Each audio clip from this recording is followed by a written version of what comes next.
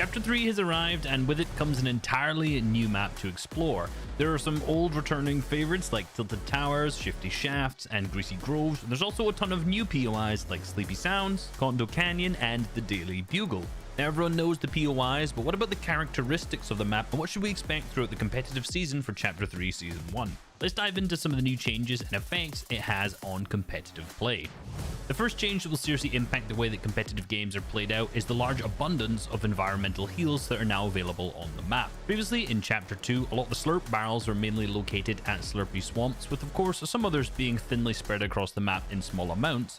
Now in Chapter 3 Season 1, there are 87 slurp barrels distributed rather evenly across the map. Similarly, there are also 171 produce boxes spread relatively evenly throughout the map as well, so now a lot more players and teams will get access to not only the free shield in these, but also the peppers for enhanced movement speed.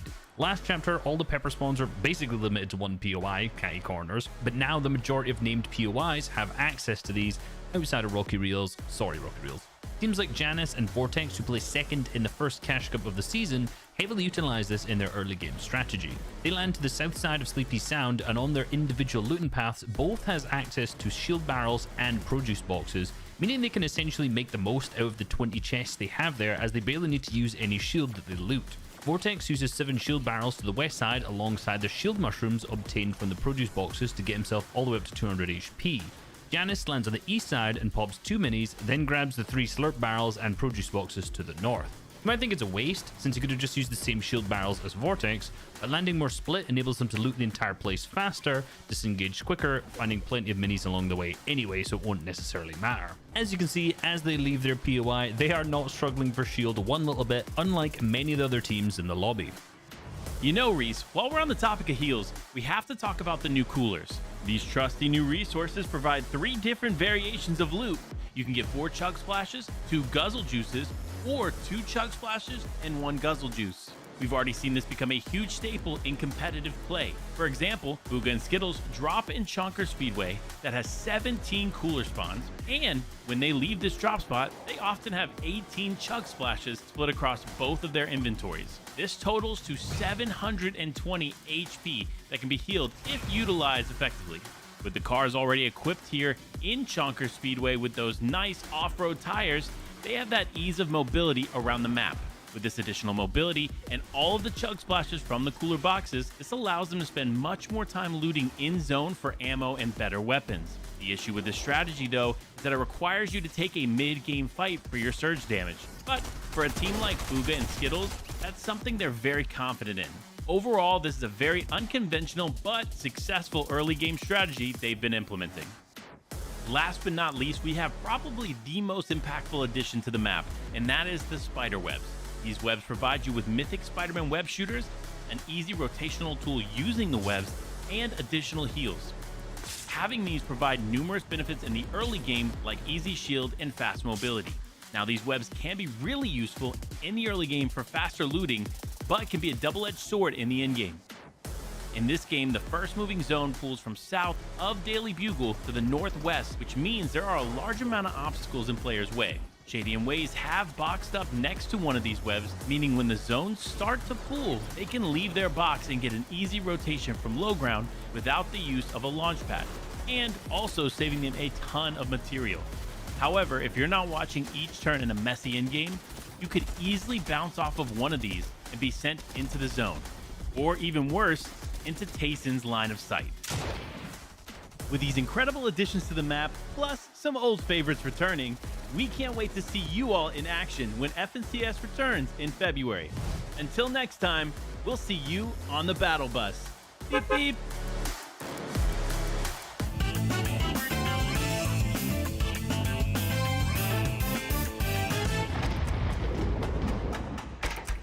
Okay. A bit left to Sleepy Sound. Yeah, it's good like that. On the mountain, like top of Shifty. Like that, yeah. I'm going like the hill above Shifty, a bit left of that. Yeah, okay. This is my guess here. On the road above Shifty Shafts Mountain. Like on the road above, like between the mansion.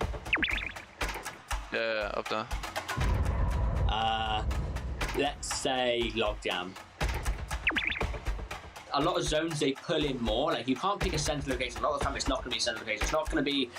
I don't think it's going to be shifty, but it will be somewhere around shifty. I was thinking logjam, so it's going to pull in. I think it's going to be somewhere around logjam, in between shifty and logjam. Nice, fully over. Oh, that's a good one. Center? I got 1 point. Okay, that's good, that's good. Not looking good for the next zone though. Nice, nice. It's going to go up next, isn't it? Oh, okay. So now it's a 50-50 if it goes to the right or to the left, but we hope for the left, of course. Okay, yeah. That's 2 points, nice. Yeah. Ah, it goes to the right. Okay, I would be out anyways though. Unlucky.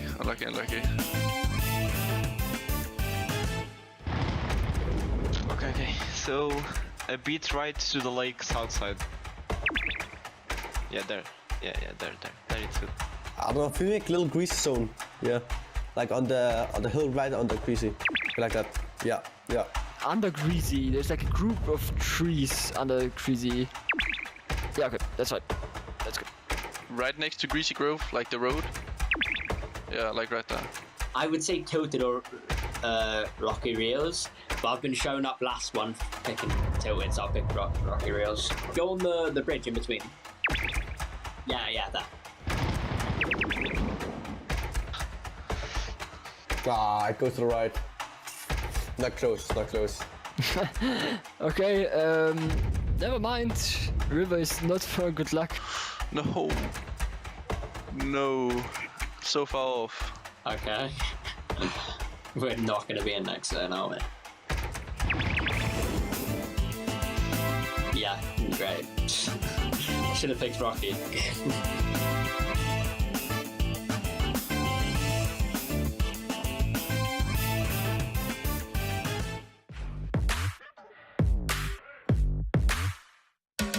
I first started playing Fortnite back in 2018. I think my brother, some of his friends was playing it. I started playing it like since really the start, like first season. I started playing in season 3. A friend told me about it and I was like, that's probably like a kid's game. We tried it and we thought it was fun and we kept playing it. Like after the second or third game I was full into it. It's just like completely different game. It's a battle royale with building mechanics. You could build and then edit the buildings. The game was very good. There was no game like Fortnite. There's so many cool items in the game. And there still are no games like Fortnite. I think every like pro player in like any game has like this competitive drive, you know? For me, like knowing that I can always improve. You wanna be on the leaderboards, you wanna perform good. So I just want to get better and better and better. Just go Fortnite. Just you shoot people, you build, and you try and win the game. Make sure the storm doesn't catch you. It's a battle royale with a completely different mechanics from all the other games. It's the first game where you really can like build and you can outplay the opponent with just by building. If I knew it was gonna become this big, I would probably try it harder, put more time in it. 2 years ago, no one thought about the things you could do now. First started on controller, but when I changed the keyboard, I'll put like F1 or F2 and F3. And, like if I wish like I did like a good keyboard back then. Even stream at the beginning, because if you were a really good player and streamed, everyone was watching you back then. So everyone wanted to become good in Fortnite.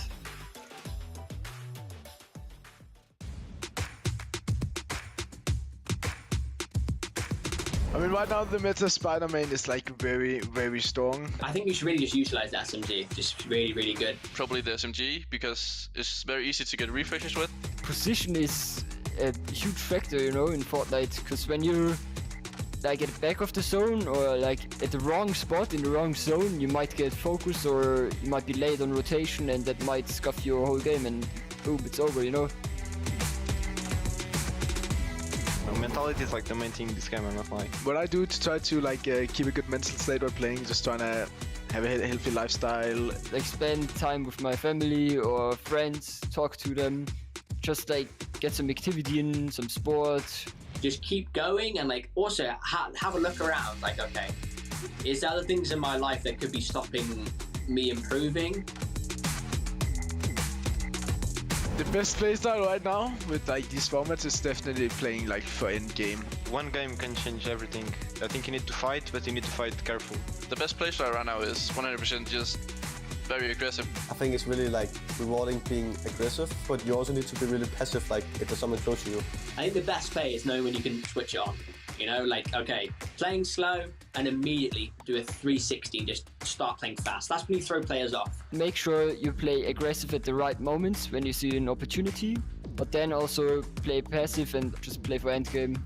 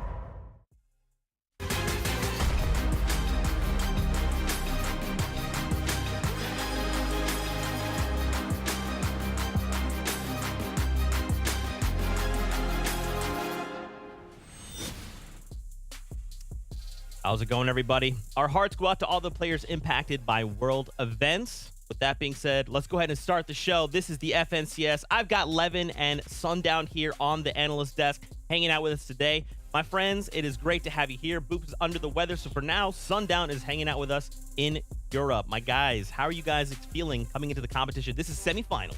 Yeah, this is the most exciting time of the season for a Fortnite fan like myself. Obviously, we got some big games coming up. Top players looking to try and get their way into the finals, and it's going to be a great weekend. Looking forward to it.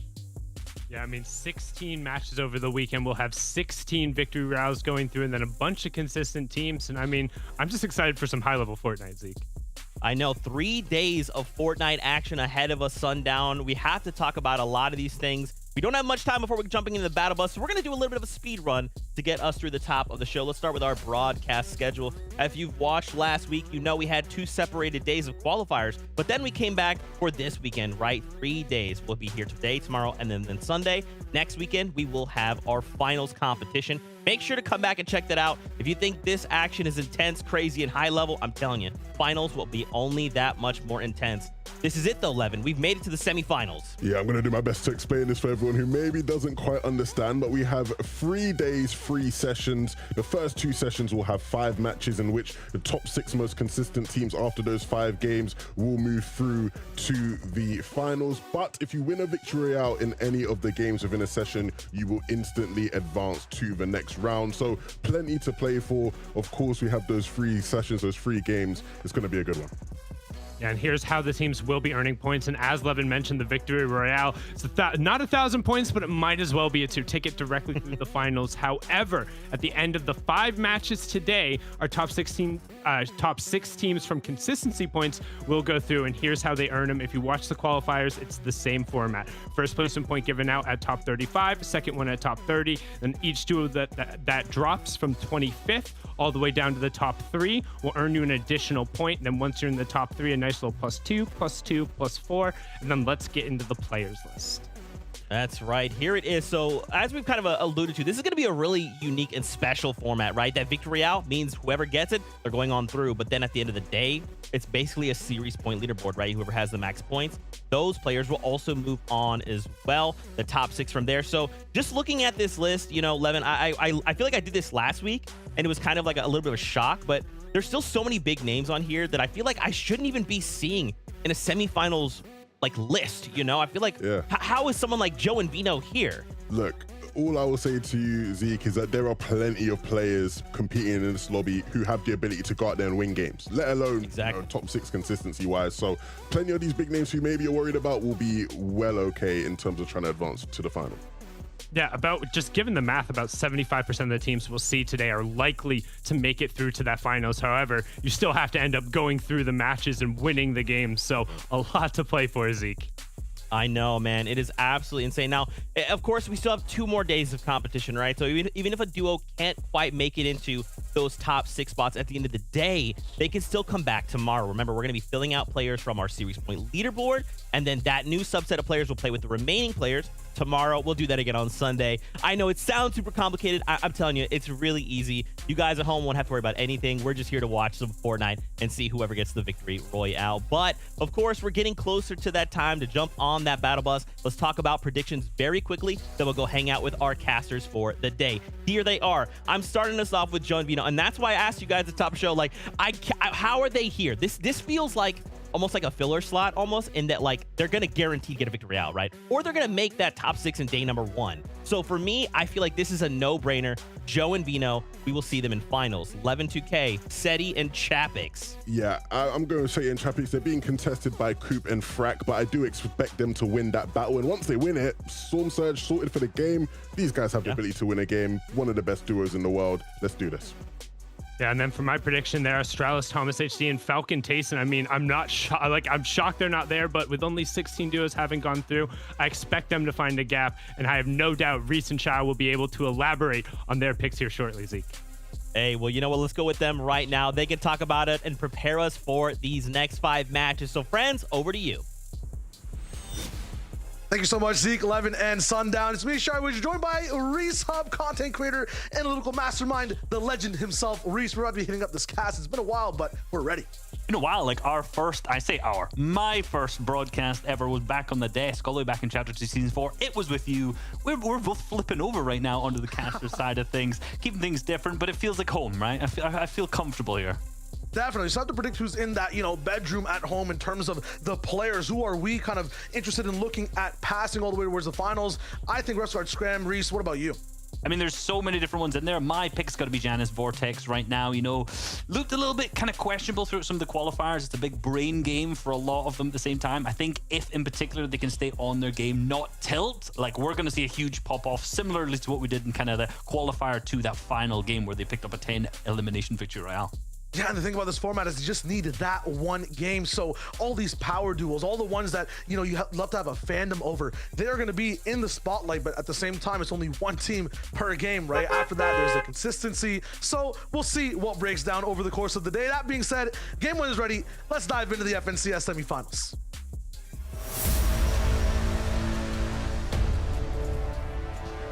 Game number one, loaded up the semifinals, day number one. We're going to have 4 more matches after this. There's currently 50 of the best teams in Europe lined up, and we're starting things off already with Thomas HD, similarly to qualifier number 1. We're starting it off a little bit hot, though. There we go. Heavy shotgun in his hands, but Tayson's the one that's missing. We never see that this early. I mean, we expected some hairy situations off spawn, but even Thomas can go down too fast. Another shot missed. Vino and Joe are the ones to reign things over in the first game. That's surprising, right? Because this is almost exactly the same thing we saw in qualifier number 1. It was like a 50-50 off, but Vino and Joe ended up dipping out in the cars. This time they've fully committed, and this is going to set them up, right? This is the drop spot that players are going to be going to get those double launch pads from the vault.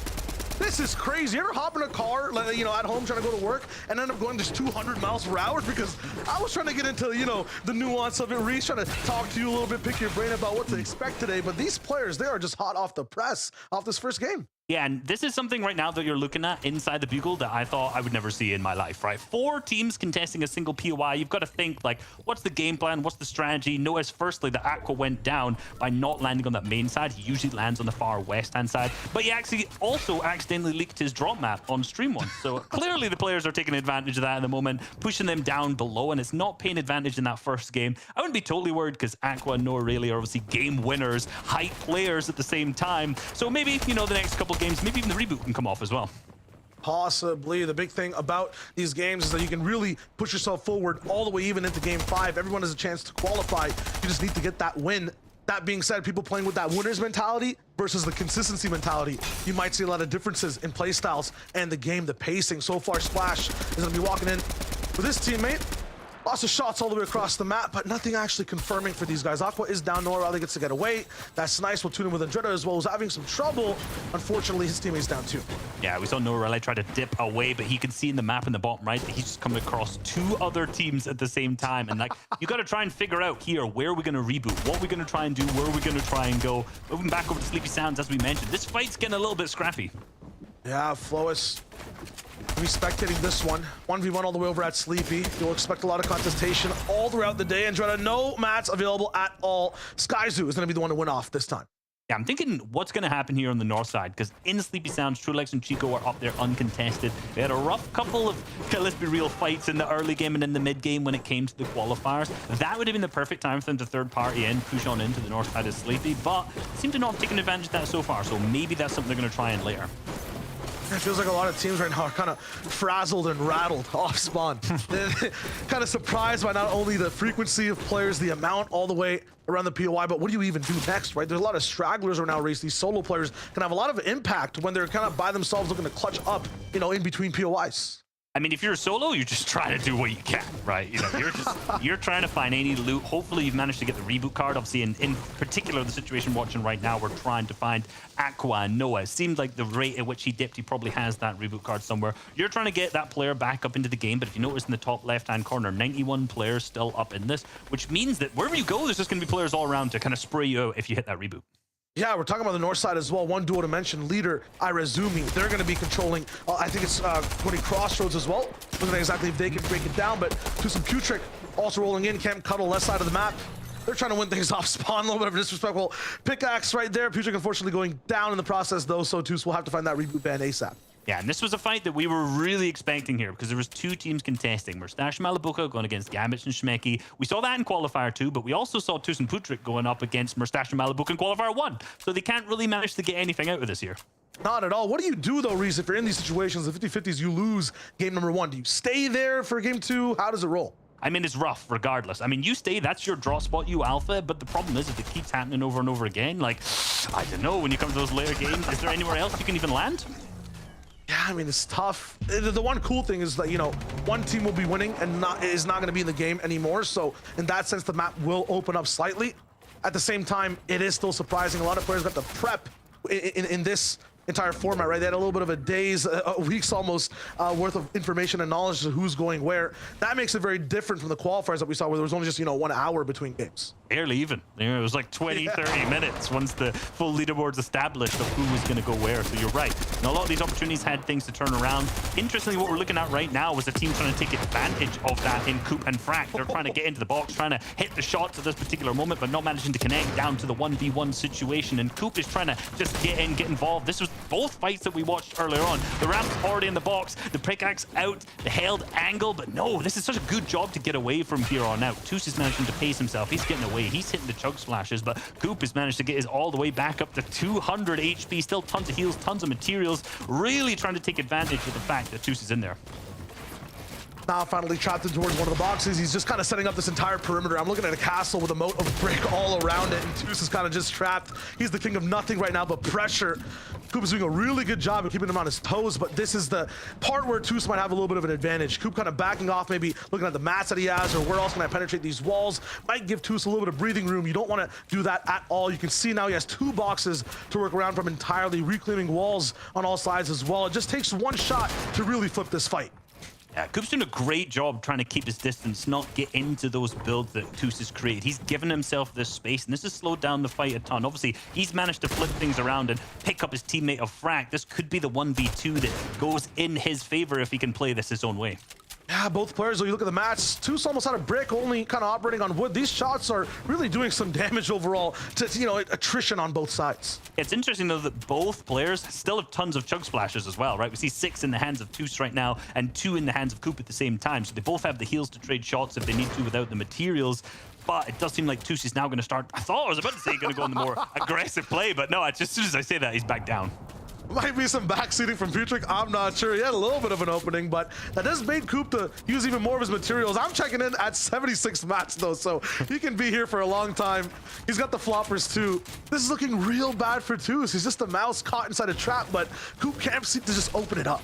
Yeah, the strategy, because I think this fight's going to go on a while, so I want to tell you what Coop's doing, right? Coop and Frack rotated here from that north side because they were contested off spawn with Say and Chapik. They didn't want to fight. They wanted to come down here because they knew this would be a mess. There's 3 teams here at the same time, so they knew they could take advantage of that. Pick up an easy fight, but this fight doesn't seem so easy when I'm looking at it right now. Not at all. Take into that no one else is going down. You might be wondering to yourself, where's all the other action? This is the fight. Everyone else is just playing it close to the chest. They want to make it all the way towards endgame reboot round style. Coop, I mean, they're all in. This is just tough. Whoever wins this fight, their teammate comes back too. There's so much on the line, and now we're getting inside into the heels. It seems as though for every wall that Toos places, it's Coop coming in with like, what, 4, 5, 6 builds? There's definitely a little bit of inefficiency from his side. Yeah, you've also got to realize that whoever wins this fight is basically uncontested this side of the map, right? Basically all the players down here have gone down in this engagement right here. Oh, man. So whoever wins this, if it's Coop or if it's Toos, they'll get their teammate back up with probably not too much difficulty. Not at all, and now I think Coop's just done. He does not want to fight inside any builds anymore. Burn them all down, Toos. It's kind of running away. They're gonna just completely lose sight of each other. I mean, there is a chance both have each other's teammates' cards to completely disengage, go wherever, but you're right, momentum is a huge thing. Winning that fight kind of just wins you the entire drop. Lots of questions for these players. Yeah, and we're seeing right now 1 elimination on Seti. If my brain was to think back, I'm actually thinking that I may have made an error. I may have made a minor error in saying who picked up the elimination there, because this is the team that was just contesting Coop and Frank that we just saw. Potentially, Seti's picked up that first elimination, and then Coop's dipped over to Camp Cuddle at that point, and then that's how that 1v1 engagement has gone in. I mean, Coop went all the way from the north side down towards the left that saw no other teams. I mean, Joe and Vino have to be just farming up. Everyone's just like hyper-focused. You just have one solo running around frantically looking for anything. But yeah, Toos will completely disengage. It looks like Coop is keeping track of him right now. Feels like I'm watching one of those solo survival shows where one person like hunts the contestants. But who is the hunter in this side? Because they both start to clash again. Toos has a lot more materials to work with, but he has to make an entire new base now. So basically cut that entire ration in half, and now it's just up to Coop to try to penetrate this base again. And this is what you in the mind of these players right now, because you've got to think, right? They both want this fight to be over. That's fundamentally they want it to be done. They want to be out of here. If they win it or if they disengage, it doesn't matter. They want to be gone from this. The points, I don't want to say it doesn't matter, but it doesn't matter as much as just finishing the fight fast, getting your teammate back into the action, and being able to continue the game. Because right now the game's just slowing down, wasting time, whittling away as these players try to drain their ammo, drain their materials, drain their heals, everything, as that shot starts to trade off yet again. We're seeing the same thing yet again, but hey, chug splashes at the same time. They managed to get plenty, like I mentioned earlier. Oh, okay, almost inside the box. You're talking about draining mats and ammo. My mental might be getting drained right now, but so is Coop's HP bar. There goes Toos with a few more shots, but a lot of trades on the HP. This is going to be rough, and now the heals are basically all in. Mention how many chug splashes they had a couple times, and finally, I think this is about 7 minutes later. Maybe it just feels like that anyway, that it's gone down. This is like a multi-stage like movie deal these guys have. This is lasting way too long. I'm looking at flashbacks from you know, Toos's backstory. The side character might go down as well. Like this is some crazy story I'm watching. It's lasting way too long. This is the kind of thing in like a solo cash cup where you get players and they're just like, I fought this guy in the edge side of zone. Oh my god, this happened all the time. This is what we're watching right now. And it's still not done. I assume Toos will go back and farm up a little bit more, but you'll notice Coop editing his own metal. He's kind of dived into some really serious mats here. He might be kind of low overall, very close to what Toos is as well. And he had almost triple, quadruple Toos's mats. So you can really see, I would say, experience trumping over aggression right now in the form of Toos utilizing this bush as well. He doesn't have to use any bells, doesn't have to move. He can just track the sound. That's what he's looking for right now. And eventually, even the body, remember, heavy shotgun, one slug, it can just deal that full damage all the way from across many boxes, but Toos does not find a single shot. While this is all still going down, while we see cars rotating, no one has gone down, Reese. Still 82 players alive. Yeah, since we started this 82. Actually, a player's just been rebooted. It's now up to 83. So while this fight is going on for that extended period of time, it's actually, in all honesty, the game's just gone up. Yeah, and the funny part is whoever wins this fight, it'll still be 83 afterwards because a reboot will come in too. This map is not moving. I think we're gonna have like an 80 moving zone. I think we're gonna break Fortnite. They just have unlimited minis that can just survive throughout Surge and then just go straight to season 1 type endgame. That's where the, you know, blam blam starts to come out. Oh yeah, bang bang, bang bang bang. That'd be great. That'd be fantastic. Yeah, looking over at this side of the map, however, we see a bunch of our top teams still sitting around in that area. A lot of them above Storm Surge, but Castry and Vortexi have now rotated in all the way down from the power towers, the bottom side of the map that they've dropped in at. I want to know if they're good on Surge, if they're in that situation, because obviously they know a fight's going on here. The shots are connecting with Toos at this point. Like, we know that's happening. We've seen this go back and forth. I'm not surprised about that, but what is happening with Castry? Do they know? Does Coop know that Vortexi is right behind him? Vortexi doesn't play games either. These guys are not a fan of watching movies. You just have to get in, 5-minute animated short, get out. There's no funny businesses out already. Yeah, Coop, his HP is getting a little bit lower. Vortexi Castry, that classic pinch is starting to come through, claiming that reboot ban as well. I think these players understand that it's 2 solos now since that ban is boxed up. Nice defense from Vortexi. The spray comes in, and they end the conversation in a mere matter of seconds. That's Coop going down.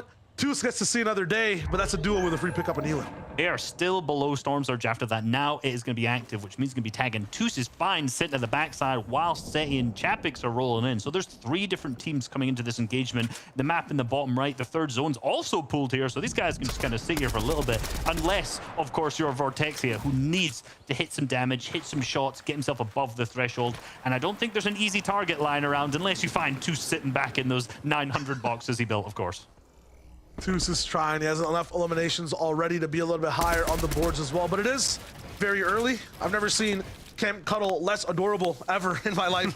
It's absolutely ferocious right now on this side of the map. Talk to me about this zone too. If it's centering up on this island, we have a potential for a full water zone. That makes things very difficult for teams. Yeah, one of the interesting parts about this is firstly there's hills on the north side, so there's going to be some elevation up there. Where they're at right now, a lot of that congested side will be in that east. which will have to make people swim across the water to get there, so it's going to be a little rough. Absolutely. Look at Sanji right now, 2 down on Surge, all the way over to 30 HP, but he actually makes it happen. 1v2. Bove is down for now. He'll be able to get way back up, but can he survive? Doesn't get to pick up any of those extra shields, really. Just the mats, and now every single player's looking at him. Nova 2, 9 below. He's 1 damage tag, 1 shot. But no, he goes down. No, Coach Harry, their coach is going to be not so happy about that one at the same time. The planning, unfortunately, didn't go into action at that time. I'm sure the plan was absolutely fantastic. I know my boy would have put in a good plan for them, but the execution just not quite there for the Storm Surge tags. Sometimes just hitting the shots is all that counts, right? That's all you kind of need to do. I've seen so many players end up missing a few, and then, like, you know, it doesn't seem like a big deal till that number comes in. It's kind of like, you know, you're ordering dinner, you get the receipt at the end, and you're like, oh, that's what all my decisions are amounting to. And Sanji as well, he has a huge bill, he can't pay it. Just watch him cleaning the dishes in the back end. It's unfortunate for him. He goes down. One of our tilted towers, team's not looking so good from then. A difficult spot to get Surge in when there's not like 4 different teams in that area right now, because usually you're the team who's getting tagged up at the same time. And notice, again, now that we look at the map, this is exactly what I was talking about. The east side becoming super congested, in particular up on top of the hills. The players are trying to get up onto that elevation early, just in case the zone ends up pulling there. But you never know. I'm thinking that next zone, the 4th zone, is going to pull a little over to the east, or sorry, to the west side. And a lot of these players are going to have to potentially even go through the water, which is a really, really rough rotate that you do not want to be making. Players that already set up hills will just get nice big beams on you if you do that. Yeah, this is where you kind of wish you had wings. You know what I mean? Just migrate all the way. Well, Vino does. 2 launch pads coming from the drop spot. Where do you want to use those, though, right? Because a lot of people just want to save it completely for another portion of the game. Hold up real quick, because Pickle is basically getting juiced right now. This is going to be mucho unfortunate for him for the moment. Meld already down, him as a solo. All the Spider-Man, you know, web shooters are active, but he can't really use them. You're so kind of free inside the air to get shot at. Every single team's looking at this too. You see a big tower falling over and over again, Reese. You're hyper-focused on landing that final shot. Yeah, okay, so they're in that rough spot. They're up top right now. I'm not sure what he can do, let's be real, at this moment at all. Going back to Sanji just to see exactly what happened there. That was what got him above the Storm Surge threshold of that moment to Malumo. He tried to hit the launch pad. The entire lobby heard it. You asked me the question, Shao, when do you want to use your launch pads? Not there anyway at that particular moment. He got stuck way down into the back of the zone. The ideal time really is that first moving, right? When you get into that first moving zone, you're going to be sitting, you're going to use that launch pad to get you to the front side of the zone, and you're going to be absolutely fine there. This is the POV, the interrupters, I would say, of the region so far, at least in game number 1. Skyzoo, Jocks, 2 different POIs where they've just won fights, and now they're still looking to be on the hunt. I've never seen aggression like this in the semis to start things off in terms of, you know, tactically trying to claim above teams' bases, trying to stay on the move and go from spot to spot, especially staying highly elevated. It costs a few mats. You can already see Skyzoo, basically all the wood is gone. Based in a spot for a refresh entirely. I don't think these guys are going to be able to survive too long, Reese, if they go for the strat. You gotta remember, there's barely any materials to reharvest here, just based on the fight we saw at the start. Every single map was gone from then on out. Good job from them layering up, getting up to a higher layer, as you mentioned. That'll give them that opportunity to launch pad, if they have one, of course. I can't exactly see, for that first moving zone. You know, Joe, have the 2. This is the Covert Cavern team. They're going to have the best chance, we're talking pre-show, right, to win this first game. That is the condition they're set out for. That's what they want to do.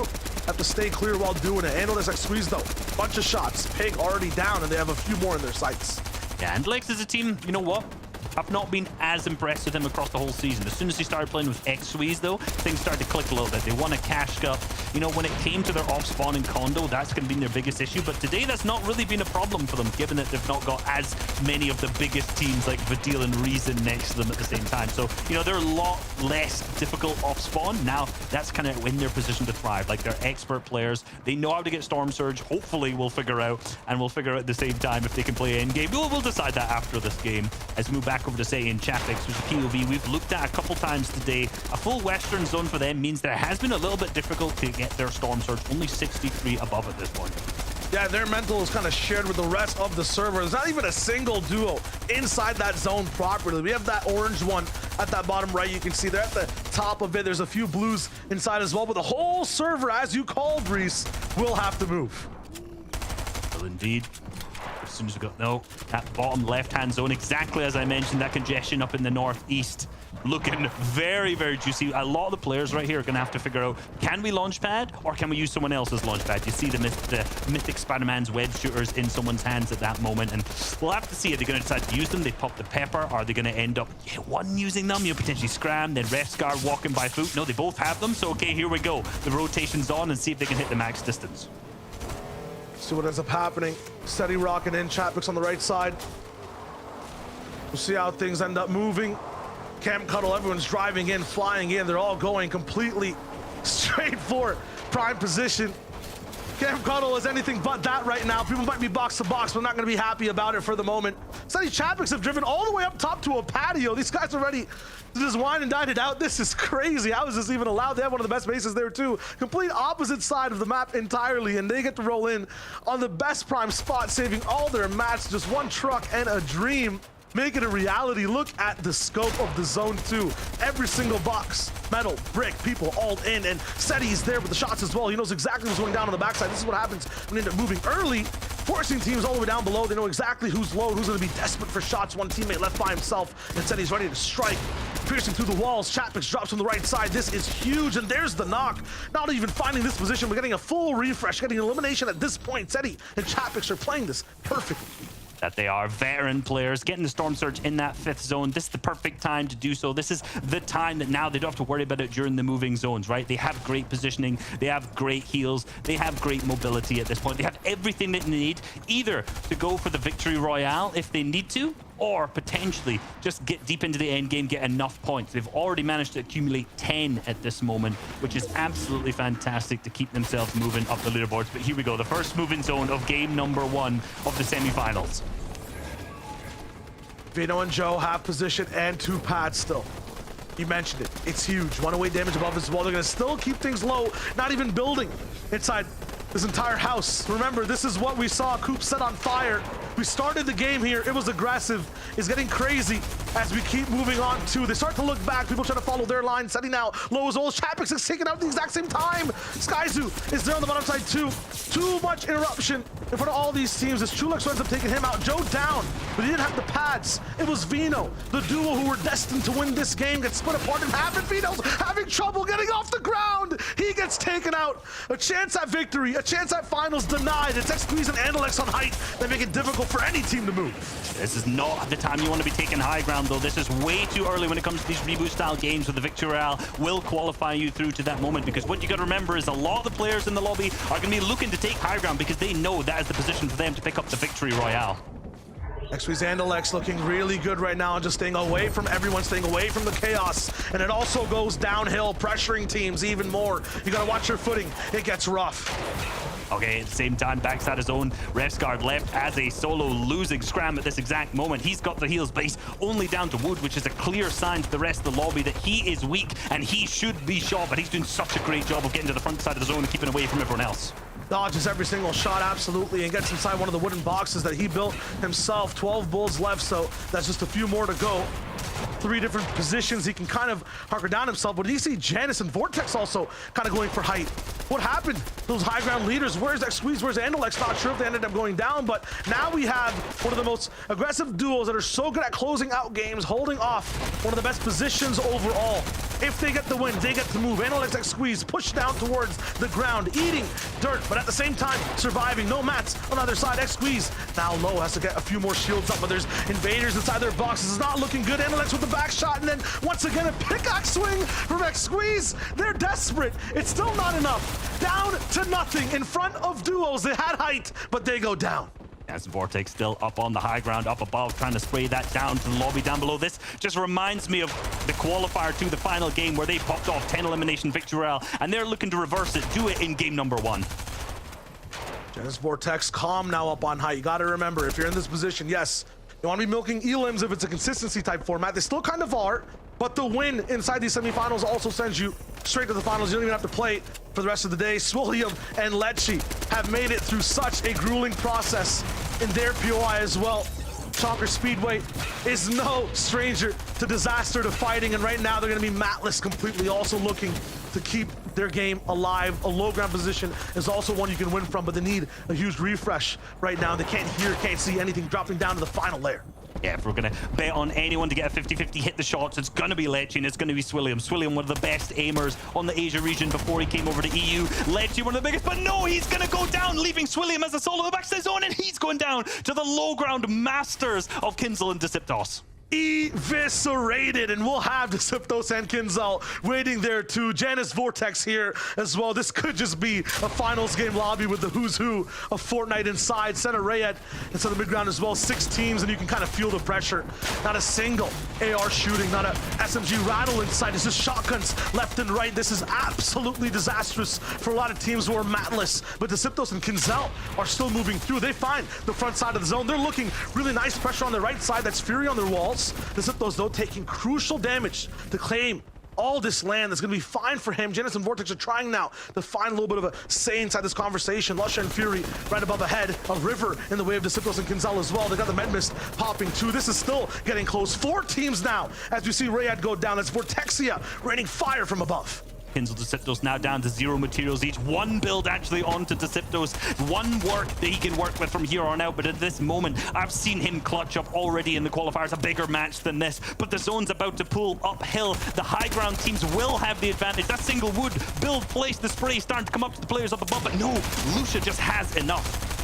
Big edit from Fury, though. That's going to be a huge interruption. Disiptos down. All up to Kinzel. Shot from the backside. Lusha gets it, but who's on high ground? It's Vortex. It's Janus. They've been waiting. Time on their side. It's still a 2v2. No knocks yet. Fury is going to get a few builds up. Is it him by himself, though? Yes. Lusha is actually down. 2v1. Janus and Vortex, a ticket straight to the finals. Alive. Thriving for them right now. All they need to do is wait this out. I do not see Fury anywhere. They have so much time for the moment. Where can he run? Is he going to strike is the question. A wall put down. Fury is still in the storm. Here's his last leg. A chance at possibly the biggest shot of his career, but it's going to be absolutely denied. Vortex and Janus went out that first game. Absolutely no surprise at all. One of the most veteran teams in the lobby of Janus with a newcomer, the up-and-comer of Vortex, ready to pop off. A team who should have performed so long ago in the FNCS, in my opinion. Game number 1 of the semi-finals of FNCS, already punching their tickets straight through to the finals. Yeah, don't even call it last minute. This just feels like they were flexing a bit, trying things out in the qualifiers, and really showed us here when everything is actually on the line, they know exactly how to perform. Yeah, and you know, I kind of called it. If the mentality was right, if the momentum was there, they were going to be so ready to pop off, and that's exactly what's just happened. Fortnite community, thank you.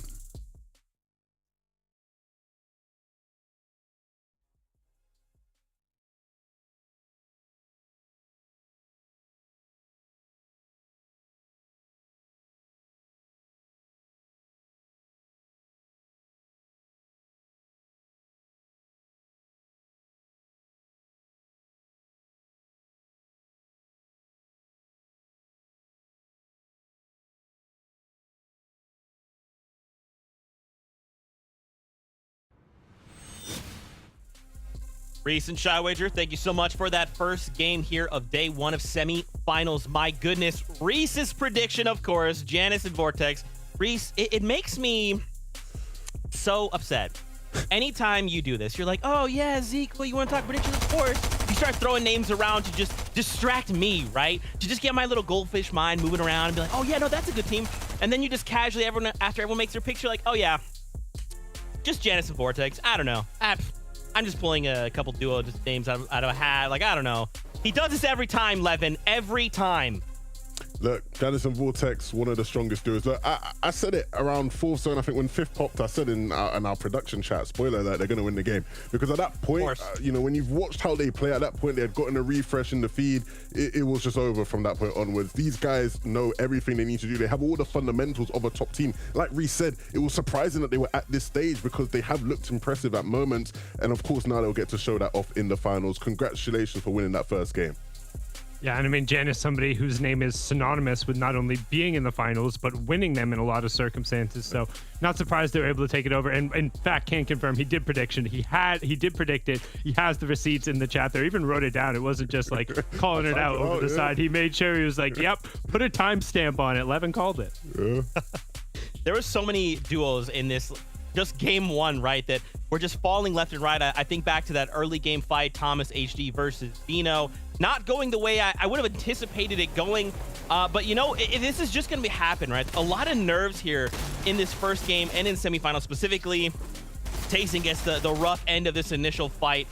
But you know, we're going to see these kinds of things happen, right, Levin? I mean, this moment in the qualifying run, essentially, right, where they have to pull something. They have to put the pieces together, and they have to kind of change the total flow of how they're playing their game. Semifinals and qualifiers, they're just played similarly, but honestly very different. Look, Sundown, you said it best, right? In the green room, look, it's rough watching two of probably the most talented Fortnite players ever whiffing shots off spawn like that. And the big thing is, Joe and Vino, right, going on after that game, after winning that fight, I'm sure Tayson Toast will be like, you guys won the fight, you didn't even win the game. Like, we gave you your one chance to actually go out there and win. Now we're going to hop back in and get the rematch of that one. And so if it doesn't go Joe and Vino's way, I'm sure they will be really regretting that one, because that was a golden opportunity. Yeah, I don't think you're going to get many opportunities where some of the better players in the game just straight up don't hit their shots. And now you can see as we flip over, some of the better players in the game taking that game number one there, Zeke, with Guild Janus and Focus Vortex in the Victory Royale spot. Absolutely, Sundown. And I think, too, a lot of these names we saw in this final zone, right? I kind of think about Fury, right? Coming in that second place, almost getting themselves the Victory Royale. But remember, Fortnite fam, you guys watching at home, Victory Royales will auto-qualify you in the finals, but that doesn't mean that it's over, right? We're still playing for series points, and at the end of the 5 games, your top 6 will move on through. So right now, even with that leaderboard, you see a lot of these players after just game 1, they're in a good spot. This is a good start, but it's still not enough. I think about like Swilliam, right? Swilliam and Lecce. We saw them. We kind of talked about them in qualifier 1 and 2. They haven't really done too much, but they're still making in the end game, right? Like the competition is just full of talented duos. And I think what better storyline, Sundown, than Swilliam coming over from the Asia region being like, hey, what's up? I'm in finals now too. What's going on? Nice to be here. Yeah, I think anybody playing across region, it's always an interesting challenge. And in a format where all it is to win a game and then it's making end games and consistency points, there's a lot to be playing for. But one thing I want to note is the development in reboot round style games where the winner ends up going through. Before, we used to see a ton of floppers, a ton of heals, and everyone playing the heal offs. It seems like we've shifted a bit away from that. Man, I see. I like this topic, and we're going to touch on this more after this next game. But for right now, we're going back into all the action. Reese, Shy Wager, back over to you. Thank you so much, Zeke. Levin, and Sundown does have a little bit of a fact there, right, Reese? That game, I mean, there was no kind of heal-off type thing. It was very serious all the way towards the end. You got to remember that with the recent changes, not that long ago, obviously this season, the zones are now extended. So are you really going to be able to heal off? The only times that you can really prep for that is if zones pull back and back and back, and you're really lucky, so you don't have to waste those materials to keep building on through. So we're probably, I don't want to say we're probably not gonna, because there's been a good few heal offs this season, but it's unlikely that will be the main strategy to win a game. I'm thinking it's just going to be high ground. Yeah, I think the opposite to heal off would then just be damage on 24/7, right? You always gotta find these things to say. But what also kind of hit me like a wet cloth in the wind right now, Reese, is the fact that we only have 5 games. Depending on how you do your math, we're almost halfway there, right? 2.5 overall is kind of where you want to be looking at. This game is where, you know, teammates and teams are gonna be like, is it working? Are things not working? Is there time to readjust in this type of format? Firstly, I do not want to see what your maths grades are like at all. We don't have much time to figure out because game 2 is ready right now.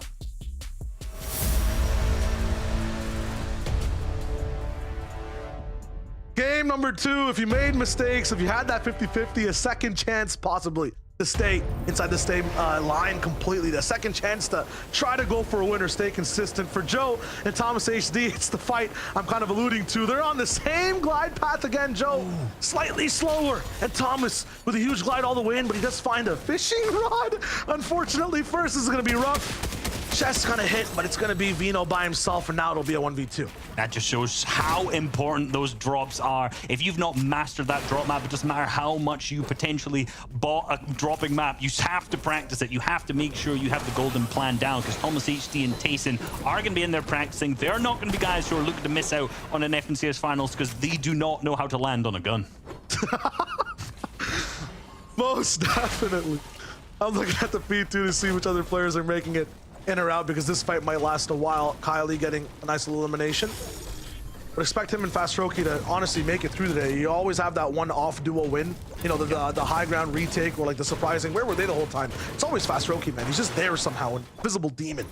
Yeah, and like Fastroki's made basically every FNCS finals of the last year. Actually, no, he did make everyone. He came third in the Chapter 2 Season 8 with CRR and Aqua as well. Like, a really, really talented player that I feel like just doesn't get enough credit. And as I say that, like, I don't know enough about him because I don't give him enough credit personally. I try to know more about him, but just like watching his gameplay more so than everyone else. I'm looking at some craziness though. Okay, splash saved. That's what I'm talking about. I don't know where that auto shotgun came from, but at the perfect time. That's another one. I mean, I'm not going to put numbers up, but that's 2-0 to Splash right now, going up against Aqua and Noah Rayleigh. And honestly, like, so far, like I said, I think Noah Rayleigh and Aqua, they're going to win a game. Even if it's not in this session, it'll probably be across the weekend. But right now, like, across this FNCS and this season, like, hasn't really been looking that strong. Struggled to find a duo that worked with when it came to the Cash Cups. Now playing with Noah Rayleigh specifically, and it's not really been going fantastically so far. So, you know, I want to see him on top. I'm a huge Aqua fan. I'm a huge Noah Rayleigh fan. But this isn't just like the tier 1 gameplay that we're used to seeing yet.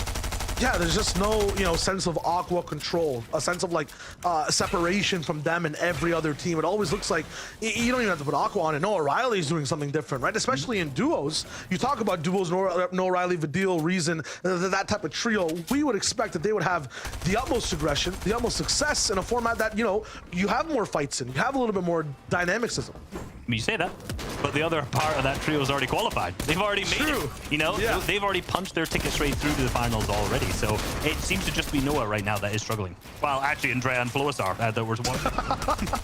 Yeah, a little bit of struggle all the way around with Skyzoo down inside this game. I mean, he had 4 eliminations coming in to game number 1.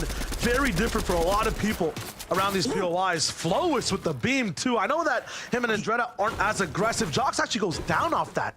That's crazy, but this will be a quieter game for a lot of duos here on the north side. I got really excited there because we saw the third-party spray from what I'm almost guaranteeing would have been Ref's Garden Scram as they drop on the shell or high water over to the west side of that, and they'll be sitting up on the hill. They'll be third-party in this fight right now. And I saw the bullets come through, and I was like, oh, that elimination's not there, it's been taken. But no, they do manage to get both of them, which is going to be great points, especially considering Andrea and Floss went down off spawn in game number 1. So what are teams who are looking to qualify through just the top 6 doing right now differently from the VR boys who are just looking to win the game?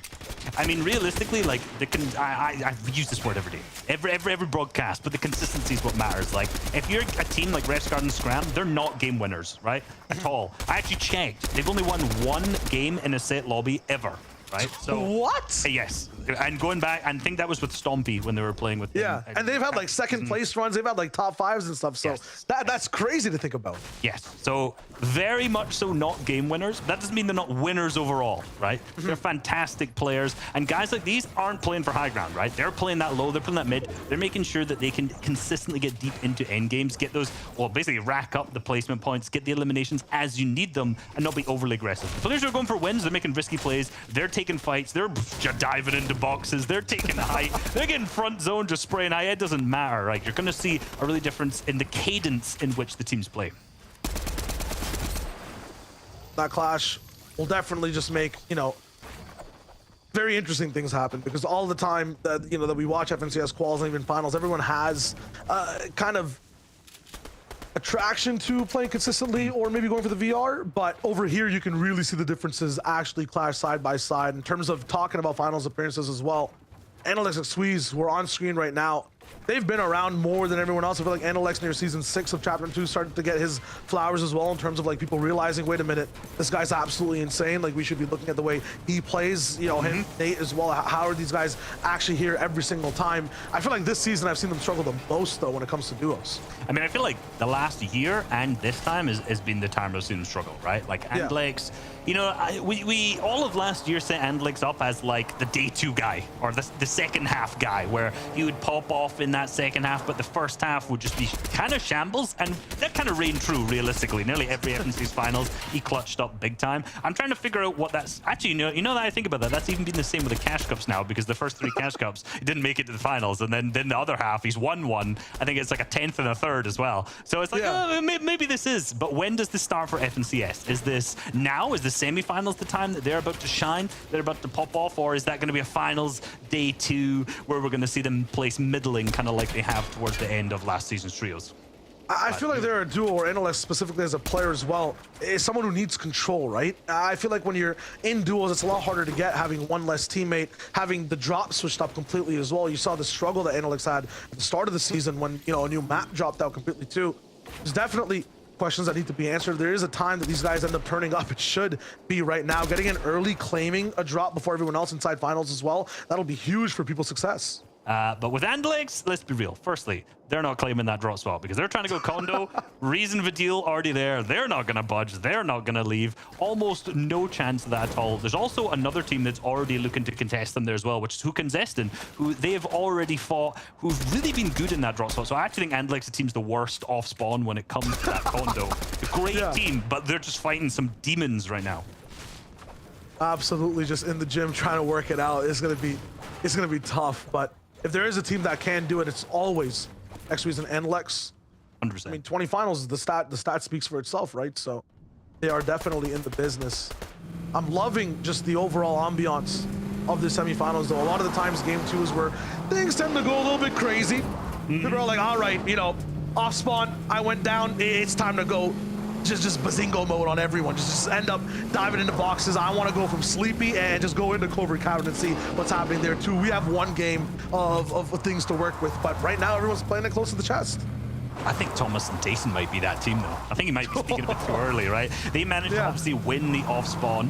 So they have the double launch pad. We're seeing one on Thomas, which means the other one's on Tayson. Look at the inventory that we have on them right now. Like, absolutely stacked to the gills. And they're making a smart play. They're rotating to Greasy Grove. That is smart because you got to remember our previous game winner, Janice and Vortex, they dropped Greasy Grove. So this probably means that a bunch of teams who don't know this drop spot have moved here. They've switched over. Less experienced teams in this area. So Thomas HD and Tayson can rotate through the dead side, come here and pick on some of these teams who probably don't know this spot as well. They kind of remind me of mall cops right now. You know, they end up just getting too close to your car sometimes when they're driving in the parking lot. Plus, like, they're just trying to wonder what you're doing. Like, bro, I'm shopping. It's a mall. You're making me uncomfortable, man. Like, hey, it's mid-game. I'm refarming. Like, there's nothing going on here. Just play your game. Look at your loadout. Like, you know, you're strapped up. You're looking good. The moped's nice. Just go about your day. I'm a customer. Yeah, that's the kind of feeling that, see, I'm not a driver, so that's that feeling when I go into a shop and I walk and like I want to buy something. And then I'm like, I don't want to buy anything. So I walk out and I have that awkward feeling where people are looking at me because I've not bought it. It's the exact same thing. Definitely there. So we'll see who else these guys end up questioning inappropriately, I guess. Just, you know, unprovoked. Yeah, hopefully appropriately. Unprovoked is the word, though, yeah. And meanwhile, you talk about, you know, the consistency we're looking at. Resguard Scram. I mean, first game, whatever they did, got them towards kind of 9th place overall. I like that. If you're doing like a stay-in top 10 performance, you got to remember, 5 teams are leaving. So that would leave you at top 5 if you just played 10th place kind of consistently overall. I know it's a little bit of mental math, and my math was shot at the start of this entire game, so I'm trying to make up for it, you know what I mean, with some intellectual knowledge.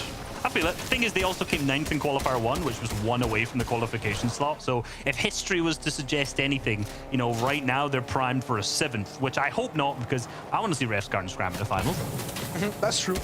But 9th in a format where 5 teams are gone, that's 4th overall. So, but were those 5 teams the teams who would be up there on the leaderboard, or are they teams who just picked up 1 victory right now? That is true. I didn't think of that. Maybe I'm just, you know. This is why I did good in math in school. And Shayo, so you said this is the halfway point. See, you've got the application portion of the test locked down. Me, I look at it and I flip the page to the next page and be like, oh, I can't answer these either.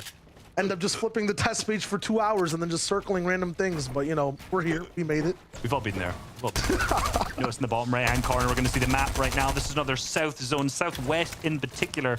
So we've already noticed Thomas HD and Tayson are in this location. They're fully on the dead side with a ton of their surge picked off. And this isn't enough. They're still trying to pick on other teams who are around them to try and ensure that they are up above. Look how careful they're being too, right? You can see that Tayson's obviously going to speak right there to the AI, the bot that's in there, because it gives him chili chug splashes if you manage to get enough gold from the utilization of the vault. I'm trying to remember the vault. There we go. There's a word. There we go. Easy to mess them up. So they got the vault from the drop spot, moved on here, got the chili chug splashes. To me, 2 launch pads, probably 12 chili chug splashes in the inventory split across the 2. This just smells of high ground. It also just smells of you know, being rich. And although that's a good thing right now, I'm going somewhere with this. It's a good thing right now, right?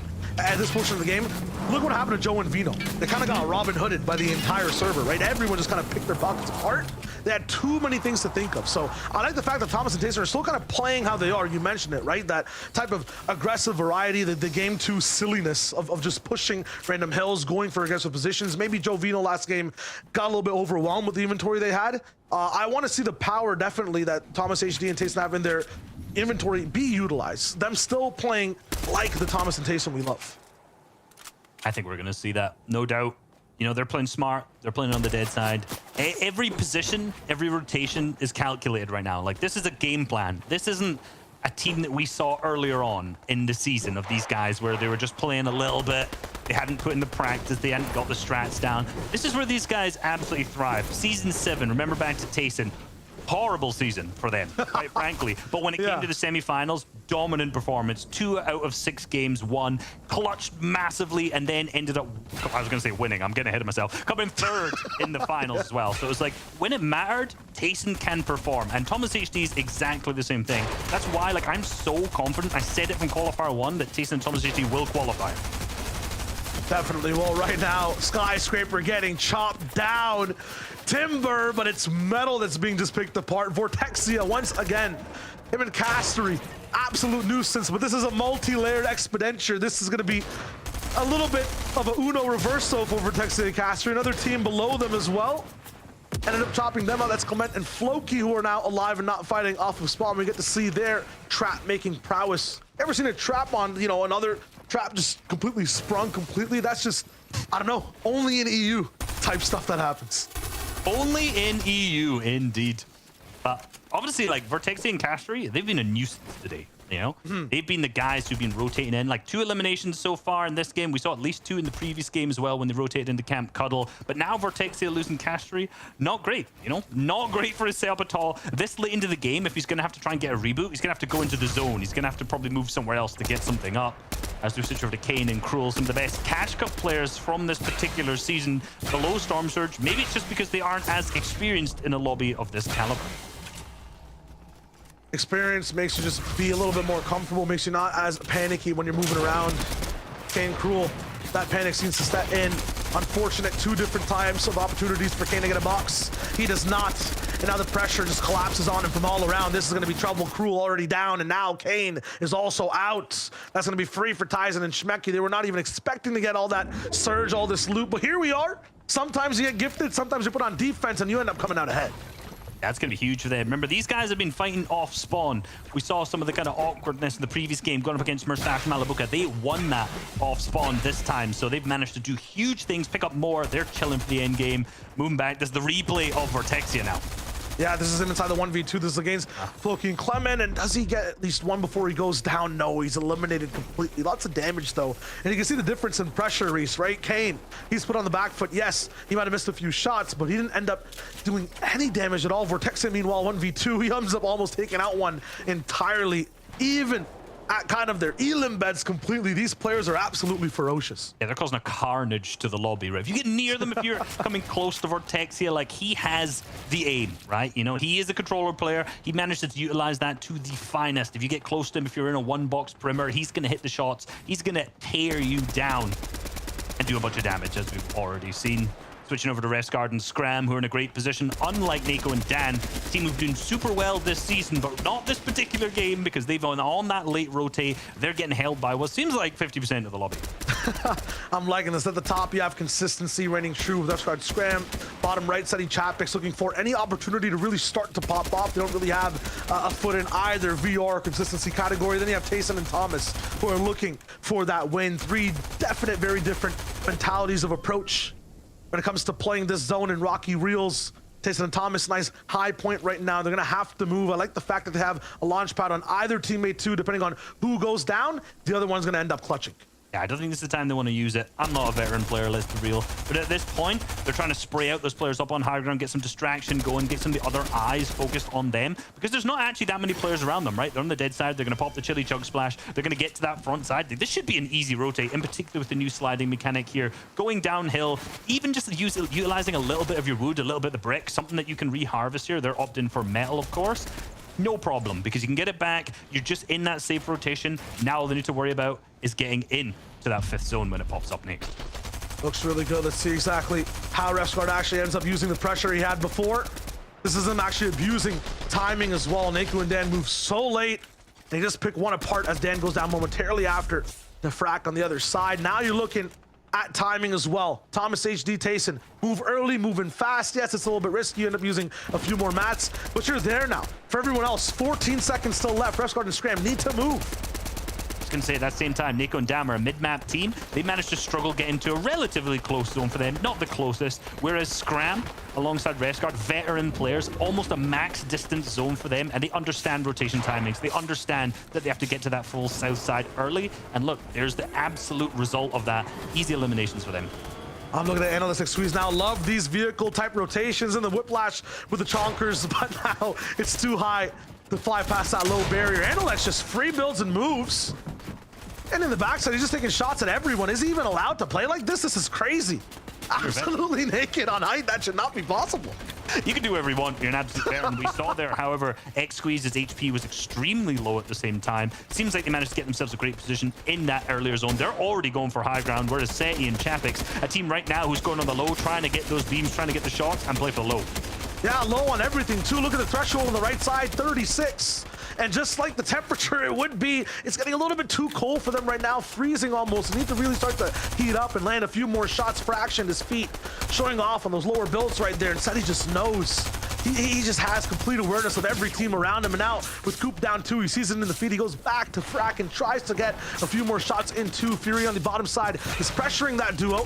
Chapik's not finally beside. It looks like these two have been on very separate adventures, gotten a lot of damage off of it, and now are finally ready to move. But so is every other team around them. Fraction now box to box with them. This is going to be huge if they get this refresh. They don't have zone just yet either, so they have about 10 seconds to get ready and done with this fight. Then they have to move. Any more time than that, Reese, this is going to be absolute trouble.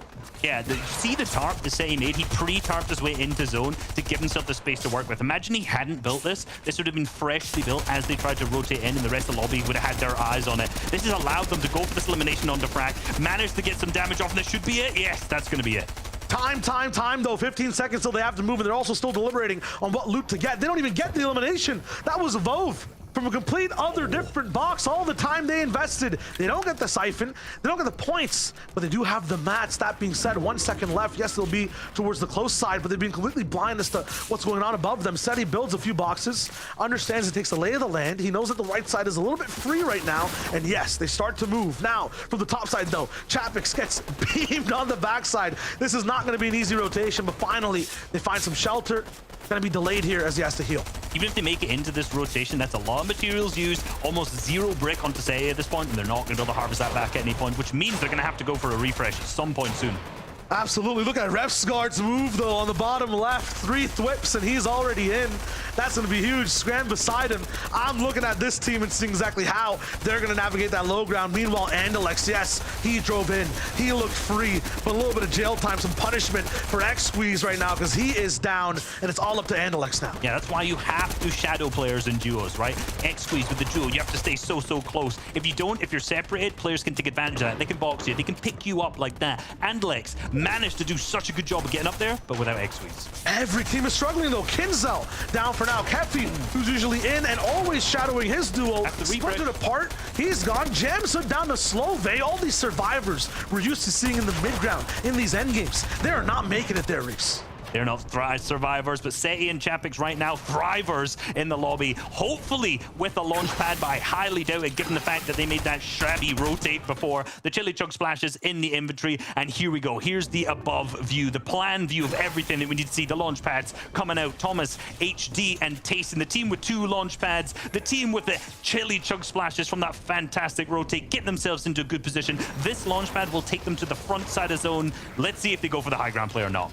So many different decisions on where to actually base up. They want to be ahead of the zone, but at the same time, there's so many people all the way at the front side who are already claiming the land inside the sand. Thomas HD just bases up slightly, but so much damage already taken. He has a few minis to get all the way back up and up beside Tayson as well. You talk about shadowing. It's pretty dark inside this box. Both teammates side by side. It's looking real good. It is the Chili Chug Splash pop. They're going to start to try stagger a little bit here, wait for the zone to catch up so they can use that increased movement speed to get themselves up to the front side of zone, similar to Refsgaard and Scram here on the full dead side. 5 below the Storm Surge on moving zones. You're going to have to start to make a play to get inside the box. The spray starts to come out, and here we go. Are the crosshairs going to be placed on the head? Are they going to hit the shots, or are they going to be dwindled down to the Storm Surge?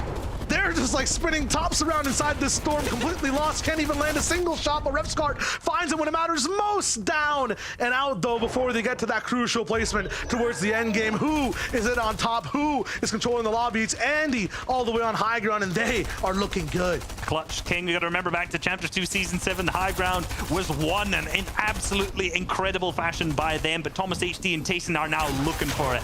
Look at the sight line, look at the vision. They're propping the launch pad, they're going for it, but no, they didn't manage to actually get all the way up. Such a good control from Ziandi alongside Alex Scott to hold things down. So now Thomas HD and Tayson are going to have to reevaluate that plan. Stuffed and denied. Andy, though, is a little bit too high. So, yeah, they're going to try to go all the way back down. See the pad, too, that a lot of teams might be able to reuse. And there's a sneaky boy going straight all the way up for height. Who is it? Who is trying to claim this high ground right now? It's a complete build fight all the way towards the top. Big shot, 71-27 respond as well. Andy is looking good on the defense. This high ground is untouchable. Slove dropped all the way back down to mid. Chased by Andy. He's mad. He's still going for complete control. Still has a few shots for mid-range as well. This man can do it all. He's got 4 arms while he's playing, but 2 get chopped down as that build goes away. Andy still is all in now. 7 builds. He needs this refresh. Zygot is nowhere to be found for the moment. He's facing the whole lobby by himself. It's a mechanical masterclass from Ziandi and Alex Head up on high ground, but Mosh, you can see using the Spider-Man to swing all up, but down on the mid ground, Tayson H. I was going to say Tayson HD. Tayson is down, leaving Thomas HD by himself to clutch up. If Ziandi is one of the guys who can clutch, Thomas HD is absolutely one of the other names you've got to put up there to pick up a victory royale as a solo. What happened to the zone? I see Irizumi and Belusi on the backside gone. I see all of the height things that we built up completely shot down. It's Mosh now by himself, who's just trying to maybe make this a win. Thomas HD has a chance for that clutch too.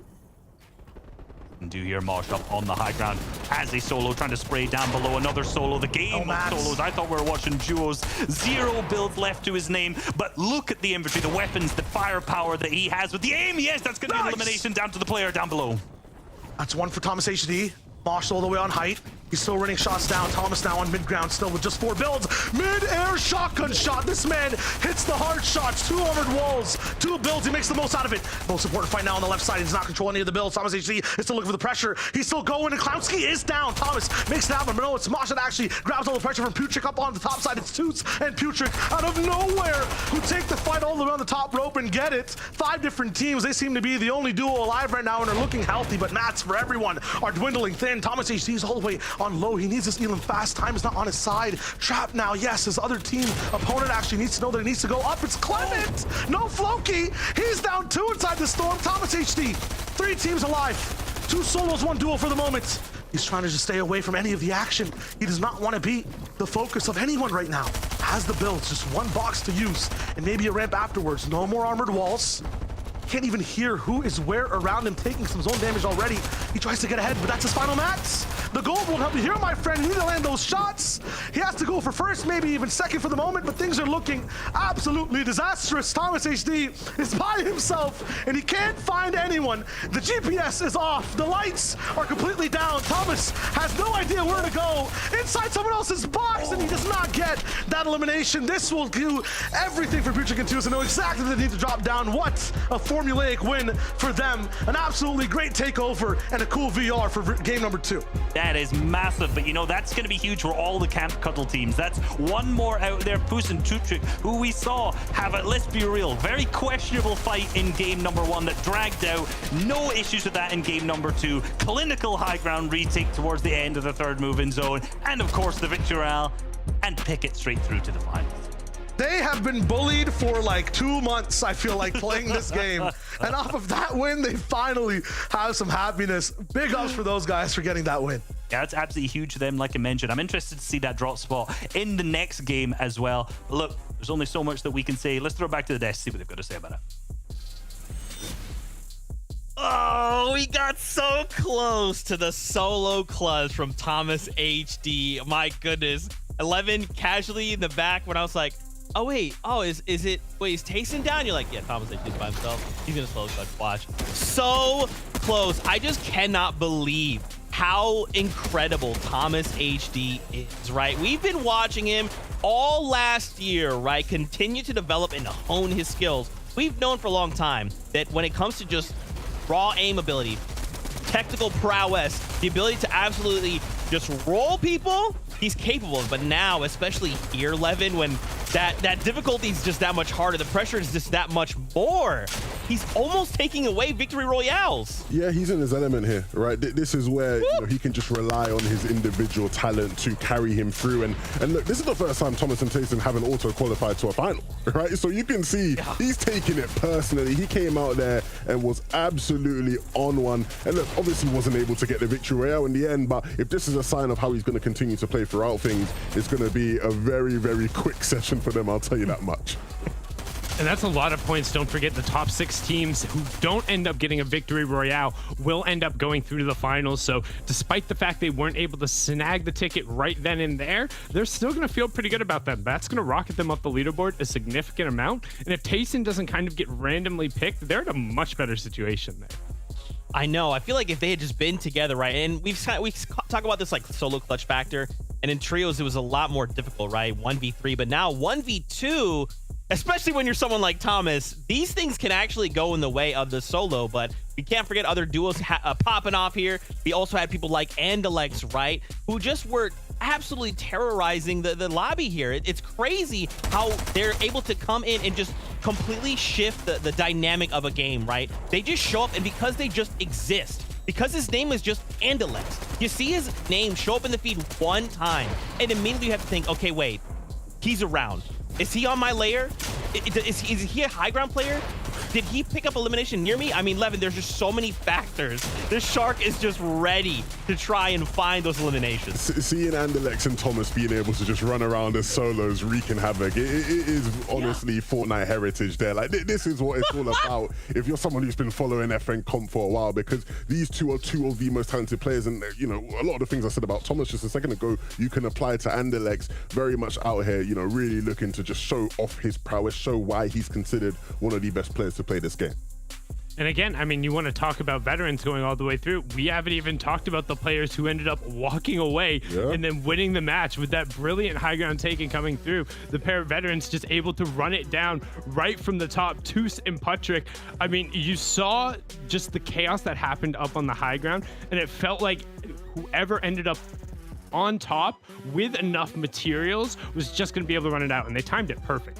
yeah, look, you know, it got to that 8th zone, and you know, Reese mentioned it, the 3rd move in. That's when you got to start making a decision as a duo, right? You got to start thinking, okay, what's our win condition here? How do we actually win this game? Cool, we've made it. You know, we've done a brilliant job to get all this away. But how do we win this game? Do you look down? Do you look up for height? They looked up for height, and like you said, the perfect timing. They won out the game from there. This is going to be a team who, moving into the finals, will be a big threat. But as you can see, we've been talking about these standings.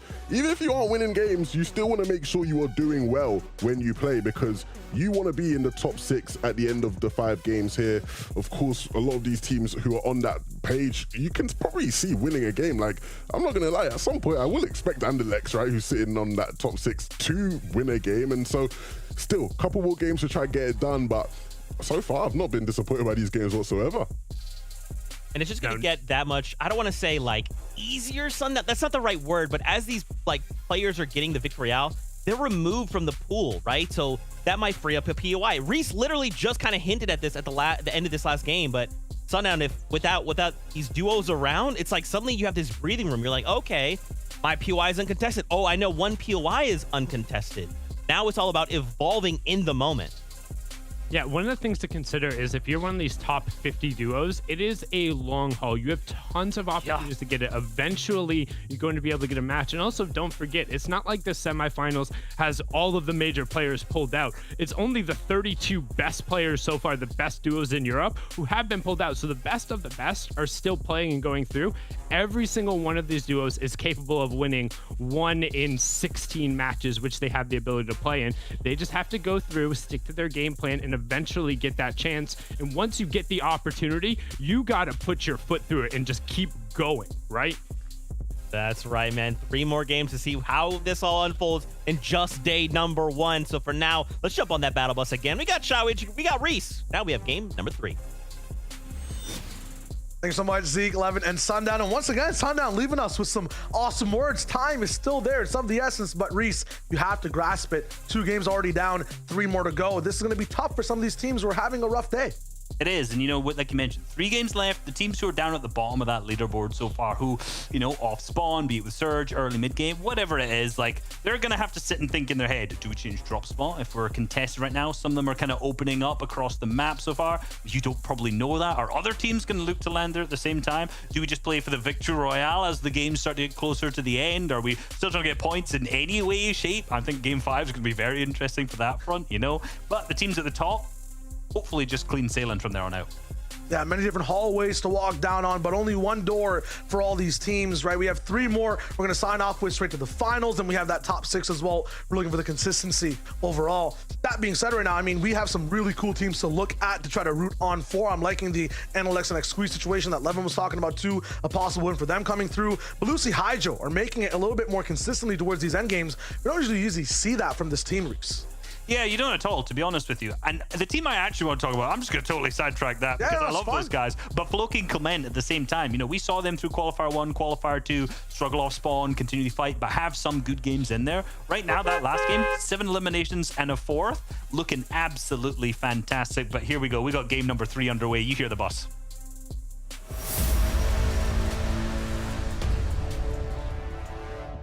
Here we have it. Game number 3. 2 down. The actual midpoint, not the midpoint that Shio suggested in the previous game. And yet again, we're starting with the same drop spot. Covert Canyon. Vino's got the drop spot nailed this time. Thomas HD missing the 4th shot of this off spawn. 5th, 6th. Don't make it 7. That's what I'm talking about. The lucky number, and he's there with the 144. The first game started off just like that too. That's 7 shots to take for him to basically get online. They're in 7th place overall as well. The stars are aligning for Thomas HD and Tayson Reese. I don't know what I was sweating more at, the end game where he was solo clutching or just that 1v1. Like, I'm checking my pits right now, I'm telling you. Oh my goodness. Vino though, he should still be around. Unless that was Vino that was taken out. I was just paying more attention to the shot completely, but Joe and Vino are there somewhere. Aqua and O'Reilly, I see 2 eliminations. Is Aqua allowed to play in the FNCS now? This is crazy. Usually just hard out every game. Suggest that was the case. The drop map nailed at this point to pickaxe, even though he's got the gun out, and that is it. A quick 50-50, and this is kind of what you actually want to do. early game. And not usually, right? If you're looking for a consistent game, you don't want a 50-50, but a team like Aqua and No Rayleigh who are going for that victory royale, let's be real, they're trying to win a game. 50-50 off spawn, gets it over with quickly, then they can play the rest of it out, hopefully without that turn of the long off spawn fight. Lucky Mr. J inside a fight, and Vico's up against him too. He takes a little bit of a break to go for a few shots up in the air. Already knows he's on the cornfield somewhere and has no builds either. Ooh. What? Mr. J, that's a 5 HP shot to keep him in the game. 2 HP. You cannot take it easy against these players. First Thomas, then Mr. J, and the fear is still there too. The teammate that we saw before, Wolfie, all the way on the top side, who's gliding in, is going to have a little bit of HP to get back as well. But Mr. J has to hold things down himself. This is trouble. Wolfie's there to help him out, and he has a little bit of time to get a few mats. This is crazy. These shots, Reese, it really seems like every player's online. Every single one, the right-hand peak. This heavy shotgun, if you connect with it properly, man, does it do damage. You obviously saw that with Thomas HD earlier on. Now we're seeing it at the same time with Mr. J here. And obviously, Yikes has lost Vico. He's going down for this 1v2. We know that Mr. J alongside Wolfie don't have many materials in there. So this pressure is going to be really important. Trying to just dwindle away the match. Slow pickaxes, the good angles, but not trying to waste too much time so that Wolfie can pop that med kit that he's potentially just already going to go for here. Yeah, Mr. J's just holding it out. The med kit does get popped ultimately, and now Yikes has to do 200 total damage. Nice shot. The left one misses. The unfortunate is just one pellet, and if it's just hit fired, it's not going to go to the right space. Nice creative edit too. Try to maybe catch Wolfie off guard, but it's not going to be enough, and they make it, I mean, surprisingly off spawn. Yeah, honestly, what's interesting is that for Mr. J and Wolfie, like, they were in qualifier number 1. Ooh, that was a beautiful shot now they watched it back from that perspective. But these guys were uncon here, right? This is their draw spot that they've chose to in Sanctuary, and they weren't really able to capitalize on that, right? They ended up 22nd overall, and I'm wondering if, in all honesty, being contested will help. As we see Layson going for the reboot launch, failing it twice, it would seem. That is the funniest thing I've seen in the FNCS. I'm not gonna lie. I was about to be ready to break that down. Like, this is sick. I like this investment. Yeah. Bing bong. It just hits He's gonna carry him through the air. It's gonna be amazing. No. Oh my god. But interestingly enough, Layson and Mirza, like, if you remember back, qualifier number 1, they had a ton of struggles off spawn, and this seems to be absolutely no different right now. They seem to not be able to get a break at all. Layson should look up, you know, some stand-up comedy maybe, if this is the case. If the FNCS is not working out. He's trying this. I mean, we've seen some crazy shots. It's all been thanks to this heavy shotgun, and Layson has one in his inventory. 4 opportunities to make it happen. That it might be a little bit more than heavy of a shot. You need to land that distance of where the teammate is of Refscarter now. Scram all the way on the beach. Ref's still looking for the final confirmation. He's not going to actually leave anything up to chance. I like this. He has the all-in. He has the right angle as well in terms of getting Layson down, but he stays a little bit back and makes sure that there's no chance he takes extra damage. This is an interesting fight for Refscarter. They're kind of pushing way off of their spawn there. You know, like, from the shell or high wire drop spot, this is quite a long way to travel here. As we switch back over, see the replay of what actually happened. So this is the fight that they ended up going down for. And I'm guessing right now that you can understand what's happening from this POV, right? This is why Refscarter and Scram ended up pushing into that perspective. They see that fight going on. They understand both teams are weak down there. That's probably why they've moved so far out their drop. Obviously, it didn't work out so far for Layson, though. This is where we start to see teams try different things, and that's what makes it interesting for everyone as well. That's playing. They have to just make sure they're not getting too comfortable overall. That's what happens in Game 3 sometimes, too. I would assume that a bunch of teams playing right now, Close and Adrena especially, are still frustrated, not fully comfortable with the performances they're getting game after game. I'm seeing right now that, what, 70 points, 60 points is where you want to be if you want to have that consistency angle coming in. Inside the semifinals, they're at 15, so they have a lot of work cut out ahead of them. Yeah, and like, Andrea is a tarper at the end of the day, you know? And Flois is a fantastic low ground player as well. Remember back to multiple seasons where he was able to pop off alongside Kaiser and Hellfire in, I think, season 7 as well. Fantastic low ground player. Andrea, similarly with Mr. Benji, I say that every time. Benji Fishy and Mr. Savage, again, a great low ground team. So if you're trying to be consistent here, yeah, that's not the play style that's going out for that. So I don't know if we're going to see these guys go to high ground, but what I do know is that they're hitting their shots. We saw some low ground teams have a little bit of success, and yeah, they're definitely landing their shots now. We saw some issues with them inside, I think it was game number 1. Ball things were starting off completely, but the main focus too in terms of hitting your shots is what is happening at Chonker Speedway. Floki Clement you know, Let's Chase William, there's a lot of action. You know what's interesting is like half the teams here aren't even Chunkers teams. They're Kondo teams. And Lex's team, alongside Malamo's team, are both from Kondo. They both understand the mess that's going on Chunkers. That basically every single qualifier we've seen so far, we've seen this fight draw out already. And now they're like, we get this. We understand what's going on here. We're coming in. We're going to capitalize on that. Easy Storm Surge tags, even if they just sit on the outskirts of it, you know, tickle a couple shots off left, right, and center. And realistically, the zone's pulled into that south side, so they can afford to do this. From what I've seen, at least from the second, third zone and towards how end games go at Chonkers, the teams that end up actually, you know, at this spot this early, they're the ones that get to control and kind of be the conductors of the lobby when it comes to end game. So having that early spot is huge. Meanwhile, on the snow side, crazy. Rafalilo are gonna have a little bit of trouble overall. I'm looking at a truck stop where no one's getting refueled, and I love this message. Every week we get a nice reaction. Oh, the chair get up though. The chair. Okay. I mean, man, we're at that. Great. What's great is when he's happy, he gets out the chair. When he's when he's unhappy, he still gets out of the chair again. I'm liking it. I'm liking it. I want to see him just get super excited though. Maybe he'll win. I want to see them win a game. Exactly. Yeah. I'm rooting for them for the next couple games. I'm telling you. Not this one. They're already out, but the next two, I tell you that. Unless there's like a lottery reboot. Imagine that. Having players just stay in the game, one person gets rebooted. Big bonus time. There you go. And that'd be great. Imagine that. We just tell that to the players right now. We're just like, yo, couple Elam points. Go for it.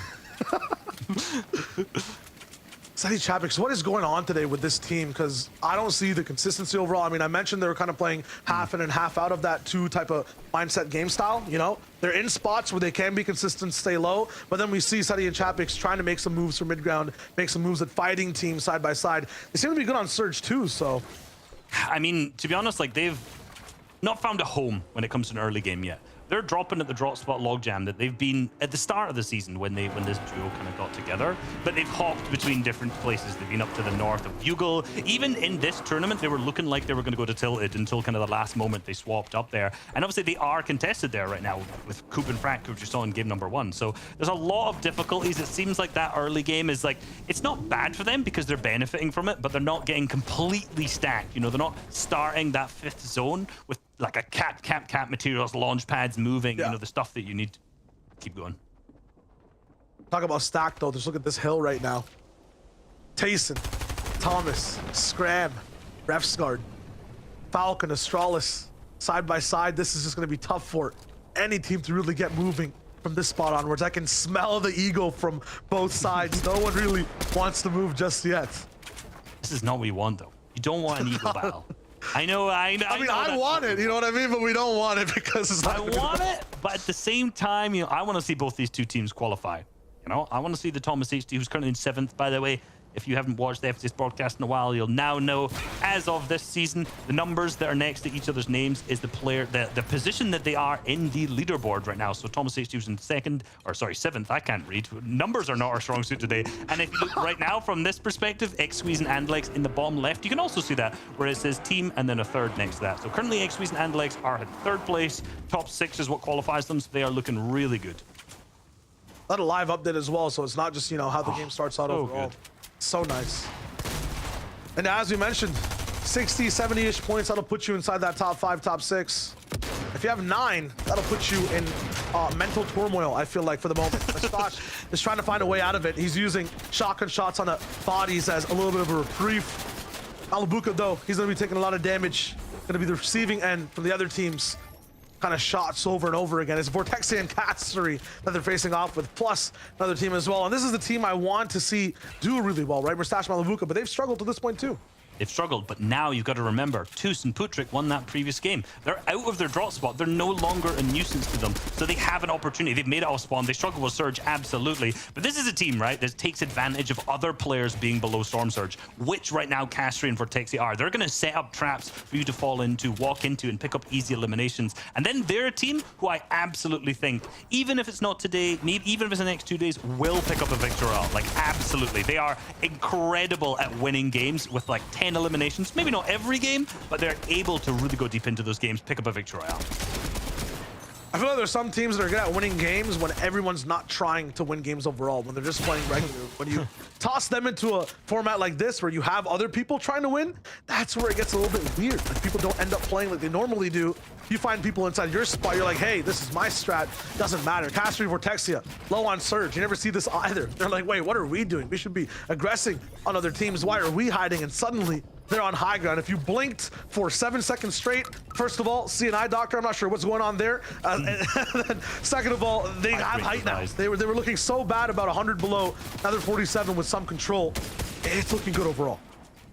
The thing is, they still need to get damage, though. They still need to do something. The double controller is difficult, right? It means that those long-range tags are significantly more difficult. And they have to do things like this. They have to go for those box fights, so they have to jump in. They have to try and do whatever they can to hit some shots. And unfortunately, they weren't able to do anything at all. It seems like Fury alongside missed him at the same time. They came second in game number 1 regardless. The camera swished past them. My brain went blank. But they came second in game number 1. They're looking good on the leaderboards overall.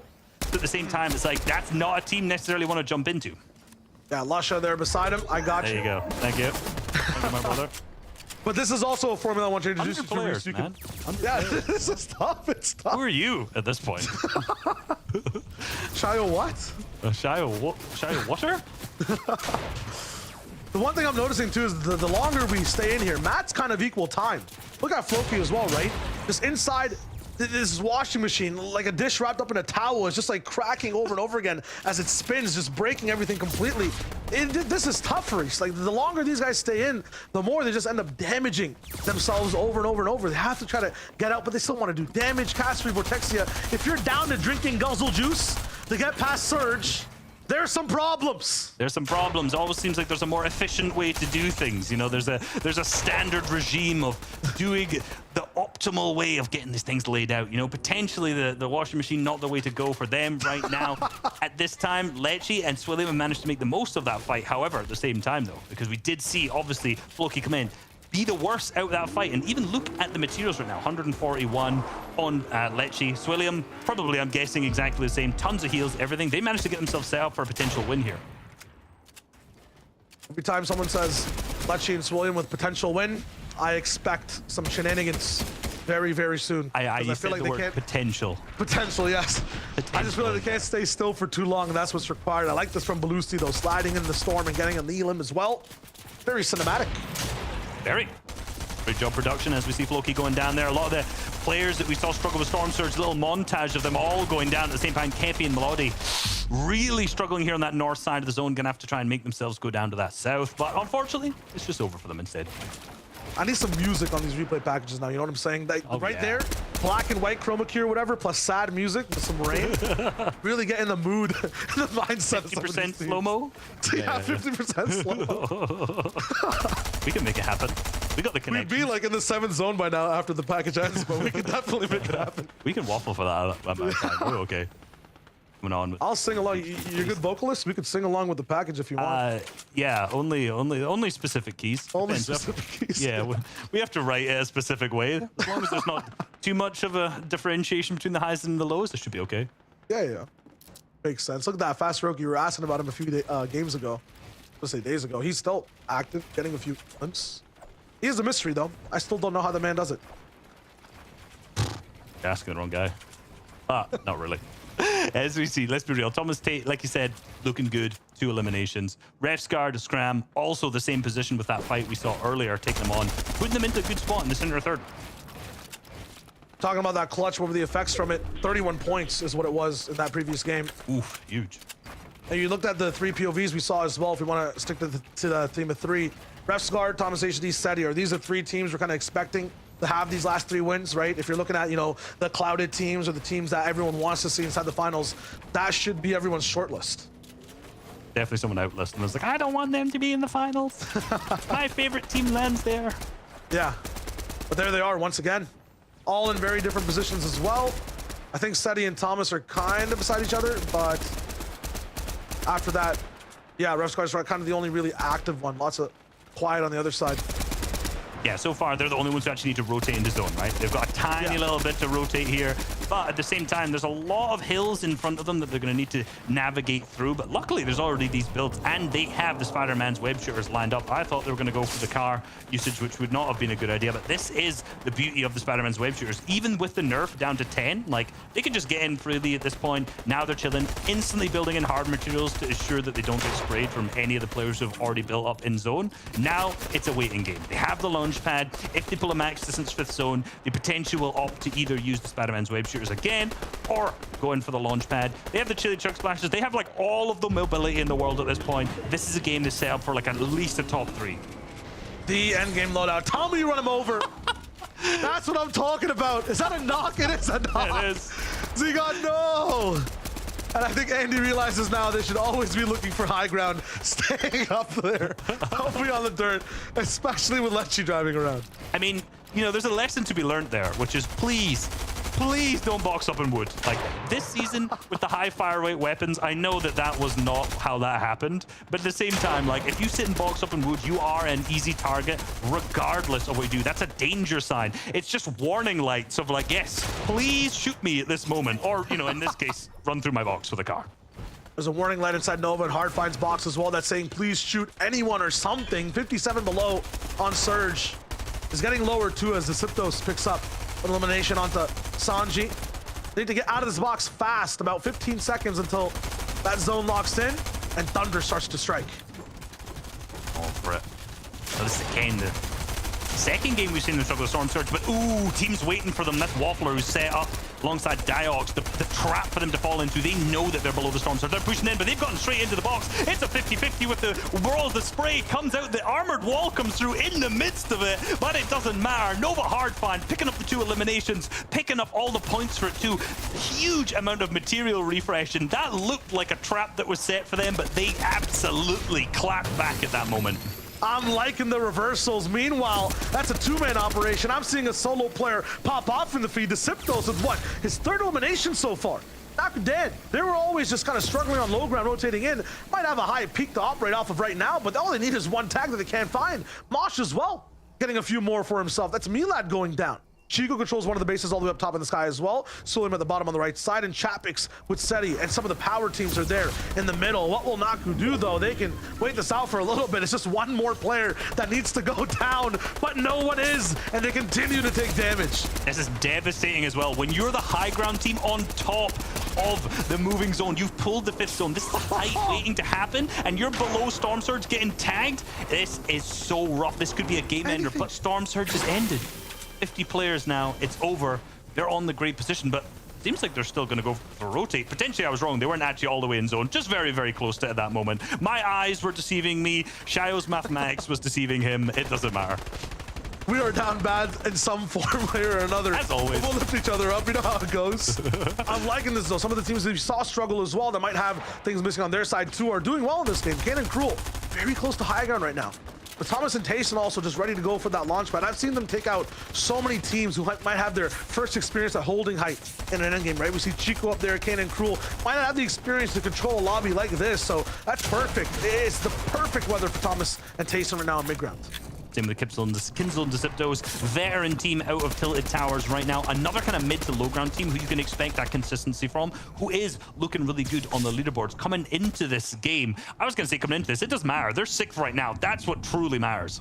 Absolutely. And split down the middle, no man's land on that dirt trail on the left side. We'll have 2 different sides of the lobby to look at right now. Everyone will have to move back into the grove. All the high ground we see right now might not have the utmost control, but it will be Seti and Chapix inside that seat first off. Every time I've seen Chapix in half and half get height, he wins games. So will he stay true to that pattern, to that power? That is the question as the entire lobby has to move. That's true when it comes to normal trios game mode, potentially duos, but when it comes to where every single victory royale matters, way more focus is up there. This may be too early for them to take it. I want to see how they go. They're obviously looking for a little bit, I don't want to say desperate right here, but like they need to pick up a victory royale or a massive game to clutch them to throw them up into the top 6 because they are currently outside of that. Landing at the front side of the zone, say he's going to use that tarping ability instead, and it's going to be Relvos and Krusty on height.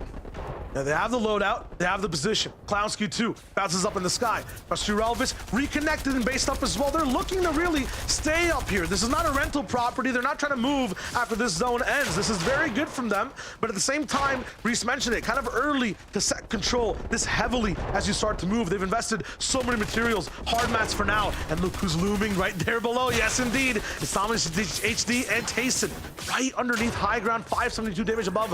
All they have to really worry about is their position. Zone still keeps moving. Seti and Chapix are right by them on the same layer, side by side. Relvis drops down, Crush's still up top, and that might be it. Wait a minute, Noah Riley out of nowhere, also on the backside. Where's Aqua is the real question. Thomas and Tayson are now head free, looking straight up top for the high ground. The retake is starting to happen. Big beams for Thomas. Relvis goes down. Thomas then, one more opponent is Crusty the teammate, and he has the beams and the shot dominance. HD is alive, and they take heights. Crusty and Relvis never made an FNCS finals. They're not used to a lobby of this caliber. They don't understand the height time retakes, but Thomas HD and Tayson absolutely do. Absolutely capped on materials. 100 builds still left on Thomas. I've got to assume that Tayson has even more to his name. The pepper's still in the inventory. The ammo absolutely plentiful. This could be the victory royale for Tayson and Thomas HD.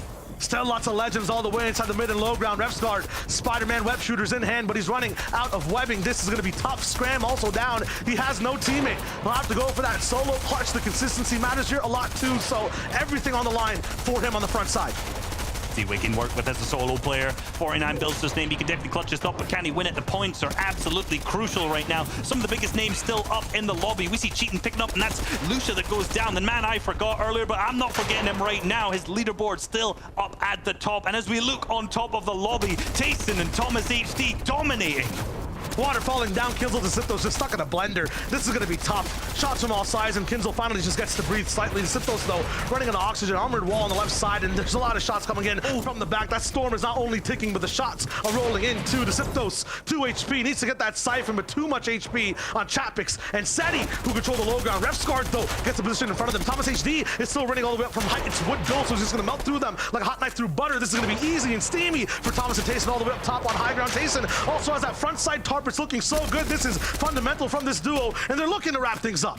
They got the materials, they've got the ammo, they've got the firepower, they've got the brains, they have absolutely everything. But look, Andlik's still in this. First place in the leaderboard down below. Same with Seti and Chapix, a team who didn't manage to win. They were on high ground at the 5th zone, but now they're on the low. They're claiming those points, and they're climbing up the leaderboard as well. 4 teams left. Seti Chapix, one of them, rattled on the head, though. Seti's looking confused, turned around, and he's down. Chapix survives on the backside, though. One player right above him. Is it his build that he can edit? That's the question. Does he see it? No! Pop down! The awareness from Andalex is too much. Malibuca and Mustache are going to be on the backside. No shields. Thomas and Tayson looking healthy. Is this going to be the win? It starts with a lucky number 7 shot. It starts with a 50-50, and it ends with absolute tyranny. Just a complete tear all the way from high ground. Low HP for Mustache and Malibuca. Down below, there's one final drop that Tayson needs. He goes for the left-hand peek. First shot doesn't land. Second one, it's a split. Insane reactions and a double for Tayson. That's how you wrap things up. A victory royale, and Thomas and Tayson are going to the finals. There was never any doubt at all. Tayson and Thomas HD, 2 veterans. It wouldn't be an FNCS finals without 2 of the best players, if not the 2 best players on the EU region making it through the finals. That's what I like too. They're keeping it suspenseful. They're playing to their strengths. They're staying all the way away. You can even see the high ground at one point. They're playing in a different lobby, Reese. Rightfully so. So powerful, so free. Thomas HD and Tayson, what a win. Absolutely clinical. Like we mentioned, we saw Crusty and Relvis go up for the high ground way too early. A team that's not as experienced when it comes to FNCS, not knowing that this is probably not the time you should go up for high ground. Thomas HD and Tayson, they know exactly what they're doing. They can look up, they can take advantage of the team's weak up on that high. And with plenty of materials from fragging out on the low ground, here we are, made it straight through the finals. Absolutely, that's just nuts from them. But who else is there to keep rolling through? I mean, Zeke, Levin, Sundown, they've got the breakdown. Thank you guys so much. I mean, Levin, I have to turn attention to you. Sundown, this is your prediction, but Levin, this will be for always and for all of time be your favorite player, Tayson. Yeah, what can I say? I knew it was coming. Look, what did I say at the end of last game? I said, if they keep playing like this, it's going to be a very, very quick semi-final for them, and this is why. Obviously, they went off spawn, which was spectacular. Joe and Vino, don't know what you guys are doing, lads, but you got to hit the drawing board and come back with something stronger. You're lucky you ain't got to face these guys off again. But Thomas and Tayson, they looked up on height, right, when they saw Krusty and Relvis, and they thought, who are these guys? This is barbecue chicken. We're going to go ahead and win this game, and they did. Look, it was a mad end game. The last 3 teams there, Sundown, you know, you could have told me this was the FNCS finals. I would have believed you. 3 monster teams at the end, but the most monstrous come out on top. Yeah, it's been all about the veterans so far here in our first day of the semifinals, just finding opportunities to really take advantage of the experience. And the difference here, as we know, we see the control and Thomas being able to work top to bottom, but Tayson is up on his feet and they were able to go. It didn't require the individual effort that we saw in game number 2. And a lot of this, I think, stems from the confidence Thomas was able to get from that individual effort. And also, Tayson was able to actually get something off of drop. He didn't get beat to the floor loot. He was able to get a knock instantly, and they're able to roll into those 2 eliminations into all of this, right? And then once they're able to get the reset, we were kind of looking at the materials saying, did they have enough mats to do it? The reset was able to give them more than enough. And I mean, they have the individual skill to run that lobby out 99 times out of 100.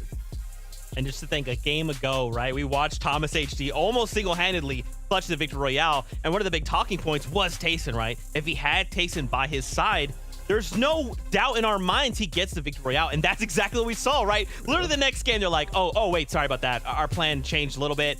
Don't worry about it. We're good to go. Let's take a look and remind ourselves of all of the players that have gotten themselves the Victory Royale and are already going on to finals. Now we add, of course, Thomas, HD, and Tayson to that list. Game number 2, we came out with Toos and Patrick, and of course, at the very beginning of the day, Janice and Vortex came out with a win as well. Now, 11 Sundown, we still have 2 games to go. I think with this all now happening, I almost want to turn attention to Vino, right? Because I feel like without Thomas HD and Tayson, these guys are allowed to operate, right? But is it too late? Sundown and Alex and X Squeeze, they already have this lead.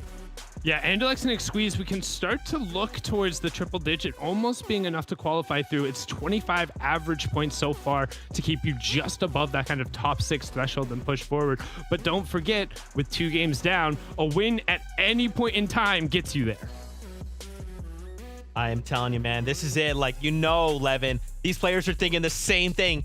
Okay, even if our points aren't the best, even if we've been eliminated off spawn every game, even if we get to game number 5 and nothing has gone our way, if we just get the Victory Royale, though, we can make it to finals, Levin. Yeah, and it's possible. You probably want to do it in this session, right? Because obviously session 2, a whole bunch of players start flooding into the lobby, and you don't know how the dynamics will switch up in that case. And so, like you said, for a team like Joe and Vino, you know, okay, Cavern has to be out. We have to get those launch pads. We have to go on to win that game. And so if they don't wrap it up now, it's going to start looking really dicey moving forward.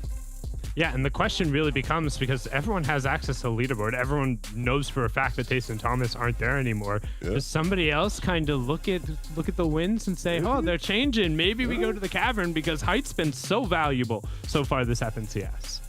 That is so funny, too, because that was one of the things we were talking about. Like, even before the show began, in a rehearsal was like, okay, how many duos can actually play Covert Cavern? If a duo is pulled from there because of the Victory Royale, does this mean we're going to start to see other duos flood into here?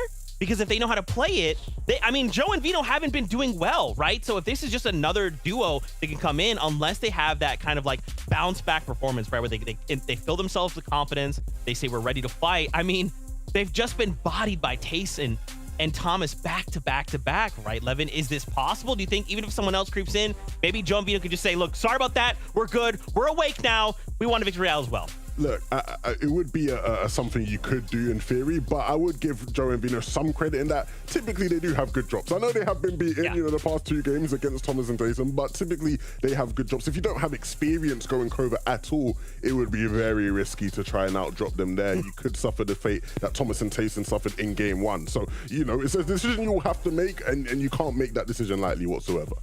I was about to say, it's not like they were slouches there, right? Yeah, like they won the first game and their drops have been on point. The problem is Thomas's drops have been near perfect. He's gotten to that first forward drop spot nearly every single time. And if you're touching down and being the first one there, you also get priority on that bunny hop and getting onto the zip line. So if you're not exactly pixel perfect like he's been and you're only close enough, generally that's going to be better in a lot of circumstances.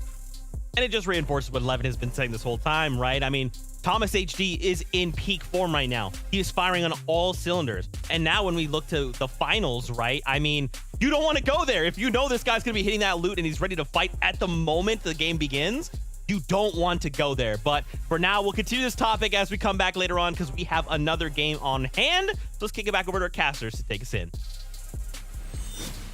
Thanks so much, Zeke. 11 Sundown. I mean, this is just, once again, bars being dropped. I'm listening to the best anthems of the week so far in terms of what these guys are spitting. Reese, it is coming up for some of these teams right now. Anolexic, Squeeze, Lusha, Fury, like, they're getting right there close to the mark, but not quite making it. Obviously, Thomas HD and Tayson, the most recent to kind of make it through that victory lap straight to the finals. What can he expect next? I mean, the album's not even finished yet. 3 tracks already done, 2 more to go. I'm trying to figure out who's going to be those other 2 victory royales, right? Our top 6 on the leaderboard starting to settle. We see Andlex next Squeeze trying to be up there, but we don't have long to figure out. Here we go. Game number 4 is just about to start.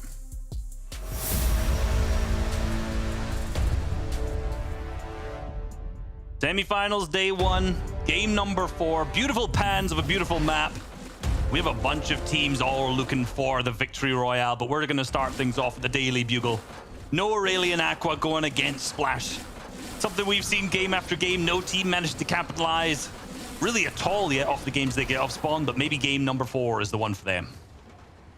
Kind of ironic too, because whoever ends up winning at the Bugle kind of controls the news around the map. They're the ones that end up pushing every other team as well. Splash and Jamzid, no pickaxe, funny business all the way up top. They're going straight down into the newsroom and still don't have any weapons. Splash, my man, there you go. No! What looked like a present ends up being his demise. Jamzid now all by himself. This is just going to be tough.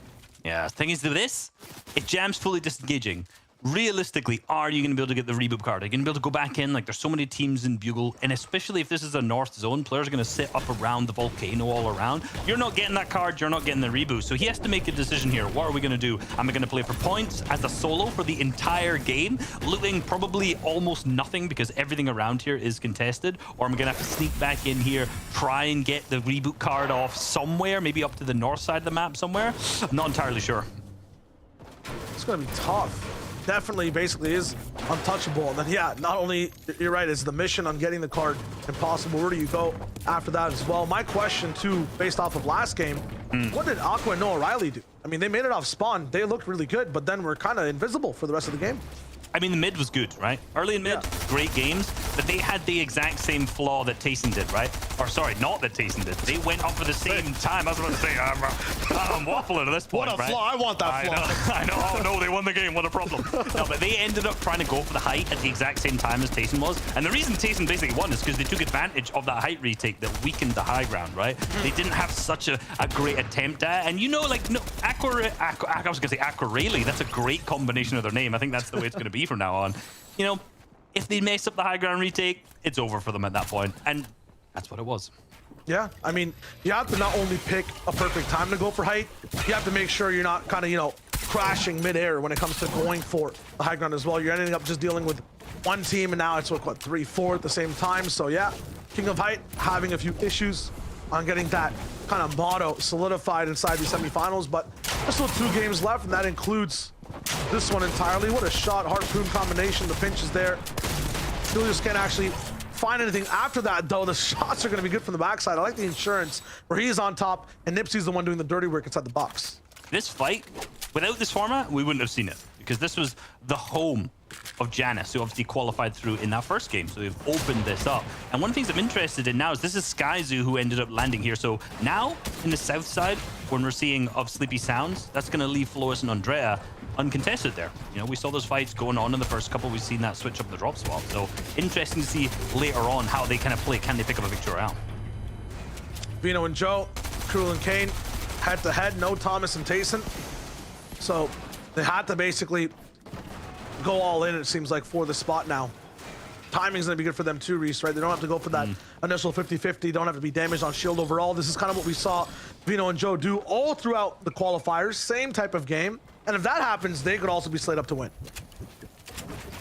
They're basically nearly bottom of the leaderboard based off their off-spawn performance so far. So this is going to be the first game that we're going to be able to really see how that plays out, as long as they don't go down to Kane and Cruel. But Mustache and Malabuka, now this is a fight that's interesting because yet again, Fraction and Coop have pulled on round this way. Remember, we've seen them contesting Seti and Chapix. Now they've consistently moved into this. I'm wondering if they switched the drop spot up for this particular match because they're just in this area yet again. But this time is a full duo. Yeah, Fraction's group, I think, definitely just left sleepy. There's no chance that they're here this early unless they spawned with super peppers. I just got the super around the entire map. You never know. They could just spawn with those super peppers. We're Definitely. not them. Unfortunately, I feel like this fight doesn't help either team when it just lasts this long. Mustache Malabuka can't farm anything. But Mustache is being a distraction. Malabuka, meanwhile, chopping everything down. At some point, you have to realize, where are one of the players? Why do I hear an SMG, but the shots aren't firing at my builds? Something is wrong, and there we go. That's exactly what Coop and Frack end up figuring out, all the way up towards high ground. It's still looking kind of messy overall. There are no all-ins, but it's two teams that don't really like going for that super all-in, right? I mean, Coop kind of showed us how him and Frack like to fight against Toos. It took 5 minutes for them to finally go down. It's very painful, and we're seeing that right now. Both teams have almost no materials to the name. Malabuka on the top with 10, on the bottom, Fraction with 2. And this is it. They basically utilized all of those. We see the chop down coming, but at the point where you start to see the spray coming on through, I was about to say you're going to see another team jump in the box. That's exactly what Coop does right there, trying to capitalize on that split. No heals on Malabuka, so we're going to see him left on 70 HP. Let's see what we can do. Third party, it's coming in. It's not just two teams now. This is tough. All the damage both teams have done.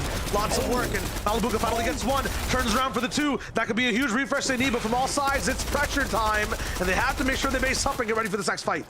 Malabuka has no mats. He doesn't realize he's still trying to hold at that moment. He's going to have to start just trying to hit a shot. It's Pickle and Melgard who are rotating their way through. Malabuka can't even jump up, can't heal, can't do anything. He just has to play pumps out, potentially SMGs out. He's going to the big angle. He hits the 72 shot, but no, he's tracked back at the same time. Now in HP, more shots connected. He's so difficult to hit, but unfortunately, it's going to be an end over run for him. And Pickle and Melgard are going to win that fight. 4 eliminations total to their name. Look at the loot that they have in their inventory. Absolutely stacked. A vortex of chaos of spawn between all 3 teams. Have to be able to watch that one back real quick. It seems like after every good fight, Fast Roki also gets an elim somewhere across the map. And that happened too.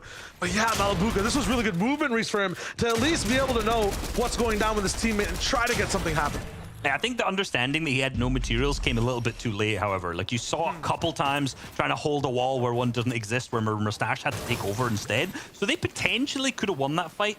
Realistically, like, none of us would have won that fight from that specific perspective. They're incredible fighters, but it's just the micro movements like that that could potentially turn something around. We'll see the next couple games, though, you know? Well, the next game, sorry, only one left. Always just to the 6. Yeah, we have one less overall as well for some of the consistent teams that like to pop off a little bit later, right? You're mentioning Analyst like Squeeze. I feel like they're a back half team, no doubt, on days. They're also a back half team when it comes to games overall. Sometimes not finding their footings in game 1, 2, and 3, but then coming back in 4, 5, and 6. Reese, they don't have the 6. A bunch of those teams do not have the key ingredient to winning and qualifying for the next stage. Absolutely not. This is a little replay of that fight that we just watched there. Taking ABL. This is their drop spot where they went in qualifier number 2 as well, up against Diox and Wafar at the same time, and little clap. Golf clap. Golf clap for the win. That's what we like to see. There's a lot of emote options for a little bit of that BM, but I'm liking the clap. Keep it respectful. Yeah, that's respectful. It's, you know, you could go way worse. Seti, Chapix, when it comes to them, I'm not sure if the competition is getting worse off for this duo game after game, Reese, because they seem to be in better and better spots, but I'm not seeing a victory royale. And I know last game they survived all the way towards the very end, lost the control a little bit. Top 5 is great, but what's happening? Why isn't that consistent?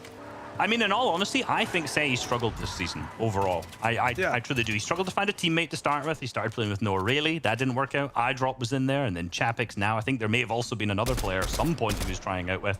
And I feel like he's not got the, you know, almost GOAT level status this season as he has in previous. I want to see the performances coming out from him. Potentially, it's just he's not been able to figure it out in duos as such as he had absolutely mastered and nailed in trios. He is an absolutely all-star player, undoubtedly, but I've just yet to see like the big performances that I hope will come in time for the finals, assuming obviously that they qualify through. Oh, they have to over 3 days at least too. Big thing with that zone pulling to the bottom right, you saw it on the map. I saw some research done on Twitter. Usually I don't have the analytics myself, but here we go. Yeah, This zone, the bottom right side, only 16% of the time does it actually lock in terms of zone 1-2. A lot of the times you see games played on the top left side of the map, the northwest. That's about a 27% chance of the zone going that way. So when it comes to the zones entirely, it's like 27, 23, 22. The bottom right at 16. Not many players end up playing the game inside even second, third, fourth, especially endgame on this side of the map. So the adaptable players who like to play mid-ground, especially refs guard scram when it comes to the way we've been seeing them play today, they will be at a huge advantage. And I'm glad we're watching this POV because they're setting it up already, right, Reese? We got the gauntlets in hand, the web shooters. We have the whiplash as well to get past this hairy portion of the zone. They're so used to it now. We've kind of gotten used to watching refs guard and scram be outside of zone, go all the way from the top left to the bottom right of the map. But this will be the ultimate test to their game style. Firstly, as you mentioned, these guys are not getting good zone RNG. These are a lot of south zones. They're a north zone team, but also because that zone's pulling into the kind of southeast side, with the Spider-Man's web shooters that they have, there's going to be a lot of trees that they can use. They can jungle their way through. They can swing all the way past. I think these guys could have some pretty easy rotates up until the 5th zone. Hopefully not caster cursing them as I say that at the same time, but this game is definitely set up for them to do well as long, just assuming that they can actually get into that position without being beamed on rotate like they are kind of right now. I'm liking the driving from Scram. Refscar 2 is just there like, yeah, shoot at me. I dare you. Sanjay from up top does not even try to get another shot in. I'm pretty sure he did some damage, so that's really good. They save all their tires too. They can definitely use that whiplash later on. You got to remember the second zone, if you have vehicles, you want to keep them healthy, keep them alive, hopefully have the tires online as well. Surge should be coming in soon too. He's 75 alive. There it is. Instantly locks in. That's what we like to see. 180 above for Disiptos and Gonzel. They're looking good today. Yeah, one of the things actually that for them right now, they're in an okay spot, right? Notice like the layer that they're on.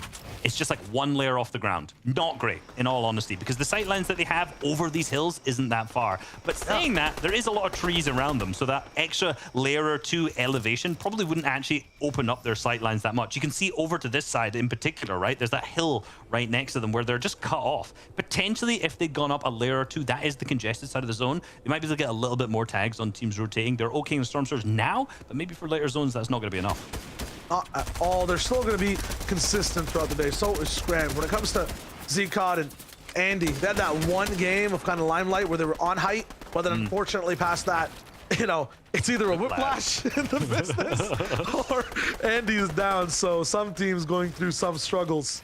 Kiko, though, with Mosh, I mean, Mosh has been the one that's been more active. Usually we see Kiko with all the elims, the crazy man coming in, the youngin that just goes and dives into every box. But so far, Mosh has been carrying, I feel like, the elims throughout the day. Definitely, but this zone in particular, this is a home zone for them. This is where they drop. This is the spot that they've been dropping through all the qualifiers. They've been battling left, right, and center for this. And it's actually Ziandi alongside Alex Cod who's been third-partying them off spawn so far. So we've got the two perspectives of the two teams who have kind of had that home zone opportunity for them. So for Kiko and Mosh, like, this is the time to shine, right? They've had that kind of early engagement already. They've got some surge ticked off. They're in a good spot in the zone. Let's just see what they can actually make of that now.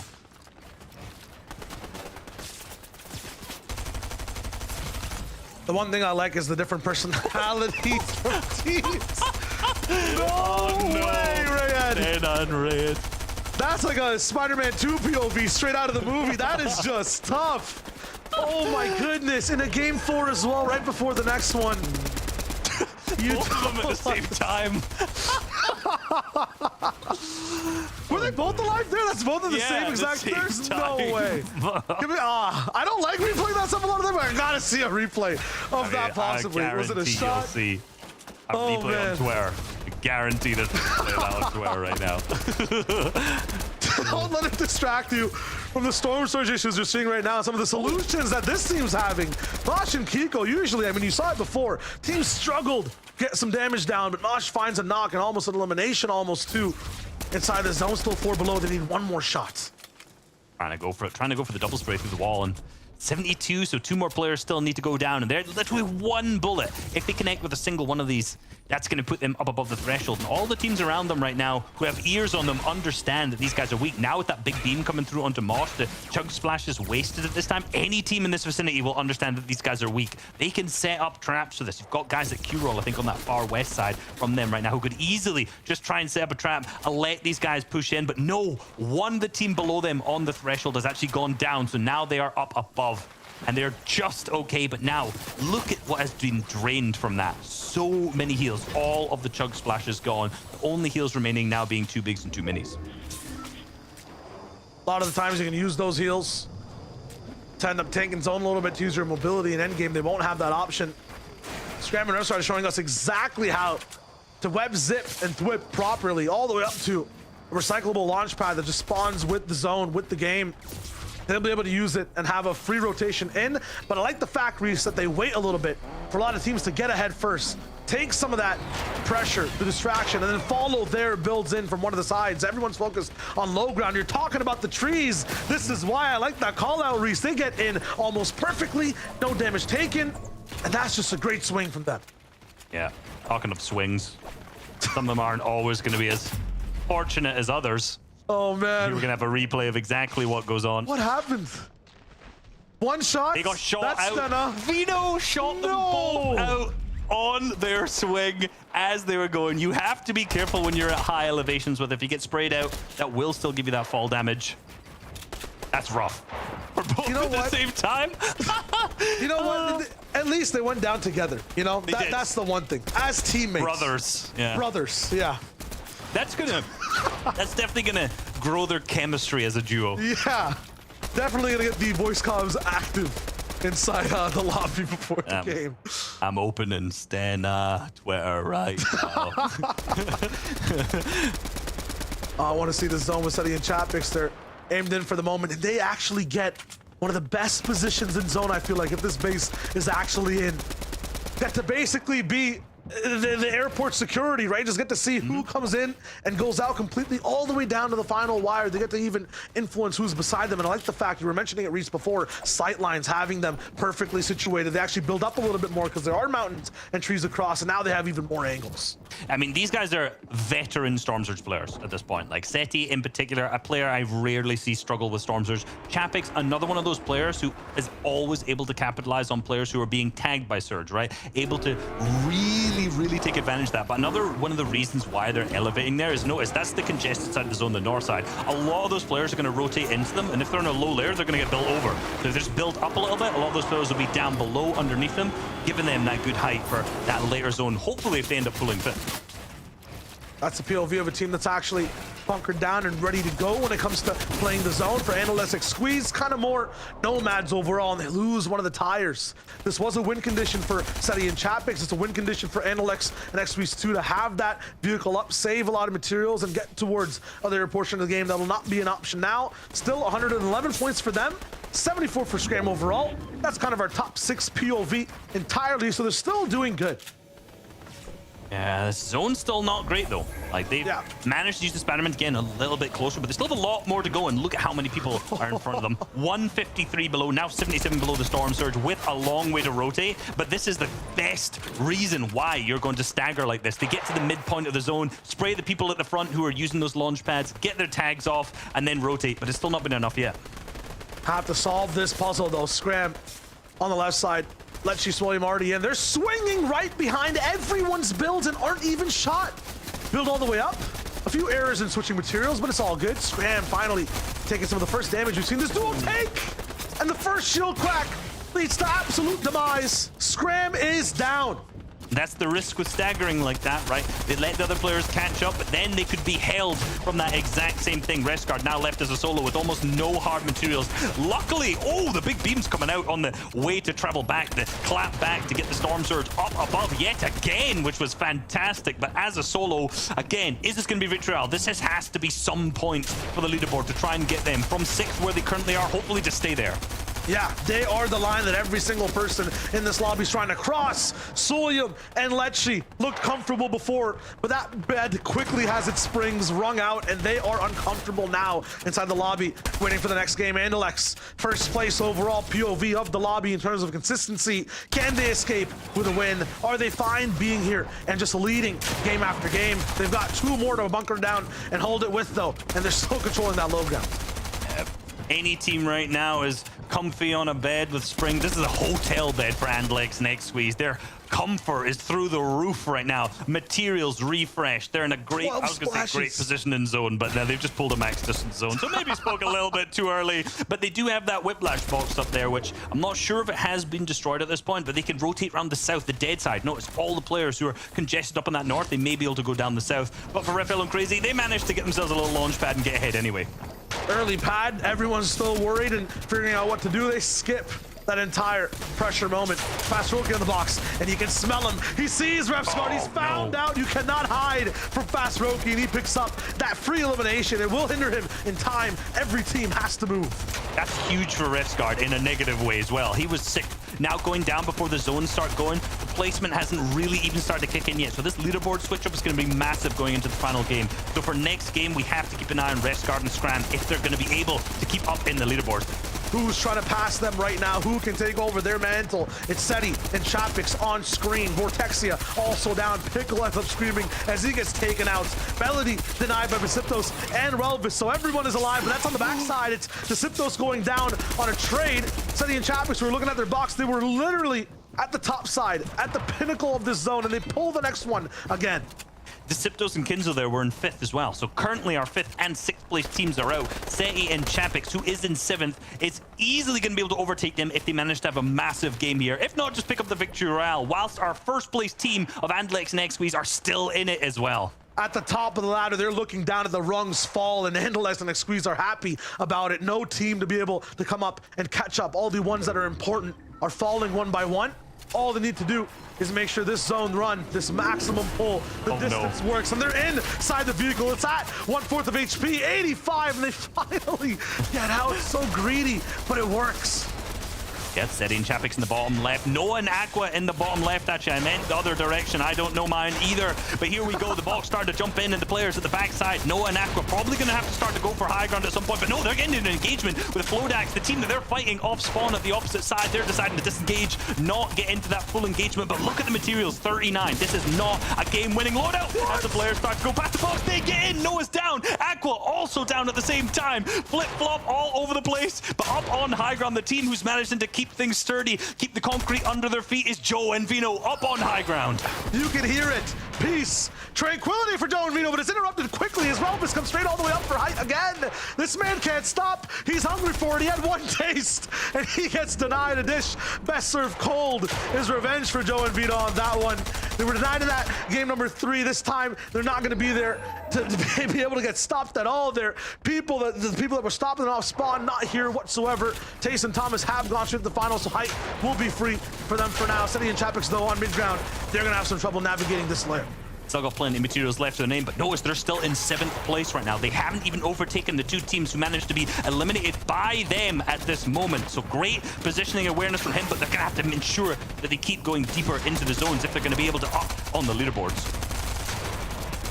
17 teams still inside the business, and one person straight on their floors. It could be an easy pickup, but it's going to be on the left side. Fast Roki jumping up and down in the box, trying to feed Kylie of this trap, and Seti and Chapix will not be able to capitalize just yet. Flodax goes down, and everyone has a moment of peace before that zone locks in again. This looks like it's going to be Joe and Vino's game to win. They're set up for victory right now, up on high ground, down on the mid. Seti and Chapix still managing to tunnel their way through, down to only wood remaining. This is the point where these players are going to go for a refresh. The pre-edit play comes in. The double spray comes down with a high fire rate weapon. The player dropped into their box, but no, he's managed to escape, get out. They're going for it yet again, but those players have disengaged. They've dissed out of there, and it's not going to be the player that they can pick up the elimination on. X squeeze down to the zone on the backside. It's Milad who's fighting him way in the past in a different game entirely. Meanwhile, in the current present, looking to the future, Vino and Joe are on high ground, all in on their materials, though it's wood. The reconnect is there, positioning perfect from Joe and Vino. No pressure whatsoever, and no team close enough to be able to take height. They control the launch pads, they control the air. Meanwhile, at the ground, it's Chapix now face to face with absolute destruction, and he goes down too. They will not be able to secure a position for a win, but for Joe and Vino, this looks too easy. It is Clement left as a solo, losing Floki out. This is just a day of solo pop-offs, and here we go with Clement now. 0 builds to his name, the player down below underneath his box. He's going to have to start aiming, getting the shot through. The 90 connects, but no, the zone is now catching up. He's only got 3 seconds of tick. It's talked, and he's out. Absolutely too close for him right there, but still up on height. It's free. Like rain, these shots are firing straight to the ground, and there is no umbrella to be able to stop the damage. Vino and Joe are looking too good here. 5 eliminations. No team I see at the moment is there healthy enough to wrap them up and try to contest them up top in this game. Milad finally down as well. Vico and Yaish are moving in, but they're also just completely confused and razzled as to where to go. They're looking up, getting denied. Matt's not looking too good either. All on wood. Injury down to Krusty. They're falling down to the low ground. It's fast broken, gets picked apart on the right side. Another big edit. Cone slide in, and Vico's making it look too good and easy. They have a little bit of control, and they might have a chance to go for that final 2v2. This could be the first time they make a finals. These are the newcomers, the pop-offs of the season. Vico been streaming everything all season, making the finals the Cash Cup, solo, duos, whatever it is, and this could be their time to shine. But up on high ground, Vino and Joe are getting the height taken from them. Vino's got no materials, so he has to drop down as the 1v1 goes up onto the height. It's a solo. I gotta think it's maybe hard find, but Vino starts to go up with the swing, and the huge shot up down, and the massive down below.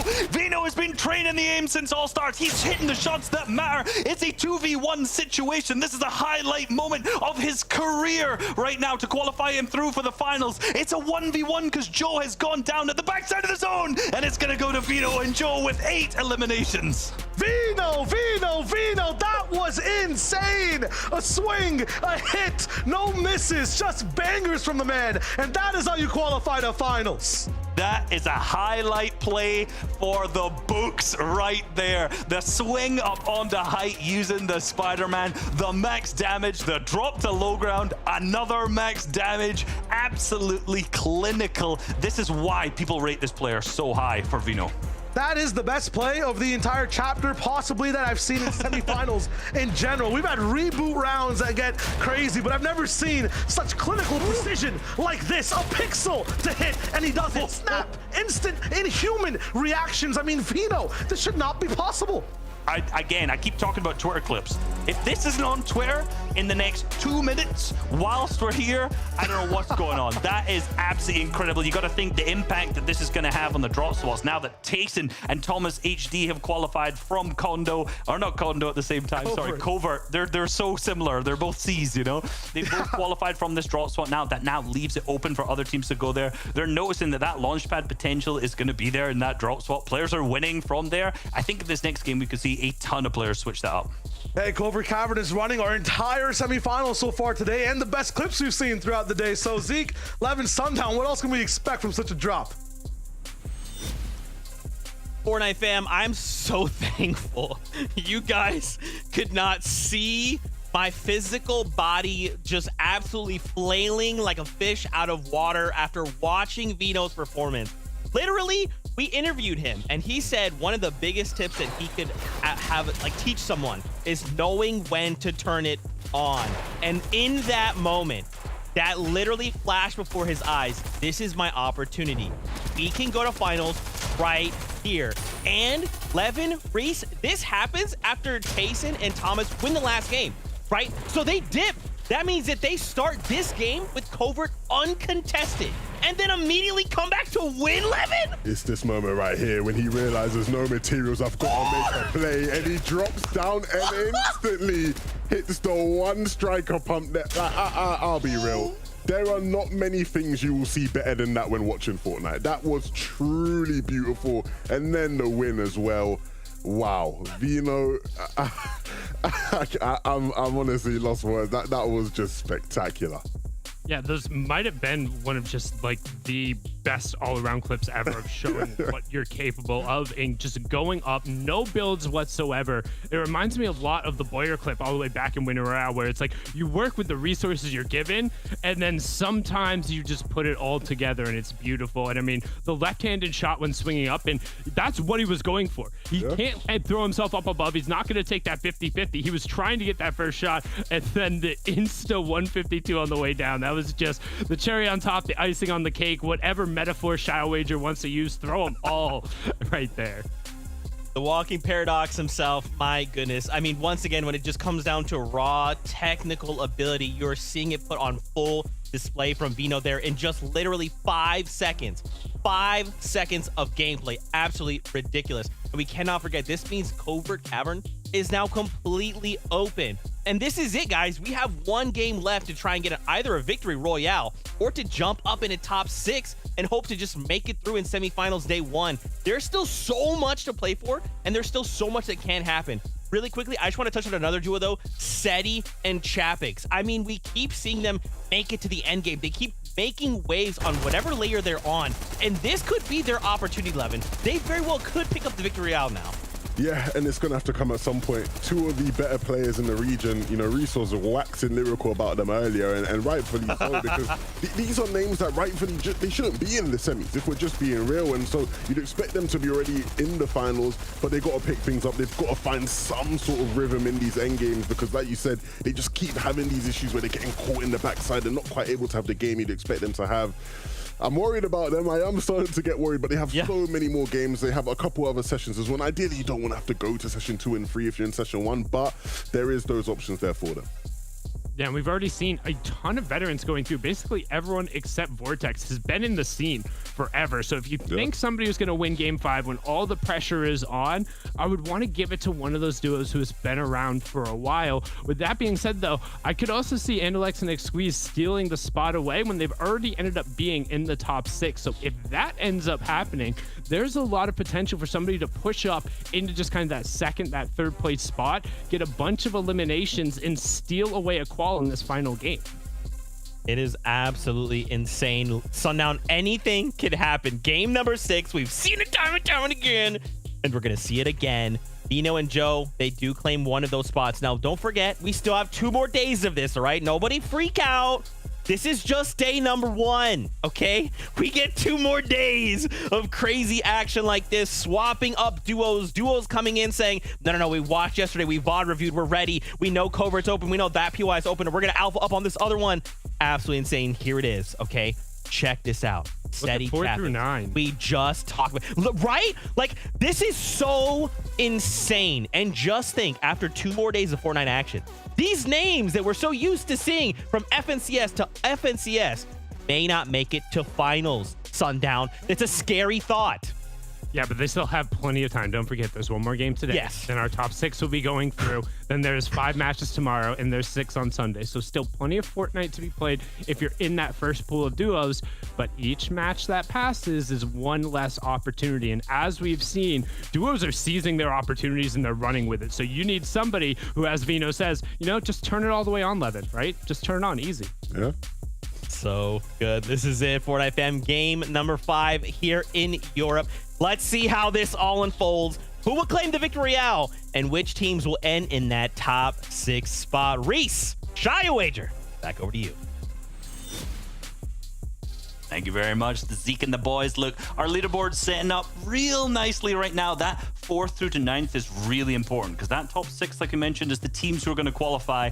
1 point between 1, 1, 1 all the way down. It's looking super duper close right now. I'm excited to get in this next game and figure out who's getting that final victory royale, but also who that top 6 is going to be. Yeah, I mean, it's a waterfall of a leaderboard, basically, right? Any single droplet here and there can change the whole flow of how things look. And we still have 1 winner, right? 33rd place, 50th place overall. I still have trios in my mind. It doesn't matter. They win the game. It's a low ground clutch. It's a Vino moment. They're going to the finals. It's the final game now, game 5 of session 1. Let's get the semis rocking.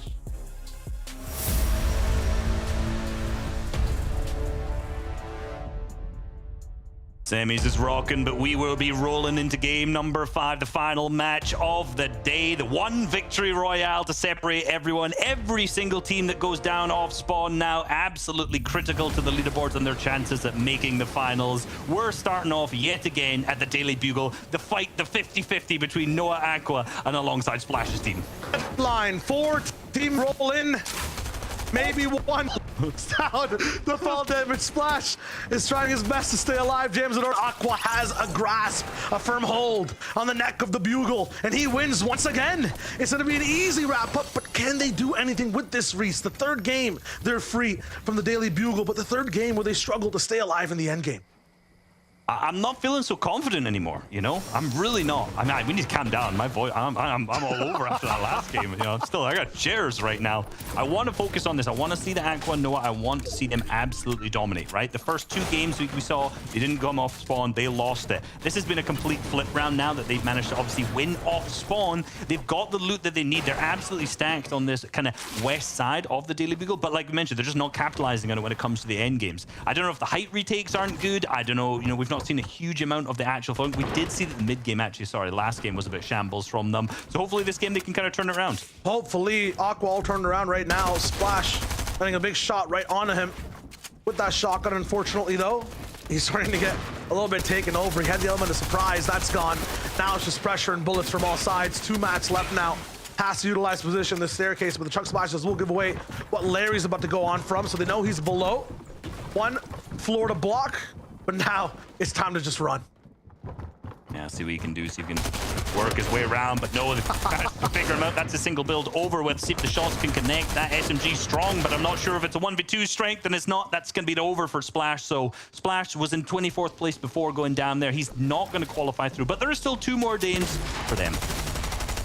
Oh my God, free heavy shotgun shot just completely missed. That's what happens when it's so accurate. The damage is there, but it still doesn't matter. Vico will end up trading his life for that pick, so the timing might be off. But when it comes to Aqua and Noah Riley, it seems like they're the duo that's the comb that can go against the grain of this lobby. A lot of the times by that last game, everyone ends up kind of getting a little bit more passive, playing for the end game. I've seen Aqua and Noah Riley, when they're on the same team, turn things up, get a little bit more aggressive. They might not even be shooting for the win here. They might just try to rack up elim points or just a lot of points in general, force the lobby to play to their pace and hit top 6. Nah, they're going for the win. Oh? Nah, they're going for the win. Yeah. 46 Okay. points at this point. Let me hit a little refresh on the leaderboard, do some mental arithmetic, our strong suit for today. They probably need, I don't know, a 10, 15 elimination 45 game. points, yeah. Yeah, you know, and let's be real, with the play style, the understanding that Aqua and Noah put out there, it's win. It's a victory royale moment. Remember, if we go back to the actual Grand Royale, Aqua in the final game of the qualifier was the team who ended up winning it. So, you know what? Maybe history will repeat itself. Seen a lot of historical performances today as well, just from certain players, certain pop-offs we were expecting. They didn't come true. Nice block from Aqua there too. Just stopping the rhythm of that shotgun, that's the key to kind of triumphing over it, right? Like you want to make sure when you're up against the auto shotty, you want to, you know, maybe block off one of the shots, force the next person to build, because the pullout time is so long for this gun to get online again. It's interesting, it actually has a really high like damage output, DPS, but yeah, most people don't hit the shots because it's such a large spread. You know, if you're not in their face, you know, sometimes you're better off just using the SMG to spray back. You're going to hit a higher amount of DPS damage onto those opponents at that time. But you know what? In these early game fights, sometimes you don't have many options to choose from. We've seen a lot of players rock with a heavy shotgun, which I honestly think you have to be good at this season. Open up the dictionary right now, and I'm looking at the word desperation. It's linking me to these teams in the broadcast for the moment. 33rd, 23rd, and 16th. None of these guys are close towards the top 6. They all need the win. They need the massive refreshes, the elims as well. It's tough overall for Coop too. They have just swapped from drop to drop to drop, and they're trying to go all in at Covert Cavern. They understand, Reese, that 2 teams aren't here, right? The 2 teams that have won, but I think every other person on the map understands that too. I'm seeing strangers that I'm not used to in this spot. Kane and Cruel are the only ones that actually live here. Yeah, it's interesting because Flois is the team who's definitely switched over. Coop is still rotated through instead after switching their drop up multiple times. And it seems now, obviously, Indret has just been finished by Cruel there in the feed. So it's not working out for the team who's managed to switch up. Kane and Cruel are setting themselves up for a big victory, especially, you know, they're only 23rd on the leaderboard. So they need to win this game to qualify through. They are kind of in their, you know, post, what's it called, the next day after leg day, so to speak. Like, what I'm trying to say, they're in the on height, their calves are just shivering, man. I feel like I've seen them in good spots, but they just choke. It's been 2 games at least that they've made it towards mid-end game, but I don't think they have that experience of just winning a game at this caliber overall. Maybe we have some stats on the back end to see how they do in semis and finals overall, but it seems like today it's just not been online. Worst thing about the leg day is the second day after that, though. That's what I'm saying. They're in the day after right now. I'm thinking about tomorrow. How are they going to do when it comes to that second day? I'm worried for their stability, I'm telling you. Yeah, no, I feel like with the experience was still going onwards, it's really good to play a game when all aspects of your game are under your control. When you have a drop spot that's so contested, so splintered, and every game it's changing, that's where maybe you don't have the stability in your legs or anything at all. So tomorrow when they're rolling in, maybe no team comes to Covert. That is an untrue statement because we know they're probably going to be 3 again. But they've had 6 games or 5 games of experience today rolling in, you know, at least against 2 God squads and know how to just break it down. Well, for Kane and Crow, like, the thing is, anytime they've got to a set lobby environment, they've not managed to be in the top 10 at all, right? So okay. When it came to all the 3 cash cups, they made finals with 3 of them, not managed to get a victory royale in any of them, and the best placement was 12th. So it's like, we're not really hitting the markers they need to, but this team has never made it to an FNCS finals before. So, you know, there are a new team, they're a more inexperienced team this season that are on the come up. So if they're managed to pop off the victory royale, like, this is a first time for them. They're managed to make it a first time in the finals, which, you know, we all love to see, let's be real. Yeah, emerging moment on the big stage. That's what we want to see entirely. 2 duos as well when we're talking about finals. They're returning from the previous MNCS duos final. This is like ultimate trivia of the past. Who are they? Refsguard Scram, number 1. Yeah. It's 2 duos. I'm gonna look at the duo list. Just I could screen share if you want. I'm not checking the replays. I have a horrible memory. I just want to scroll down who they are. Scram is one of them. Is it Mustache Malabuka is the other, or am I? No. I think it's. I've got one in my brain. Yeah. I think it's Tusen Putrik. Tusen Putrik? They've told us this stat like last week. I should remember this. Yeah. I think it might be Tusen Putrik. I think it is. I'm gonna check if I'm right. Actually, wait. I can check because I've got that. They're gonna tell us in like 3 seconds. No, I was wrong. Oh well. Oh, you were wrong? I'm not locking that in actually. I'm gonna lock in something else entirely. It's gonna be Floki Clement. Actually, no. Nice. That's a rookie. That's a rookie move, man. That's a rookie move. At least you know I didn't cheat now. Oh, I completely cheated, you know? That's just how it goes. I literally we had this conversation, I think, with analytics and everyone in the call, and I still don't remember. Unfortunate. What I do remember, though, is Coop's entire day so far. It's been rough with Frack. Clement played with Kaizen in Champion. Oh, okay, true. So a little bit of a unless it was in some of the qualifiers. So I'm just putting that one out there. What we do know, though, is that after this duos finals, many other duos are going to want to come back again as well for the next one. So we'll see how it rocks and rolls. Chavez and Seti, although they might not be, you know, teammates that played together in the last duos finals or anything like that, in this one, I feel like they're finally kind of finding their form of being halfway 24/7 between 2 good angles and spots. It just seems like sometimes they're kind of tossed a bit too wide in that decision. They get stretched apart a little bit too much in making decisions back and forth. You're talking about shadowing each other. This team seems to do a good job of that overall. But what are the issues we're seeing so far today from them? A lot. Unfortunately, you know, like, firstly, if you look at like the victory royale stats, you know, trying to get a win isn't their play style, not necessarily. They're going to play from the low ground. We've seen them in some of the cash cups get 10 elimination victory royales from the low, but not necessarily the guys that are going to go up in the high ground in this. And they're not managed to get deep into those in games. They're not able to get that like good layer, the good tarping. You know, they need a good setup, right? It's that mid game. It's the 5th zone prior to that. If they get there with like a cap materials, they're totally fine. But they're not managing to get into that position. So it's the early and mid they're really struggling with here. Once again, we're down to Rocky Reels, South Zone 24/7. I'm thinking about Refsguard and Scram right now and how, you know, buffed up their calves must be. We're talking about leg day a little bit previously, but every North team has had to move over and over and over again towards this desert zone. And I feel like that's a good and a bad thing overall, because obviously having that rotation is tough. But a lot of the times the teams that lose or end up having some of those split decisions not go the right way, they end up learning a lot more over the day, and their later games get that much stronger. So if there is a power game for you know, Refsguard and Scram to clock in, it has to be this one. They've learned the patterns. You saw them overcome crazy zones, Reese, and this one's not that bad. Well, I think what's also interesting is the fact that when you get far zones, a lot of time you can capitalize on that for Storm Surge much better. Like you saw them, they're boxing up really high on the edge of the congested side, so players are going to rotate through, they can be totally fine. Whereas other players who pull zone, kind of like X-Squeeze and Andalex, sit on that kind of less congested side, the dead side of the zone, and a lot of the times they struggle more with Surge. Not this game in particular, but it's a really interesting dichotomy of being able to get zone or not. Exactly, and even if they do or don't, the identity I put on Refsguard and Scram, like from day one, no matter on what team they're on, is just their duo synergy. The fact that they're like glue together. And for some reason today, that identity is not showing through, right? Where we see them mess up just in that previous game we just watched is them not shadowing each other.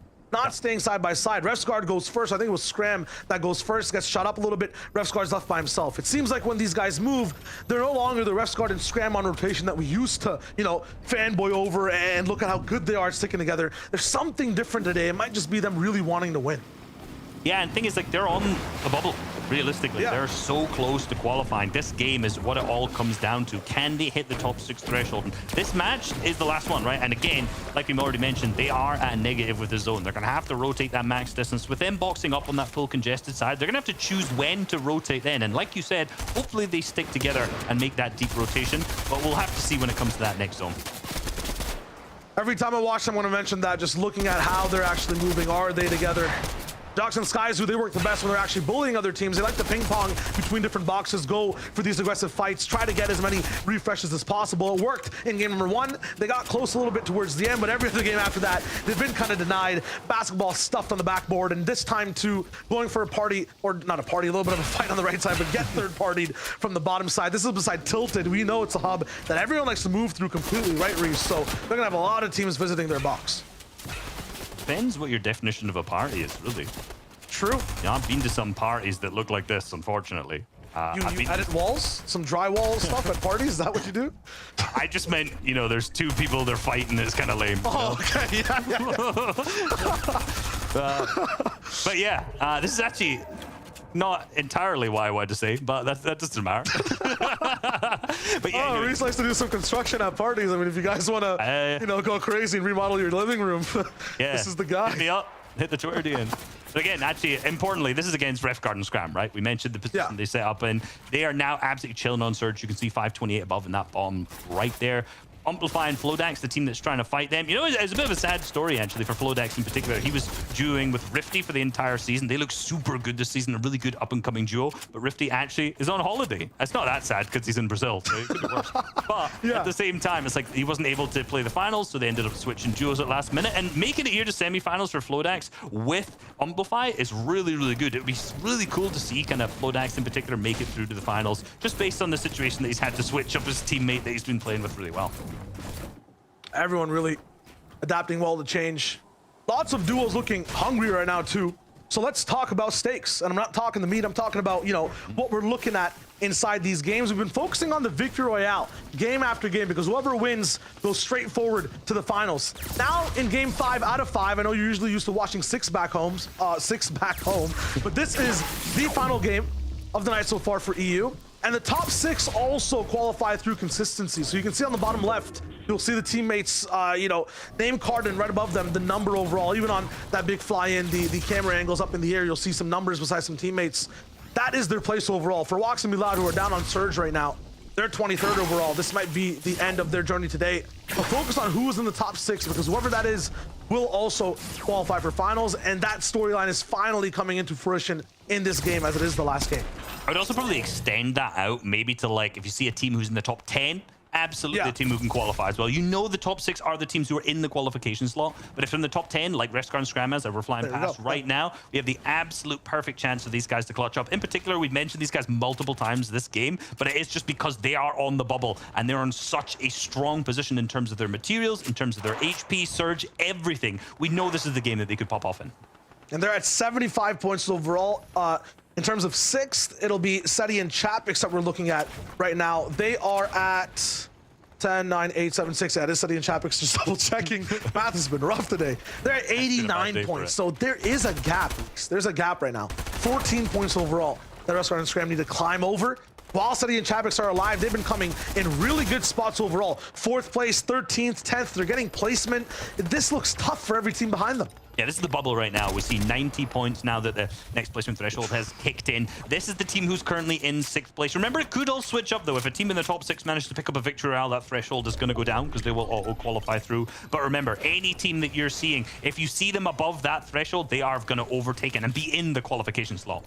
So we're looking at 90 points. That is what's there to beat, and Seti's the one defending it. for now. Diziptos 88 right there. Aqua, no O'Reilly. You can see the differences. One team on the bottom right side who's playing consistent. Right there, it's pressure. One team on the bottom left that's just been rough and looking for the win. Instead, with 47 points, it's impossible to catch up to 90 now. Look at Diziptos and Kinzel. This is the team, like we said, on the bubble. Super close to qualify. Only 2 points behind, but still in 8th place. That should tell you how close things are, but in the map in the bottom right. Look at the congestion on the edge of the zone. So many players will need to make this rotate, and with Kinzel Diziptos down to 70 builds each, they have a couple peppers, but look at the sheer amount of players who are all going to have to rotate at the same time. It's a game of cat and mouse. Who's going to go first? Who's going to create the builds to tunnel in? Sei on the other side of the zone, struggling a little bit, but nowhere near as much as the rest of them.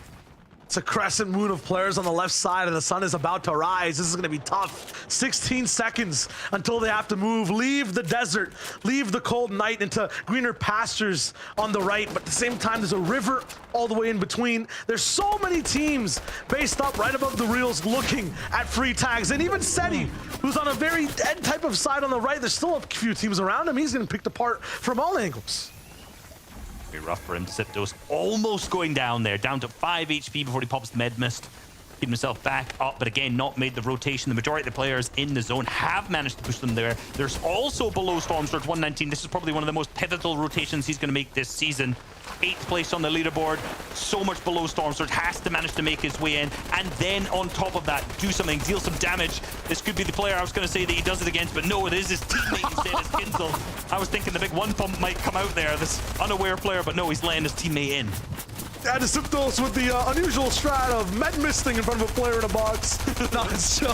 That's his teammate. That's his partner. I like these predator walls, but gotta remember, you cause noise, everyone else notices. It might just absolutely break down Jenga Tower style. This is not going to be something you're going to be looking forward to. You want to make sure all pieces solidified. Your base looks good, but at the same time, 170 damage below, it might be time to topple the tower. Diziptos and Kinzel inside the box, and this will be good damage. It's not going to be enough, though. Yes, a refresh. Yes, elimination points is going to be good, but just 8 above. That'll be 16 below momentarily. They're going back and forth. A seesaw of doom. They want to be on the top side. Yeah, still 8 players need to go down, and this surge threshold just going to get worse and worse unless they pick up one of the teams that's actually above them on the leaderboard. But right now, Mirza's up above him in the lobby, and they're going to go for that double spray because he seems to be a solo. The surge now ticking down on his HP. They know it. They can't out-heal it. They're going to start jumping into the box. It seems like, yeah, the 2v1 situation comes. They understand that he is just a solo in that box since it's just a single there, but no shots connected, no luck at all. They're going to have to look for players that are managing to tarp onto this next zone at any point.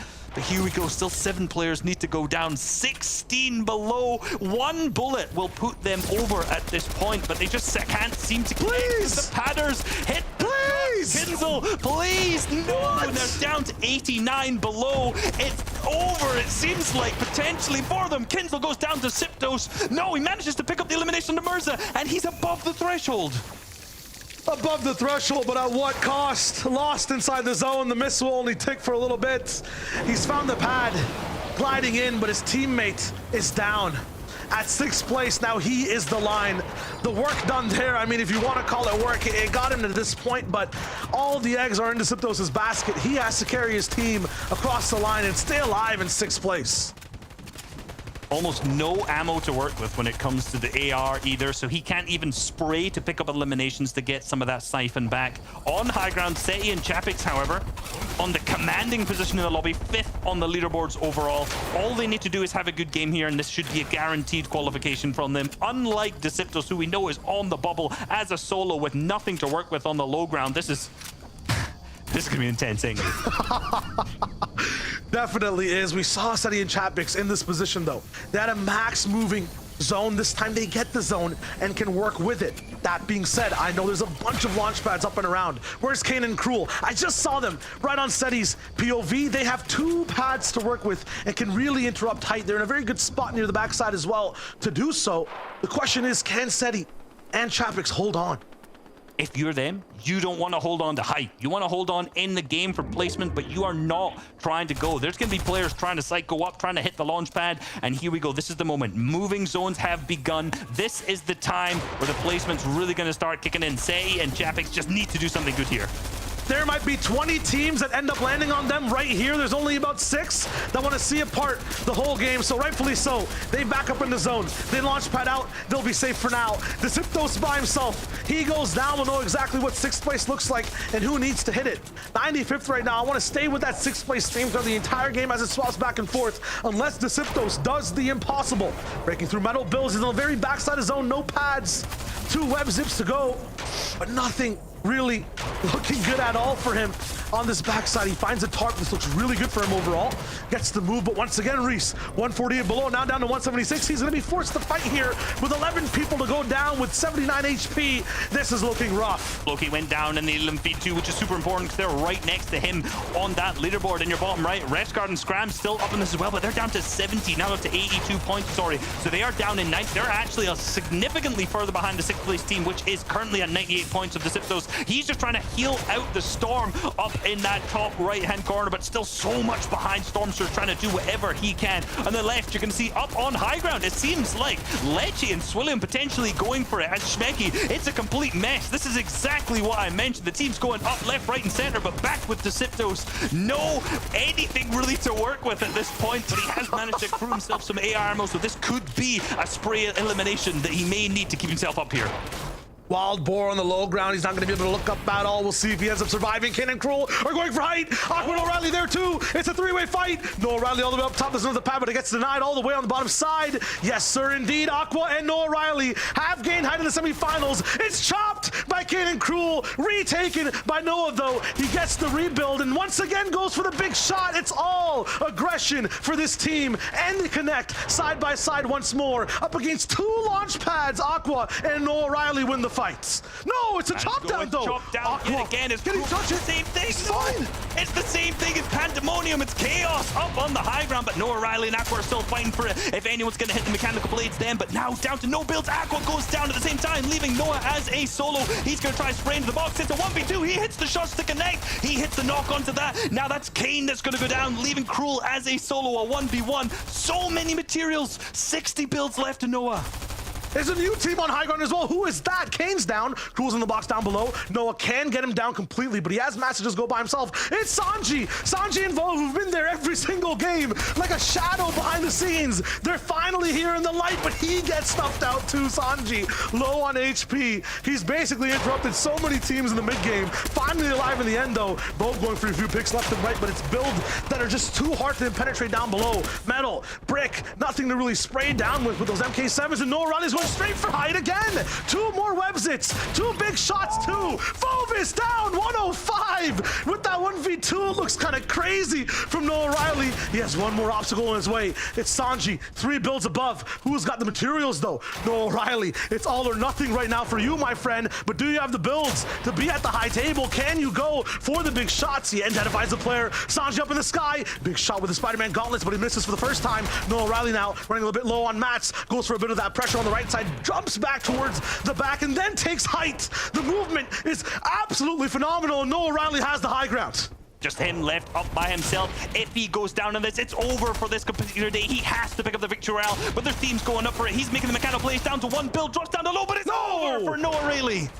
He's down. Chapix, Seti, first place overall for the moment. They're rolling in and possibly also going for the win. This is a clinical display of how to win the final game. Nuts from Chapix, absolutely glorious from Seti, and that's how you rock in the final game of the semifinals. They're going straight towards the top. I think a thing that we potentially just missed out on at the exact same time there was Mustache and Malabuka moving up to what was 7th. However, with that victory royale, that will be them up into 6th now, actually. So for Mustache and Malabuka, clutched up massive in the end game, but a huge congratulations to Chapix and Seti for not only being first, but picking up the victory royale in the final game, and in style, missing 1 shot, but hitting the next. A symphony of results all the way towards the very end, from the top of the board all the way down to the 6th that qualify. Absolutely beautiful from Seti and Chapix. A nice run from Noah Riley and Aqua as well, was so close. And to see Kane and Cruel Reese all the way at the end, going toe-to-toe with some absolute Fortnite legends, that's what we like to see. I mean, that had my heart racing. I was ready for the Aqua and Noah comeback. I'm thinking, is this Grand Royale? Is it the qualification system? It's the same thing. Final game, ready for them just to go all the way up to height. But, I mean, we've got to give it props to them. They tried in that final game. They put on an absolute show, but they were absolutely no match for Seti and Chapix overall. Absolutely not. It was so close and an awesome day overall. The format is great. That's it though from me and Reese. Reese, by the way, that was an absolute blast, man. So much fun casting with you. That was amazing. That was great. I mean, you get to cast Shio. This is the day made. Let's be real. We have to see exactly what Zeke, Sundown, 11 think on the desk, because today was an absolute glorious day of Fortnite. Thank you guys so much. My goodness, this was insane. This is the storylines, Levin and Sundown. You know, we talk about these things, right? We literally just talked about setting chat picks before we began this game. I'm telling you, it's like we're writing the book ourselves. Congratulations to them for finding themselves that little moment to just say, in game number 6, we're gonna walk away, we're gonna earn that victory out, and now they don't have to worry, Levin. They can just take it easy and wait for finals. Yeah, I want to say I wasn't ever doubting it, but for a moment I did start to doubt it. You know, we're tickling through all them 5 games, and I'm thinking to myself, surely these guys don't choke, right? But as we said throughout the day, this is one of the better duos in terms of when you're looking at the personnel, and they finally got things going in that final game. Sundown, they did it eventually, right? But they will be playing in the finals. They did it eventually, but additionally too, they did it through consistency and getting the victory royale, which has some very interesting implications on the leaderboard, as Shio and Reese ended up talking about. I think Malabuka and Mustache might have snuck their way right into a qualifying spot. We saw them, and I believe it was 2 or 3 of those end games. They were very much so getting the consistency and placement points, but with Chapix instead, closing it out with the victory royale, stealing a bunch of points away from other teams as well, and then auto-qualifying. They did a ton of duos, a bunch of help here at the end. Absolutely. I just can't believe this, man. And just look across the board, right? There's so many of these duels that almost made it, right? I look at Noah Riley coming into that final moment, being left alone, top 3, and it just wasn't meant to be, at least for now. But the question becomes then, Levin, did they make it in that top 6 today, right? Did they earn enough points to maybe just make it through, or will they have to come back tomorrow to try and fight once again for either victory royale or one of those top 6 spots? Look, it's going to be close. I don't know if they did, right, in terms of how many points they had when O'Reilly eventually did go down. But, you know, you're right in terms of when we saw that guy Noah going up for height, we did sort of start thinking, oh, hold on a minute. Oh, no, yeah. Is this happening? And look, Noah Riley did spectacularly, right, in terms of as a solo, really trying to just take the game by the scruff of his neck and making it his own. But then as you can see here, it did just sort of crumble. And you're always going to have struggles as a solo on high ground, especially where his resources started to whittle. And then you have Seti and Chapik looking up at height. It's never going to be an easy situation. But look, for these guys, the only sort of silver lining is, look, a lot of the best teams in these sessions have qualified through to the finals now. So if you didn't actually make it through today, in theory, it should be easier for you in the next couple sessions, right? That would be the only thing that is a positive for these guys. Yeah, you're going to get a lot more room to operate in that circumstance. But I think if Noah was able to just kind of really quickly flick out and shoot that Spider-Man web slinger out, you might have been able to just get a nice little loot llama rain right down on top of his head, get the refresh. Instead, missed the shot, player dropped down on top of him. And that's when we talk about, hey, you have to be able to seize the opportunity like Vino did. And unfortunately, Noah let it slip between his fingers.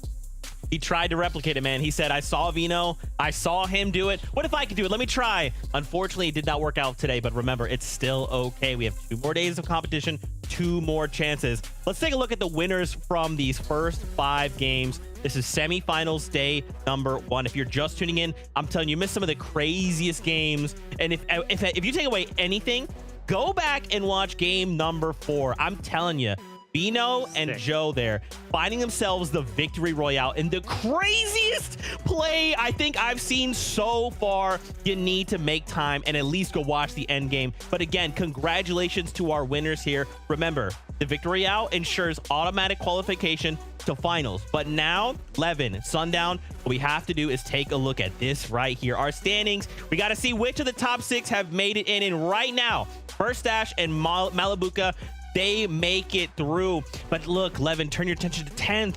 Loki and Clement, they were not, I mean, it wasn't close, but it is close, you know? Yeah, those guys didn't quite get the job done, but of course they have tomorrow and Sunday as well. When you look at that top 6 though, a lot of really strong duos made it through. Of course, Malibuca and Mustache sneaked their way in. Kinzel Deceptor's gonna now be battling it out against DKS's duo and Benji and Savage at Tilted Towers next weekend. And of course, and Alexis Squeeze did a brilliant job to get in second. And look, Grols and Kowski actually, this is the first time they're gonna be making it into a finals themselves, right? So a really, really huge result for them, getting first in the semis. Gonna play their first finals ever next weekend. Like that's massive for these guys. Yeah, and have to really respect the game plan coming out from Grols and Kalowski, as well as One Lush and Fury. You see there, the 81 and 86 placement points, they weren't necessarily playing for the victory round. They could say, hey, we make the end games, know these other teams are going to be pressing, going to be taking chances, and we just play for that top 6. And then for Malibuca and Mustache, hey, sometimes you look outside, the stars end up aligning, and it all ended up putting together that a team who was above them in the top 6 ended up snagging the last victory round, because otherwise, Zeke, they would have been on the outside looking in by 9 points. I know, and that's what I think is so interesting about this format, Sundown, is like literally if a duo is ahead of the pack, right, they get the victory out. Suddenly it's, yeah, they got themselves that qualifying spot, but now you look at everyone else and you say, wait a minute, there's a vacancy here, and now where are all of us relative to each other for these points? And that's what makes it so interesting, right? Game to game, this can change. It's so awesome. Before we say goodbye, let's take a look at the predictions. Let's see how we did. Now, guys, I'd like to point out I've been right. We were all right. First W.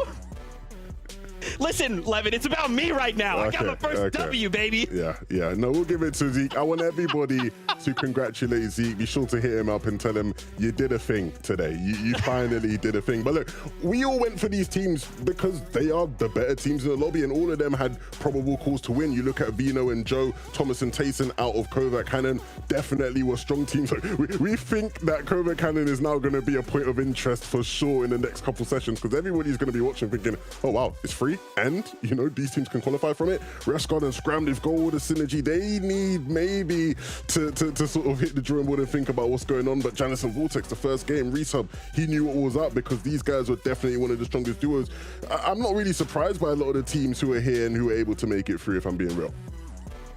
I mean, I just want to say, shout out to all of us. 4 out of the 5 victory royales going through. Shia was close. I mean, if we're talking American baseball, or I guess that's the only kind of baseball, that's a fantastic batting average. So hats off. And honestly, these teams played incredibly well. They did a good job. And no worries for everyone else who played out and didn't end up there. You have 11 more matches to potentially go through. But also, don't forget, we're going to be backfilling those spots. So more of our duos from that consistency board are going to be hopping in tomorrow, Zeke. So there's a little bit of a fresh faces in there. I know, and but also this means that tomorrow the dynamic, the meta within the meta of the tournament will change again. Everyone is looking to claim POIs, drop spots, loot pass, right? And it's going to change every single game, and then it's going to happen again on Sunday. There's still so much to look forward to here in the semifinals. Now, if you've enjoyed what you've watched, don't forget, you can also view this from inside Legends Landing, an incredible place to check out all of the action. Of course, we have NA East, we have NA West coming up later on today. And don't forget, we're here for the next 2 days of more Fortnite action. Sundown, thank you so much for hanging out with us today. Love getting to spend some time with you. Fortnite fam, that's it. We're jumping on the battle bus. We're saying goodbye for now. So as always, we love you. Keep yourself safe, and we'll see you on that battle bus. Beep, beep.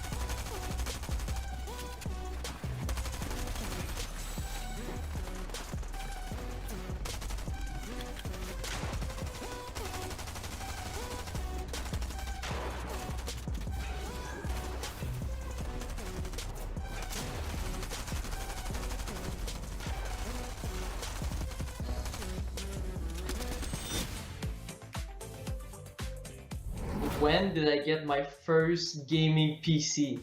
I knew you had a laptop at one point. I heard that once, but I have no clue when. That was really much shorter than I thought. I thought it was way longer ago. If I had to leave at one of the Chapter 3 POIs, where will I leave? That's a good question, okay. I don't know, it depends what you put.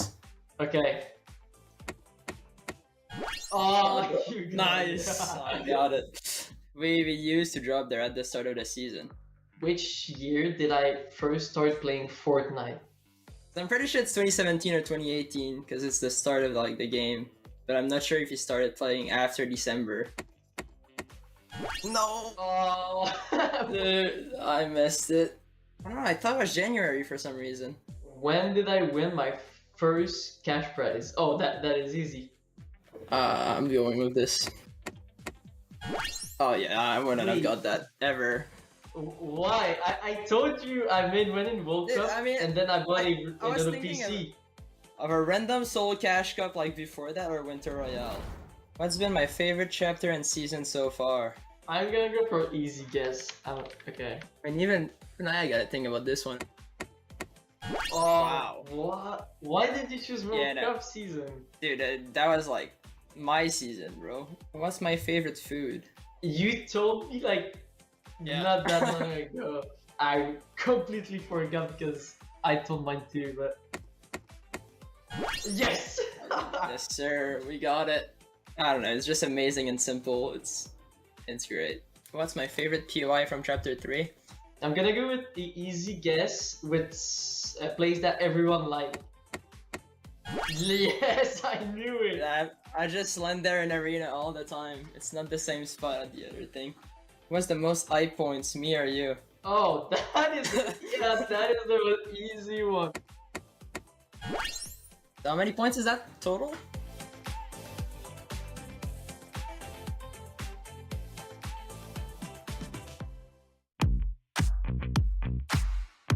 Oh, it does get harder. Oh my god. Let's go. I'm ready for the random patch of grass or like the random wall up close. I'm just not gonna be able to understand. Oh, this is a good one. This is on the south side of Sleepy Sounds. This is looking towards the lighthouse behind it. Oh, this is from Sleepy Sound, I think. This is definitely Sleepy Sounds, I'd say. This is at Sleepy Sound. That is Sleepy Sound. It's a little close, but... Let's go. We are in Condo Canyon. This is actually my drop spot, I believe. I could be completely wrong, but I'm pretty sure this is Condo Canyon. I'm not 100% sure. I just say Condo Canyon. Oh, this is at Condo Canyon. That is Kando... I don't know the name. Kando something? Kando Canyon. Condo Canyon. Nice. I'm just too goated at this or something. I don't know what to say. Oh my god, this one is such a hard one. Uh-oh. I think this is Bugle. Meowskull's Morsel. Okay, no, this one is this one's in Coney. Probably Tilted Towers because of the building. Coney? I'm just guessing Coney, I'm not sure. So the building looks familiar. I think I'm gonna say Tilted. I don't know a sign on the view. I didn't even know it was there. Nice. No way. Oh my lord, what is this? What is this? This is Greasy Grove, 100%. Oh, Greasy. Easy. This one is so easy. It's Greasy Grove. Gosh, I have no clue. Oh, this is at Greasy. I land Greasy, so... I'm gonna go with Rocky Rios. Let's go. 4 for 4. Oh, this is a tough one. If it's not Jones's, it might be Camp Cuddle, but I think it's Jones's. I'm gonna lock in Jones's. Is this Shifty Shafts? Oh, wait, no, it could be Camp Cuddle. I think Camp Cuddle because of the trees and the campfire. I don't really know. The Joneses? Like, this doesn't even seem like a POI. Like, I'd say Camp Cuddle. Great. Great. Loot Lake, wow. Yeah, I've not been here. Yeah, I've never been here either. Yeah, don't land here. See, I would have never guessed that.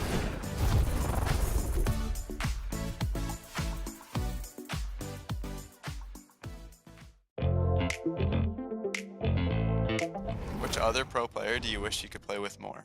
I love playing with FaZe Dubs a lot. He's really fun to play with. He has really good energy. Honestly, I wish there was like, you know, some crazy team game mode or something like squads or something, and I would play with him one day. That would be awesome. He's really fun to play with.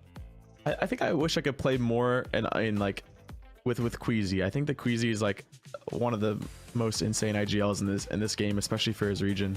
I think I would go with Scented, because Scented knows a lot about Fortnite, and I think just playing with it will be really beneficial in the way because it will learn me like a lot of stuff that I don't know. This is a hard question, honestly, because I play with a lot of pro players. I really like playing with Kanata. I play with them a lot. It's really fun playing with them. And so I'd say maybe like Epic Whale or like Tayson. I miss my boy Booga, bro. He left me recently, and I wish we could replay with each other, man. I miss him. What's the best way to use cars? Definitely for rotation. It's definitely a good rotation item. It can also be a good aggressive item if you're looking to push people. Get the 2-door car, throw some big tires on it, get it to max fuel. That's like the recipe for success in this meta. Other than that, any cars with big tires on it is going to do incredibly well. And now that trucks, obviously they've always been 2 doors, or 2-seaters in the inside, so you can have a duo in there now instead of a trio with one person on the back. Learning how to abuse cars in the best way possible, boxing them up on a good refarm, making sure that you can still have your high material count but have that incredible use of mobility inside of your base, ready to go for the zone. You should be able to save your car to the like 3rd zone, so you have less time to run, so you use less mods. After you have a bad game, how do you reset to come back in a positive mindset? If you're not accustomed to it, you better get accustomed to it, but you can't win every game. It's very difficult, especially in the finals. Honestly, after a bad game, you always got to remind yourself how many more games there are left, how much more you could do in just one game. Like, it's very important to just look at the format and actually realize like all you need is like, a win with a couple kills and boom, you're at the top. Go outside and just take a quick breath, and then I'm ready to play again. No matter how bad you're doing, there's always room for a comeback. And I really always want to see myself doing good. I never want to, I don't let that stuff get to me until the games are over, and then I can tilt as much as I want. My advice would be to not think of it now and just go to the next game. You gotta fall, then you just gotta pop off.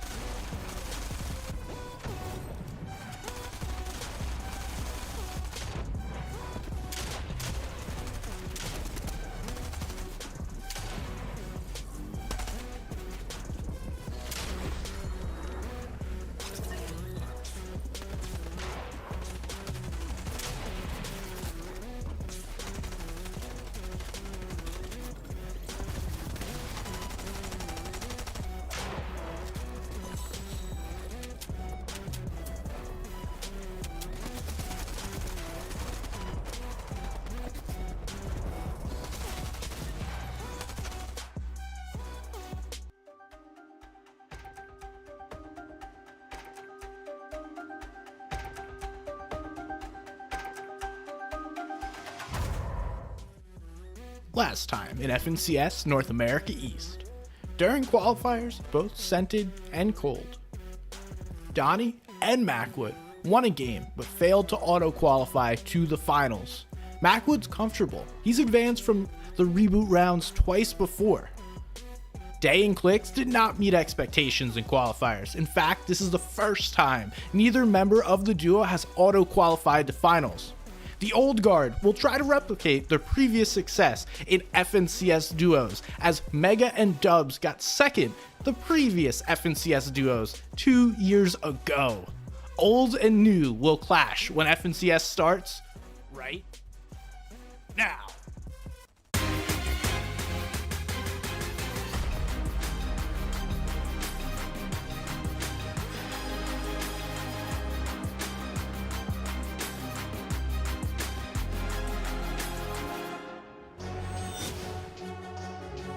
Titans have risen, many have fallen. This weekend is their last chance at redemption to reach Fortnite's Mount Olympus FNCS Finals. There is one rule in the semis. You get the Victory Royale, you qualify. But which duos will ascend to greatness joining our 16 confirmed finalists? As you can imagine, the hype is up to scale, baby. Welcome into FNCS NAE. I'm your host, Adam Savage. I am so excited for this one. It's going to be a mega weekend. Beside me is the Leviathan, Somebody's Gun, and the Colossus, Sundown. This weekend, we're going to bring you the stories to life, the legend to life. The three of us here on the desk, and it all starts right here.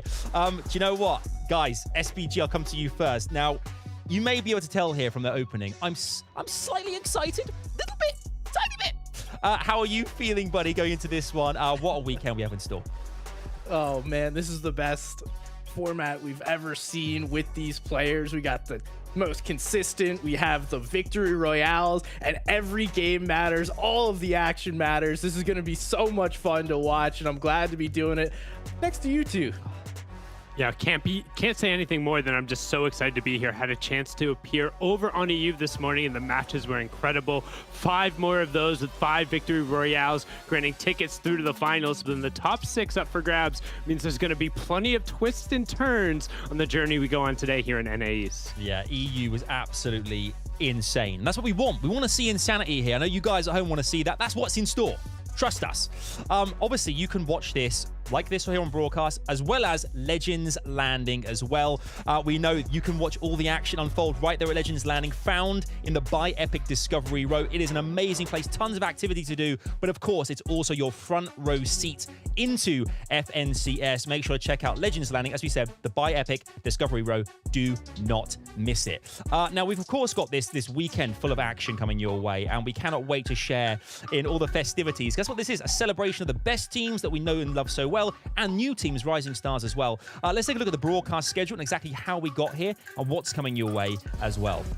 The broadcast schedule looks exactly like this. Qualifier 1 and 2 were last weekend, where we saw our 2 sets of teams, 6 on both days qualify through, 8 on both days qualify through to the finals already. So 16 teams confirmed, February 18th and 20th. Now this weekend, semi-finals, February 25th to 27th. As we mentioned already, we have ourselves 5 games today, 5 tomorrow, 6 on Sunday. 5 Victory Royale winners will go through today, as well as 6 teams who get the most amount of points who don't get the VR as well.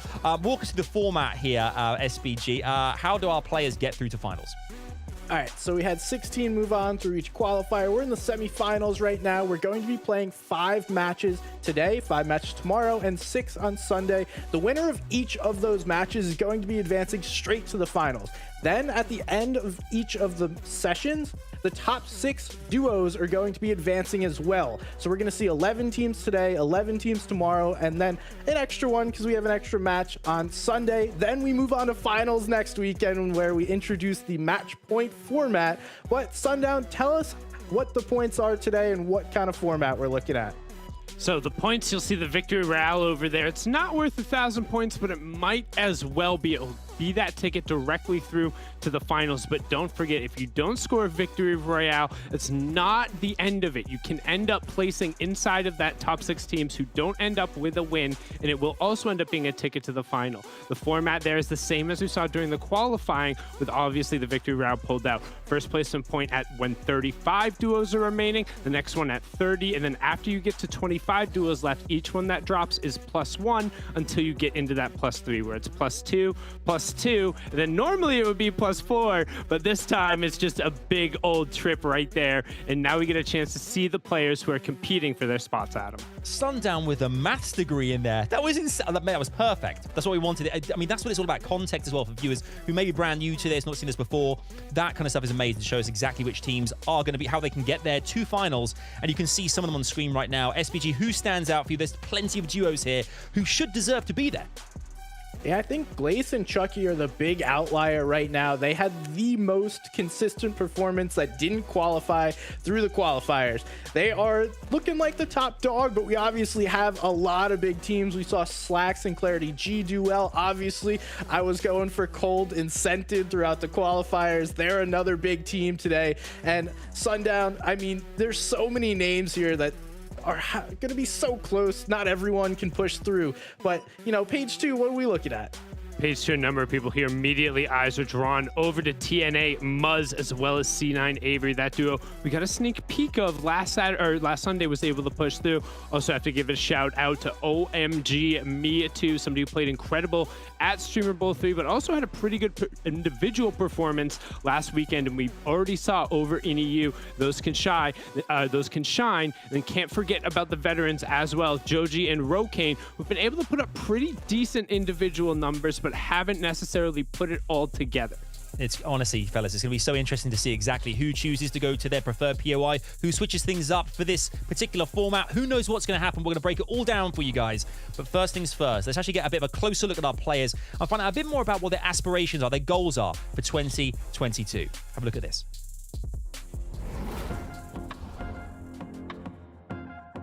I want to win FNCS. I know that I can.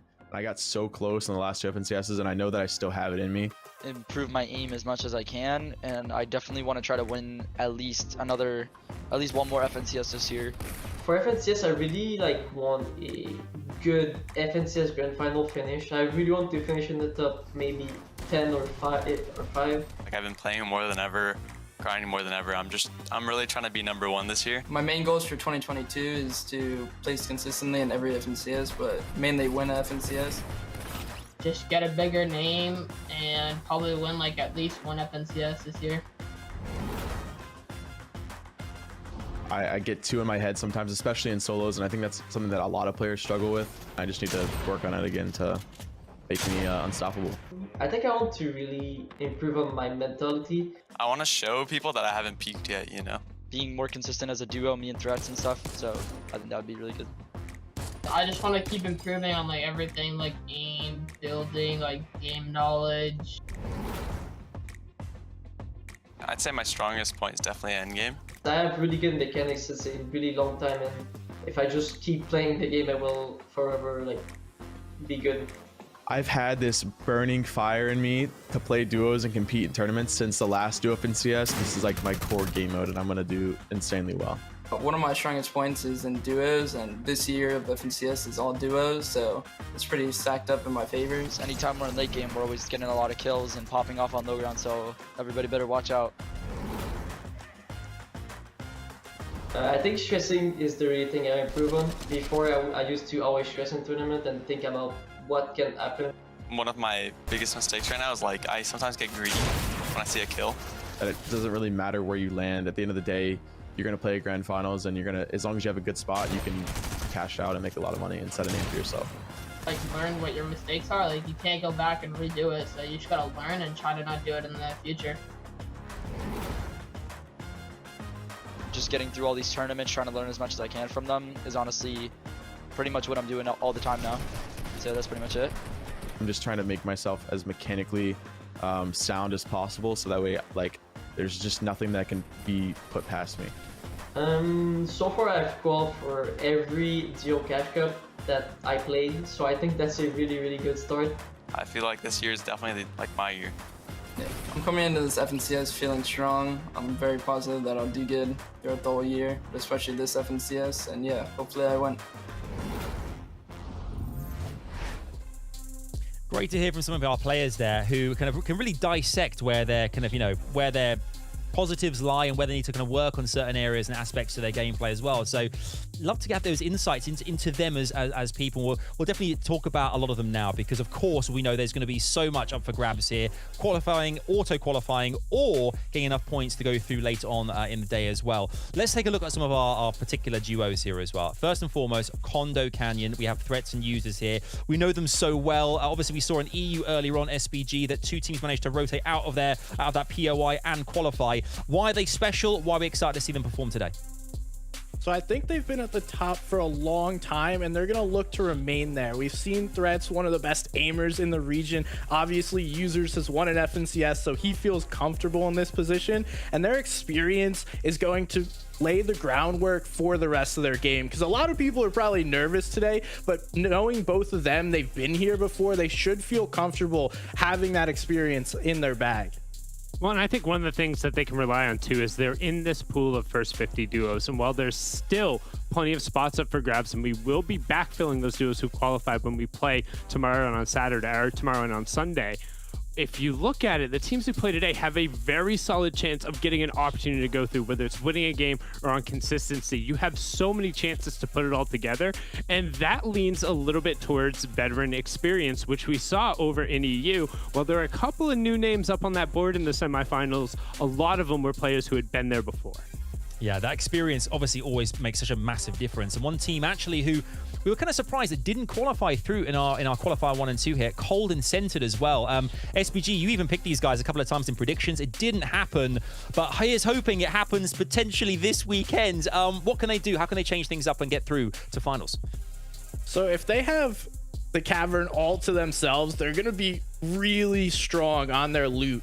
And that was their problem in the first and second qualifier. First qualifier, they narrowly missed. Second qualifier, their early game didn't allow them to progress. I feel like they were kind of stalling out and not really getting into that strong position. So going covert instead of sleepy, that should be a really good play for them, Sundown.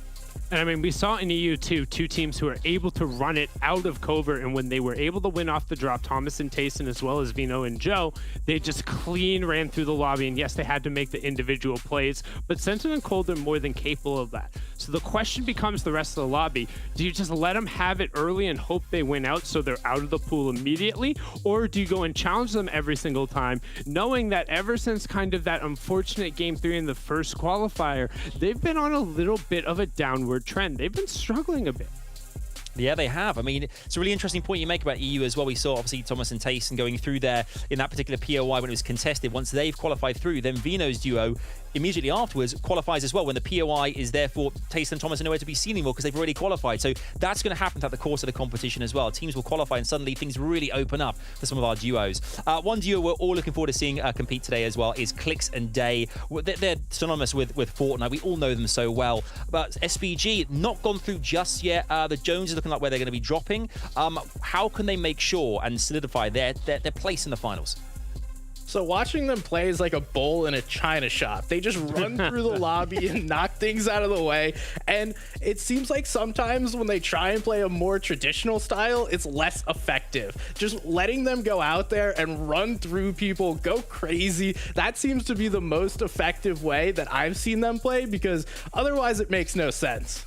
And don't forget, Adam, it's NRG Day and NRG Clicks, both, well, Day recently signing and then Clicks re-signing through, announcing that recently. So got a little bit of the duo synergy going through. I'm sure they're going to be happy with that, but we've yet to see them put it all together. And I think one of the biggest things on the flip side, yes, normally we want to see them kind of push through, try and go get those eliminations, but in a state where victory royales are almost more important and they're not necessarily known for their consistency, I'd rather see them kind of put the pedal to the metal and really try and win one of these games early. Yeah, me too. And plus, it's great for us watching at home as well. And for us here on the desk. It's content, baby. Yeah, it's content, baby. That's exactly right. But I think you're right. I think they're a bit of wind in their sails. Obviously, the NRG announcement as well. Hopefully, that'll give you that mix with the experience. We should see them go through. We think. We hope. Who knows what could happen? Let's take a look at some of the off-spawn fights in particular here as well. Let's look at Macwood and Nico. This kind of head-to-head here, which is looking very exciting indeed. SBG, why is Daily Bugle a great POI to look at? I mean, obviously, we know it's synonymous with the likes of the web shooters and such, but it's a big POI, and these guys going head to head. Yeah, so if you ask either party, Nico's team or Macwood's team, they've won off spawn every single time. The other team hasn't. But, you know, it's a little closer than that. And it seems like recently Nico's team has had the edge on those off spawn battles, but they don't always fight off spawn. Sometimes they go ahead and try and take what loot they can get. And when that happens, honestly, neither team is really getting good enough loot. Bugle is a big POI, but it's not big enough to support two teams, in my opinion. Bugle is such a catch-22 because you never want to give somebody uncontested, because alone it becomes such a power point. But the fights there off of spawn are just, at least me personally, and even watching some of the VODs, they are brutal. There's so much that goes into it, the different angles you can reposition, trying to be aware of when somebody can sneak up on you. Even just the drop pass off of the bus are different compared to everywhere else on the map, because you have to be just low enough to clear that mountain, but just high enough to hit some of the 50-50 spawns. It makes everything just a little bit more difficult. It's like, how many times do you want to risk trying to go there? But then the one time you get it for free, it's just so worth it. Oh, I couldn't agree more as well. And plus, you know, the webs everywhere, you can get around the POI very quickly and very easily and efficiently as well. So that's gonna be a good one. Obviously, another off spawn what we have to take a look at as well. Aegis versus Smite. This is going to be really exciting as well. We know these players again so well here. Greasy Grove. That's going to be an interesting one to watch out for. Yeah, this has been Sprite and Nounsy versus Agers and Rise. This happened all qualifier 2, and it was essentially just those 50-50s off spawn. Literally just land somewhere and then start fighting, and that was the entirety of it. Now, allegedly, Sprite is deciding, I'm going to go somewhere else, but you never know. He doesn't seem like one of those players that is going to walk away from those off spawn fights. So even if he's saying he may go elsewhere, Sundown, I think Greasy's going to be conned. And Sprite's somebody who has one of the most historic clutch plays. We talk about the clutch potential in duos being a little bit easier. Well, he had no problem doing it in trios as well. I just don't think when you do have so many limited matches, yes, it is a 5-game series rather than a 6. It's slightly shorter than what these guys are used to playing in the set lobbies. You don't want to even throw maybe 1 or 2 games away, knowing that Agers and Rise are pretty solid off a drop. I would put them in the above average, if not a little bit higher than that, in terms of their ability to fight in those situations. And I don't think rolling the dice is worth it when you have 1 less game. Totally. It's all about the mind games, man. All about the mind games. I love it. We would love to see it as well, because it makes things more, obviously more exhilarating for us watching. Talking of the map and POIs and such, we mentioned a few of them there. Let's take a closer look here at the map specifically, and some real places to highlight, and what's so exciting about it for our players as well. Check this out. I think Bugle is probably the best spot on the map right now. There is like a lot of chests, a lot of ammo, a lot of everything. Tilted towers, there's just so much floor loot and ammo boxes and pepper boxes, so you just always come out really stacked. And then CB Sound just has a lot of pepper boxes and a lot of floor loot, so you always come out with a lot of launch pads. I really enjoyed Tilted coming back. It was very fun to land there again. I actually land Tilted. That's my drop spot. Duos. Tilted is like one of my favorite spots in the game, like forever. It's going to be very good and competitive. A lot of players are going to have it uncontested. And it's all modernized and changed into this current, into the current way the game is played. And it's really cool. That nostalgia, I'd say. I cannot be more happy. So I think people are making a mistake by not landing Sanctuary, because that mythic AR there is definitely the best AR in the game. If you can capitalize and get Sanctuary to yourself and maybe even get that mythic AR in a grand finals, I just know how good it is. Camp Cuddle is a really underrated spot. I think Vigo's definitely the most slept on POI. I didn't even think of it in my top 3. Probably is honestly a top 3. It is a crazy POI. Best method to rotate on the map is definitely using Spider-Man's. I would definitely say Spider-Man's 100%. It can get you across the map in probably a couple minutes. Nothing can do that right now. The map awareness is definitely like really important, because like if you don't know where you are or where you're going or like where it could pull, like you're gonna just be in a pretty bad situation for like the next zone pull. So you really got to be aware and understand the map. A good map habit would be always to mark where the zone goes and what side you want to be on. Oh, you need to always 100% be aware of where the zone is. Marking it is a huge thing, and I think that that alone has saved me so many times, because I can just see where the zones is and I'm not guessing. Because if a zone pulls far and you're in a really bad spot, it could end your game. Yeah, I would say the best tip to find a drop spot for your playstyle is really find where your strengths are in fighting look for something that's not too heavily contested. It's kind of difficult in this current meta. If you're really a team that needs to play for surge and really passive, I think you go for a center map, so a center spot, so that you can loot quick, get some surge, and then rotate and don't need to fight anybody. And then if you want to like fight and you're really good at fighting, you want a crap ton of kills, then I'd probably just learn like a Greasy, Tilted, Chonkers, Daily. I think Bugle is definitely the best spot for an aggressive player, and Sanctuary. Both of those drop spots are very, very good. Don't be scared to land somewhere shambles. If you can master a spot that's really, really good, then do it. Again, like having the insight and the intel from the players there as well, even the basics, just reminds you to kind of do these things in order, and hopefully you could become a much better Fortnite player. We'll see. I don't think I'll ever make it to CS finals. That'll never happen. And maybe you guys could. SPG Sundown there. I mean, there could be a duo right there in the making. Let's talk about predictions. I could just see shaking heads. Let's just talk about predictions as well, and who we think is going to go all the way. Now, I had to go for Nounsy and Sprite simply because I'm working to the data here, fellas, okay? Now, I know Nounsy, Chapter 2, Season 6, and Sprite, Chapter 2, Season 6, and Season 8 as well, managed to go through in the semi-final kind of reboot format, and that is why I'm working the numbers. That's why I think they could go all the way today. SPG, walk us through your choice.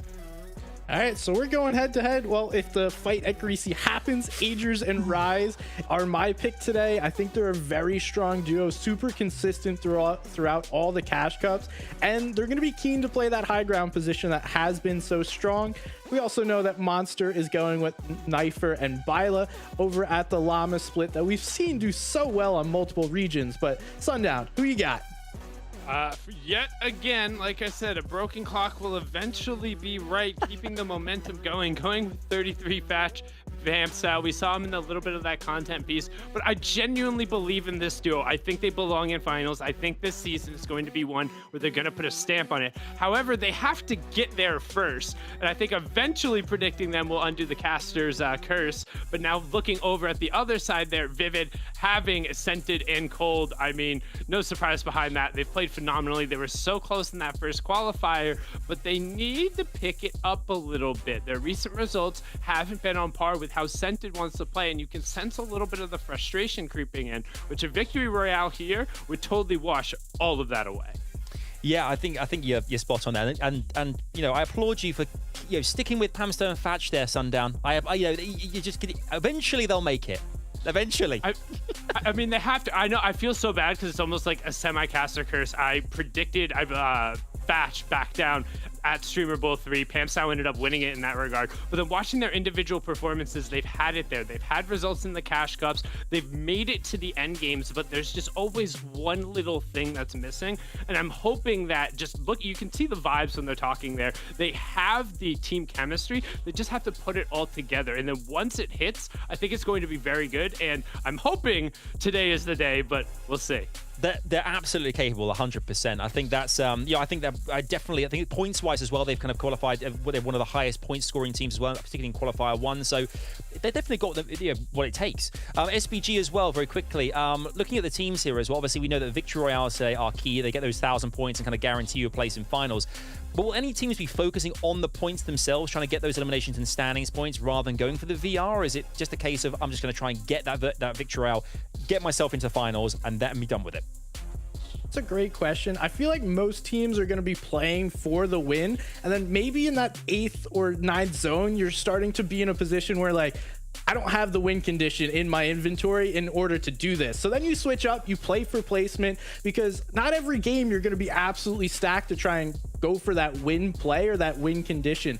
And that's honestly what I'm gonna go with. I want to see some teams play with some flops, some heal plays, maybe even those perfect pads onto height. Really haven't seen those yet. That's true. I mean, boys, we've got so much to break down, so much to talk about in the future, but game 1 is imminent. The battle bus is almost ready. It's time to throw over to our Titan friends. It's time for MDF and Vivid to take the reins and take us into game 1. The hype is real. Let's do this, guys. Semi-final time. Let's do it. We appreciate the quick toss there, Adam. Yes, the games are getting ready. It's Monster D-Face and Vivid here on the horn. Once again, we'll be calling all of the action. I mean, Vivid, the stage has been set. We got a couple predictions out there, but the truth is 11 players are going to move on. There's a really good chance, I would say the best of the best, that deserve it will make it to that next stage. Oh yeah, absolutely. That's what these semifinals are all about, right? Finding the players that are the best that haven't actually made it through those first 2 qualifiers yet. And let me tell you something, after watching EU, I am absolutely so excited to watch these games because I feel like every single game, all 5 games from the EU region came down to the wire, right? We didn't really know who was going to win it all. I saw somebody on height in like the 7th zone. I was like, oh, they got this. And then like 2 seconds later, somebody else is on height. So I'm really, really excited for the games today. And that's the difference, right? We get to see it all unfold here, guys. Sounds like the battle bus is just about ready, so let's go ahead and toss it on over to game number 1.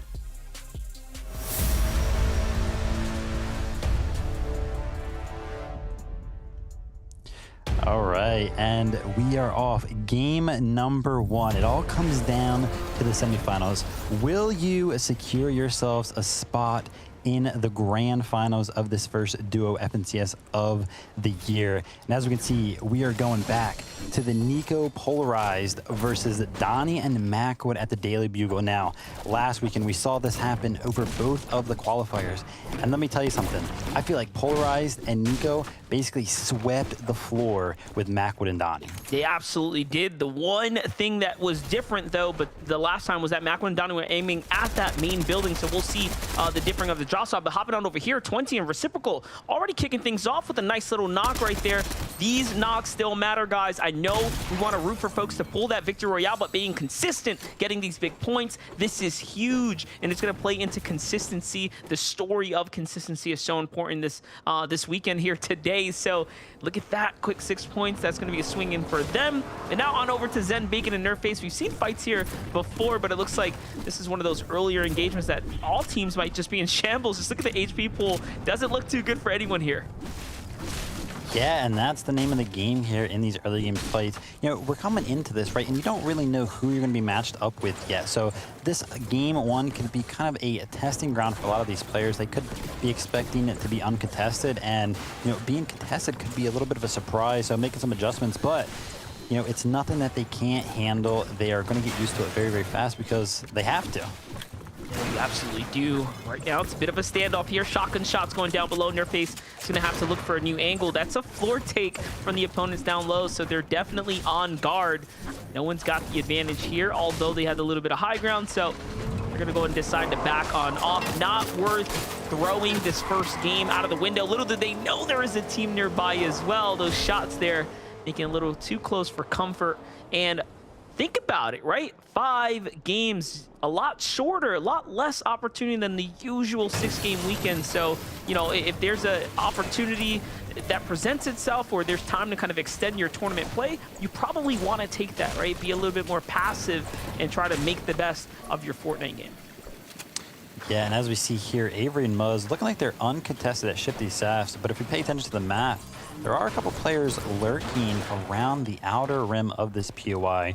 We know that Avery and Muzz are 2 really well-rounded players. Muzz coming over from the OCE region, performing very, very well on what a lot would consider a harder region in the NA East caps here.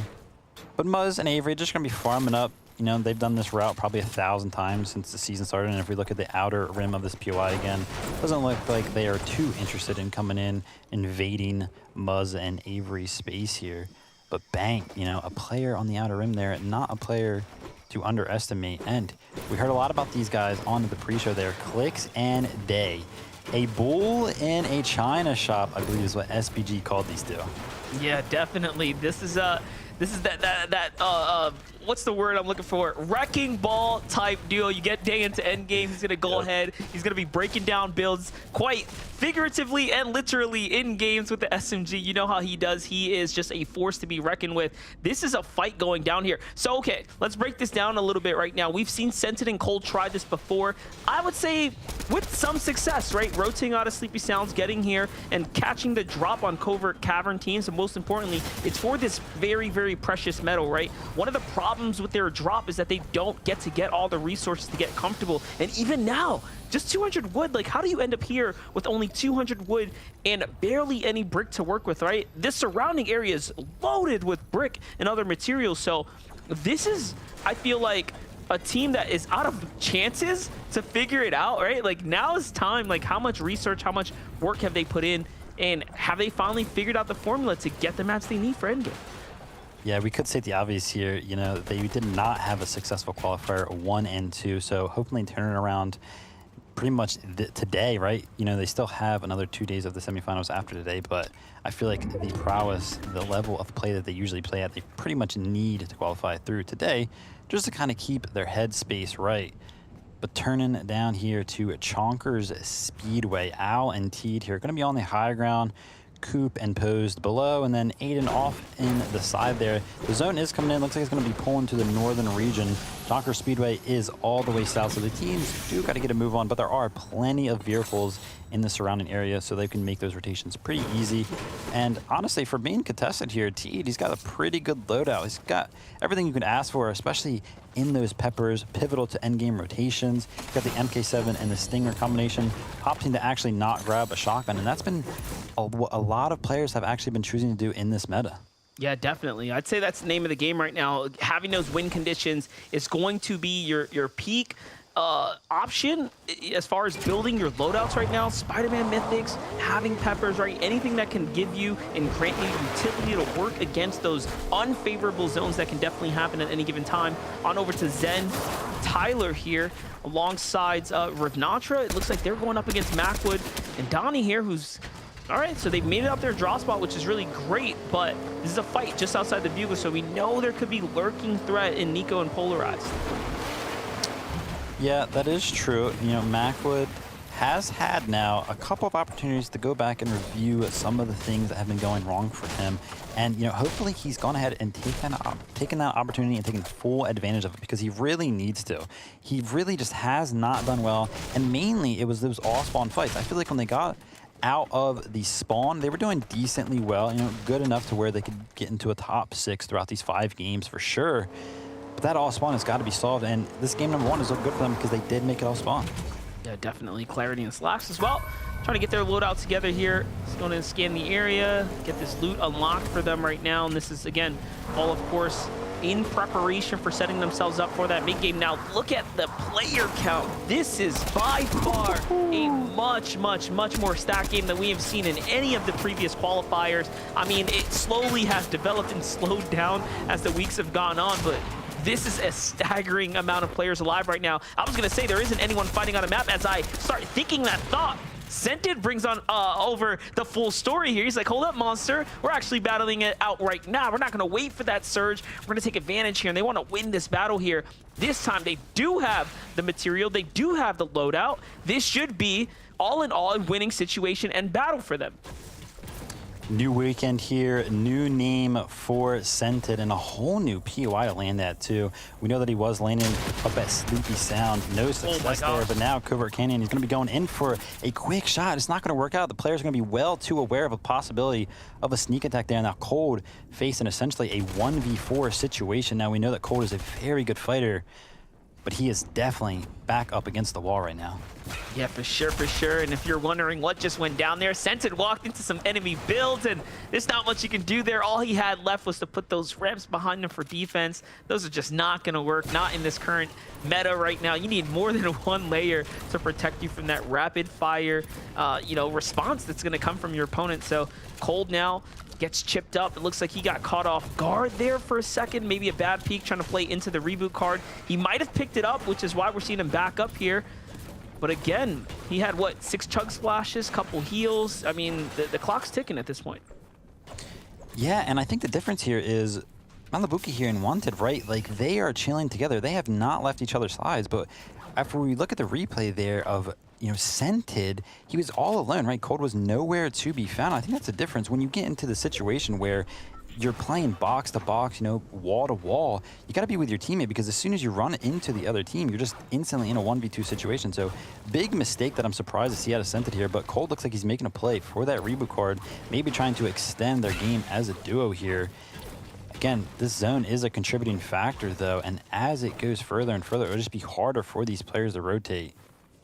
Yeah, this is an unforgiving situation to be in now. The response here is surely get the teammate up and move on. But look at this, tons of splashes in a nearby area. Luckily, they're going to have a good understanding of the, the general terrain here since they did loot it. Finally, they open up the vault here. We all know what's inside the vault. Launch pads, big loot, more heals. This is just everything that you need to stay in the round. Let's take a look back, though, on how things unfolded from Moo's perspective. Man, the young Moo coming in hot, finding one of the big dogs here over at the draw spot. Not bad for him. Shout out to him picking up his first elim of the tournament today. Yeah, just taking full advantage of the fact that Scented pretty much couldn't build anywhere.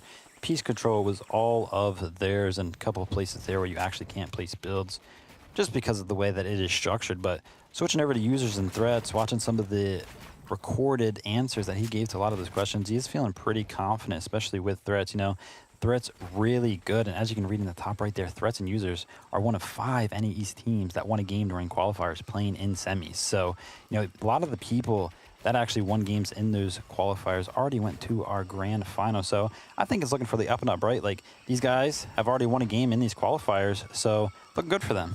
Yeah, it's a confidence booster. It's one of those things that sets you up on this stage here, and there's only a few that can say they've done it. So at the very least, we know who to look out for. There are a few teams in our scene that, they have that win potential, right? There are teams that quite literally walk out with victory rounds pretty consistently, and that is going to be what's going to separate you from this stage and on to the next one, right? The final stage, guys, if you just get that win, you are going all the way through. Cold does manage to get sent up, though, so nothing to worry about there. Remember, there was plenty of loot to pick up, too. I think the biggest setback here is really going to come down to the fact that, one, they don't get points for elims, but more importantly, they have to bounce back material-wise, right?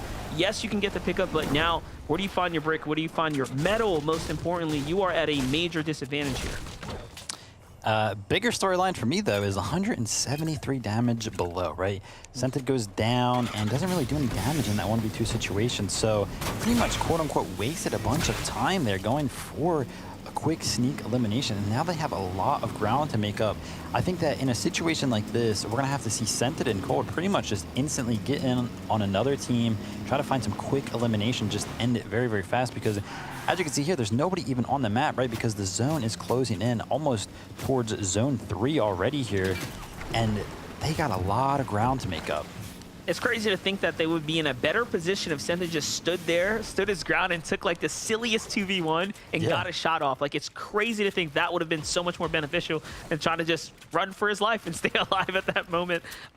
Hopping over to Sneaky, it looks like he as well is just below the Storm Surge now. This is where pro players have to make decisions, right? Who do you take the fight on? Who do you jump in on? Or do you play for those longer range tags? Cold and Sendog jumping inside the vehicle here. Decision. They're going to basically face check the team on the other side. Senta goes down for a second time now, and it's up to Cold again here to clutch up. Cold not only is below the surge in full here, 18 seconds till that starts to ring, but he has officially lost his teammate. Once again, a major setback here as he is forced to go onto defense to get a heal. Here comes the sandwich, explosions everywhere. He's not going to survive. Out of the game goes Scented and Cold. Once again, having a rough start and an even tougher beginning here for this FNCS semis. Yeah, not looking good so far for my prediction, but Sneaky and Statics over here find an elimination, so they're going to be chilling on the Storm Surge, but ooh, Statics actually goes down there. I thought he was going to be safe, and I thought Sneaky was going to have enough time to find that res. But Tabney above Sneaky here actually finds the elimination on him. So a little bit of an awkward 1v1 situation here. Both duos left alone, and Sneaky goes down at the end of that right there. I think Tabney owned the floors above him, like, because we didn't see that shot coming at all. That was ripped if I've ever seen one. Super unfortunate. Not only that, he could have picked up his teammate there too, so it just be like that sometimes. Princess Wolf, another team that's just in a tough situation, very peculiar situation actually, as he loses his teammate, and sandwich now between Clicks and Day, who are also hustling on into these boxes here. Here comes the open edit. Nope, he's gonna get pumped right there. Big heavy shotgun on the other side of the wall. It's Coop and Pose versus Clicks and Day. Very much veteran duos going head to head right now. Pay attention to the feed as Day finds Pose there. On the other side though, Nasen and Flo also just get deleted. There is action unfolding. It's what we expect though when you have this many people alive, Vivid, in a Storm Surge zone. Yes, sir. Storm Surge comes in, and so do Clicks and Day into the China shop here, finding a quick 2 eliminations, and they're going to be chilling, right? 400 damage above. That's going to set them well ahead of the game, even for the next Storm Surge. So looking good for these boys, especially loadout-wise, too. We see a gold MK7 and then the purple Striker pump shotgun for Clicks there. So they're going to be feeling comfortable. And AV and Enquaz here actually have found an elimination, but they're still below that Storm Surge. And I believe there's 72 players alive in the lobby, so this looks like this is the only duo in the lobby taking Storm Surge damage, and sure enough, AV goes down to it, so Enquaz left here, left to do it, but not looking too good. If we take a look at the map, no players really around him, and actually a fight just north of him going down in the storm, developing just outside at Daily Bugle there, but that looks like that is quickly ending as the players subside. They really say Storm Surge is no longer going on. We're just going to go ahead and make our rotation now. I was going to say, the worst part about this, we watched NQ's dump his last bullet on that player in the air a little bit more, and he had launch padding players there to go in and get the tag. So, you know, it is what it is. At this point, he's got 29 HP and a true sliver of a dream left to stay in this game and figure it out. Clicks and Day has the pressure of the storm and the players coming in here. Look at this congestion here just outside the sanctuary. This is an awkward, and I mean awkward zone, guys. I like to call this the nightmare type of zone. This is what dreams or nightmares are fueled on here. Not a dream at all, but this is the fuel for those bad dreams, guys. All that water means that you have limited land space to work with. Just look at how empty the water locations are, forcing all the players into these little masses and pockets. And that's why, you know, when Clicks comes in late here, you know, Onwood builds, it's just red flag after red flag. Yeah, near impossible situation here for this duo. Even considering their next steps, if they were to live through this, that north rotation would be really hard. But Clicks, we know that he's got the mechanical prowess. He is actually surviving the best he can.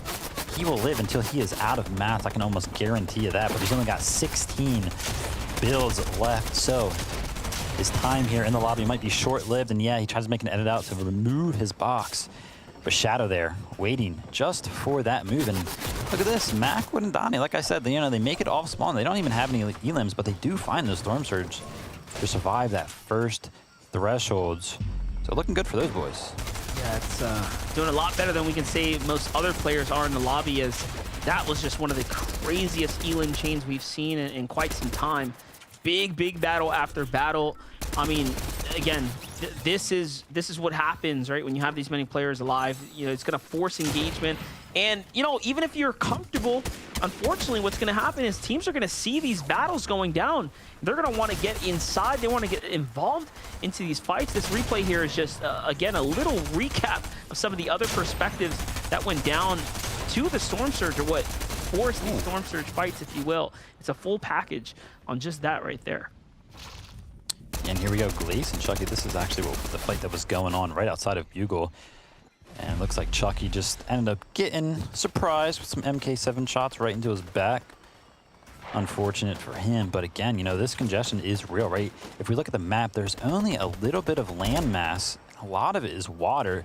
And these players know that if you base up in the water, you're pretty much just asking yourself to get a lobby spray in at you. So a lot of them like to just pile up on each other, try to not single themselves out, leave themselves in a good position, just kind of just pray for this half zone here, right? Because if you don't get it, not only do you have to run at a congested area, then you also have to run alongside the congested area that is also trying to rotate. So not an ideal situation if you don't pull this half zone here. We'll see what happens here in 15 seconds. My favorite team in this position, though, is definitely Muzz and Ava right now, who are, although below the surge, they have, I would say, that the best spot. They're kind of like in the least congested locations, because it's all filled and littered with players, but they're kind of vibing out right here. The fact that they can take these shots and kind of determine the pace of this battle without other players looking to focus them is just, again, a master course in positioning here. On the other side, though, Boxer in a box fight as well. So there's all kinds of fights going on right now. We have a player that is just above the surge, and you have like Muzz and Avery who are way below here. They're gonna have to continue to get active. So going for the heals right now is the best play that they can do to go ahead and just reset themselves here, buy themselves some time. But it's gonna come down to clashing against another duo here. Now 6 below for Muzz and Avery. What's the play? Can they go ahead and force this one out? They're trying to get their rotate going here. Oh, he was trying to build out there, bait some shots from somebody maybe even the whole lobby so that he can find an angle, but he actually finds a quick edit.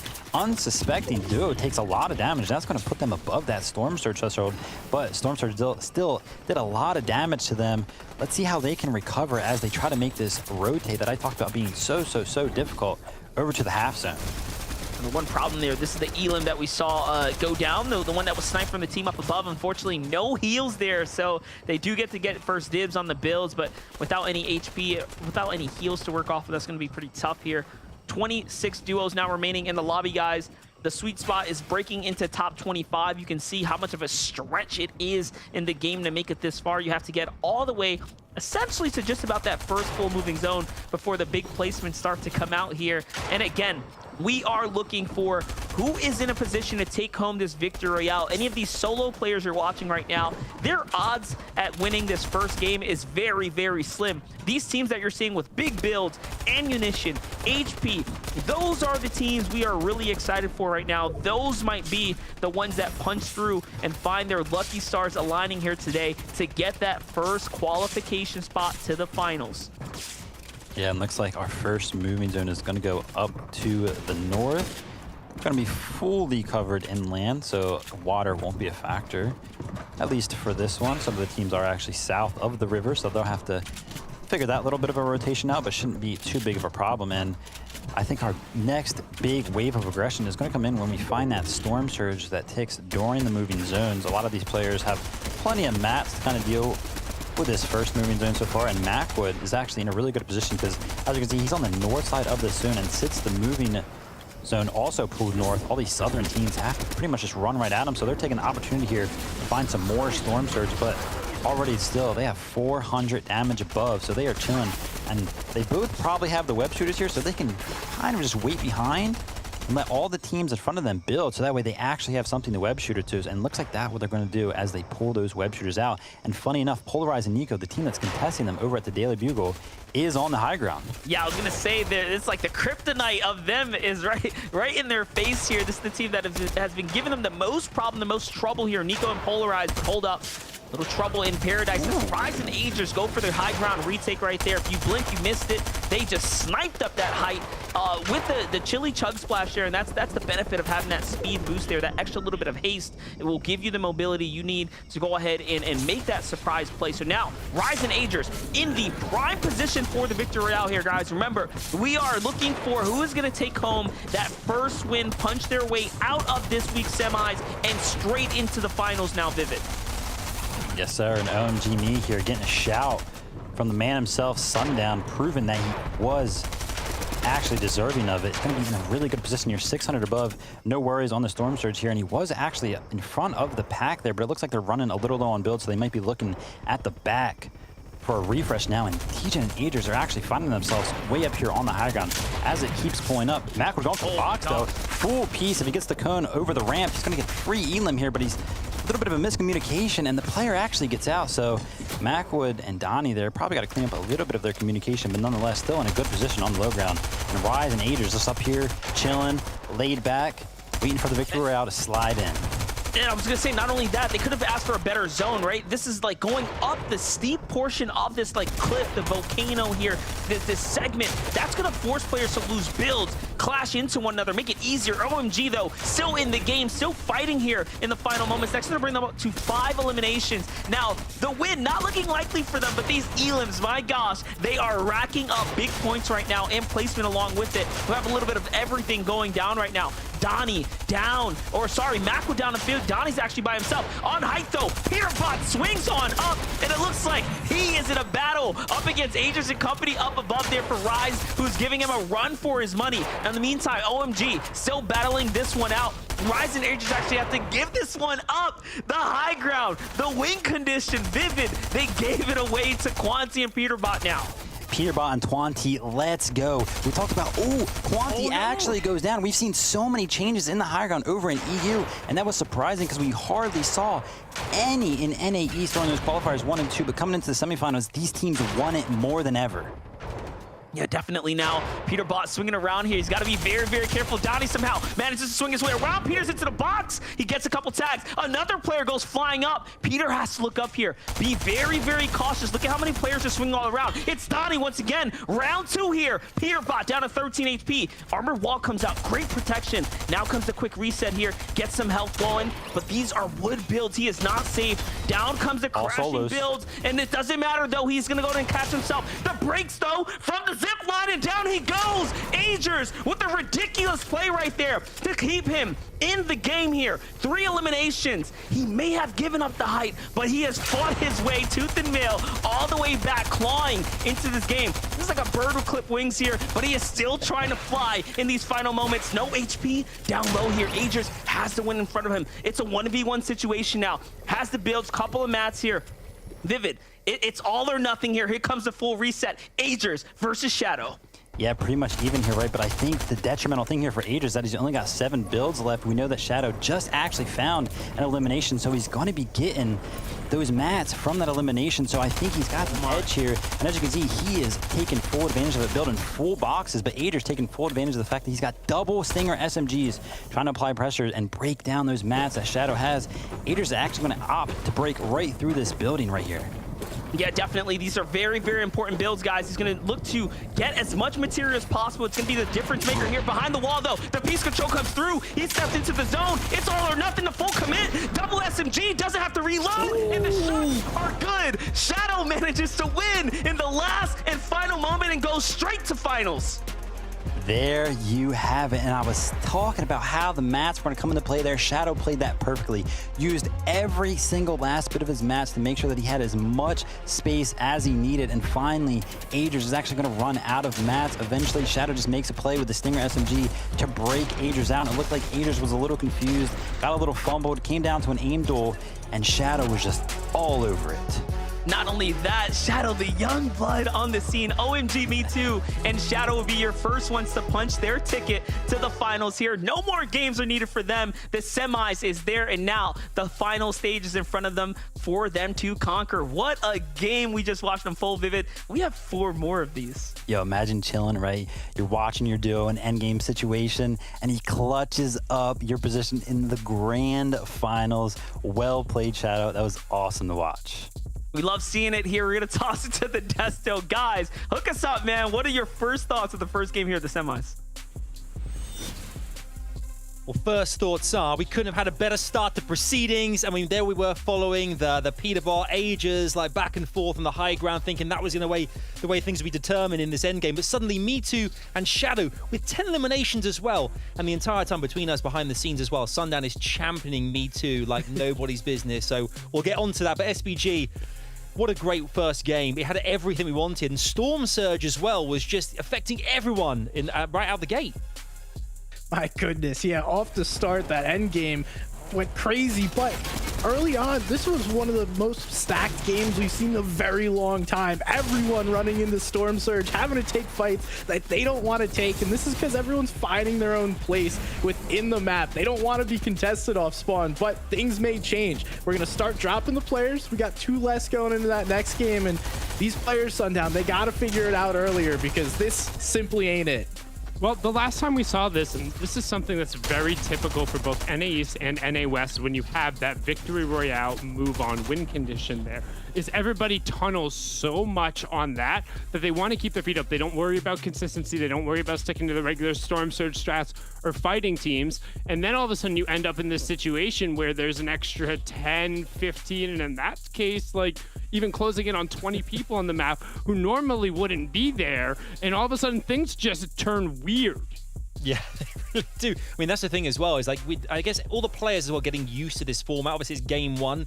And, you know, with so many, it's a stacked lobby as well. There's a lot of big teams, big players out there as well. Storm Surge, they'll gradually get used to it, but it has played a big part thus far. But we must talk about the end game as well, which was absolutely mad. It was crazy. I think Quanti going down with Peterbot there was a big difference maker as well. But taking it from Ages, we thought that was it. That this could be the play. That Ages is going to go all the way. It's a 1v1 here, but limited on mats and couldn't make it happen right at the end there, SPG. Dude, I thought these guys had it. They were on high ground, and then one contest comes, the next contest comes, and everyone wants the high ground plays. I mean, Rise and Agers did their best here, but ultimately it was Shadow and OMG Me Too just like popping off on the low ground. I mean, we saw some awesome plays here for height, but at the end of the day, it came down to that last 1v1, and I think Vivid pointed it out perfectly. There was 5 solos up at the last moment, and they all figured it out. Yeah, it didn't look like we were actually playing the duo FNCS there for a second. It was down to those solo clutches, but sometimes it's all about the work your teammates are able to put in, and Agers put in a ton of work here. The zipline play was just gross, being able to use it not only to knock down his opponent, but then out-strafe him side to side. Talk about Enas, he put it down and just made everybody miss. But then in this circumstance, you talk about doing all the right things. Shadow not only had the box control, he pathed more efficiently, knowing he would have cover and resources without having to use his own going through the buildings. And then when he got into that end game, knowing he had Chug Splash, knowing he had Med Miss, he started taking the trades, forcing Rise out. And honestly, it was just a brilliant performance from both him and OMG Me Too. Like, congratulations to those guys. Definitely want to hear the comms and the call out for that, because 10 elims and clutching out in game number 1 and dodging this. Normally they talk about a big fish in a small pool. Well, this is a small pool with a ton of big fishes. Throw some sharks in there too, and they're popping right out of it. Yeah, there is no doubt tonight that eardrums be ringing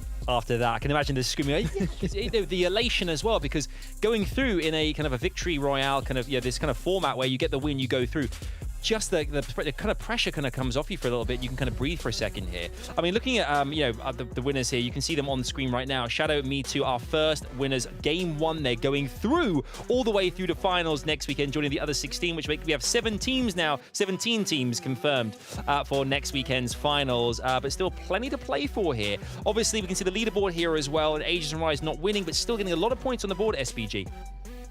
And we see Donnie and Macwood there in first place with 7 elims. They had a really solid game. You mentioned Agers and Rise. Pamstu and Fatch right there as well. Didn't have the most placement points, but stayed alive long enough and got a bunch of elims. Yeah, Pamstow was racking them in on that mid ground as well for a little bit there, but just keeping an eye on kind of the top 6, 34 average points so far, but still 4 more matches to go. Still 4 more to go. It's just getting started, boys. I'm literally buzzing right here, right now. I know who else is buzzing as well. Obviously, our casting duo who brought so much hype in the first game. Game 2 is going to be an absolute whopper as well. Let's head over to Monster and Vivid. Take it away, boys. Man, listen, we just watched an exceptional first round right there, and heartbreaking moment for Agers, a veteran who would normally not drop a game in those kind of circumstances. He had all the advantage, but I'm thinking the adrenaline must have been through the roof, right? You go through those zipline plays, like it's all unfolding, and then all of a sudden you have to clutch up in a final solo situation. I mean, these kind of things happen. Yeah, making those crazy plays, right? It feels like you kind of did everything that you possibly could, and it comes down to the wire, and you just misplay a little bit potentially at the end, and it costs it, right? Like, that zipline play is crazy. You guys have no idea how hard it is to hit a shot while you're on a zipline moving, and then also all the builds around you are breaking, blocking your vision, everything like that. So he played very, very well. Just got a repeat performance, and he's fine. Yeah, we're going to see, though. Game number 2 is here. Let's see if game 2 can live up to game 1, because that was crazy.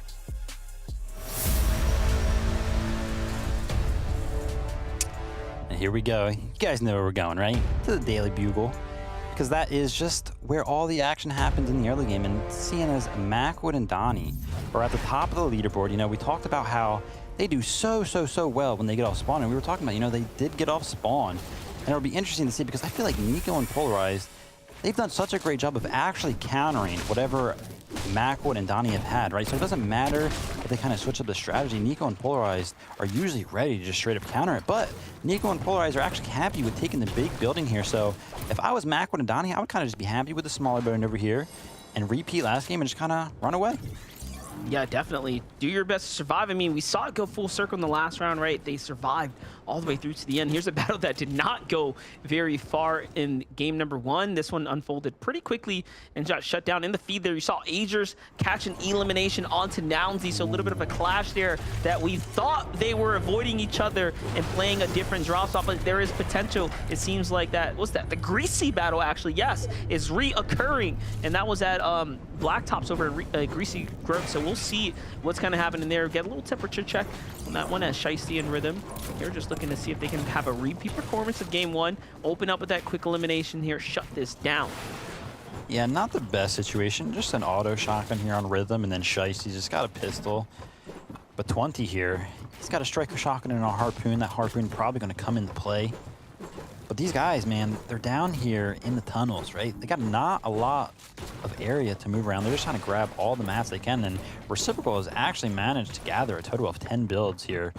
But they've really got to try and work their ways out. They've definitely got the firepower to win out in this 2v2 situation, but not the positioning, as Rhythm actually dives in with the auto shotgun. Not going to be working out, and Shicey is left with a pistol to do it all. It's like having a vehicle with no fuel, right? You're just, you ain't getting far by a guy. You know, even if you're pushing this thing down the road, I mean, there's only so much you're going to do before you tap out here. Rhythm already out of the lobby. Shicey with just a common pistol in hand. I mean, it's not looking too hot. And you can tell there's no points earned. Yes, that's because they were taken out immediately in the last game. Remember, consistency is going to be your second best friend here if you can't get a victory royale. 37 points here on 20 and Reciprocal, and a single Elim already set them up pretty decently. Mind you, there's only 5 games, right? So you really want to be careful with throwing away these early battles. Already couple tags here for Recip. He's going to go ahead and go for the pickup here. He's going to basically bait and invite in the opponents into this domain. Yeah, Reciprocal, he's got plenty of builds. He's got to just build off these angles so that way he can just revive his teammate, but he's actually going to be allowing in a couple of shots that finish off his teammate 20 here, and Shicey's going to be backing up, repositioning. Here's that he's coming in. Shicey in a bad position now, pulls out the pickaxe, must have been out of ammo. Goes for the disrespect, but he's going to be getting sent right back to the lobby for his trials. Makes you wonder, was it worth it? On over to Users and Threats. You've seen a lot of content of them over the weekend here. Users, of course, talking about some of his favorite drops on the map. This time, no playing none of the likes. He's over at Condo Canyon here on the hunt, looking for the control here. Oh no, time's ticking. That was his wall, and now his elimination as well. Nice little edit course there, but Threats goes and snipes up the Elim. Either way, though, 6-point swing for them. Great way for them to kick off game number 2. 2 teams look like they're going to rotate into Condo Canyon there, though. And if we're looking at the player count here, 85 players alive. We had 94 players alive going into the first Storm Surge last game. So a lot of teams switching up here. And that's what I was talking about last game, right? A lot of these teams, they're not sure what to expect, you know, because, yeah, it's a set lobby, but a lot of players that you aren't necessarily used to seeing. Sneaky here. Going to be making sure that he doesn't reseed the duo, Dusky Bot, not letting the reboot ram just get used for free. He's going to be applying the pressure here. He's got 7 minis to work with, but only 11 builds. And this can be one of those awkward situations in the early game where you kind of just stare at each other through a bunch of builds, but Dusky is not interested in that. Going to be going for the build battle here and taking a striker. Pump shotgun shot right to the face for it. He's going to be falling out here. Gets a free tag there as that player falls out. It's going to be looking for a repeat play. Knock him out again. Sneaky going for the shot again, but no. Just going to keep knocking out and just going for it over and over again. And Dusky is more interested in the piece control. Now Sneaky going to be taking advantage of the 7 minis that he does have. He's got to be careful, though. Only 4 builds left to work with. That was actually very clever by Dusky there. He actually took the wall and then edited it so the builds can break, just denying one more piece if that player would have fell in. You know, you got to give credit where credit's due. That was very smart. Tries to go for the cone here. Once again, though, you know, he's not really entertaining this. He's not trying to have this big build here. It's already brought a lot of attention, but lets his guard down and gets shut down. Dusky, the veteran in this fight of the 2, wins that one out here. Dusky, okay, so he buys himself another opportunity here, another chance to stay in the game here. There we go, and hopefully they can pick up a lot of loot from the Sanctuary that is left. Depends on what was used, but Muzz and Avery actually find him. 2 eliminations all spawn onto Larson and Smite, and we saw that Larson and Smite were getting cold and sent to run for their money before. And here we can see how Dusky actually ended up picking that early elimination up and why it was a 1v1 situation to begin with. You know, Dusky just working his angles, doing what he does. Take a look here, NRG's day inside the box. It's a big tag right there. The man is letting loose here. He's already got that. This is an epic SMG in place. This is perfect. It's the kind of spot he wants to be in. Only racking up 7 points in that last game. We saw the downfall.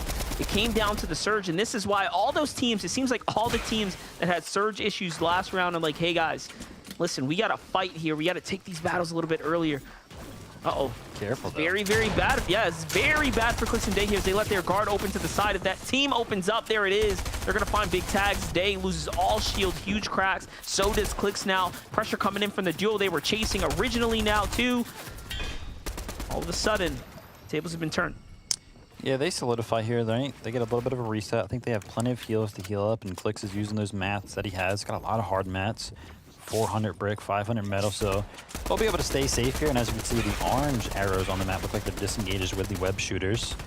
That was crazy for Clix and Day, almost a detrimental situation because they had one team in the back of them and another team sneaking up on top. But they're mechanical, they're well aware. They regrouped very quickly, and they're going to be both back up to basically full HP, reassess the situation, make sure that all their angles are clear. And yeah, he's reconfirming that these duos are just disengaging. Ooh, sliding off there. I was going to say, it looked like he almost fell victim to the same mistake as last time, not putting his guard up, looking at the team that's to his east. There it is. Ooh. Turns and burns. Big tags there, whites as well. So might be a switch of focus, switch of target here. But again, he's got problems on both sides. Now, these guys start to take this personal. Could be bad, but Day seems like he finds a big crack in Clix. Tries to go all the way on in. It's not looking too hot, though, as now, once again, has to burn through another armored wall. He is using these so early. These are the types of utilities, the types of items you really want to save for endgame, for when you are in dire situations. But the fact that he's using them this early is showing how much he's taking this battle seriously. He's willing to throw it all on the table there and burn these big items. Yeah, while that was going down and Clix was in that little bit of a detrimental situation, Day was off to the side and actually picked up a knock on the nose in there and finds the Elim there after Clix does a mechanical job to just get out of that situation, instantly reacting to any move that his opponent made. That was really well done by Clix. Give Day the room that he needed to work an angle there and pick up a quick elimination. And again, we're just seeing a lot of aggression in the early game. Not a lot of players liking how Storm Surge went for them in that first game, so they're switching it up, going for some early elims. And Day and Clix, while they only have one elimination, they probably have enough damage to have about 3 or 4 because they have been in multiple fights so far. So they are probably going to be chilling. And Scented and Cold here, listen, they're my prediction, and let me run you through why I picked them, right? So last weekend, qualifiers 1 and 2, they landed at Sleepy Sound. Did not go well at all. Towards the end of qualifier 2, they were like, let's try out Covert, right? And that didn't necessarily work out. You know, they had one day to think about it. But coming into this weekend, this Cash Cup a couple days ago, they actually got 4th, right? And that was Landon at Covert. So I think that they've had enough practice, enough research done by the two of them, so that way they can actually clutch it up today. And I think they'll be able to get the top 6. My only question is, you know, is it cold maybe, like just kind of playing in the heat of the moment? Is it Scented? Someone's, you know, holding, I think, back one or the other right now in these final settings while the pressure is high. You wouldn't think Scented would be the one who's kind of crumbling under the pressure, but he's the one who's gone down first every time we've basically seen these battles go down. So I don't know if it's Cold being a little bit more passively, playing passive, right? Not necessarily there, hip to hip, going for the confidence fights, because that's kind of what plays the biggest part. But you know, only time will tell. 4 more games to pick up Victory Royale or place top 6 is the most consistent before we really start to figure things out here. Over at the Bugle, Macwood clutches up alongside Donnie. Big eliminations there. It was almost all over. Looked like it was, you know, disaster knocking on Donnie's door there. But for a moment, he manages to, you know what, shoo him away and stay in the round there with Macwood's help. Yeah, 2 early eliminations for Macwood. Looks like they are going to be surviving off spawn. Not interested in fighting Polarize and Nico at all over at the Daily Bugle. Happy with how it's going when they make it all spawn. And as you can see, there are only 2 returning duos from the previous FNCS Duos Finals. Who are they? There are only 2 returning duos from the previous FNCS Duos Finals. My gosh, how long ago was that? Wow. What teams are sticking with one another? I'm going to go Pansto and Fatch. And I wonder if it's in this session only, because we got Dubs and Mega, right? Like, they are still a duo. True. There we go. Hey, Dubs and Mega. Good call. Good call. Yeah, he got an elite. Hey, man. Punching in. Dubs and Mega Man, all the way back to World Cup. They've been together for a very long time. They actually aren't in this session, but they will be in tomorrow's session on Saturday. Yep. In the semifinals because of how the seeding works. Basically, we're going to have 11 players qualify through today and then replaced by the next seeded 11 players tomorrow. And that's where Dubs and Mega fall. They were great, but just not good enough to be here in this first attempt. These guys, the guys that you're watching play today, have the best odds, right? Just have the best odds at making it so far. So all of them will have, you know, these extra rounds, which could be the difference here. You know, simple things, right? Even just playing it out, getting a feel for the competition, knowing what the pacing is going to be like. I mean, I'm sure no one was expecting that first game to have 94 players alive, right? Then all of a sudden now we're seeing how teams are mixing it up here, being a little bit more proactive coming into this early game. But we're stepping ourselves one moment closer now into or what will be the mid game. So Surge is definitely active here. You can see the warning starting to pop up. 160 damage below for some. Jackson and Taco here are looking to go and change that into the box. He goes, he doesn't even blink, doesn't even hesitate, and tees off here, catches Teed with just a quick elimination right there. Not only that, look at the loadout. He didn't have anything. That was like barely any bullets left inside the SMG, but he makes work of it. Yeah, that was a do or be eliminated moment right there. And he was like, listen, I'm going to choose to do today as J-Man falls what looked like was a couple more floors than I had thought so, but actually only takes 22 damage from that fall damage there. But he's getting pressured from every which way. Storm Surge, fall damage, team to his north, team to his south. Not a good situation, but does find the reset here. Finds his teammate Dayfan. Pretty rough. I saw on the feed there, Fable Taco goes down as well. Yeah. The hands of, it seems like Owl was the one who picked up that elimination.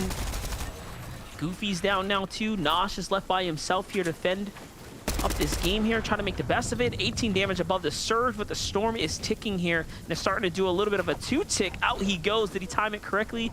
Yeah, he'll have just enough, but down to 4 more ticks would have been the difference there. This is so risky. Oh, this is so risky. Finds a med miss. Okay. Okay, wait a second. No. Oh, I was gonna say, did it go into zone? Are you kidding me? Like. And here we go. Something that we haven't seen in a while. Okay. And I know this is gonna be, you know, talking a little bit of smack on him, but Scented and Cold find 2 eliminations. They're 262 damage above. Now we might be able to see a solid game out of these two, and I am really hoping that we do, because we know how good they are in the game. Scented, known as the low ground king. I want to see what they can do when they get to that position. They just had troubles in their early and the middle game, so let's see how they end up faring throughout this middle game. I was gonna say, if there's any commentator who could talk a little bit of smack, it's definitely Vivid, guys, all right? He's been in the trenches. He's got his war stripes. Okay, so pressure's on for Scented and Cold here. Yes, good on them. They got a couple elims. Here's the highlight package of just, again, the Surge package, what went down in that last fight. Those were great eliminations right there, by the way. Quick and easy, clean elims. That's what we expect of a top tier, top caliber team like this. And now, Sights on Nosy here. Yeah, and making some observations about how Scented and Cold have been playing, I feel like it really comes down to decisiveness. I feel like we always, you know, hail these players for making decisive right decisions. And honestly, Scented is making some decisive decisions. I just don't think that they've been the right ones. So he either needs to, 1, kind of reset, rethink the decisions he's making, or 2, they need to just make decisions a little bit slower. They need to take a step back, really assess the situation, because we know how smart he is. We know that he can make good assessments. But I just don't think that right now he's making them as quickly as he's making decisions. So if he can get some resets in there, then I think that they are going to be chilling, and we'll learn as the games go along for sure. And Macwood and Anya over here trying his hardest to grab some loot with these web shooters. I mean, when you see that much just sitting there, you kind of are tempted to. Macwood just completely out in the open there. Day on the other side, though, trying to fight his way through, finds himself a second elimination. This is on to Dusky now. Little payback for the team that was pressuring him a bit earlier there. So these are fights that have been dragged out and drug into the new safety of the line now. Once again, just favoring and housing all of these players. Coney Crossroads has the crossroads of sorts. Yes, tons of players here settling down. Let me take another quick glimpse here. Here's what happened. Dusky and crew try to jump inside the box. Mistakes were made, though, as Clicks and Day masterfully back up, outposition them, and just outgun them in the 1-to-1 head-to-head situation, both of which pick up their own individual elims. Now, again, these spicy splashes coming into play here. You're seeing how having the excess mobility, that extra mobility can come in handy, but repeat performance from last game. Wait a second, big pressure coming in. Oh. No, who was that? Assault. Low? Oh, gosh.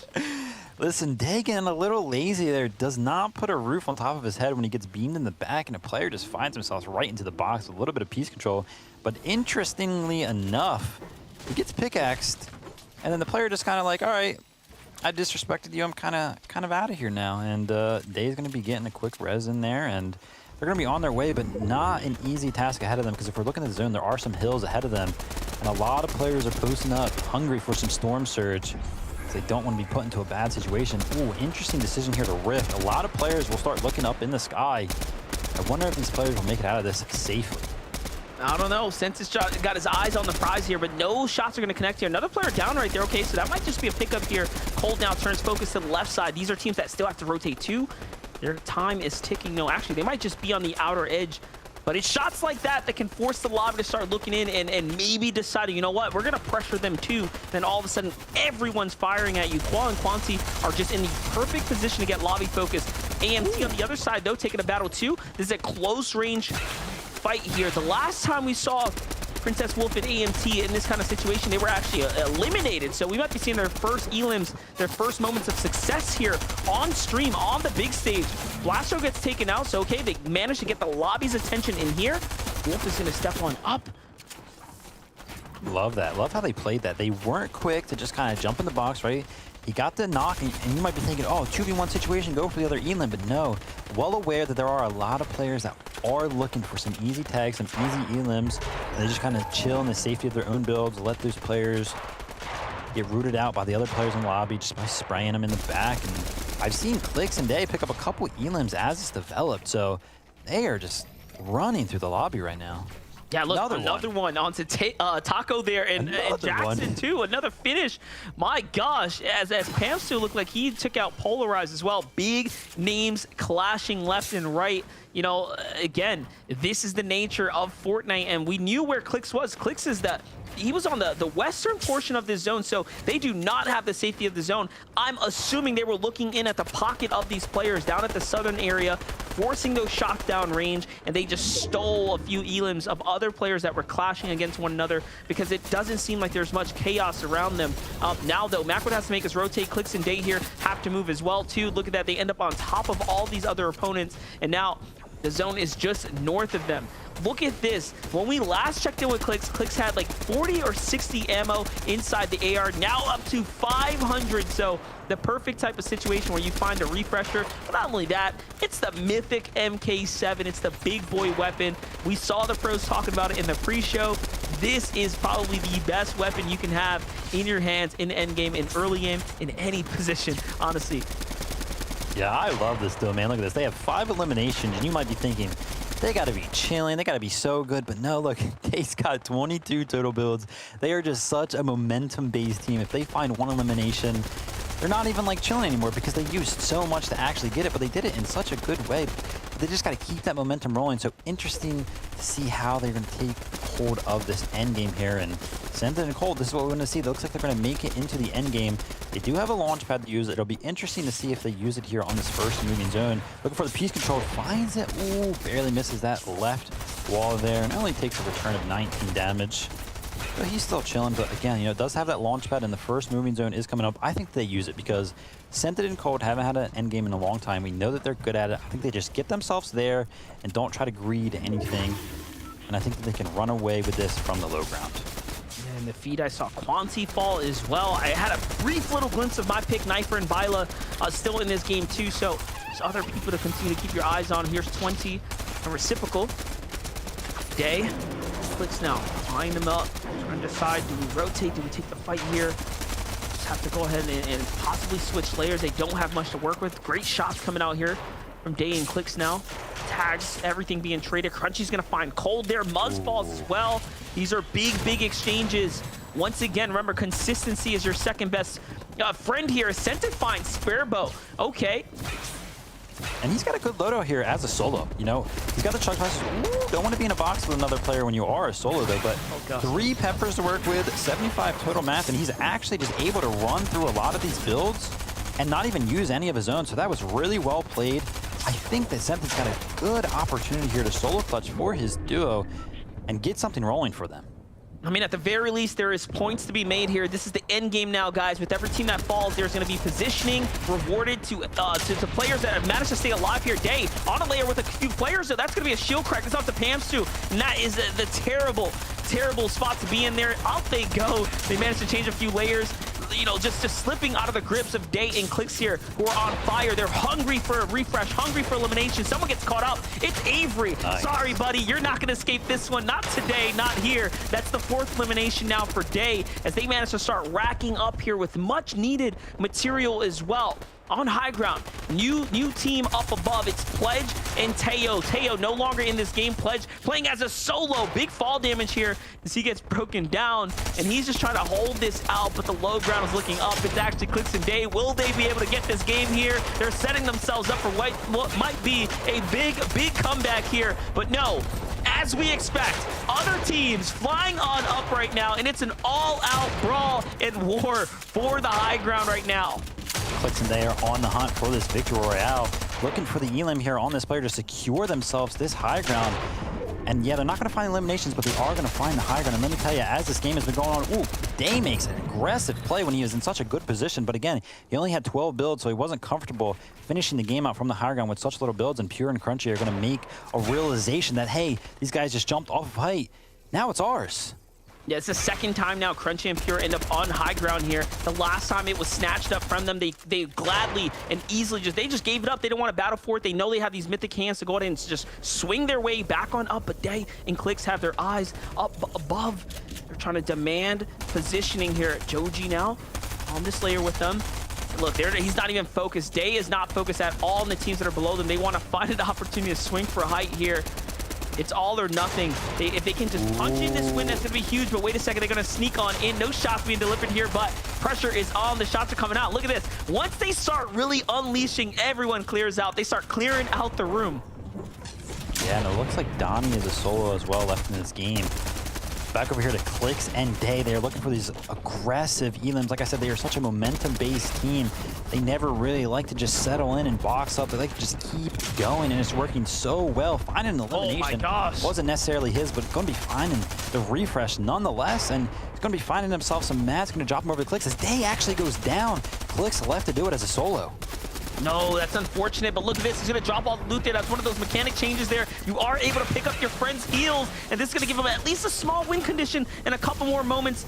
And there it is, the most important thing, picking up that med miss, but high ground is looking in. Clicks gets a little brief glimpse of what's going on up above for a second there. Decision to jump in the vehicle, but he says, no, I'm taking the foot control here. Here's a player that's weak. It's Rokane into the box. He goes, misses a shot, doesn't hit the second one either. No siphon to keep him alive, and down he goes inside the top 3. Pure and Crunchy on height. 1 build left for Pure. They have to come down here. Luckily, there are buildings to play off of, and this is going back into Coney Crossroads. Now, we've seen the zone already start here, so these are a bunch of old player builds. User and Threats are in the best position now to go on and refarm some material. This is actually one of the few times that high ground is at a disadvantage now. Crunchy and Pure barely have anything to work off of as far as recycling material here, Vivid.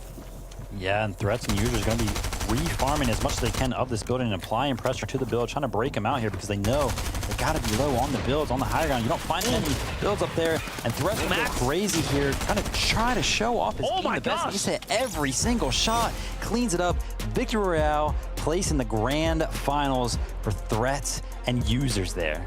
We love to see that as well. Threats and Users won. Again, caster favorites and picks here. We've definitely been keeping an eye out on them. Vets in the space, and a team that has been consistent up until now as well. Take a look at how Threats and Users walks home with the victory out here in the end. No builds. He just goes toe-to-toe, believes in the gunplay, and ends up winning that one out there, finding the great last shot onto Crunchy.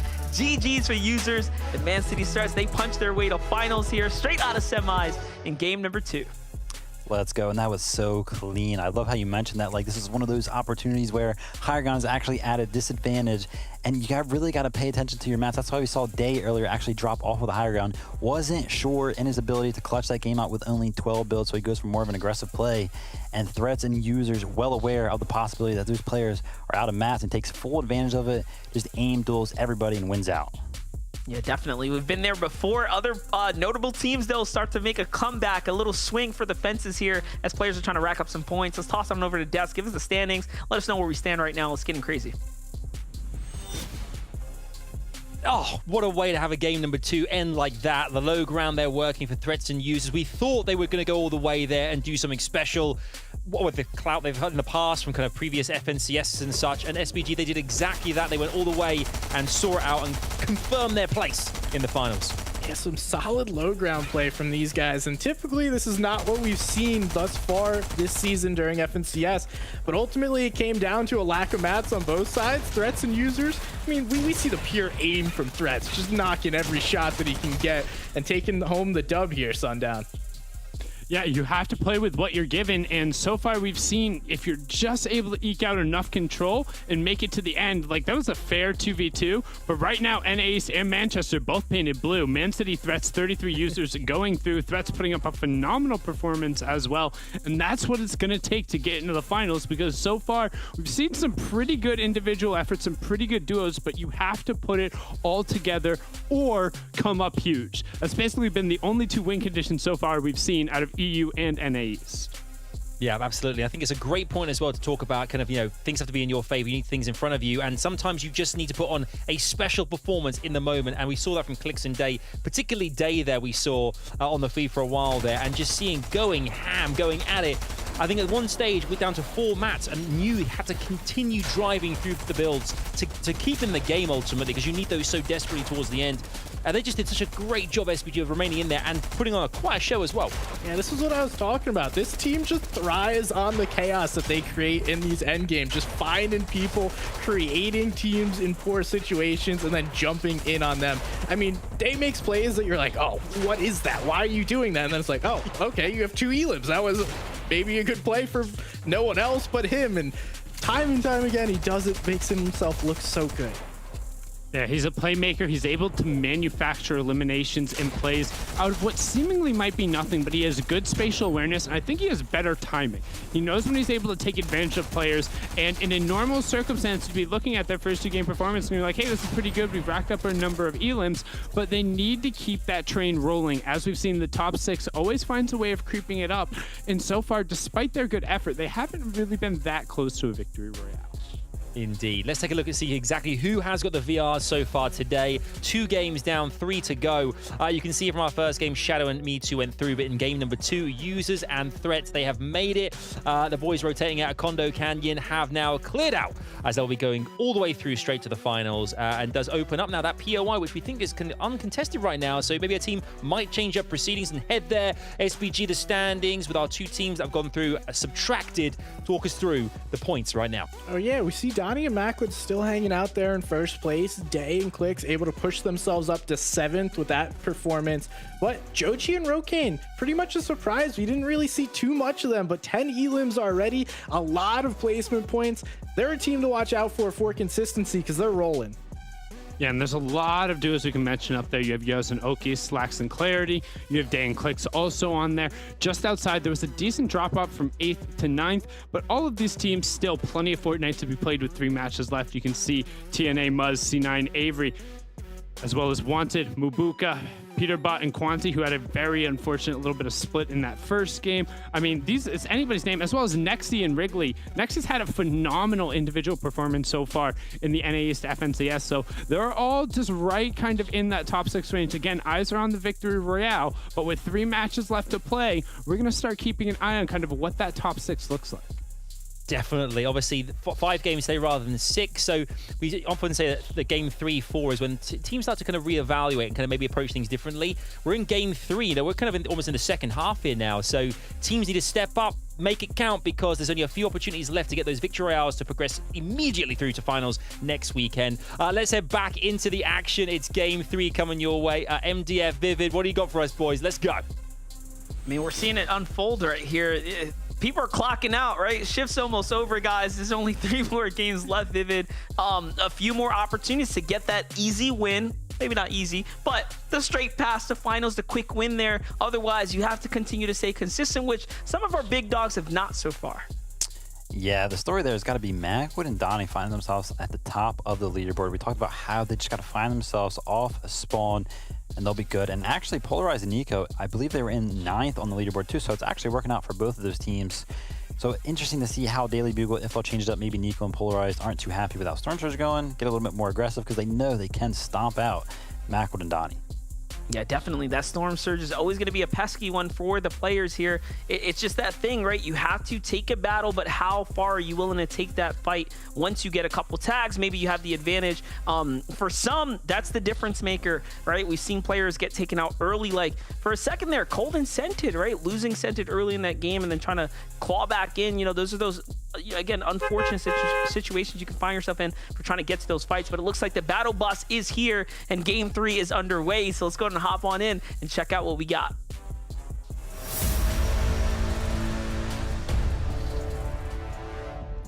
And here we go. 3 more games left today to prove yourselves worthy of an FNCS Grand Finals. And right off the bat, Sprite's like, listen, I am worthy of Greasy Grove. It is mine, Agers and Rise. Please leave. We saw that last game. We saw Agers catch Nounsy first inside the elimination feed. This time, Observers is like, nope, we're not missing it. We're starting there right away, and we catch it. But before we even get to get the full scope of what went down, Sprite and Nounsy find themselves 2 quick eliminations. Reciprocal and 20, though, they've been in a battle just head-to-head against Rhythm and Crew here. And you know what? They're doing a pretty decent job at it, if I do say so myself. 64 points now. That's 2 games in a row. They at least should just consistent enough, making it not only out of this drop, but into somewhat of an end game here. But for the first time now, we're watching the cards be dealt out, and maybe it's not in their favor in full here. 20 lit up here, no shield, and Rhythm finds himself the full keg to play off of as well, so he's gonna get max HP here shortly. This is not looking too good. I do wonder, is he just gonna back out here, maybe give him this one and come back a little later for the reboot card? Ooh, 20 finds the quick knock there on the Shiesty. And let me tell you something here. If Reciprocal didn't actually quote-unquote donate that keg there, then this would be a much easier clutch situation here for 20. Gotta pay attention though. Paying close attention to the roofs. Gunplay going down. Rhythm down to 17 HP. 1 more bullet, and it's going to be Raps. 20 tries to find it, but not going to be landing that last and final shot, and Rhythm clutches up with the green pistol. Came down to the difference of 17 HP, ladies and gentlemen. Oh man, so unfortunate for 20, and great job for Rhythm and Shiesty to stay in the game right now. Jumping on over to Covert Kevin. It looks like, okay, so it really does look like Scented and Cold have completely, you know, foregone the whole drop spot of Sleepy Sound. They're just coming straight to Covert Cavern and willing to battle it out, this time taking control of the Vault card. That's new. We have not seen them with the card. Even in the last game, it was actually in the hands of Moo and Wanted here, who were the team that was pretty much sticking around for, you know, the entire duration, trying to wait into the storm line to get the loot that drops out of the Vault here. So, you know, Scented and Cold have a decision to play in a game to make a couple of options, if you will. Yeah, again, I think they just got to reset, assess the situation, take it a little bit slower than they have, and work on the fact that they have that Q4. But we've seen plenty of people just kind of stick around as Nerface sticks his face out of the build, and Keys is like, hey, stick that back down, and takes a couple shots there as Click picks up an elimination in the Elim feed there. Those Elims are huge for players like Clicks as well, who are, I think, just being carried off of their Elims at this point. Not getting too much placement, but, you know, those Elims do manage to rack up and count. Nerface and Bacon going back out here. Decide that the battle's not worth the troubles. They got what they could from the engagement, from the clash there. Yeah, and interesting, right? Like, you take one of those split drops, and if you don't actually take that early game fight, I mean, there's not a lot of loot to go ahead and go gather up after you leave that spot. So, interesting development there. And, I mean, maybe they'll get lucky, find a couple chests along the way, get blessed with some really good RNG, pops out some minis, some big potions, and they'll be back into it. They just got to take some time, farm some mats, as we know our players love to do, right? This is Fortnite. Got to make sure that you got your mat count max at all times, and players that don't like to do that are Clicks and Day. They like to just go for max elims rather than max mats. Hey, you know, they're like, you go farm, and we'll take you out, and thanks for the hard work. And that's ours now. Scented and Cold. Yes, they got the Volt. There we go. And doesn't look like they had to find any elims for it, so it'll be interesting to see if they can actually fight their way out of this, as Macwood and Donnie look like they have pretty much all of Daily Bugle left to themselves. I think Polarize and Nico found an elim earlier in the feed, so they probably rotated out fairly quickly and left Macwood and Donnie here to just chill out and hang out at top spot on the leaderboard. They are not complaining about the situation right now at all, but with an early rotation out of Nico and Polarize, that means that Macwood and Donnie are going to have to make some moves for Storm Surge. Yeah, definitely. Especially if they didn't trade any tags and get into any kind of fight in that early situation. I just wanted to bring attention, like Scented and Cold's play, it makes sense now. In game 1 and 2, they were willing to camp out the vault, stay in the storm, and make it very difficult. The time that they finally get the card, the key card, the opponents are like, yeah, no, you can just have it. We're out of here, right? So just different mentality in play, right? Different strategy as well. So kind of interesting. So I do wonder if the pressure, right, being alleviated since they have the vault key card and all that loot, how that's going to work out for them. Yeah, I don't think they necessarily need that vault, right? And that's kind of what the other players are thinking. Like, listen, all right, well, we lost out on getting the card this time. That doesn't mean that we're just going to sit here in Storm and try to throw away our game. We're just going to leave and try to see what we can work with without it. It's pretty much lost already anyway, as Chonker Speedway down there gets a little bit of a development. And this is where Nico and Polarize actually picked up that elim that I was talking about on the Boxer here, right to the west of Daily Bugle. They did make that early rotation and find 2 quick eliminations. So they're going to be set up nice and large. And as I mentioned, coming into this game, they were 9th on the leaderboard. So Daily Bugle is working out very well for both of those teams. Yeah, for sure. And you know what? That's a surprise onto Boxer and company, right? You know, you don't expect players like Polarize and Nico to rotate out early, but that's what happens when you have a winner's chance, right? They have a fighting chance right now. They're inside the top 10. They're like, hey, this game's going great. You know, I know we're contested here at the drop, but is it worth it? Let's just go somewhere else, right? Let's continue to extend it, see what happens. Let's make the best of these rounds. And just like that, it works out even better. 2 quick elims, plenty of loot, and they managed to survive the drop without a problem. No sweat in sight. Scented and Cold Dough sitting at a strong, solid 17, so they're just in the upper bracket of where they can be in this competition. By no means are they're out just yet, but with a couple of rounds left in the game here, there's only 5 games today. Is there enough space for them to jump up to the top? Yeah, and getting that vault there, looks like they have 2 launch pads in total. But Larson and Smite, they've kind of had an interesting day so far. They haven't really had much success, and again, looks like they're finding themselves on the back foot here as they're all the way north, now tanking out the storm, kind of in a face-off with Nosh and Goofy Goober there. And Nosh and Goofy Goober, they're like, hey, listen, we tried to get some elims, some storm surge damage, but it's no longer working out, so we're just going to take a truck. But Larson and Smite, doesn't look like they have a vehicle where they can just leave, so they got some walking to do. Yeah, you know, it's a very expensive ride from that far outside the storm. That's going to cost them tons of heals and everything in between. Clicks and Day, though, on the other side over at the Joneses here, you know, very comfortable. Not many players, you know, in the surrounding area. They are, however, quickly rotating into what will be a fresh team of 2. That's a guess. These guys, with all this space here, are probably going to be mega looted. But it looks like Clicks and crew are on high alert right now. Oh, yeah, that sign right there, the reboot van, the battery up, hot red. They know this is a fight. They're going to take this fight. They're probably going to finish this fight.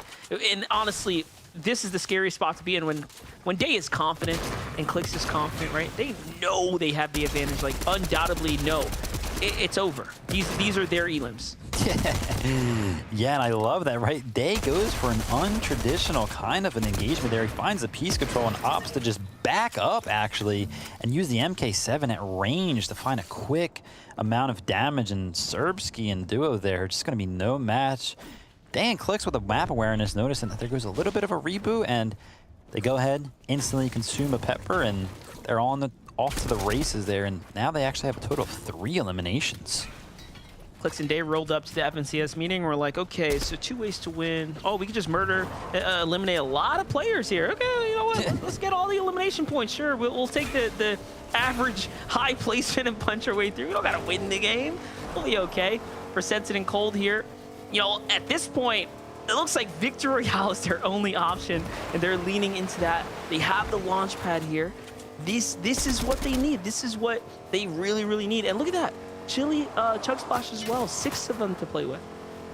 This game's looking good, okay? And, you know, you speak to the point that, like, Victory Royale is looking like the only option, and these guys don't win a lot of games. You know, they just never really do. They like to play a style that's just consistent. They usually get those top 5 finishes. So hopefully they can clutch it up in these last 3 games here. I think if they get some top 5 finishes with some decent elims, they can get top 6 easily on the day. But Peterbot and Quanti here in 14th place, kind of on the north side of zone, off in a stare off against Wanted, trying to figure out what to do. They're based up really, really high.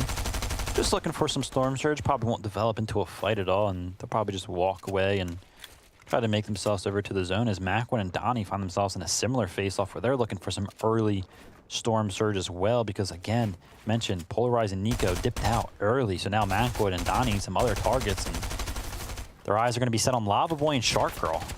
Yeah, looks like a big brawl is about to break out here. Little do they know there are players inside the storm line as well, just lurking, right, ever so slowly, biding their time, probably looking for the perfect time to jump in. Donnie is going to go in and play this mountain. This is the, again, positioning themselves. They find the team in the storm too, so okay, a couple big shots there, but battle developing here on top of Peterbot and Quanti. They're going to go and take the rift here. Chase is on. The real question is, do they want to go ahead and fully hunt him down here? It doesn't look like it. They can see exactly where they are. They're just going to go play deep into the zone. New Storm's going to reveal themselves. The lowest team on the search right now is actually 200, or just a little bit below that. This is the team, Peterbot and crew, are 280 above. So some teams got a lot of work to do out here. Yeah, and as we see, you know, the player counts as the games go on are thinning out quicker and quicker, and Quanti and Peterbot just going to be hitting a reset. Taking those rifts, a little bit dangerous in these lobbies. All the players are very good at aiming, so you're vulnerable up in the sky. You can't use your builds when you're up there, so players can just get some easy shots in if they got the aim. And listen, we're in semifinals of an FNCS. All the players got the aim. Yeah, everyone here is again, just bonkers at the game, right? We're talking about the best, most 50 consistent teams going head-to-head right now, and only then, after the teams punch out today, teams qualify through. The next ones are let in. We have a slow roll system coming in here, so you guys have played exceptionally well to make it this far into semis with this new format that we're looking at here. J-Man and Dayfan, though, big shots going down here, 6 damage below the surge. This is just one of those, you know, just blow a little air on the team next door and you'll be okay. Here it is. Okay, down body. Might have been the blessing in disguise, but still not enough. That downed player was a little too lit up, so it doesn't pull and extract enough damage out of that. They have to find this player. Bacon's running right now. He's trying to avoid them, but they absolutely need to catch him. Yeah, the chase is on, trying to keep their game alive. Not only is the Elam good for points, but really they just need the Storm Surge at this point. A simple tag will do it for them, but this player is pretty elusive. They cannot find him at all. And in the midst of all of it, looks like J-Man actually goes down. A little lackluster on the awareness there. Kind of gets his sights too set on finding that elimination and just gets knocked out, but probably find the res there as we switch over to Sparebow, who is also below, and they're trying to find themselves some quick damage. I see some shots going off in the distance, trying to play around that. But Pamsto and Fatch might be the targets here, as they're opting to just try to heal through this and then maybe take an engagement after they're all healed up.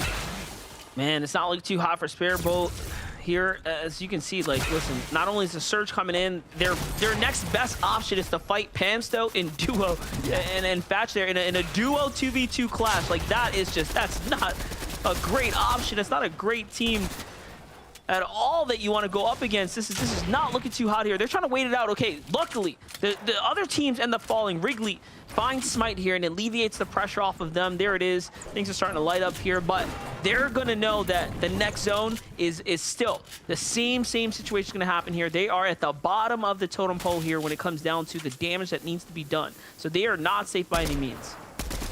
Yeah, and Clicks or Day are happy. They're going to be on the dead side of zone all the way to the south. Not a lot of players around them, just a couple off in the distance that are based up real early on right in the center of zone. Clicks and Day are really happy, right? They find those early eliminations, don't have to worry about Storm Surge, so they can just base up wherever they want. As Okus and Yuz, as you can see, they try to make a quick play onto a team for some Storm Surge and just get punished in the back by these rifles from range. Yeah, these are those highlights of other battles unfolding in real time around the map. You see what happened there with Yuz. That was the player that honestly went down at, to the expense of saving Sparebow and crew, because, you know, it wasn't looking too hot for Sparebow for a moment there, having to go head-to-head with Pamsto and Fatch. Okay, let's take a look here. So we have Sprite and Nounzy alive right now, the team that can definitely win a game. We have Clicks and Day here leading with 5 in 5th place currently. 3 eliminations already in this game. So what we're seeing, honestly, teams start to mold their way in, and quite possibly the first instances of our most consistent looking to break away. Sprite is one of 3 players to advance through multiple winners, take all type semis in Chapter 2 Season 6 and Chapter 2 Season 8. So the man's been here. It's pretty comfortable when it comes down to being in the winner's seat, right?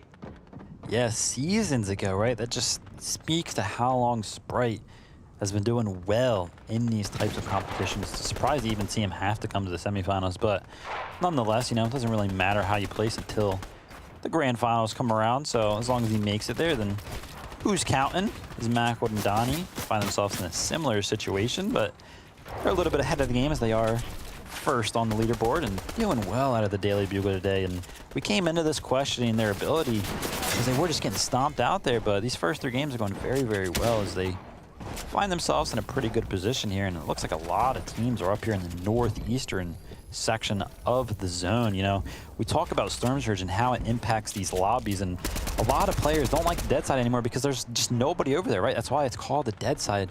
When you find yourselves in a situation like Clicks and Day, 3 early eliminations, you don't got to worry about Storm Surge. And surprisingly enough, you know, they actually put the brakes on. They don't go for elims anymore, and they're playing very, very smart in the southern side of the zone, as the rest of these teams up here, the rest of the lobby, are going to find themselves in a pretty hard situation to rotate throughout this. Look at this. Look at this. 2 vehicles come just bulldozing out of the boxes here. Macklin and Donnie are in one, another team in the other, coming off the mountain just above them. So revving the engine, it's almost like they just, it was calculated, like, hey, they're in their car, we're in ours. Yeah, let's go. Then out they all come rolling. Macklin and Donnie, okay, so they get into the new zone. Listen, they're about, do you think they're one good solid, if they can manage to get out of here consistent, have they done enough? 88 points, like the 3rd place team had 71 points. So, I mean, it's getting closer and closer. Could this be it? That is a good point. It looks like the 6th place team has around like 50 points, right? And that's in Clicks and Day, who probably have now around like 60. So they've got about a 30-point lead right now. One more solid game, maybe put them around like 115, 120. It'd be close, but maybe. Could just be enough. Watching it unfold here, Scented and Cold. We already talked about this team. You know, they've rocketed their way up, though. These 3 elims, look at that. From 17th place all the way on up now to top 9. Those 3 elims being the difference maker. That also means other key players that were in between that space must have been shut dead in their tracks, right? So this is the ideal situation for them. The playing space, the field really starting to open up now. There might be light at the end of the tunnel here. Yeah, and Pamsto and Fatch here, they're looking good. Sundown is somewhere smiling right now, sees them in the top 6. He's been begging these guys to go ahead and make it through. Yeah. Hopefully they can go ahead and clutch it up right here, but Storm Surge is knocking on their door. Hey, are you going to get enough damage to survive this zone? And it's looking close as Storm Surge does actually come in and starts to do damage to 5 players in the lobby. They got to start making plays because the longer they wait, the harder it's going to be to get that Storm Surge damage, as Peterbot finds themselves in a situation where he has Storm Surge, but no teammate and no HP as Keys tries to make a play on him.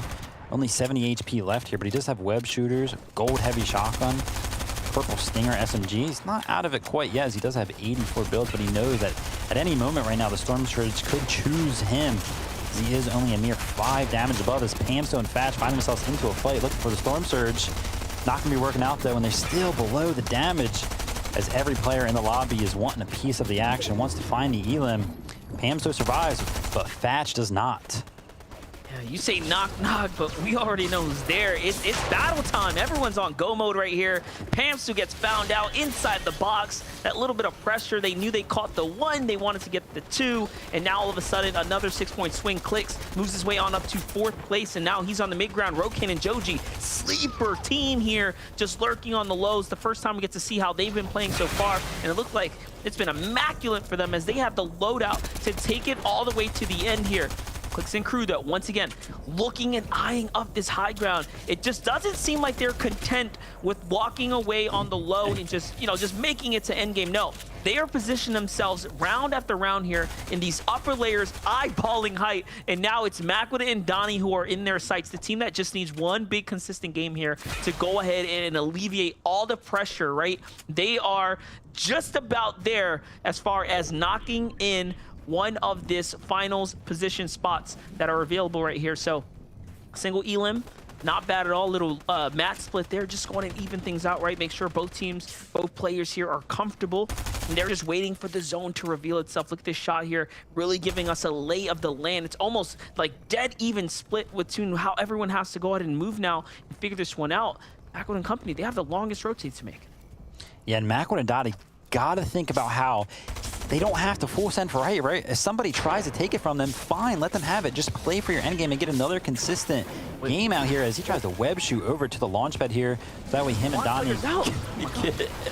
way him and Donnie can get an easy rotation, but he doesn't need higher ground. I hope that he thinks about that. And yeah, it looks like he subsides, right? He's like, okay, fine. Go ahead and take the higher ground. We just need a consistent game. We do not need a victory route. We're on top of the leaderboard right now. And Death and Tabney, though, they are not on top of the leaderboard, so they are on top of the lobby now, looking for the victory royale and a spot in the grand finals.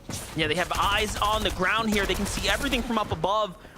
Day, though, finds Glace in the feed. Looks like Sin Dog goes down, so Sensen is now out. Where is Cold? Is he still alive? But Tabney and Death here with the height. A team's going to come on up for the battle. They're going to give it on up. I do wonder, was that Macwood? No, it was Teo and Pledge, another one of the young bulls here, trying to push all the way through. We're talking about ex-teammates here contesting high ground, coming into game number 4. Big developments here as they find Spearbow in the feed there, so they're still racking up too. Oh my gosh.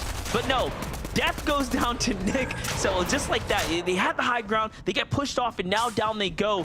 You can see Cold is still alive there, trying to pop this mech hit. So a lot of key players in game here. Knifer and Byla fight their way up to height. Now hold up, count them still in here, but the surge is ringing. No, they're getting tagged up big time here. They barely have anything, Vivid. Yeah, bad situation here. Looking good for a couple seconds there, but they go for a quick elimination because they gotta find that refresh. It's not gonna be working out. So now Byla's gonna be left all alone. Finds a quick refresh. 47 builds to work with. Pretty decent amount of HP as he finds a quick shot in the back when another player's using the sliding mechanic. Under all the builds here, gonna be finding himself at the front of the zone instantly. Oh, baby, this is Fortnite, and you're watching it unfold right there, just like that. New mechanics coming into play here. No more Day in this endgame here. Clicks is still up, holding on to this 4th place spot. You can see it's pretty much stalemated, which means the other teams are still in this game right now, also maintaining position. Byla finds Nick in the feed, another knock. So Byla's going crazy here, really racking up points, as is Macwood, still making another endgame. That's a top 16. New players on height, though, are in Star, trying to go ahead and make his way to his first finals here. Will we see it go down? Clicks on the other side here, looking for a big fight. No HP on a player in front. He does not miss. Big shot for him. Player in the box. Can he escape here? Another edit. The reads are good, but the zone is doing it live. Can he get it? Oh my gosh, he's still alive, and one single tick was enough to take him out. That player only had 30 HP. It was so close. And look at this, Macwood with another top 10 finish. He's at 123. High ground now is going to go ahead and still be in the hands of Sinstar, but Vivid, they're getting contested. Someone's trying to fight for this. They're not making it easy. Yeah, look at this Shiesty rhythm all the way from the early game, picking up those elims early on, and they're going to be going for the win there. But RN Star are going to be the first team in this lobby to actually defend the higher ground from another team. So many changes on the higher ground. Looks like we're going to have 7 players left with a total of 5 teams left to do it. So the opportunity to win this game still alive for only 5 teams here, MDF.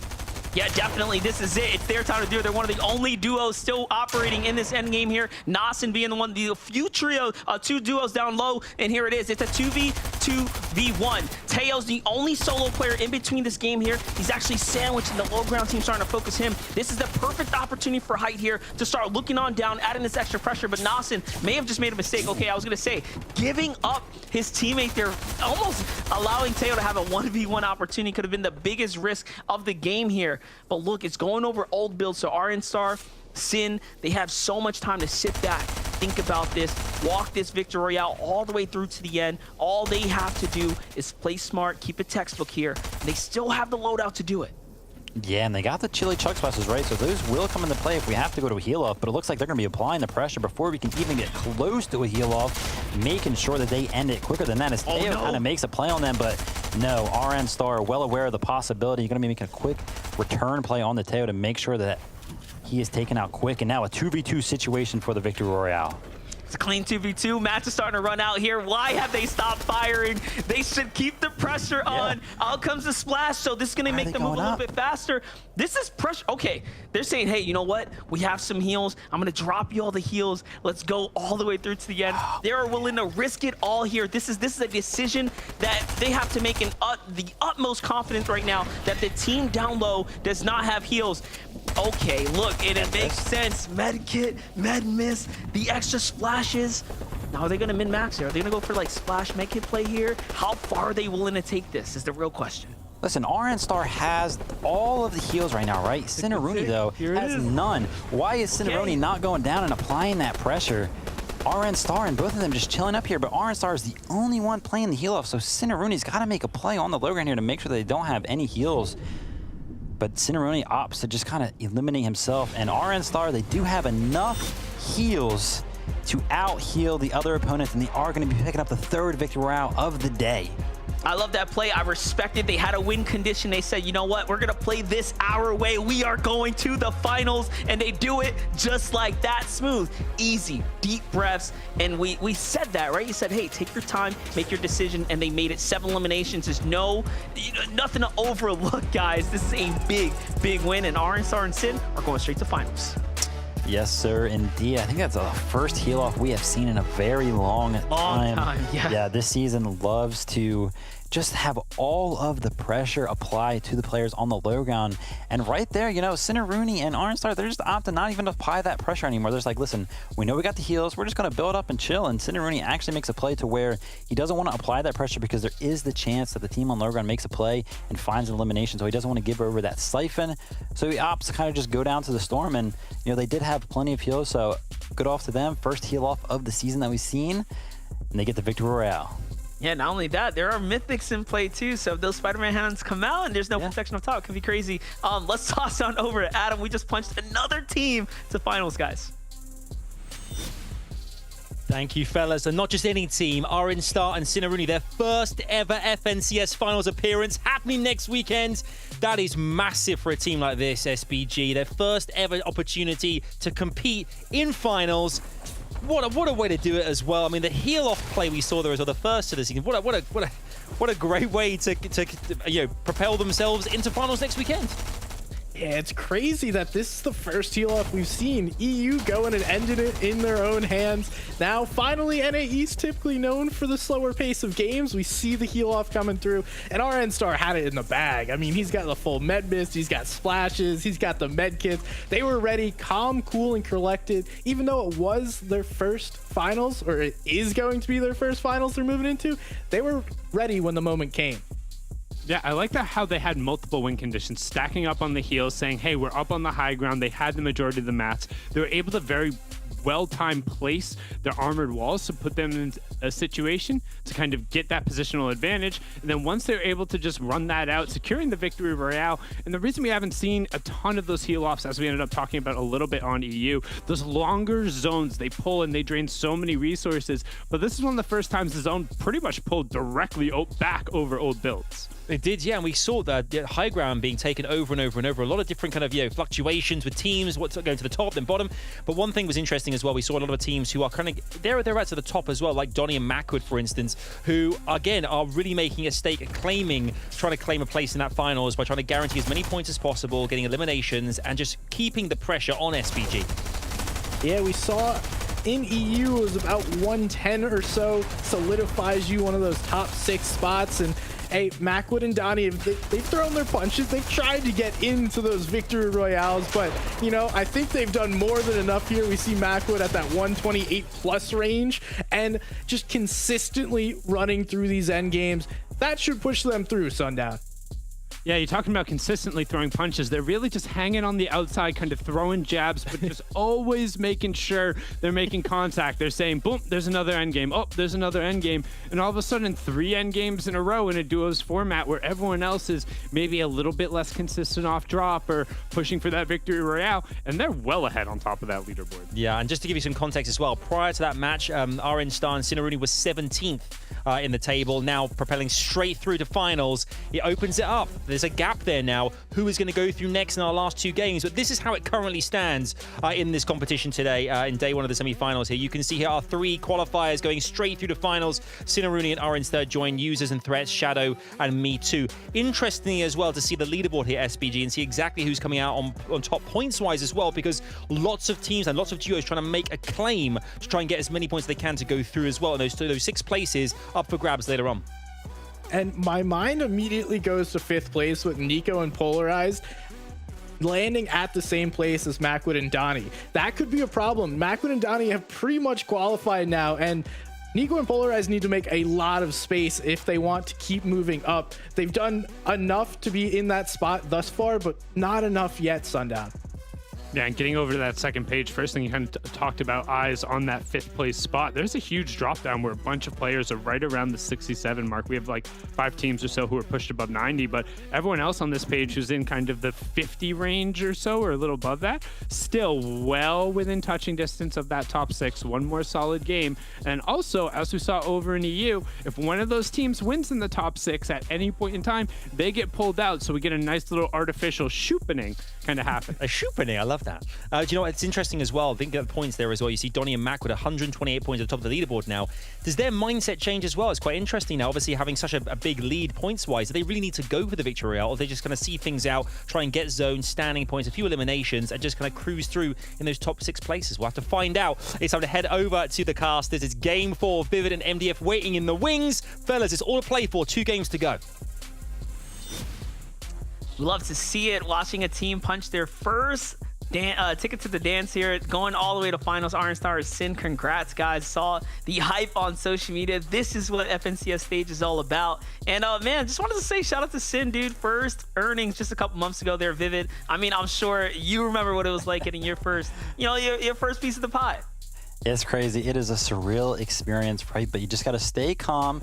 You got to keep yourself collected. You got to keep grinding. And that's what he did, right? As you mentioned, first earnings 4 months ago. That is now behind him, right? He's on the bigger and better things. FNCS Grand Finals for him. Yeah, definitely. And it looks like the next battle bus is here, so let's get right into it.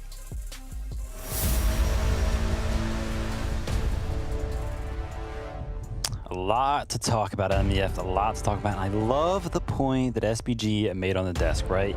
We're looking at a comfortable Macwood and Donnie up at the top of the leaderboard. They got like a 30-plus point lead. And man, they've had some trouble against Polarized and Nico, right? So in their minds, they're like, listen, we do not want these guys in the grand final, so that way we can have our best chance possible. So they could make some early game plays against those two. And speaking of early game plays, Agers and Rise against Nounsy and Sprite over here at Greasy Grove as Agers go down quick and early as Rise tries to return an elimination. Agers, though, the elim on him, only 15 seconds left before he gets fully finished, unless they go ahead and find it early on. As Rise finds some minis, gonna make a play with a Stinger. SMG actually finds both the elims, and Rise clutches it up for Rise and Agers. Oh my gosh, MDF, what just happened? Hey, listen, I'm not a physicist or anything, but when 2 equal forces clash, they kind of cancel each other out. These guys are sitting right around the same points, round after round, trading blows here. I mean, and both of them have done pretty decent when they make it out of your Rise with the big clutch right now. They just have one more chance over, Nounsy and Sprite now. That's just how it's going to go down. Look at the quick play here. Ready? Boom. SMG in one hand. SMG on the other hand, hello, one for you, take that mag apiece, and all of a sudden now they have two more elims there, a couple more points to work with. A lot of ground to cover here though if they want to get into the top 6, but hey, they have a fighter's opportunity now. Oh man, and look at this situation over at Covert Canyon. Scented and Cold looked like they actually find the card, but in the midst of all of that happening, Cold goes down, and I wonder if Scented actually picked up the reboot card or not. He is going towards the reboot van, and is he going to use it? Surely he has builds it, right? here. I'm thinking he definitely has it. Yeah. He's got the vehicle. He's probably going to position up fully to make sure he's nice and safe. That's just taking his time here in case he's getting hunted down here. Day and clicks though, 90 points here, top 3 in the standings here currently as it. And again, they're doing that same thing they did last game. They're pushing the coast here, fighting this team on the outer edge. I mean, they've won this battle round after round, so they definitely know, hey, you know what? We're the better team here when it comes down to gunplay. When it comes down to these engagements, we're going to continue to take this battle. It's either that or, you know, get out of dodge, right? Like, it's our loot, so. Yeah, and what's interesting here, I wonder if Day picked up a llama. I don't think he did, but he had a lot of mats there for an early game engagement, so could have definitely played into his favor. A team could have been unsuspecting of how many mats that he would have actually had if they would have chosen to take that engagement. But as we switch over here, the big HD over at Condo Canyon only finds himself 33rd on the leaderboard. Well, let's remember what kind of format we're playing, right? You're never out of it. You could have 0 points in the last game. And if you get that victory royale, then you are qualifying for the grand final. So it is never over for any of these players. Yeah, definitely. It's truly not over. Although all the teams we've seen win so far are very much well-deserving and having great overall experiences in games. On over to the highlight, though. The one mistake now we watch Macwood and Donnie take a fight here. And, you know, Macwood gets traded out. Donnie gets tagged. He might have found some great tags there, but not enough, it seems like, to make it all the way through to the end. He just gets, oh, gosh, swept up on and swept under the rug just like that. I was, you know, really excited to see them continue to just kind of pace it and not take the fight, but it seems like Polarized and Nico were not happy with that outcome. They're not comfortable with how good they're playing. No. They're making out of here. That's one team that they have to, you know, maybe X out of the competition. And that's the risk that Macwood was taking when he actually went ahead and decided to be aggressive, right? SPG talked about it. Want to make sure that they do not get into the grand final, so they decided to be a little bit more aggressive on Nico and Polarized. But if it goes bad, then you give Nico and Polarized an edge in this game, actually. So it could have actually benefited them because they have early Storm Surge, instantly a 6-point swing, right? Because they find 2 eliminations. So Nico and Polarized are really good shape now to actually go into the grand finals, even though Macwood attempted to stop them. And Scented doesn't look like he actually had the cold reboot card. So maybe he came back in here to look for it. Maybe he's trying to get over to the vault. I don't know, but Dayfan definitely in the wings, still chilling out here. Going to be investigating what Scented is up to as he gets a little bit closer. And I want people to think about the way you just preface that entire Macwood and Donnie situation. Like, denying tags, denying elims, denying opportunity is arguably much more of a grief to Polarize and Nico's overall game. True. If you just don't give them that opportunity, right? Allowing them to take that fight, it grants them so much more. It's actually that they're doing the opposite, right? They're helping them in their position in the round, and now they're completely out. So yeah, they help them in a lot of different ways, and not only that, they're inside the top 4. If you don't want this team going all the way to finals with you, you actually just have to avoid them in full, make a different strategy, have a backup play, and just dip, just get out. Yeah, and considering, you know, Macwood was getting pretty much steamrolled anytime that Nico and Polarized decided to fight them there, right? It's not like they had some sort of like edge over them in any way, shape, or form. Like Nico and Polarized holding their own every single time they took an engagement over there at the Daily Bugle. So, but Macwood, you know, he goes for a risk and it doesn't pay off, but he knows that regardless, they'll still be in the finals. And if we take a look at the performance today, when both of them were landing there, Macwood was doing fine. So maybe even if Nico and Polarized get into the finals and land right alongside him at Daily Bugle, maybe he just doesn't really care, right? Like he showed today that even if he is contested, he will perform it just fine. Well, you got to remember, FNCS Qualifier 1, 3 teams were landing there, if I'm not mistaken. That is Bucky's drop spot as well with Cam. So that, no, they do not want Polarized and Nico inside that drop. Remember what I was calling it? It's a parade at the Bugle. Right now, you know, they may be at the back of our minds, but They are very much there. Bucky and Cam are watching closely. Yeah, they're like, man, both of these teams are qualifying. They both don't want landed none a of them drop there. spot. You know what I mean? Like, terrible. They are not looking forward to how that's going to play out. But, you know, it'll be interesting to see how many people land there. But we still got to get through semifinals. Let's make sure that we finish out all of this. Is a lot of players converging over here towards the sanctuary. Looks like Zone's going to pull towards the east side of the map. And there we go. Sented actually snuck his way into the cavern, found Cold's card, and going to be getting a quick reboot out. And this is actually beneficial, right? Because if you look at the map, there's no really around him. So he might sneak back into the cavern with that card and open up the vault. And then they'll have pretty good loot and actually be able to make it back into the zone. But the storm surge situation will not be looking good. And that one, you know, I guess bug in the back of the mind is someone lurking here waiting for us to open up this vault, because there are players that will play really weird. They'll sit it out just to do it, just to get that moment. You know, some people just get a kick out of the surprise. You know, surprise, we're here at the vault with you, and then it's that's it. It's their vault. So we'll see. For Nazin and Flo though, man, rough position so far to be in there. They're just kind of hanging out in the bush here. Not much they can do, as they have tons of teams positioned all around them. Pamstone, in fact, being one of the few teams just outside the sanctuary here, kind of eyeballing up the field here. But you know, it's not just battle going out here, right? It's not just a fight here. This fight's all over the kind of the map unfolding here. As we talk about that, Dusky once again. Looks like Dusky and User on the wrong side. Yeah, right here. This is not necessarily the most ideal situation where you want to take a box fight, because again, we talked about how many players are over here at the sanctuary. If you decide to take a box fight, a bunch of players need Storm Surge. They don't got really anything better to do other than take some shots at you. And yeah, it comes true. That weird play style that you talked about, MDF. They're chilling, waiting for Sented to return to the vault. Please bring us the key card. They begged, and Sented has brought it to them, but it's not in their hands yet. Sented and Cold still alive in a fight now against J-Man and Day. Storm is a factor here, right? How long are these players willing to just sit here in their builds and wait it out, right? You heard the splashes. We just heard the splashes. So Sense is like, okay, well, they have heals, so now we have to make a different decision. We have to get to some other heals. And look at this, map awareness 101.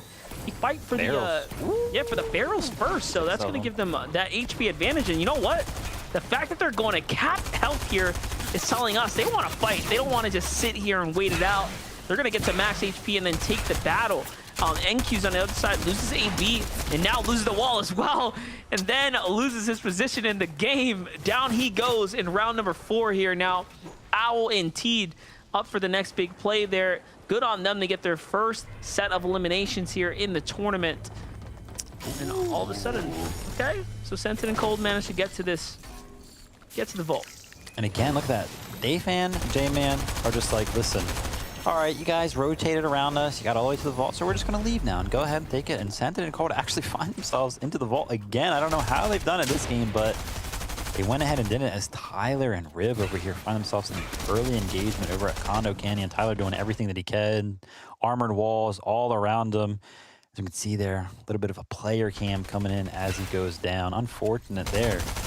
Now we're going to tune in over here to see how Al and Teed's game is going, as they have been real aggressive getting in on AV, and Enquist there. As Al picks up 2 early elims, and hopefully that leads them into a solid endgame potential for a victory route for those two.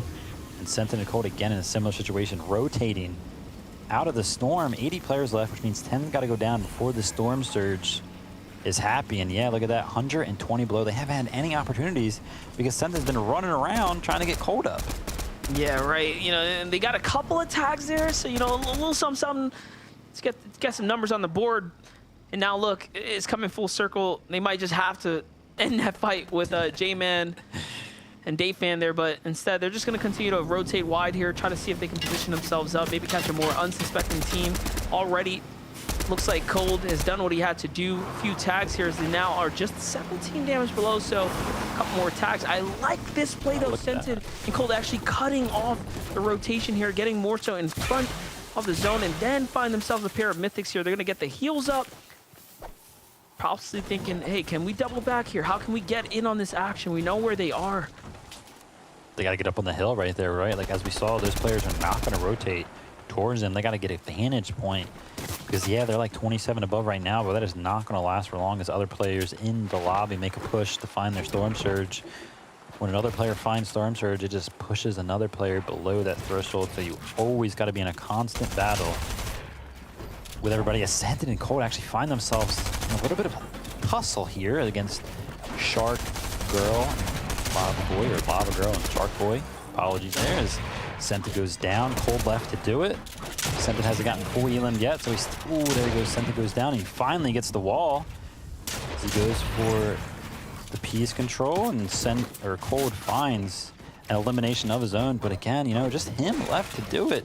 And I feel like Scented and Cold could have backed away as soon as Scented found that one pump shot. They could have just backed up and happy with the damage that they found.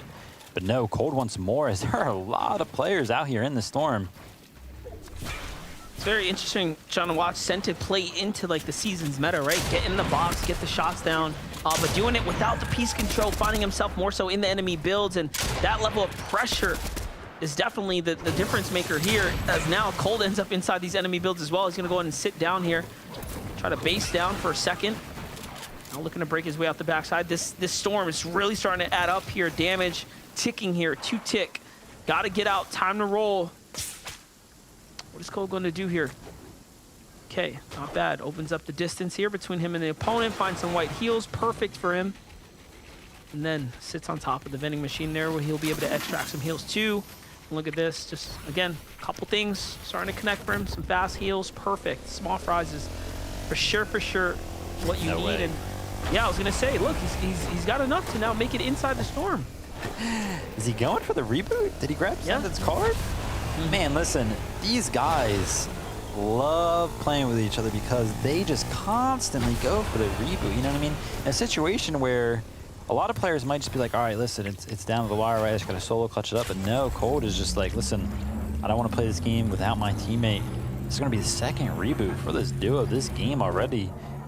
But that is the least of their worries, as they got to make their way towards the center of the circle now, right? Because the next storm is actually coming in right as they find this reboot, and he's going deeper into the storm.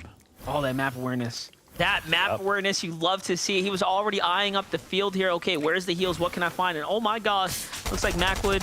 Oh, I was going to say, I thought it was Macwood and Donnie's drop spot. Okay, so it seems like whoever was landing here at Tilted Towers left behind tons of goodies. And that's just the benefit of having such a big drop spot. Tons of floor loot spawns. There's so much loot there. It just ends up working out. I can't believe Cold and Center are still alive right now and in this game. And now no longer have to deal with the surge, but, you know, loot's going to be an issue as far as, you know, just having weapons to play with later. Look at this, a sight to see. Clicks and Day actually have 0 elims. That might be the first time this has ever happened. But they are, ooh, they get a good beam off over there, right? Some good Storm Surge. And I like this out of them, right? They're finally happy, right? They're like, all right, listen, we're third on the leaderboard. Maybe we don't need to be aggressive anymore. And that's a hard decision to make, right? Because if you've been aggressive for 3 games in a row, and it's worked out so well all the way up to the point where you're third on a leaderboard and then you decide not to be aggressive, that takes some real control, especially out of Clicks and Day, because they just love to be aggressive. As Cold and Scented, we tune in over here.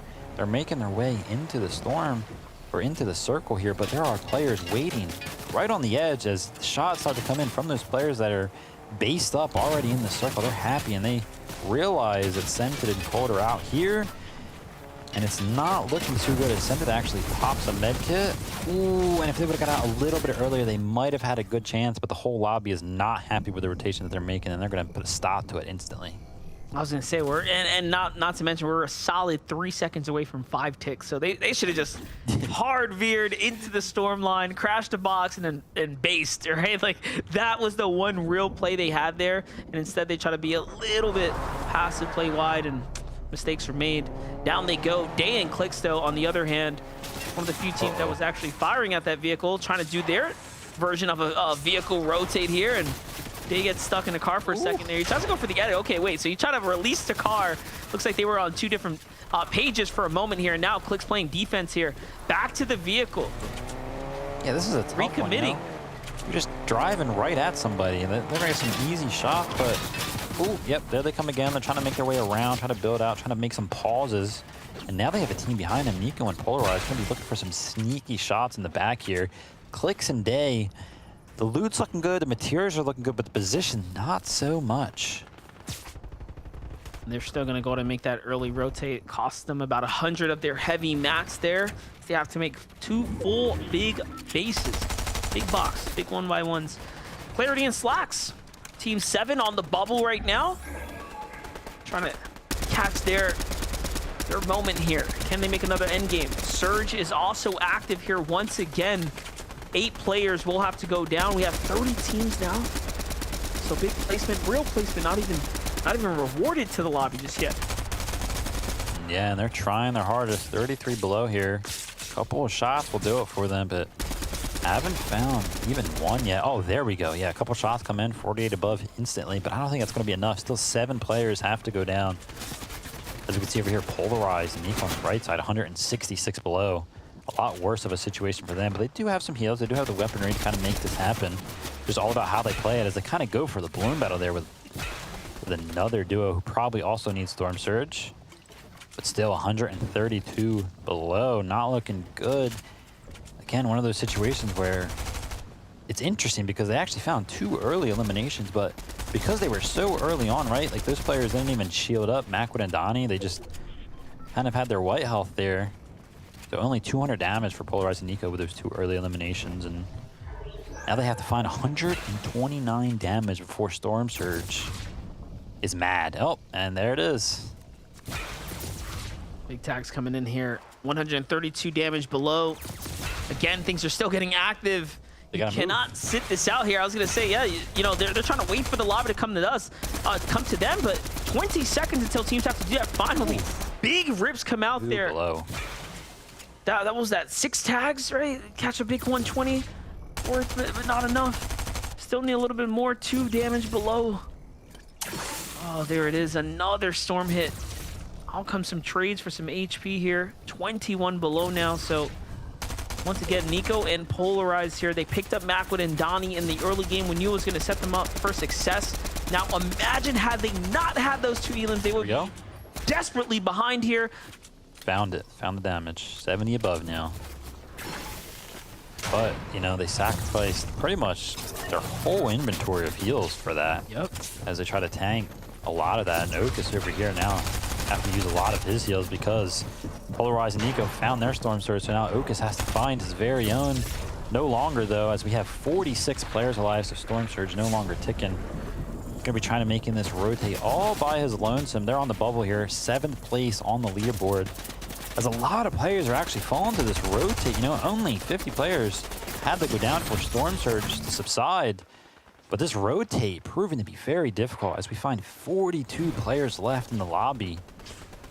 And Clicks and Day still no eliminations, but they have found the damage without them, so they are chilling. And look at this. See Clicks. He's always looking up. He's just trying to look up. He wants the high ground.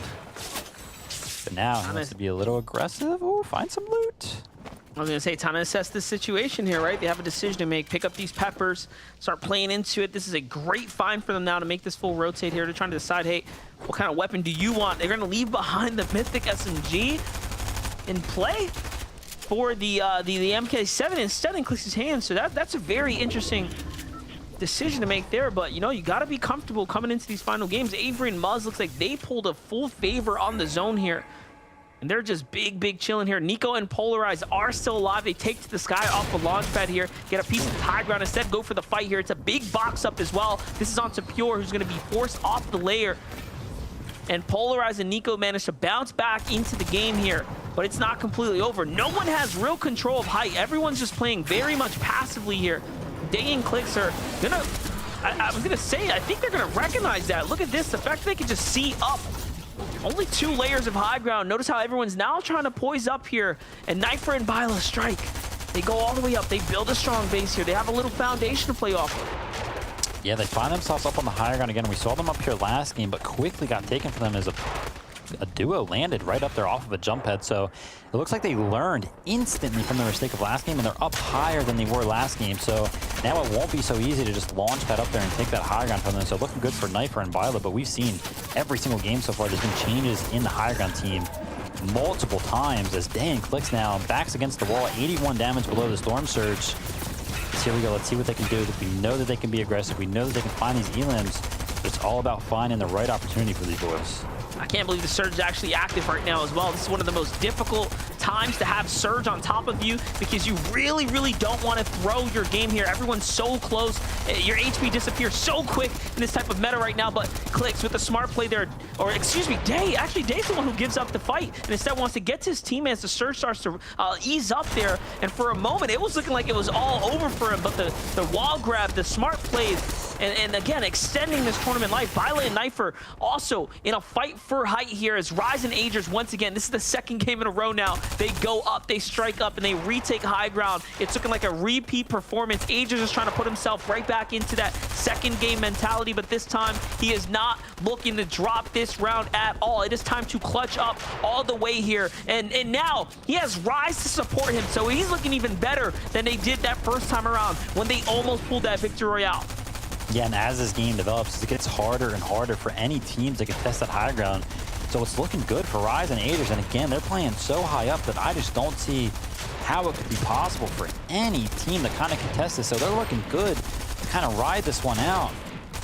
As we look down there, Clicks and Day still putting in work on the mid ground there. They are playing this game so differently than they usually do. Coming into the end game now, they had 0 elims not too long ago. Now they have 5. Yeah, they're definitely racking them up here, and 120 points. Our second team now here we go. Really starting to break away. He's going to crank up the high ground, catches him off guard. Great tag there. Can he get the other one? No way. It's a full-on track fest, and Day is not missing a single shot here. Now, in between two, it's a 2v1. They're looking straight up to height here. Day's going to get the match split. They're thinking about it, and yes, they go for the breakdown. Here it is, one player. It's just Agers versus Clicks versus Day. The Storm's doing so much damage, they're gonna have to give it up here though, but Day is still looking to take this one all the way, and look at the tracking, the shots coming through. He loses Clicks in the process. It was a huge risk, and no, unfortunately does not get the rewards he was looking for here. But the hunt is still on. He still catches Agers, hunts him down there, and gets it. It's still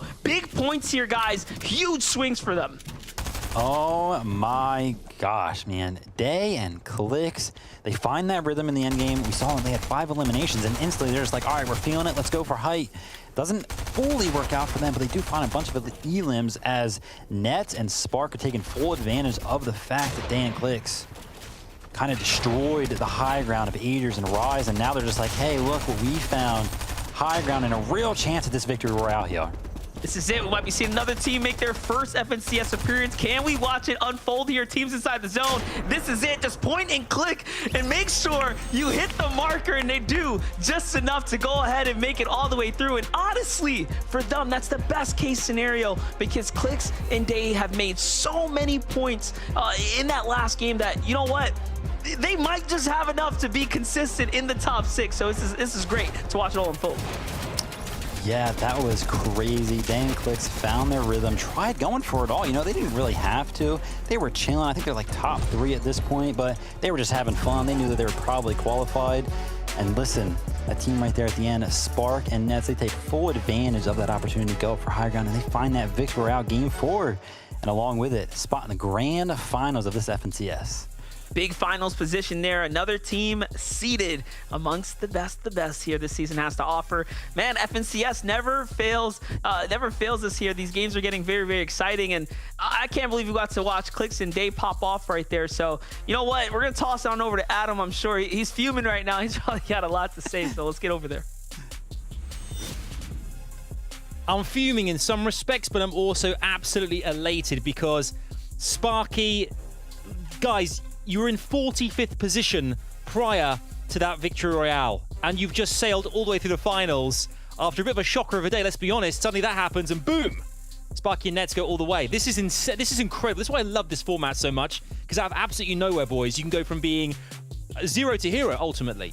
SBG, we saw so much happen there. I mean, that pop-off from Day at the end again. These boys look so loose, they look so fluid, and just taking out Ages and Rise as if they're not even there. I mean, we've seen this happen, I don't know how many times. Day's a clip machine. Here's another one. Throw that up on Twitter. And now we've seen so many different plays, but ultimately, the losers of that one are Agers and Rise. They were holding the high ground. They were chilling. And then Day and Clicks come up and then just destroy their height. Ultimately, Day and Clicks are able to get a ton of points. But at the end of the day, Agers and Rise lose out on that victory royale that looked to be in their grasp. And Sparky and Nets, they looked up. They're like, oh, look, guys, high ground's free. Let's just take that. Yeah, you have to take advantage of the opportunities that are presented to you. And while Clicks and Day likely ended up qualifying themselves just off of the series points alone, ending up off of that match, I mean, Nets and Sparky being able to take that high ground, and those high grounds are so absurdly hard to deal with because you're not able to really build up. And when you have those just previously built player builds already there, navigating them is so difficult. You saw at the end, they were just sitting in the zone waiting as everyone else tried to trickle in because Old Man Mountain was claiming his toll. Indeed, that's absolutely right. And you know what, Sundown, this is an opportunity now because we love to take, storylines, everything here, narrative, giving you guys a bit of context at home for what's about to happen. We have one more game today, okay? One more game. Let's take a look at who's qualified thus far, and then we're going to go through the leaderboard and really break it down for you guys at home. Sparky, Nets are joining the rest of the teams that have qualified earlier today. That's Sin and RN Star, Users and Threats, Shadow and Me Too. Those 4 teams immediately go through the finals, whereas we still have teams who are in contention for those top 6 places. And one more Victory Royale. Immediate place to the finals to give away in Game 5 as well. But let's take a look at this leaderboard. Really take a moment here to breathe and embrace this. Take it in, boys. Take it in. SBG, what is happening? What needs to happen for the teams around the top 6 for them to break through? All right, I'm soaking it in. Looks like Day Clicks, Donnie Macwood already qualified. I'd say those guys have moved on through. And now I don't even want to know what the second page looks like because it looks like everyone from, let's say, 4th all the way down to, I'd guess, about 12th to 14th are going to be in it for this last game for that consistency. Oh my goodness, Sundown. Look how close these teams are on the second page. That one good match, they're right in it. Yeah, you nailed it in particular. It's right down to about that 15th point spot. Then you see a 4-point drop in between 15th and 16th. Well, one thing to note too is there's a significant drop in between 5th and 6th on that front page, which 6 is the spot we're looking for. And all of these duos are realistically competing right now for one spot, while the teams who are in 3rd, 4th, and 5th just need to hold on. A couple eliminations, a couple rounds of placement points, and they'll be more than enough. But as we saw in the last game, you're not out of it. Just because you weren't on the first 2 page of duos who was there, you can sneak a victory royale. Sparks and Nets, they were in 45th coming into the match, and now all of a sudden, they'll be in the finals playing for money. I mean, this is it. It's got to inspire as well. Obviously, teams around you, your peers, know that you've just gone from 45th through to finals off the back of that. So I guess wherever you stand on the table right now, even though the top 15 are kind of like the points-wise, they could qualify into that top 6 positions to go through the finals after Game 5. There must be an air of, anything's possible right now, SBG. You could get that Victory Royale and change things up completely, but I still see teams like the Day and Clicks, even though they have technically qualified from the numbers, I can still see them wanting to prove a point here and put on a show to prove that they are ones to be watched out for, and they should be taken very seriously come finals. Oh yeah, I would definitely expect some of those top teams to play this one out. By no means are they going to let you just walk to a victory royale. And, we'll see that happen. A lot of these top teams, they know, okay, I can maybe gatekeep someone out of the finals if I'm trying to hold down my spot. It may be time to focus more on that if I'm Macwood or Day's team rather than try and focus on more points. But hey, Macwood and Day may win, and then we have that one spot up top, like Sundown said last time. It's just sitting right there for somebody to take. Yeah, and then it becomes all of a sudden 2 spots that all of those 8 or 9 duos are battling over. But hey, the opportunity is there. The question is who's going to take it? And don't forget, we still got plenty of Fortnite to play tomorrow and Sunday as well. Absolutely. We got so much more Fortnite. This is only the beginning, guys. The beginning of the saga. Okay, it's game number 5 time. We have got ourselves an amazing setup. What is going to be a cracking last game here. Monster and Vivid bringing us all the action. Let's see who qualifies for finals after this one. Over to you, boys. Let's go! Yeah, that's the truth right there. Honestly, what you want is, if you're one of those teams down low, you want Clicks to win. You want Macwood to win. Those duos, if they can go ahead and take a victory royale, it kind of alleviates the point threshold. Otherwise, they have a strong Titans grip up on those spots right there, Vivid. So, you know, you're kind of rooting at this point, honestly, to play really well. But hey, you guys, go ahead, take that victory royale. Yeah, this format, man, anything can happen going into that game right there. Nets and Spark were in last place, but they go ahead and get that victory royale and a spot in the grand finals. As we hear the battle bus go off, we're going into game number 5, last game of the day. Let's see what happens.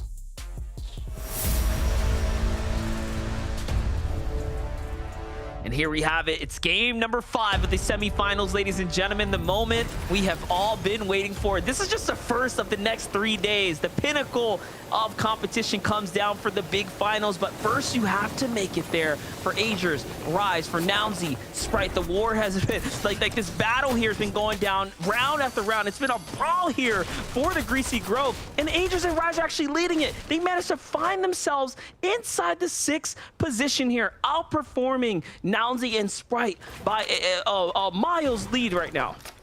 Yeah, and usually this fight happens very, very fast here, but Agers and Rise are like, listen, we're so close, right? We're in 6th place. We really want to risk it on a 50-50, a quick fight off the rip, right? When we think about last game, Rise, that 1v2 clutch is what led them all the way into that end game. So crazy stuff developing over here at Greasy Grove as Sprite and Nounsy looks like they're going to actually win Greasy Grove, not through a fight, by default, right? Agers and Rise not interested.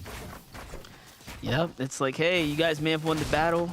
We're trying to take this all the way home here. We're trying to go the distance right now. So Agers and Rise now, just again, this is the slowest we have ever seen them play the Greasy Grove drop, because it feels like now they have a chance and they're thinking, hey, we can actually do this. Let's just stay alive right now. Let's just get out of here.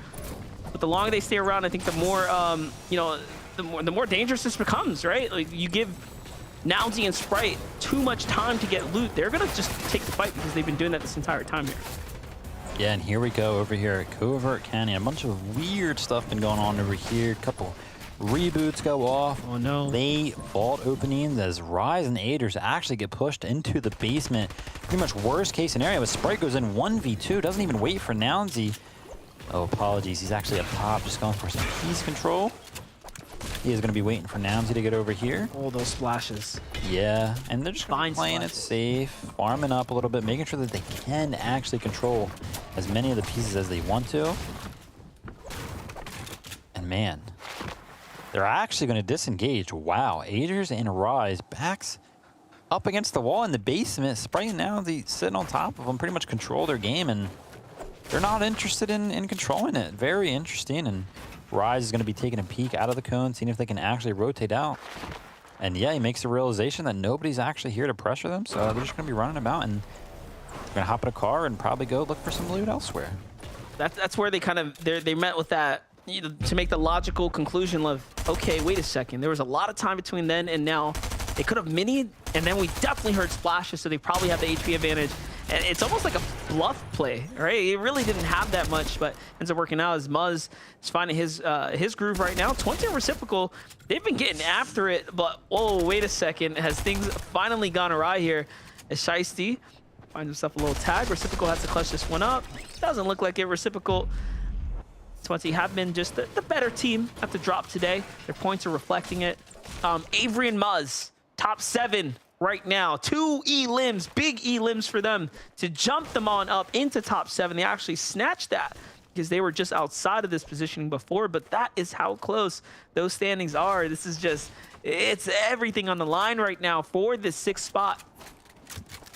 Rise and Agers, yeah, they're just running along. They've probably never even run this route before. They're so used to just claiming Greasy Grove, even full sending it, right? Getting eliminated fast or just finding those eliminations fast, but instead they decide to back up here, try to find some loot, some scraps, because listen, they're in 6th position. They don't got to do a whole lot to maintain this position. Obviously, other teams on the bubble are going to be looking to steal it from them, but they do have real chances here to just grab a couple points and secure that top 6 as they get blessed here with a llama, actually.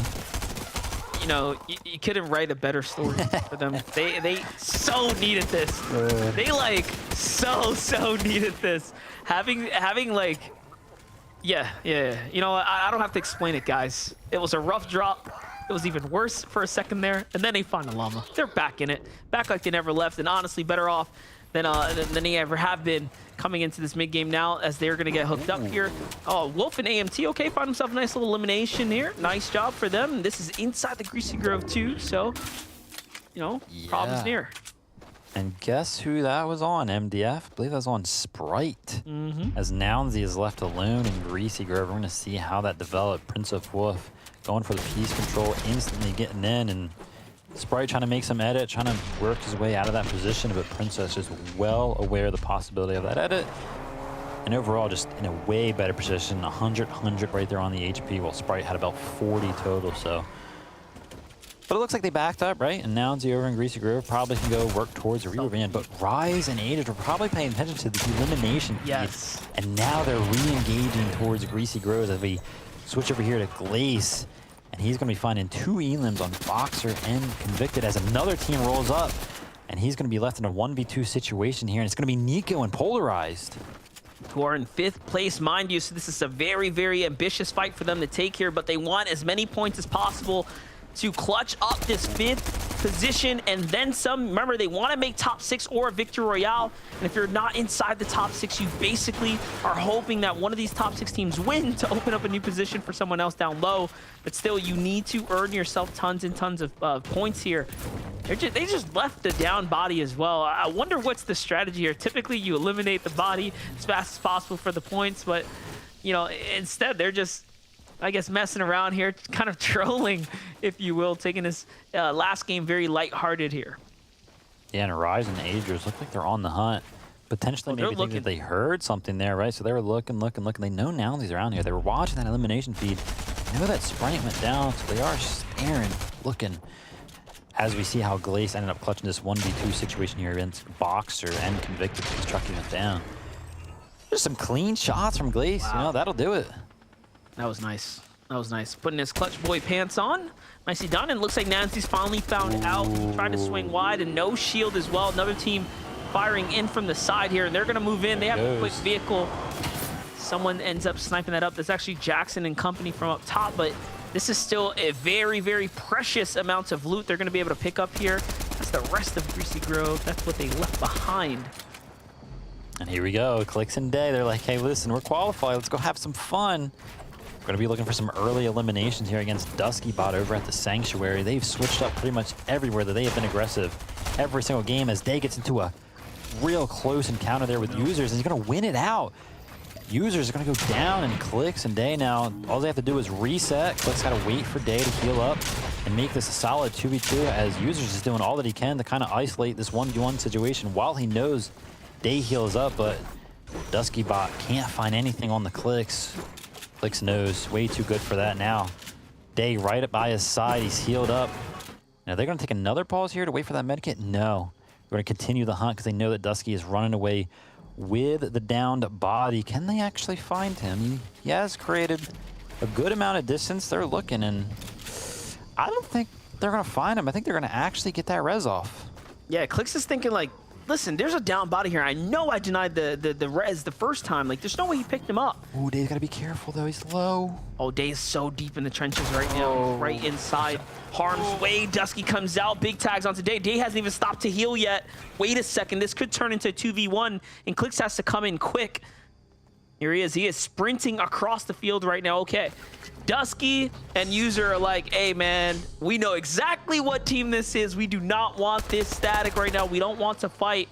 And they start to back up here, and that might just be enough for Day. Day might have to just thank his reputation that he has built all that hard work, because the fact of who he is gets him away with a little bit more of an opportunity where otherwise a 2v1, no, they would have pushed you like immediately.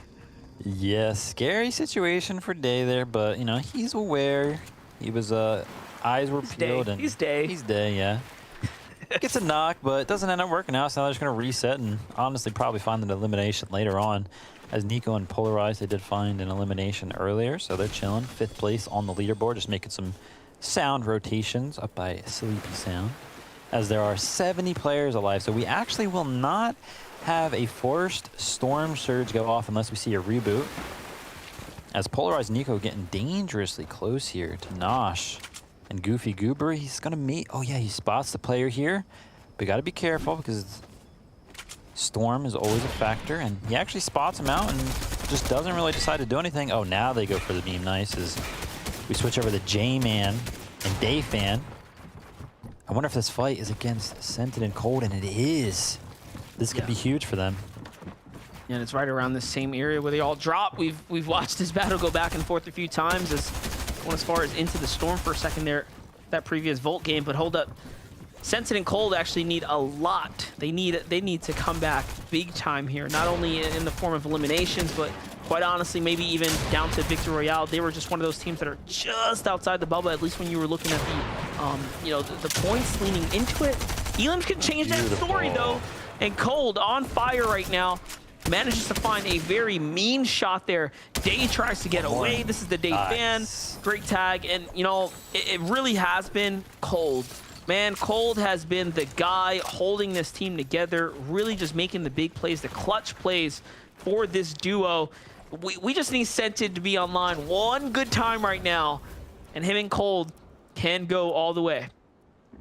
Yeah, let's take a look here. 86 points going into this game was 6th place, right? And it looked like Scented and Cold there had 70. So, man, I want to say that they're in striking distance, but the game would have to be huge to get into that top 6. So I think comfortably they do have to get a victory out, as Rise and Age is just waiting in the wings for a player to show up, and now gets absolutely beamed.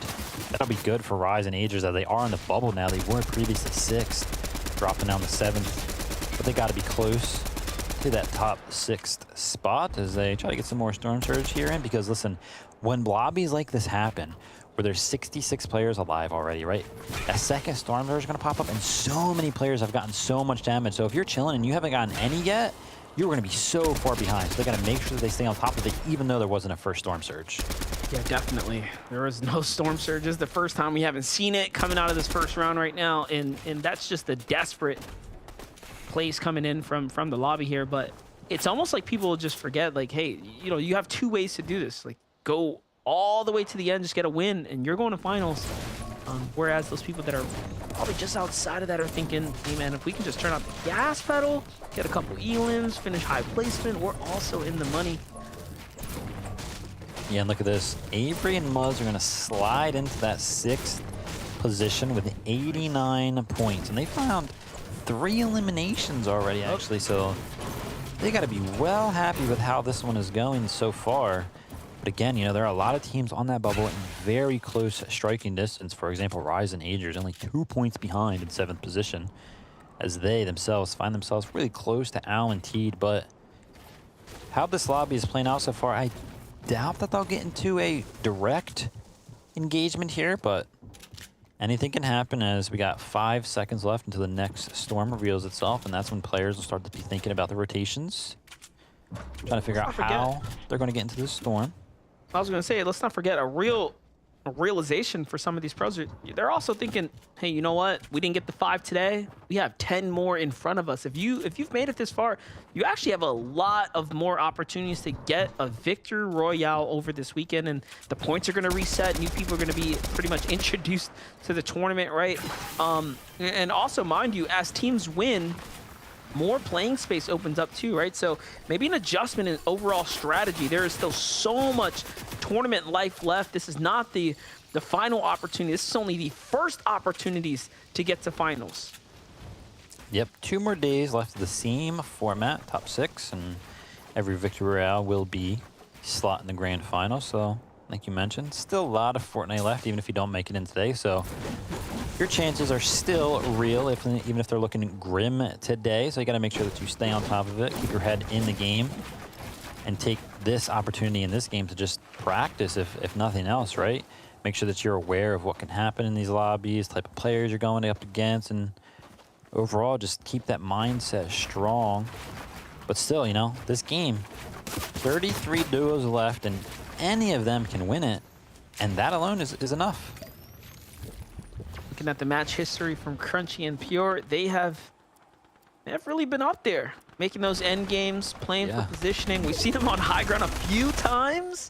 They've had a couple opportunities present to them. They could have been one of the teams to take one of those first 4 victory royales. But right now, Polarized and Nico still as active as ever, coming hot out of the bugle. Began a slow start, but now starting to really escalate and ramp things up. Big material count, big ammo count, big heals, just everything. Yeah, ammo. Ooh, you got to be careful, man. You know, so much fire rate in these weaponries that are meta right now that if you're even editing walls, right, then you got to be careful. And yeah, look at this. Macwood and Donnie actually putting some pressure on Polarized and Nico. Maybe they know, maybe they don't know. Oh! In the miss. What just happened? Oh no! In the back. And Donnie actually finds Elim on the Polarized there. Polarized goes down to the hands of Donnie. Revenge is sweet. That's what they're thinking. Nico is off. He's out. This is so important for Nico to stay alive right now inside the top 5. Meanwhile, Donnie and Macwood, I mean, they're going all the way. They've done enough. They came into this in 2nd place. Those Elims are just sweetening things up for them. Wow. Wow. That was crazy. What an Elim to find, and Polarized just getting a little focused on the pressure that was coming from the other side, and they just get pinched real fast. So good on that other team. Not sure who it was, but Peterbot here left as a solo. Quanti goes down. Peterbot, though, you know, he's got a lot to work with here. Pretty much maxed out here. Heavy shotgun, Stinger SMG minis, shield potions, chug splashes. I mean, he can technically do it, and that launch pad also will help him make some rotations. Definitely going to need that because he won't have a duo to back him up. Is he going to make an edit here? Big HD, kind of lackluster on awareness, but he actually doesn't get punished for it. Peterbot missing the shot. Big Peterbot running solo right now. Still, though, armored wall, launch pad, big heals. He's got a fair amount to work with here. He's not just out of the competition yet. Can he open up a victory royale for himself, though? That's really his hope at this moment as Byla falls to the hands of Scented and Cold. Rise and Agers, team that's been on high ground multiple times today, fought for it, back and forth, every single game, looking for a win condition, settling for nothing less. Almost going the old Zay and Saf route, like, we're gonna win a game if we just keep fighting for height. That's literally the strategy. We have 15 games. We fight for height every day. One of these games we will win. Yeah, and Scented and Cody are 3 eliminations, so they've been doing very well as they got a solid loadout. And they both should have web shooters now, so it'll be interesting to see how they actually decide to play this game out. Whether they think that they can get enough points to get into the top 6, or if they're fully focused on getting the victory royale. 2 options available for them. It'll be interesting to see which one they choose as Nico here. We saw Polarized go down earlier, and he's a solo. But Storm Surge, 221 below, not helping his situation out at all. No. But he does have these Mythic Spider-Man hands, so he can make a play for some kind of crazy high ground, maybe like force an open box position, someone who's kind of unsuspecting, but even that's looking unlikely right now. He's looking for any kind of weekend forward boards, just any opportunity to squeeze in some shots. Everyone's so based up. Very few people are actually worried about the Surge currently. And that makes it even more difficult for someone like Nico, who's a solo here, but a fight's breaking out to the side. Here's the shotgun shots. This has to be the time where he strikes. This has to be the moment he goes for it. That's a weak wall right there. He can actually slip in that if he was quick enough with the ramp boost, but no, he gives it away. He doesn't take advantage. Instead, he goes, okay, he's gonna stick the heels out here. He's gonna let the lobby do it. He's not gonna go for the Surge fight at all. Gets tagged on the rotate. He didn't compensate that HP loss. This has now become less HP, less heals than he might have thought. This is possible, though. 53 players alive, and only about, looks like 8 of them are actually in that half and half circle. So a lot of rotations come in as Macwood goes down. So a lot of players could actually fall here. Nico might be able to squeeze through this Storm Surge here as, yeah, 51 players now, only 1 more to go down, and Nico is chilling. But it hasn't happened yet as he finds a pile of loot, and there it goes. That player goes down, and Nico is going to be fine, quote-unquote fine, as he only has... Oh, he picks up the chug splashes! heals. There we go. That's why I was like, no way. He found actual heals right in front of him, out in the open. He even missed a couple of those first shots. No one looked at him. It just works out that way for our 5th place solo right now, who is Nico. Lost Polarized in that weird exchange before that. Donnie and Mac would pressure the wall. Some team just slides up behind them. You know, like, hey, these guys are getting fought. They're not paying attention. They take the wall, take down Polarized. And now Nico is by himself. So for Rise and Agers, I mean, if a team like Nico, like Rise and Agers wants Nico down and out. They want to alleviate this spot. They want to open up this position for grabs. The longer Nico holds on, the harder it is for players like Rise, players like Agers, who we saw their Greasy Grove drop spot. We saw how close it was for them. They almost didn't have an opportunity to make it this far. Yeah, and you talked about it before.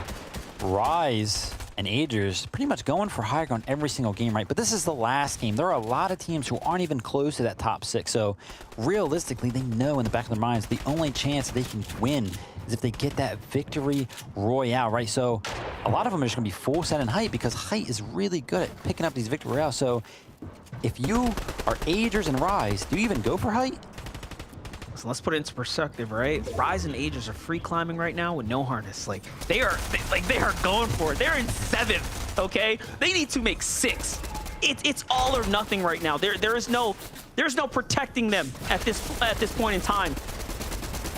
Yeah, and look at the gap there. Scented has 74 points, and it looks like Agers and Rise in 7th position have 88. So the gap there is huge as Nico tries to make the best use out of these web shooters. He's 617 damage below. Oh my god. I'm no genius, but I do not think that he is going to get enough damage. So he's got to pray and hope that 14 players fall here real soon. As could be making a play, maybe? Nope.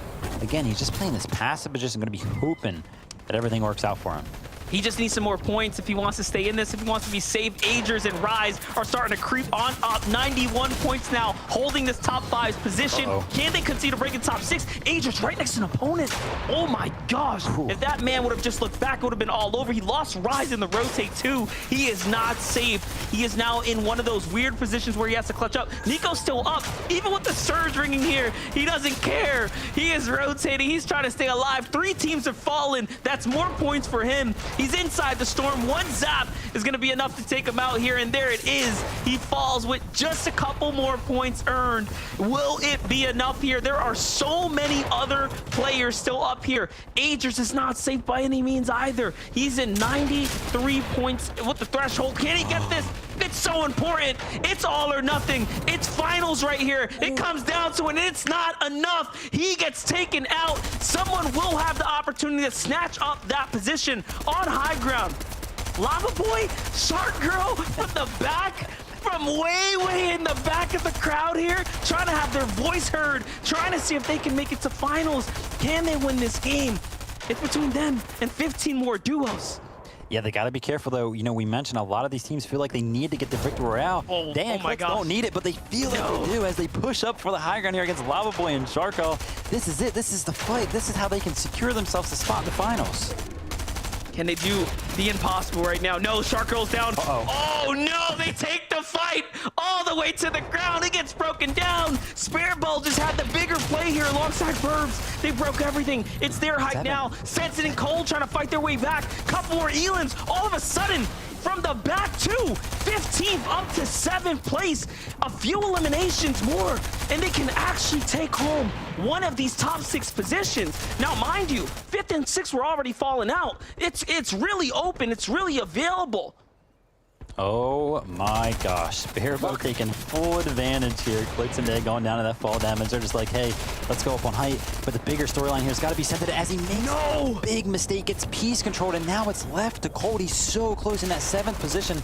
Got to only be a couple points behind. He's got 64 builds, though, and these web shooters as he flies towards another duo. They're making the edits, though, and man, he is so good mechanically as he makes sure that he does not get piece controlled, and he's going to live for a couple more seconds here trying to scrape together some points. They're in 6th place, MDF. They're just barely holding on here. There is no one really close enough to take them out. All they have to do is continue to maintain here. And Cold and Scented might have done enough here to go ahead and punch it all the way through. 101 points. Can Cold earn anything more? He has been just phenomenal so far today, literally putting this duo on his back game after game, and this is the same game where he clutched up in that battle, wins the 2 fight. Swearbo, though, fighting for his chance to finals. One winner will go straight to finals after this game number 5 here, and they are gonna best out HD up on height. It's Peterbot down low, though, still in this battle. He's in 8th position, so don't count in Sensei and Cole just yet. Peterbot has a chance here. It's all gonna come down to these elims right here. He might, no way. He might actually find this one right here. He's got Cold in his sights. He's looking up for high ground. Can he actually win this? Doesn't realize Spearbone and crew were there, but the flick shot was even better. Oh my gosh. Peterbot in 5-2. No way. Oh my God. Peterbot has done it. To He is up Peterbot there. versus Cold on the leaderboard maybe, but Peterbot might just straight up find the victory royale as he actually finds himself in the 6th place position, but Cold is now in 4th. Cold versus Peterbot here for the 6th place position. Peterbot comes all the way down. He shuts down Tabney. He gets his 2nd one as well. Peterbot is incredible. What an incredible play. One of the best clutches we have ever seen. Peterbot is going to finals just off of that alone. Wow. Oh man. I don't even know what to say. Peterbot, you are a legend. Speechless. The clutch of the FNCS so far, that's gotta be it for sure. And let me tell you something, there were so many clutches there. Peterbot obviously taking the show, no doubt. Look at these pump shots. He is just clean, Cold, not even worried at all. But Cold also looks like he clutches up into the top 6 too. Oh man, there are some developments happening on that leaderboard for sure. Tabney and Death clutch up in the end. Peterbot and Quanti with the win. How in the world? That was insane. That was incredible. This is why we tune into the FNCS. This is what makes these games so exciting. And that play has to be up there with some of the best of all time. Like one of the Taysom plays. You know, I'm blown away. I can't even believe it. You know, MDF preaches. He preaches. He loves the social post. And let me tell you something, Peterbot. That better be on socials, as MDF would say, because I gotta see that from your perspective. Hey, listen, from here at the desk, Vivid Monster D-Phase, we've done enough. We're gonna send it on to the guys over at the main desk. We'll see you guys over the course of the weekend.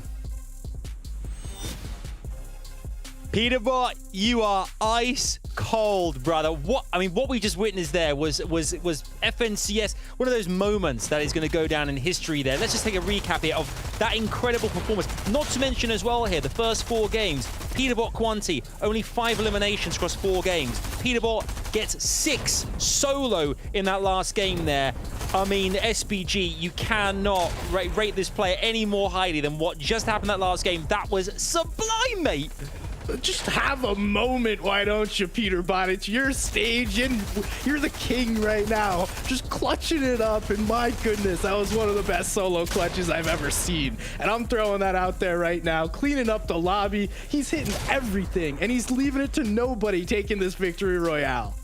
Yeah, some just incredible individual efforts. We've seen it before with Peterbot, that when he gets in a position where he doesn't necessarily have to think about the options and he just goes. If you saw that at the start of the clip, he had no materials. He had to get the refreshes on the backside of the zone and then run it all the way out. But something that's so exciting about this format is that victory royale. It pushed him all the way up into that top 6. It pushed Cold and Scented out, but then they turned around and won the game. So Cold's absurd individual effort there was just enough to end up pushing them into the top 6. Yeah, I cannot wait to see the top 6. We'll see that shortly here. But let's talk about Cold and Scented again. I mean, these are a duo we've been talking about a lot over the course of the last couple of weeks here. Kind of almost expecting them in a way to get through the finals, and they've not done it easily, SBG, but they've somehow managed that last game to rack up a lot of points, and it could be the difference maker. Hey, they were just trying to keep it interesting for us. They're like, whoa, we could have qualified in Qual 1. We could have done it in Qual 2. But nah, let's do it in this last game. And not only were we going to do it, but on the back of Cold clutching up. Welcome to the big stage, young man, because you just earned it with that clutch.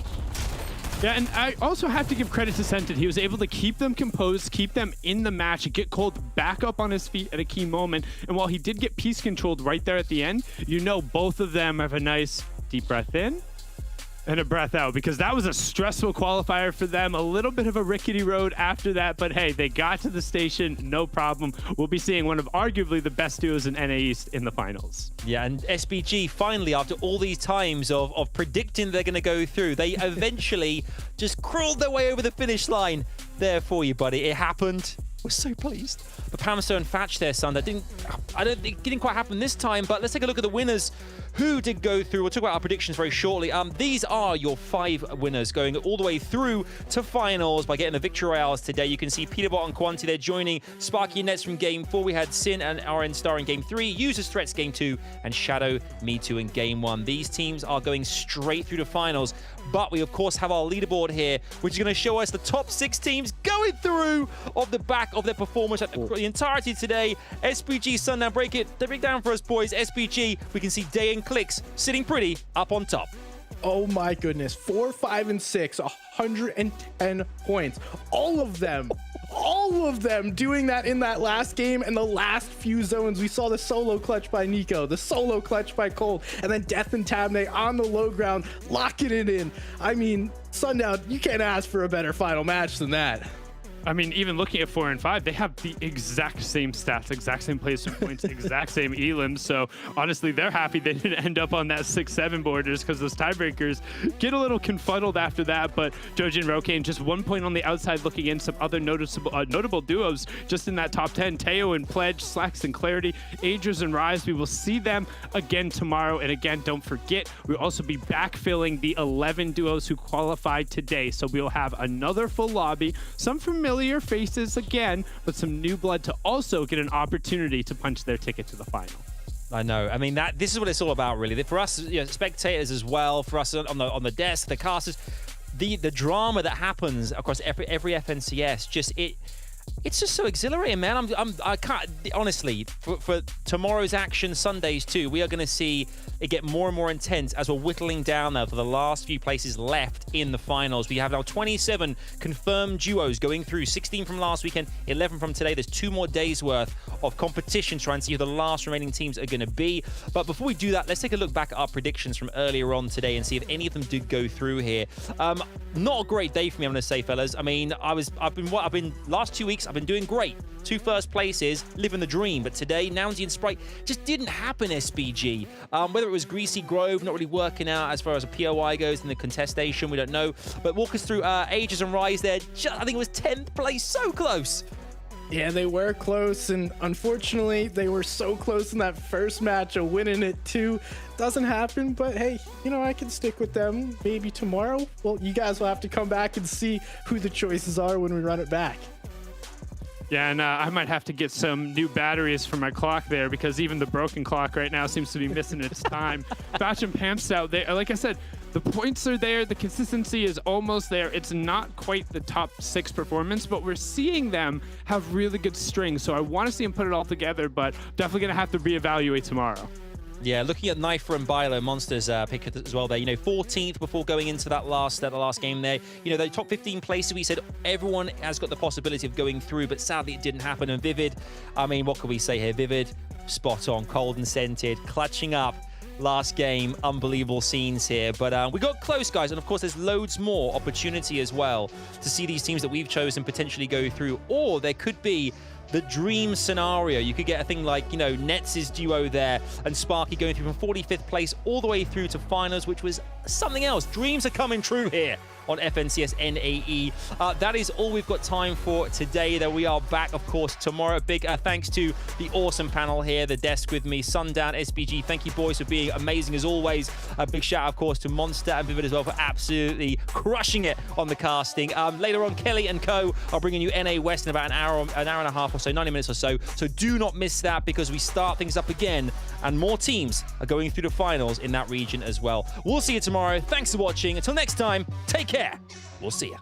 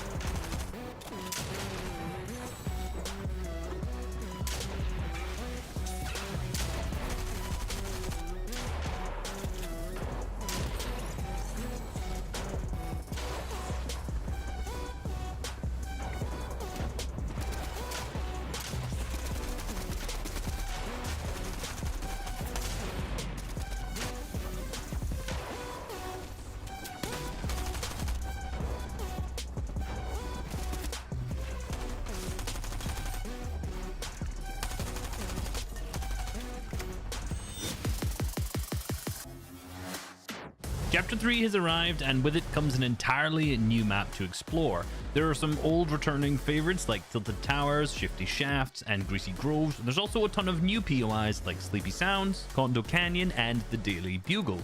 Now, everyone knows the POIs, but what about the characteristics of the map, and what should we expect throughout the competitive season for Chapter 3 Season 1? Let's dive into some of the new changes and effects it has on competitive play.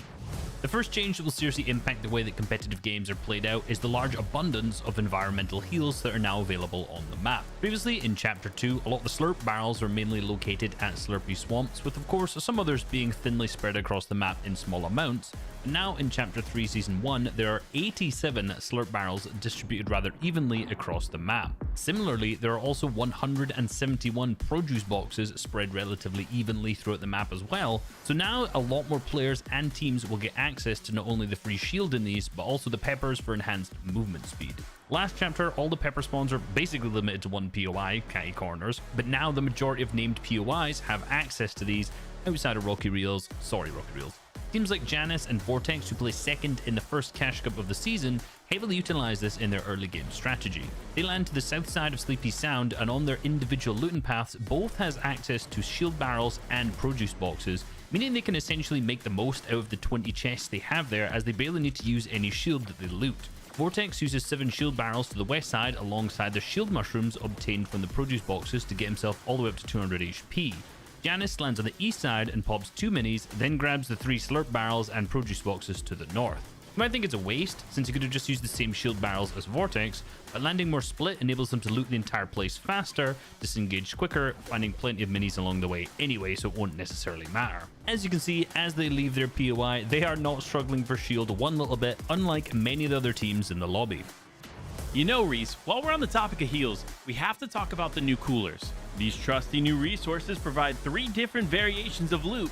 You can get 4 chug splashes, 2 guzzle juices, or 2 chug splashes and 1 guzzle juice. We've already seen this become a huge staple in competitive play. For example, Booga and Skittles drop in Chonker Speedway that has 17 cooler spawns, and when they leave this drop spot, they often have 18 chug splashes split across both of their inventories. This totals to 720 HP that can be healed if utilized effectively.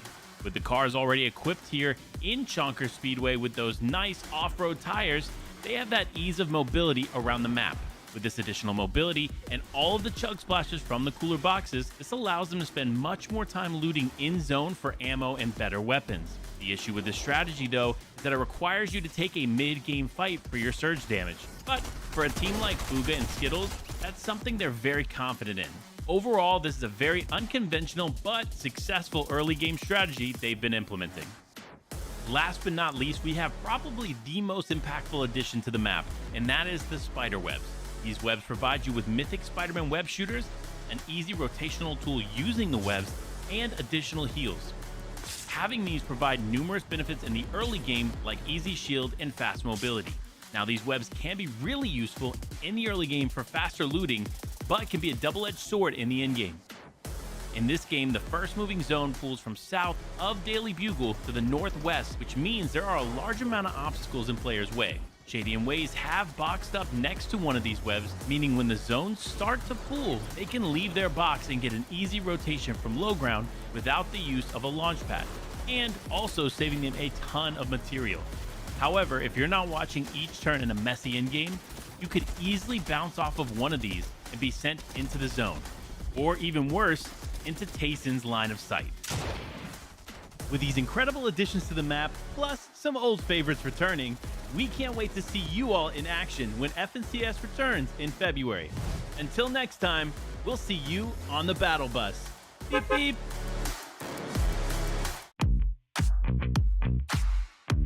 Oh wow, I did not expect that. I got 5 out of 5 last time we did this. Don't think I'm gonna do very well.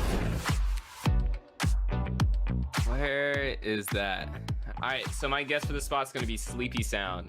I think that's by Log Jam. The Sanctuary? I don't know. Yeah, it's the fields at Sanctuary. I'm trying to remember where the cornfields are. My guess is the Sanctuary. I don't know the name of it, but it's a landmark near the Bugle, to the west of the Bugle, I believe. Oh yeah, I remember that. right, so this spot's gonna be the log jam. That is log jam. That would be at log jam. I think that's log jam lumberyard. Lumberyard? I think that's what it's called. Okay, this one's familiar to me. This is log jam.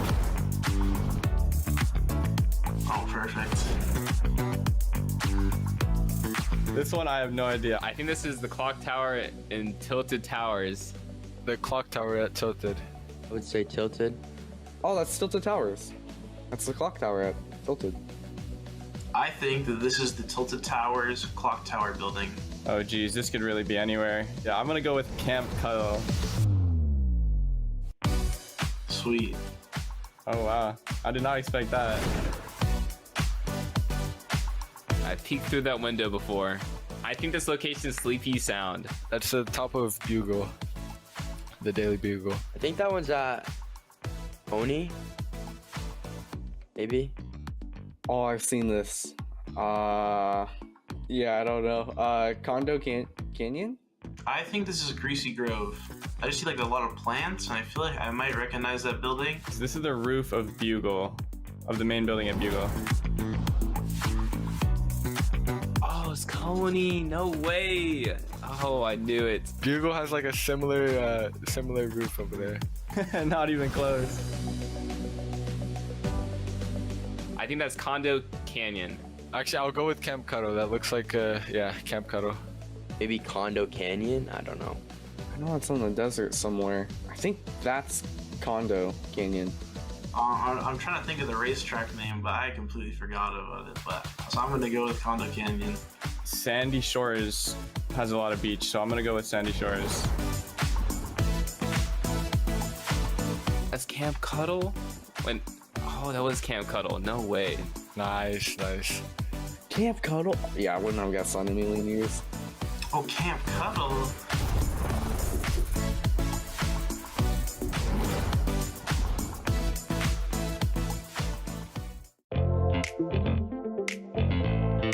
How did you become a pro, and what advice would you give to those trying to become a pro player themselves? Hopping into a Scrim Discord and being able to see your improvement and going against some of the best, it will help you improve. The two most important things you got to remember are just confidence and experience. You have to see what you're doing wrong and be honest to yourself about it. Don't work on everything. Like, don't be a jack of all trades, basically. Just work on what your strength is. You're having a good practice routine, making sure that it's effective. You are improving. You're seeing improvement in your placements. The best advice I can give you is to learn from the already established pro players. So if you watch their videos, you can learn a lot.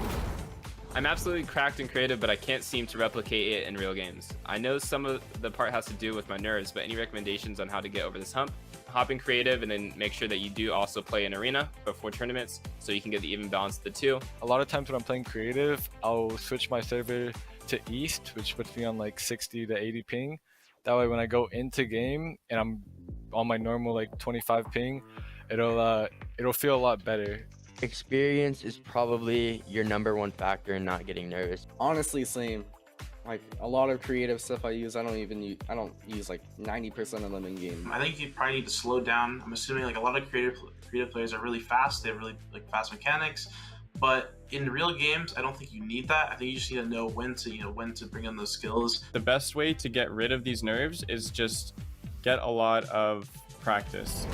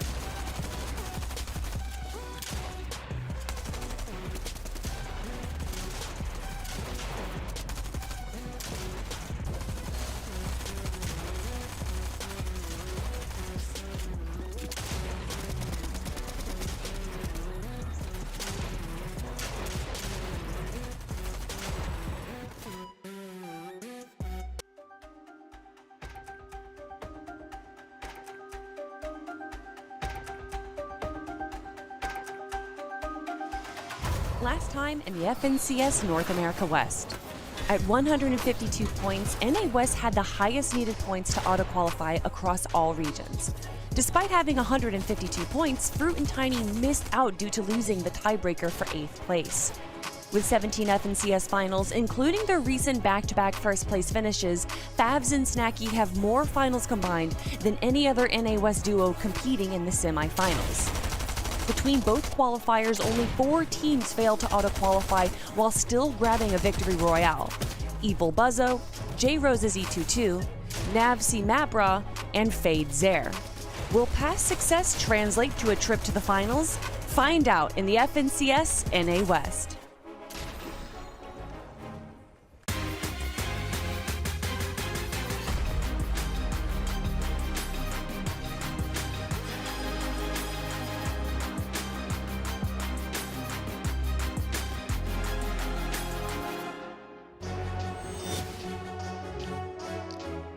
Welcome back, ladies and gentlemen, to the FNCS Chapter 3 Season 1. It's the semifinals day 1. 16 teams have already moved forward to the finals, but we need to find the 34 remaining teams that will be joining them there next week. I'm going to be your host for today. Hello, Kelly Link. And if you guys got to see any of the action last week or earlier today between Europe and NA East, then you guys know that you're in for some crazy Fortnite fun. But of course, I can't be doing this alone, everyone. So let's bring on our 2 analysts for the show today. And of course, who other than Panda and Takata. Panda, it is so good to have you on here for the FNCS show. I'm so excited. Just watching Europe and NA East today, I know that we're in for something great. Absolutely. Incredible game start to finish there. And big pop-off and clutch games there for Vino and Peterbot, for example. So hoping to see some more of that here on the West Coast. But Tokata, what you got in mind for today's games? Oh, just like you were saying, we've had some incredible other regions playing off, some clutches happening in Europe and NA East, and now we're just waiting to see what happens here on NA West. A lot of top duos competing today, so I'm excited to see how it turns out. And of course, we love you guys joining us here in the chat, watching with us, but maybe you guys want something a little more for your FNCS experience. Well, you guys can go to Legends Landing. It is an incredible experience. You can not only watch what's going on in the FNCS, but look at this here, Takata. There is so much to experience. So much to explore, so much to experience. You can see here some clips from the box fight from watching the FNCS while you're in game. So if you get a little hyped up, you see Peterbot clutch it up on NA East, you say, I want to do that. Go into the box fights, practice your mechanic skills, practice those game sense situations from watching the broadcast. I mean, you can do it all. You can practice anything you need to do in Legends Landing. But of course, that's Legends Landing, everyone. Check that out by the Buy Epic and the Exploration tab there. But we have to talk about what we're here. Why are we even here right now, and how did we get here? Well, we already had our qualifiers 1 and 2. This is the semifinals day, everyone. And it's just day number 1. As you can see, we have 3 days of semifinals action because we need to find which 34 teams are going to be joining the 16 that made it through qualifier 1 and 2. And of course, all of this leads up to next week, March 5th and 6th. Put that in your calendars because that's the finals. But Panda, there's a lot to get into about how this tournament format is broken down. Yeah, like you said, qualifier 1 and 2 is done. It's all about the semifinals now, and there's so much on the table. If you don't know, 5 teams are going to move forward with victory royales, and on top of that, 6 players or 6 teams that are consistent will also make it through today. Now, again, Tokata, you got to break down these points, man. Tell them how they're going to be able to get through today. Oh, it's looking different today in the semifinals. You can see 1,000 points for the Victory Royale. That looks a little strange. That's because if you're able to secure a Victory Royale, if you're one of the 5 duos that gets a Victory Royale, you get a golden ticket straight to the finals. Also, just like the round 3s in the qualifying stages, it's 3 points per elimination. So you get rewarded a lot more heavily if you're able to secure those eliminations in the late game. It really does reward both types of teams, which we typically see in the FNCS. Those that have kind of hot and cold days where they're able to grab a VR with 20 eliminations and then for some reason get eliminated on drop. And those teams, of course, that can be consistent. And speaking of teams, here we have, Panda, the teams that we're going to be watching today in the first day of semifinals. Absolutely. And actually, you saw them in the replays leading up to us coming on the broadcast. It's actually E22 and J Roses, one of those teams that know how to get VRs, and they know how to do it in spectacular fashion. So I expect to see some big VR wins for them today. But there are so many incredible names here. You got Caleb and Kenzo, you got Clutches and Smuck, you got so many talented players making it to this point. So I'm excited to get into these games today. I'm also super hyped to see how this turns out. I saw some other names up there: Landjock Punisher, Snacky Fabs. I even saw Beast Tautai. There's a lot of duos that we've seen in previous competitions that are competing here again now in the semifinals, and I'm excited to see what they can pull off. So many incredible teams and incredible players that are going to be competing today. And with having all of this high intelligence players, we had to, of course, pick their brain a little bit and see if they had any information that they could share with all of you and, of course, with us here on the broadcast. So without further ado, let's take a quick look at some pro tips from our NOS pros.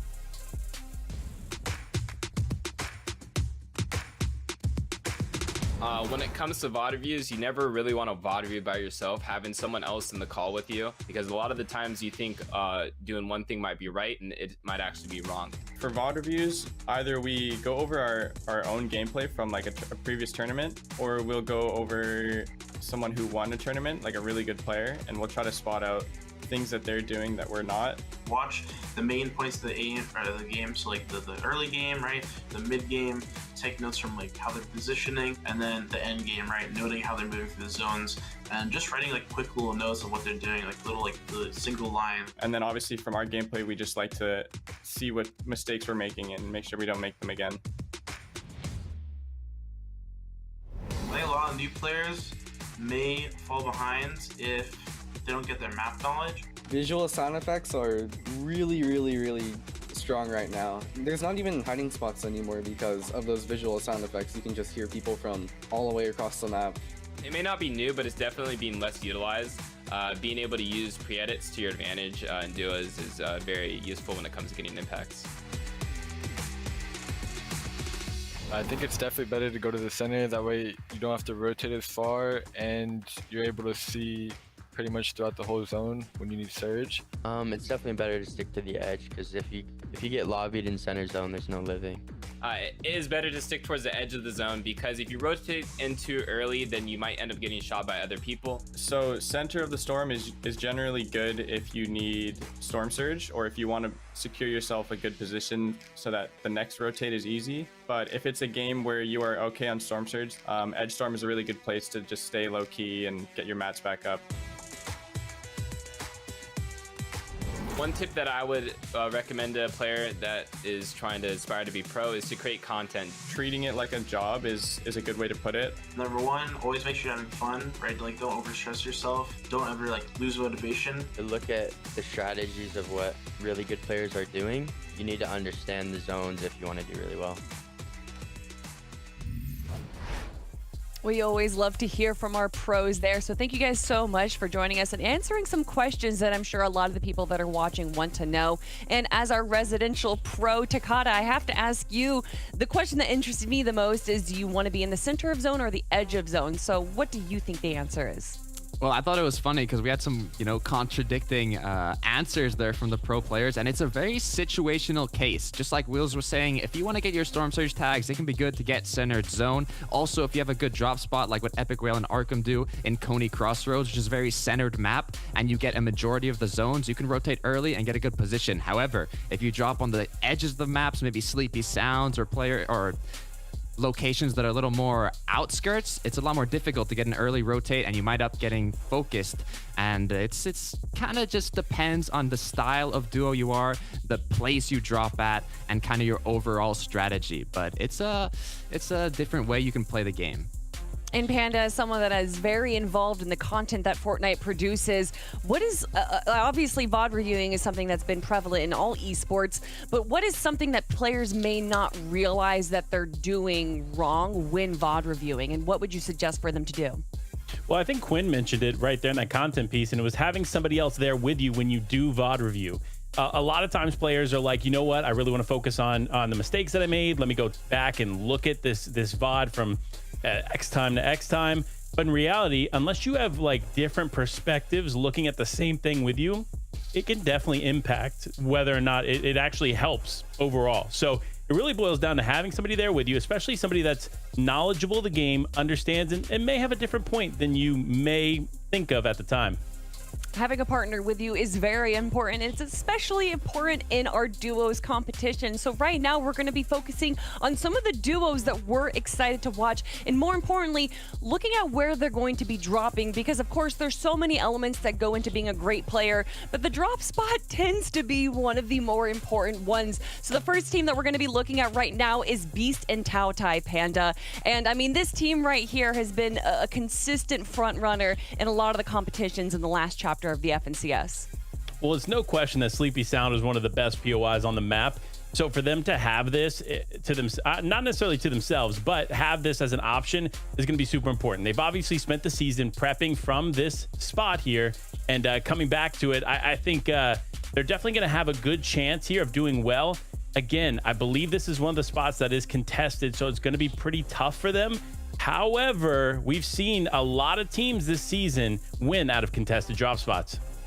Oh, yeah. I mean, with the fact that there's 50 teams competing compared to the 33 from last chapter, and there's less POIs than we saw in the previous map, there's definitely going to be some contestation, as we love to say here on the FNCS broadcast. But earlier we talked a little bit about a team that we've typically seen in the FNCS. Now I want to talk about a team that we don't talk too much about, and it goes by Gosh and Sharp Takata. Tell me a little bit about this team and where we're going to be seeing them drop.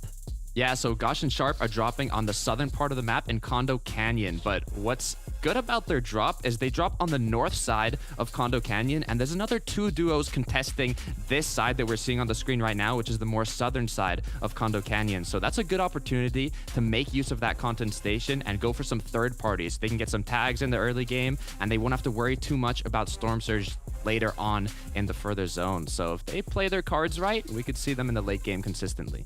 Oh, without a doubt. And much like a pendulum swings, I'm going to go back to probably one of the most prestigious teams that we have. And in fact, they are 2/3 of the last two FNCS champions, Favs and Snacky. And Panda, I'm sure you have a lot to say about them.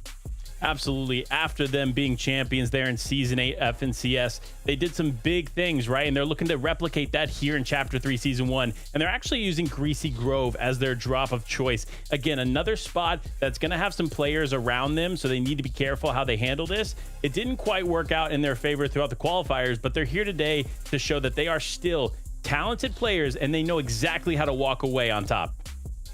But those right there were just the drop spots. What we're not focusing on are the fights that we're going to be seeing, because as we just said just a few moments ago, there is going to be a lot of drop spot fights right off the gate. So let's actually focus right now on the Cami split, which is so hilarious to me because obviously in Chapter 2, everyone heard everything about the Cami split. We have a whole new map now, and somehow there is still a Cami split. So let's look at that right now between Remy versus Nico Takata.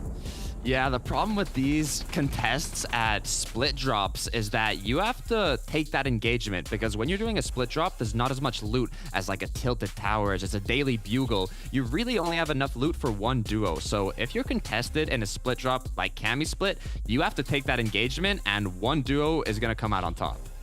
Now, I kind of want to break real quick and talk a little bit about something that we saw, oh gosh, I believe it was from Europe, where one team won off of a spot that was contested, and then the following team from that spot won as well, no longer being contested. So Panda, let's say that you're one of these teams and someone grabs a VR that's contesting your spot.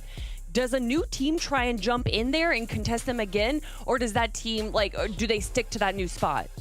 Yeah, I believe you're talking about Thomas HD and Tayson, and then Vino and Joe. That's what happened, right? Thomas HD, Tayson, they lost first game, but then the next two games, that drop was in their favor, and then they walked away with the VR. Then right immediately after, Joe and Vino walk away with the VR as well. So it just shows that just because you go down early doesn't necessarily mean that you're in a bad spot, right? On top of that, we're going to see a lot of changes like that, especially over the days. Because remember, while we're going through today, we're going to lose some teams here, but then more teams fill in tomorrow for the teams that have already qualified. So it's going to be interesting to see how these teams can kind of adjust to these map spots opening throughout the weekend. But it's going to be pretty exciting, to say the least.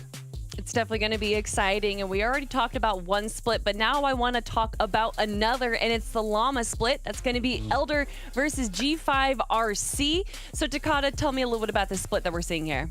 So this split does have that guaranteed llama. We saw some other very top tier West duos like Wheels and Batman Booga making use of this split to get that llama every game, get that mobility with the chili chug splashes, and obviously get those materials quickly so you don't have to farm up as much and you can start rotating sooner. However, just like the previous split drop, if you're contested in a split, you're gonna have to battle that opposing duo. So hopefully, I mean, they can play their cards right, whichever duo has practiced more, and we'll see who comes out on top. I mean, we've just talked about so many different POIs on the map. I'm sure for people that are just joining us right now, they might be a little confused. But you know what? We have so many incredible pros here at the NA West that we, of course, had to pick their brain. So let's see what they have to say about our map guide. One of the best spots on the map right now is Tilted returning. They added a bunch of cool things with Tilted. There's a lot more chest and farming ability there, so it's definitely one of the best spots on the map right now. Condo Canyon, 4 supply drops and like a bunch of henchman chests in the vault that they have. It is super, super good. Daily Bugle is probably the best spot on the map. There's Spider-Man there, and there's like the most chest spawns too. Just because it has so many like the Spider-Man gauntlets, they're really, really good right now. Tilted coming back is one of the best things that Fortnite could have done. I think it's really cool it's coming back. Just get straight into the action because all the boys are going to Tilted every game, and so it's just a good time. I like the addition of it. I was actually so happy to see Tilted back. The layout is like literally the exact same. Oh, I love it. I used to be an avid Tilted Towers lander. It really does make the game feel like the OG days. It being back in the game is really nostalgic. I think the logjam is pretty good. It has a lot of really fast farming mats that you can get and a lot of loot there in general. The Joneses is one of the spots that I feel like is actually slept on because it has everything that you need to win the game. Greasy Grove, that's pretty OP. Oh, there's just a lot of floor loot and a lot of chests. Not very many people land there. Right now, there's a lot of split drops on the map that have a ton of loot overall that kind of get ignored because they're not a POI. It's got to be the Spider-Man gauntlet. Definitely Spider-Man. Definitely Spider-Man. I think it's really crucial, especially in the end game. You can rotate with it really well. Swinging everywhere, it's super fluid, it's super smooth. Literally go across the map in half a second. Boom. Map awareness is super important. Literally the difference from doing good and doing bad. Like marking on the map to know like the terrain for moving zones, it's really useful. Just knowing where people usually rotate from, where people usually box up on mountains, stuff like that.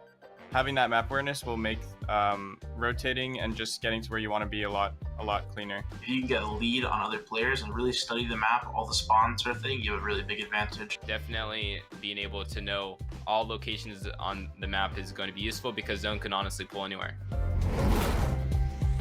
When it comes to picking a drop spot, most of the time you got to realize who else is landing there or around you. Being able to realize who your opponents are when it comes to drop spot and what their weaknesses are is really important, and making sure that it plays to your advantages. Who's going to be landing there? Can you beat them? And does have enough loot? Is a good thing to keep in mind. If you're more of a passive player, you can definitely make something on the edge of the map work. Like there's a lot of spots that have rifts on them right now, which are actually pretty decent spots. You can definitely make it work. But if you're more of an aggro player, you like to fight, landing a POI is always a good option.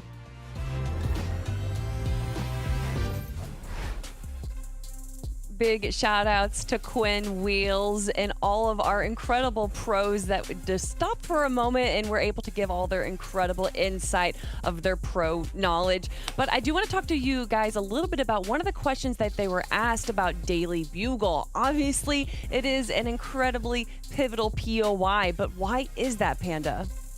Well, obviously, it has to do with the way that it's laid out. It actually reminds me a lot of Tilted Towers. Obviously, that came first here this season, and then we got the surprise of Tilted melting under the ice.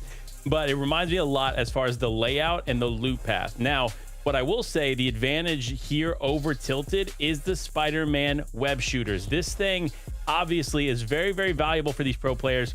With only 10 uses in it, though, you have to be super smart in the way that you use it. You have to make sure that you're grabbing the gauntlets, you're not using them early and mid game, you're saving them for the end game, and when you do save them for the end game, use them for very specific things. If you need a refresh, use it to get the loot from the ground. If you need to rotate, use it for rotations. But remember to prioritize between those two things, because guess what? 10 uses isn't a lot. You know, I feel like at the start of the chapter, a lot of people were saying that actually the gauntlets weren't really used towards endgame. And then, of course, after Europe, we saw Vino with that incredible VR play, using the web shooter to get down to the low ground, kind of surprise the opponents and get 2 eliminations. But Takata, that seems to have changed, where now it looks like the Spider-Man web shooters are actually used a bit more towards the endgame. Yeah, I mean, just like Panda was saying, you want to prioritize the Spider-Man web shooters for that end game. If you have to use them in the early mid game, it's probably because you have to disengage from an engagement very quickly, and it's in a situation you just really cannot be in. But making use of them in the late game can be very effective as well, because you conserve a lot of materials, you conserve a lot of shields because you won't get tagged as likely when you're tarping. So it's a good thing to use, and that's why Daily Bugle is so powerful. It has the loot and it has the mobility with the Spider-Man web shooters. Something else that's good to use, a lot of newer players don't really think about, is map awareness. And of course, we heard a lot about from our pros there. But Panda, I want to know a bit more about what your thoughts are on map awareness. When there's 49 other teams competing against you, how can you even really be aware of what's going on around the map? Absolutely. So obviously going into the day, you need to know what other major pro players that you think could potentially get to whatever round that you're aiming for, right, will be there. And you need to know who's going to land with you. It doesn't matter if it's round 1 of qualifier 1, right, or it's the semifinals. You got to know what's going on in that region of where you're going to land. On top of that, you need to make sure you have a great path position and you do not veer from that path. You have to stay to it. Make sure you hit your path accordingly, because getting in and out of your POI and getting all the loot necessary is super important to do in an efficient time. Now, of course, everyone, I'm sure you all have a team in your heart and your mind of who you think is going to be walking away into the finals later today. But of course, we got to talk about our own predictions here on the show, not just for the 3 of us, but the 2 casters as well. And I'm going to go with apparently a very specific pick, Notch and Hav. If you guys watch the Cash Cups at all, they've actually had an incredible top 10 performance the last 2 Cash Cups. So that right there is going to be my pick. But obviously, Panda, Takata, you guys are going with the easy pick, Panda. Okay, I wouldn't say the easy pick, but I do like your pick as well. I do want to say Notch, Hove, an interesting duo this season, and both have a lot of potential. If they can work together very well, make sure they focus on getting to the end game, they have tons of time to do it. Now, Snacky and Favs obviously is the choice here.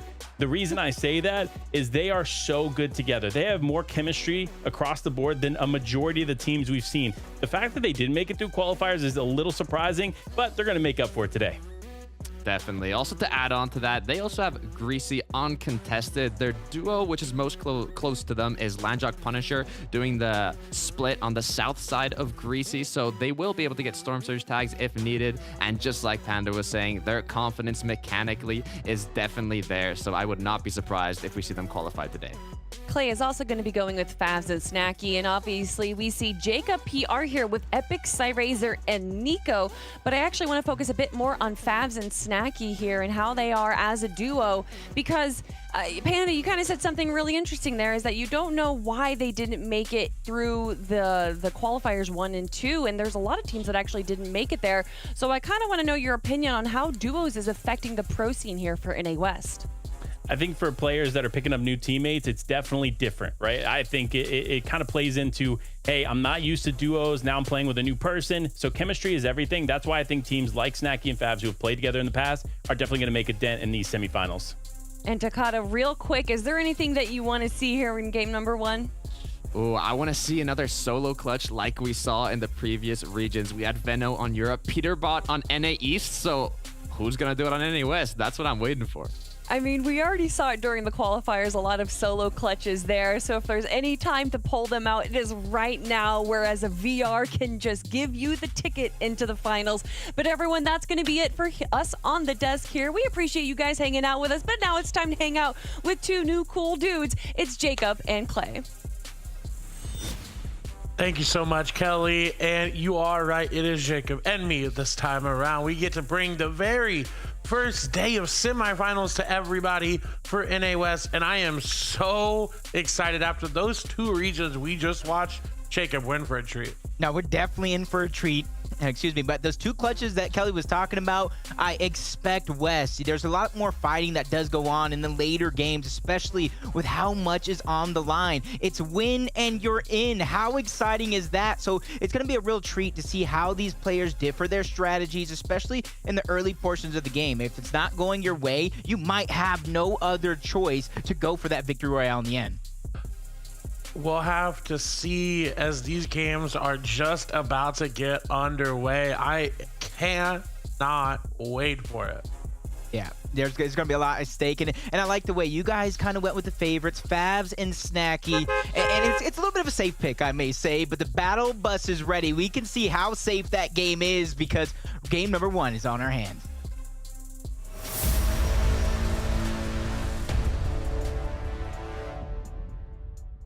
Game number 1, NA West semifinals.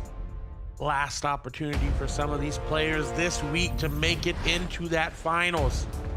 This is just the first day. We've got 2 more after this, but getting it out of the way today would be amazing. It would be a weight lifted off of everyone's shoulder.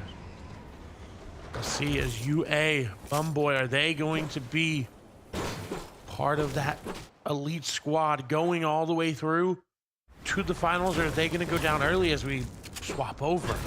A team very contested, and Jacob, it's not looking good on either front. It's almost interesting to see, you know, what was going to be one of our contested drops on that llama split, and a team already changing up the game plans. It could be nerves, but it could be brains as well, not wanting to kind of risk it all in that 50-50. This is a marathon, it's not a race, and there's so many ways to qualify. You don't want to force yourself in a bad position early on, and already another team, or 2 teams I should say, choosing to kind of concede that drop spot. They realize there's so much on the line, but this is kind of usual. This is like the classic when it comes to NA West. Slow gameplay to start us off.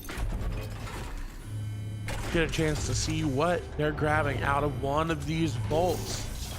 Really good for this early game portion, right? You get shields, you get those ARs, okay. Sniper rifles as well. And, oh, look at that legendary and epic loot coming through. But look, unfortunately, Kompalomp and Algalore looking pretty weak over at Chonker Speedway. We saw them in the qualifiers fight here often, every single match. It seems like that kit will be found for Kompalomp there. Aguilar will be able to heal up to almost full HP. Has a lot of extra minis in this, using just to, okay, it was just a couple. I thought it was going to be a couple stacks there, and they were choosing not to take it there, but no. Yeah. Good min-maxing from him.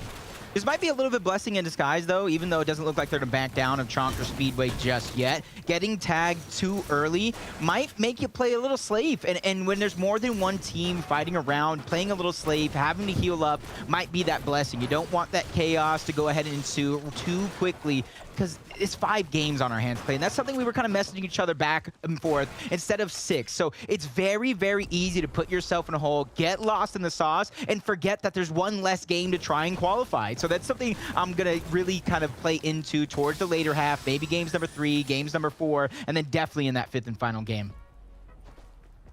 Favs and Snacky completely uncontested Greasy Grove, and like Kelly said in the recap, they have more FNCS final appearances than any other duo in semis. They've been to the final 17 times.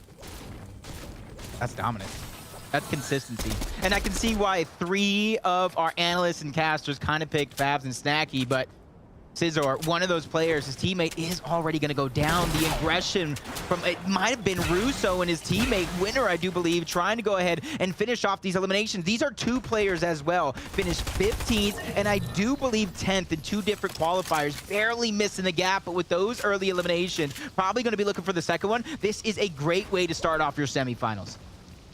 And again, a reminder, there's 2 different stories being played out at this exact same time. It is both about winning the game and making sure that if you don't win the game, you get a lot of points. But CZR, oh, it's going to take a lot of damage, but puts a good amount back onto Russo. Then Russo going to go down. What? A clutch play almost coming through, but Winter going to be there to clutch up for the team. Yeah, these guys, like I said, 2 different finals appearances. in qualifier number 1 and number 2. For them, those are a little bit of learning experiences to go ahead and make the semifinals theirs. Like Clay said, multiple chances to get into that grand finals and punch your ticket. But Kaizen and Chicken with the high ground, you got to imagine, very, very light on surge tags, and they go and looks like they're trying to form a sandwich. This could be a great opportunity to at least get the damage you're looking for or take these players out altogether. Hound going to be caught off guard. Chicken trying to put some shots down with that MK7. Not able to connect any, but they've got him pinched perfectly. They got to be careful to look at another duo coming from behind them as well. If they find another duo behind that duo, and Prism is going to recognize that, they're going to go aggressive onto Chicken, but Chicken's going to cut that line just a little bit there. Shots will come through. Nice connection there. 71 damage.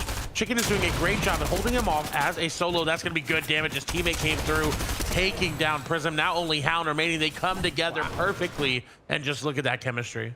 Yep, back-to-back eliminations. Taking a share of first place for now, though. It is still very, very early on. But for a second there, you can see why their opposition tried to swarm on that fight. They had them separated. There was a lot of space between the two, but like you said, Chicken holding on to that high ground, creating separation, and buying his teammate time to go over and make the play. And it looks like another big battle down towards this split as Nick Jaw Combat on screen. It looks like they're going to try to chase down Combat. Don't know where that first elimination went, but they're surely trying to grab this second one as they continue to hold on to that high ground. Zeno taking a little bit too much damage, but Combat is going to go down regardless. And that's going to be another elimination going down here on West. And West is playing a little bit more aggressive than we normally see, right? I like it. I like this. It sets the pace and the tone for the rest of the lobby, because here's the thing about West. I mean, if we look back at the reboot rounds as well, right, back from previous seasons, that first game was always still a little bit more aggressive than the rest, because everyone knows, hey, if I win, I'm good. All I got to do is win. So they can play this like they normally would play any other tournament in opens and round number 1 qualifiers, right, and semifinals. Normally you have to play a little bit more cautious. You're caring about that 6 games, but right now it's game to game to game. That's what you're thinking about. These 5 games are each individually separate but also tied together, so it's unlike anything we've ever seen.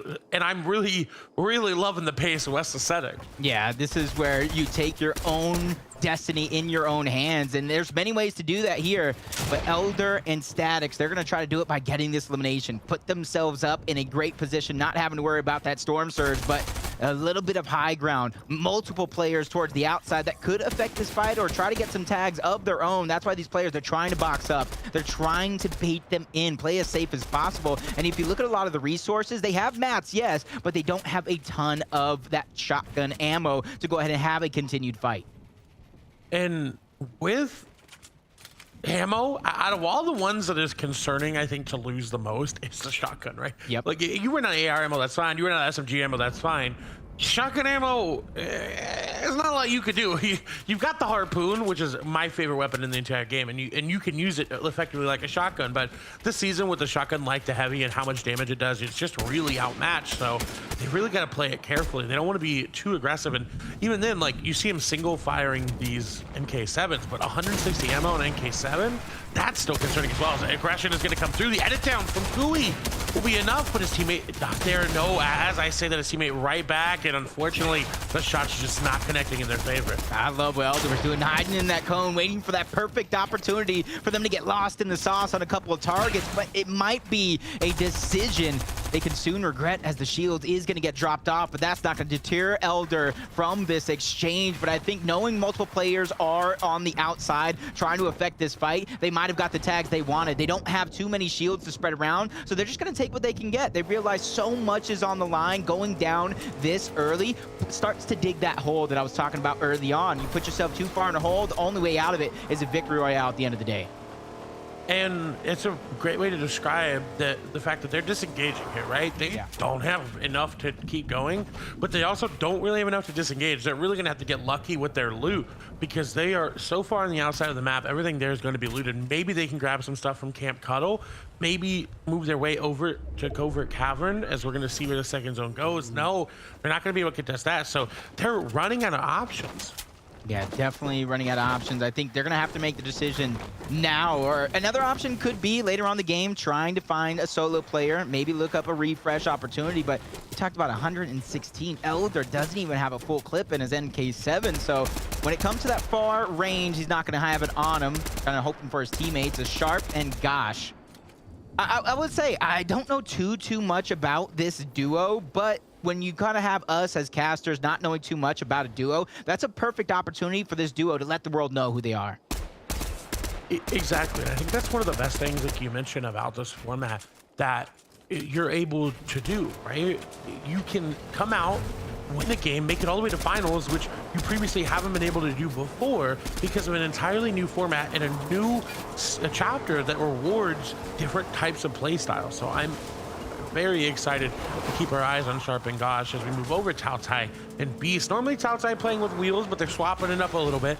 Tao Tai's been around West for a very long time, so you know he knows how to make it to the finals, but the execution needs to be there. And talking about a duo that's been around for a very long time, it's going to be Landjock and Punisher. Yeah, you know, making my debut in qualifier #1. I was kind of expecting to see some of these big names, and I had made sure to let him know, hey, it's going to be a pleasure to cast you. Hopefully, you can pick up some big games. And he said, hey, I agree with you. It is going to be a minefield out there. It's going to be something that it's not going to be easy to traverse to, as they're just trading for the tags. And that's the experience you're talking about. Not to all in, not to put themselves in a bad spot, especially since they don't even know there's so many duos around. Ooh. It's going to be awkward if they run into Russo, and I think they're going to be able to just sneak on by.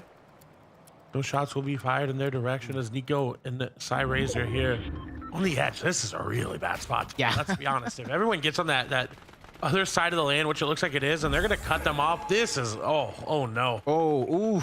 And things just get worse. 124 below the damage threshold. And the thing that makes this spot so worse to me is that they're just in the middle of the ocean. They're on an island. So not only do they have to traverse around, the building's going to get a little shaky. It's going to be hard for them. But at the same time, they could be just trying to look for those tags, and a team that doesn't have to worry about it because of that aggressive play to get the tags early on in the game. And they found themselves a good spot outside of Tilted is Snacky and Fabs. But I don't think that surprises anybody. I don't think so either. I feel like everyone has a lot of expectation on Snacky and Fabs, right? They have this preconceived notion of they are F and CS winners in the past, so of course they're going to do well. But again, new format, new season, new chapter, new entire meta. You've got to play a little bit differently.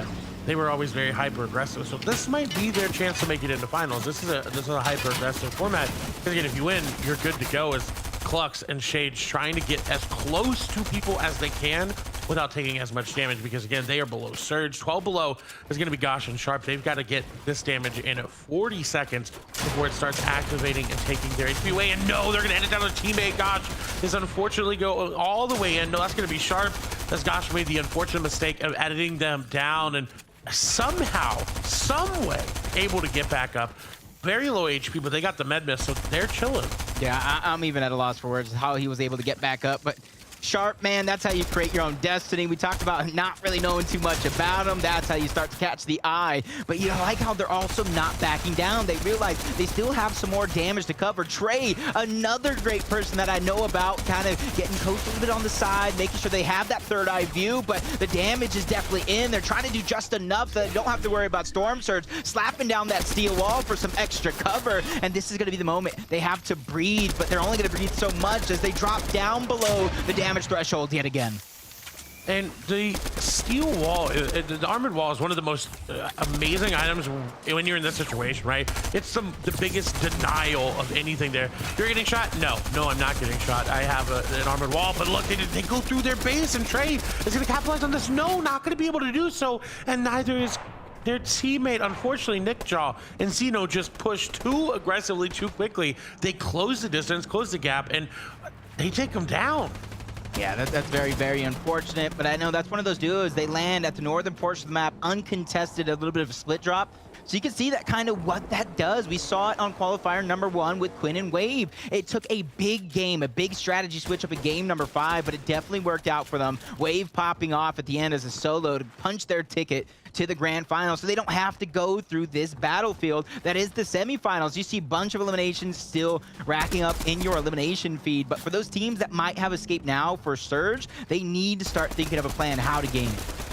And unfortunately, one of the teams that I'm rooting for is going to be Tiny and Fruit. They did end up falling. They, again, like Kelly said, were 1 point off, essentially tied. They tied, and the tiebreaker didn't go their way. And this is Shades and Clux, who, again, were below Surge, had to try to get it. And you see Shades 8 HP, trying just to get any sort of damage off, but no one's going to allow that when they're hearing the Surge go down. So they get taken down. But yes, we'll go back to predictions for a little bit. I chose Snacky and Favs because, again, I think they can just dominate. I think they can win a game. And even if they don't win a game, I think they'll be at the top of the leaderboard enough to secure that qualification. But Tiny and Cal, I just want to, I want Tiny and Fruit, I want to see it, right? Because they had such a heartbreaking story, that qualification almost coming down to a tiebreaker. So I want to see them pick up a victory royale today.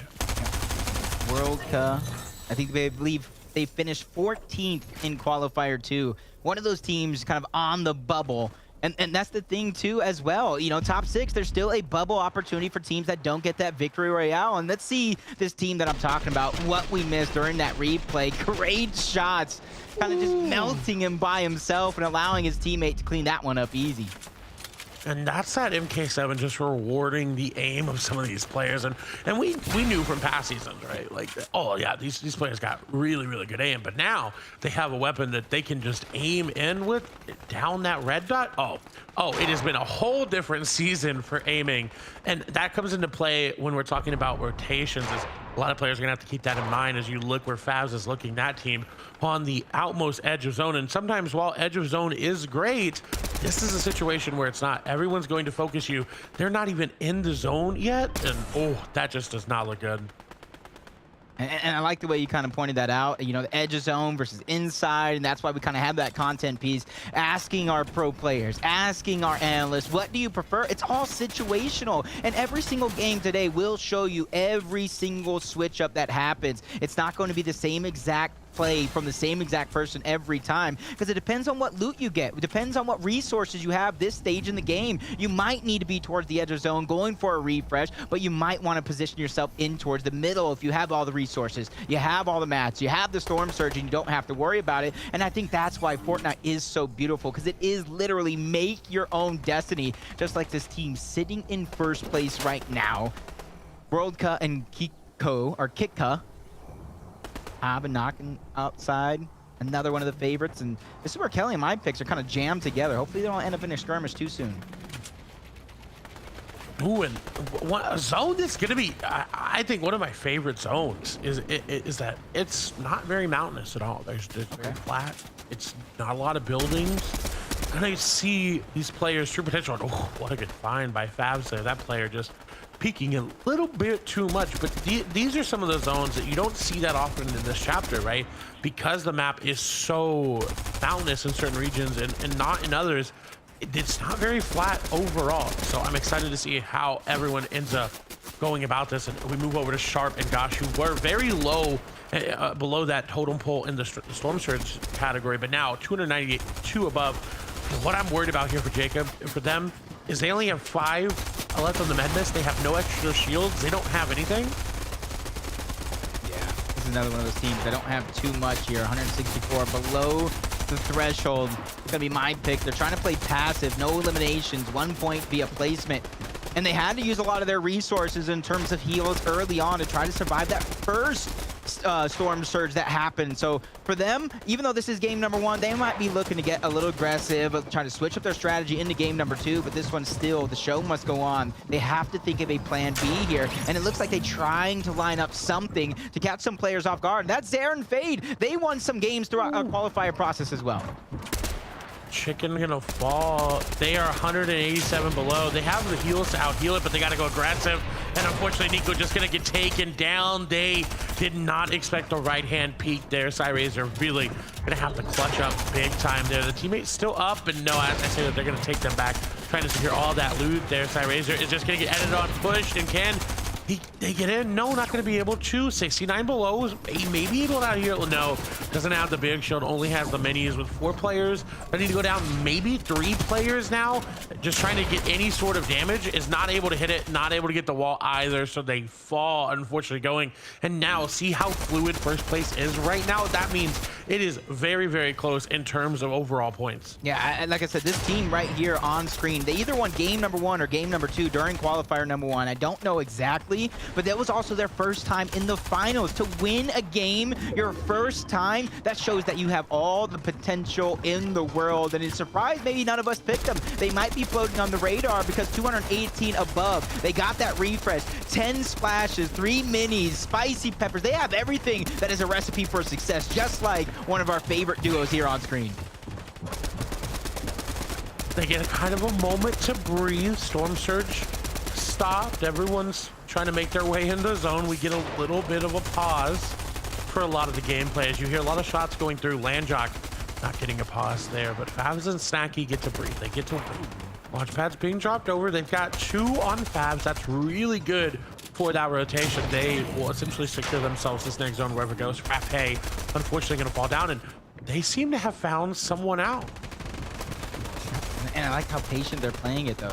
They know throughout this qualifier process how mechanically gifted they are. It means a ton, right? Don't get me wrong, but it only means so much with everybody else in the lobby so mechanically gifted. When we end up on these moving zones where they have to traverse almost every single player on the lobby to try to get towards that front side, but they know exactly because they've been here before. They're champions. They have all the experience in the world, so they're just waiting for that perfect moment to begin moving out.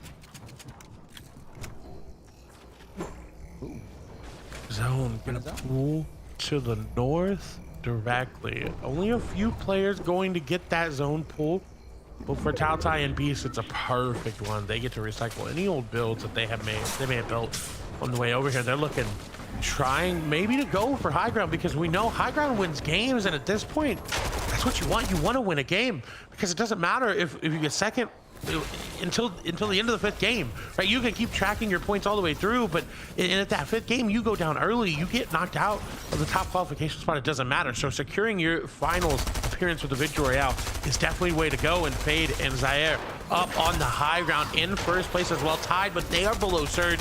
They are going to have to try to get some damage going. 108 below. It is falling relatively quickly, but I still think we'll see it activate. It's Fabs and Saki maybe going for the high ground. They are. High ground taking to come through. Fabs able to secure it with just a couple builds. Yeah, stealing that one away, that experience playing a massive role, because I was having that feeling of deja vu, and Snacky even took out Fade. The Siphon's going to come in, but Snacky absolutely needed that one as he's under siege. He's going to get dropped and go down. It's all up to Snacky. We've seen so many solo clutches on our different regions today. This could be Snacky's chance, but Hove has a piece of the high ground as well. It was going to be Hove that took down Fabs. He is the one playing spoiler. Beast and Taotai on the low ground, not looking good at all. 26 builds remaining. They've got the med miss. May be able to use it there on to Taotai, but someone's pushing. Moose and Aiden trying to get in, looking at the feed to see if anybody goes down up above. Beast is just trying to spray their way on through while Taotai is forced to deal with them. No, they both go down. High ground is not going to be given over to Snacky. They had to move through. It's going to be Medi. It's going to be Vernie, a team I picked in one of the qualifiers to qualify all the way through to the finals. They unfortunately fell short, and now they're looking to make their name known right here, right now. Hey, they fell short in the qualifiers, but you know as well as I do, all you do is need a chance, and Snacky is living on that chance. 2 builds left, trying to look for a refresh. He's spotting a couple potential targets, just like Jay Roses, and oh my gosh, that was a big tag, but he does not let him live. But Jay Roses finally goes down. Snacky's trying to survive. He gets locked up, tries to go for the Siphon. He finally goes down, but Snacky, damage is done. Spoiler on another team's game. Midi and Vernie just raining up on the high ground, raining those eliminations down. E2 will fall. It's going to be Kika that takes down Snacky. What a beautiful play. That was so close to coming to fruition as Aiden and Moose somehow able to make it happen. Nick Jaw going to go down. Aiden going to find them. They've got 6 eliminations. But again, it doesn't matter until those last moments of the last couple games, because right now everyone's focused for that win, because the win will get you all the way through to the finals. Yep, 6 duo teams alive, 10 total players. Bernie and Mitty holding on to that high ground, punishing players, no pun intended, as Punisher is trying to stay alive. He's very, very healthy. He has no chug splashes left, but he has the med mist. He has minis. He has plenty of ammo to make this happen, and 3 eliminations for the team. It's just about biding your time, playing this patiently as possible, but it does look like he's going up, making himself a target for the high ground, so he has to be careful not to do it too much. And he's got a med miss, so he's got a lot of time still alive in the zone. He can still take a good amount of ticks of damage, but no, high ground gonna bring him out. He's got no build remaining. Can he drop down? No, they're gonna build him out, and it's there. He's gonna find one, but he can't find the elimination. It's gonna be Aiden going down as Mitty is trying to play spoiler a 2v1. It seems like as that player is down, Mitty and Vernie look to secure their qualification all the way through to the finals. They say we don't want to go out overall winners. We want to get a victory royale and make it all the way through, and it looks like that's what it's going to be, unless the player down below has some sort of insane solo clutch heal off moment. It looks like Mitty and Vernie are going to do it. They're dropping down now. They're trying to secure those builds all the way out, but they don't want to get too aggressive too quickly. They have to be careful. They cannot give it up right now, as we see Show down on the low ground doesn't have the HP to go to a heal up. Doesn't seem like he's got any builds remaining. No, they've got a little bit. They can work with it. But look, Mitty gonna find so much more of a refresh. Show trying to make a play. Vernie going onto him as well. The duo chemistry is there, and Mitty and Vernie secure themselves a qualification right to the finals. I know, Clay, you're smiling ear to ear. You know you didn't pick the team this time around, but I think you had a feeling, a great feeling that they were to come out on top. And I like the way they did it. They didn't take high ground too early on that one. They let Snacky and a couple players fight it over and almost ruined their own game because of it. And they waited for that perfect moment. They took the high ground, and the moment they did, they just pressured every single player from the high ground. It was beautiful gameplay for them. It was textbook, if you will. And hey, I am smiling because I did pick them back a qualifier #1 to get to finals, and happy they eventually made it because they are very talented. But we're gonna need to throw it back to the desk because we need Kelly, we need Panda, and we need Takata to break down all the other action that we may not have gotten to see. Thank you so much, Clay and Jacob. And what an incredible game 1 to start things off here. Of course, height seems to be the pivotal part of grabbing that victory royale, Panda. It definitely is, but it's not grabbing height too early. We saw Snacky and Fabs have to fight Hove for height there, and it ruined both of their games, ultimately leading to Mitty and Co. walking away with it. But Tokata, man, this was some crazy action to start, right? Watching Fabs and Snacky get height, I felt so confident in this moment, and then all of a sudden it just crumbled. I mean, we felt their confidence, right, Panda? You can see going in the first moving, launch padding onto the high ground, going for that engagement, trying to take it from the start. I mean, you know, they're feeling good. They're feeling confident. And I think although it didn't turn out successfully, this is a good way to start their day. And there was a moment when I was listening to the caster there saying that, like, look, they only have 2 builds left. So, Takata, let's say that you're in this situation, you try and steal height, but you don't have any builds to really control height. What do you do in that situation? Well, that's a very risky situation to be in. Normally, you want to go for high ground when you have a lot of spare materials. So if you end up using all those materials, you have to find a refresh, right? And it's not safe to find the refresh on the high ground. You'll have to drop down layers slowly, try and maybe find a solo caught off guard or some duo that's not in the best position. And, I mean, try and get that refresh. Obviously, though, this is all about the VR, everyone. And of course, that went to the way as Hashira, which we like to call Mitty on stream, and Vernie. And they were able to do that in such a great way, Panda. Absolutely. And you got to shout out Vernie, like his name says. It's Vernie coming in clutch here in the final moments there with Mitty. And it's such an impressive take on this duo, right? Like Clay mentioned, that was one of his first picks there. That was one of his first predictions. And to see them come out on top here, not only with the VR, but with a couple eliminations just to make sure, right? They're like, look, if we come in second place, we're still doing good on the leaderboard. It's still a ton of points to put away. But no, they still walked away with the VR and they qualify for the finals.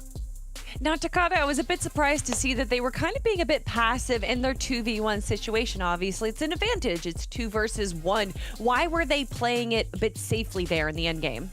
Well, Kelly, there's 5 duos that qualify from the Victory Royale. So when you know that you have that qualification to the finals on the line, you want to play it as safe as possible. They played it right. They played that 2v1 situation, and now Midi and Vernie are going to the finals. That also means that Beast and Tao Tai, which were dropping in Sleepy Sounds, where Midi and Vernie were dropping, are now going to be uncontested.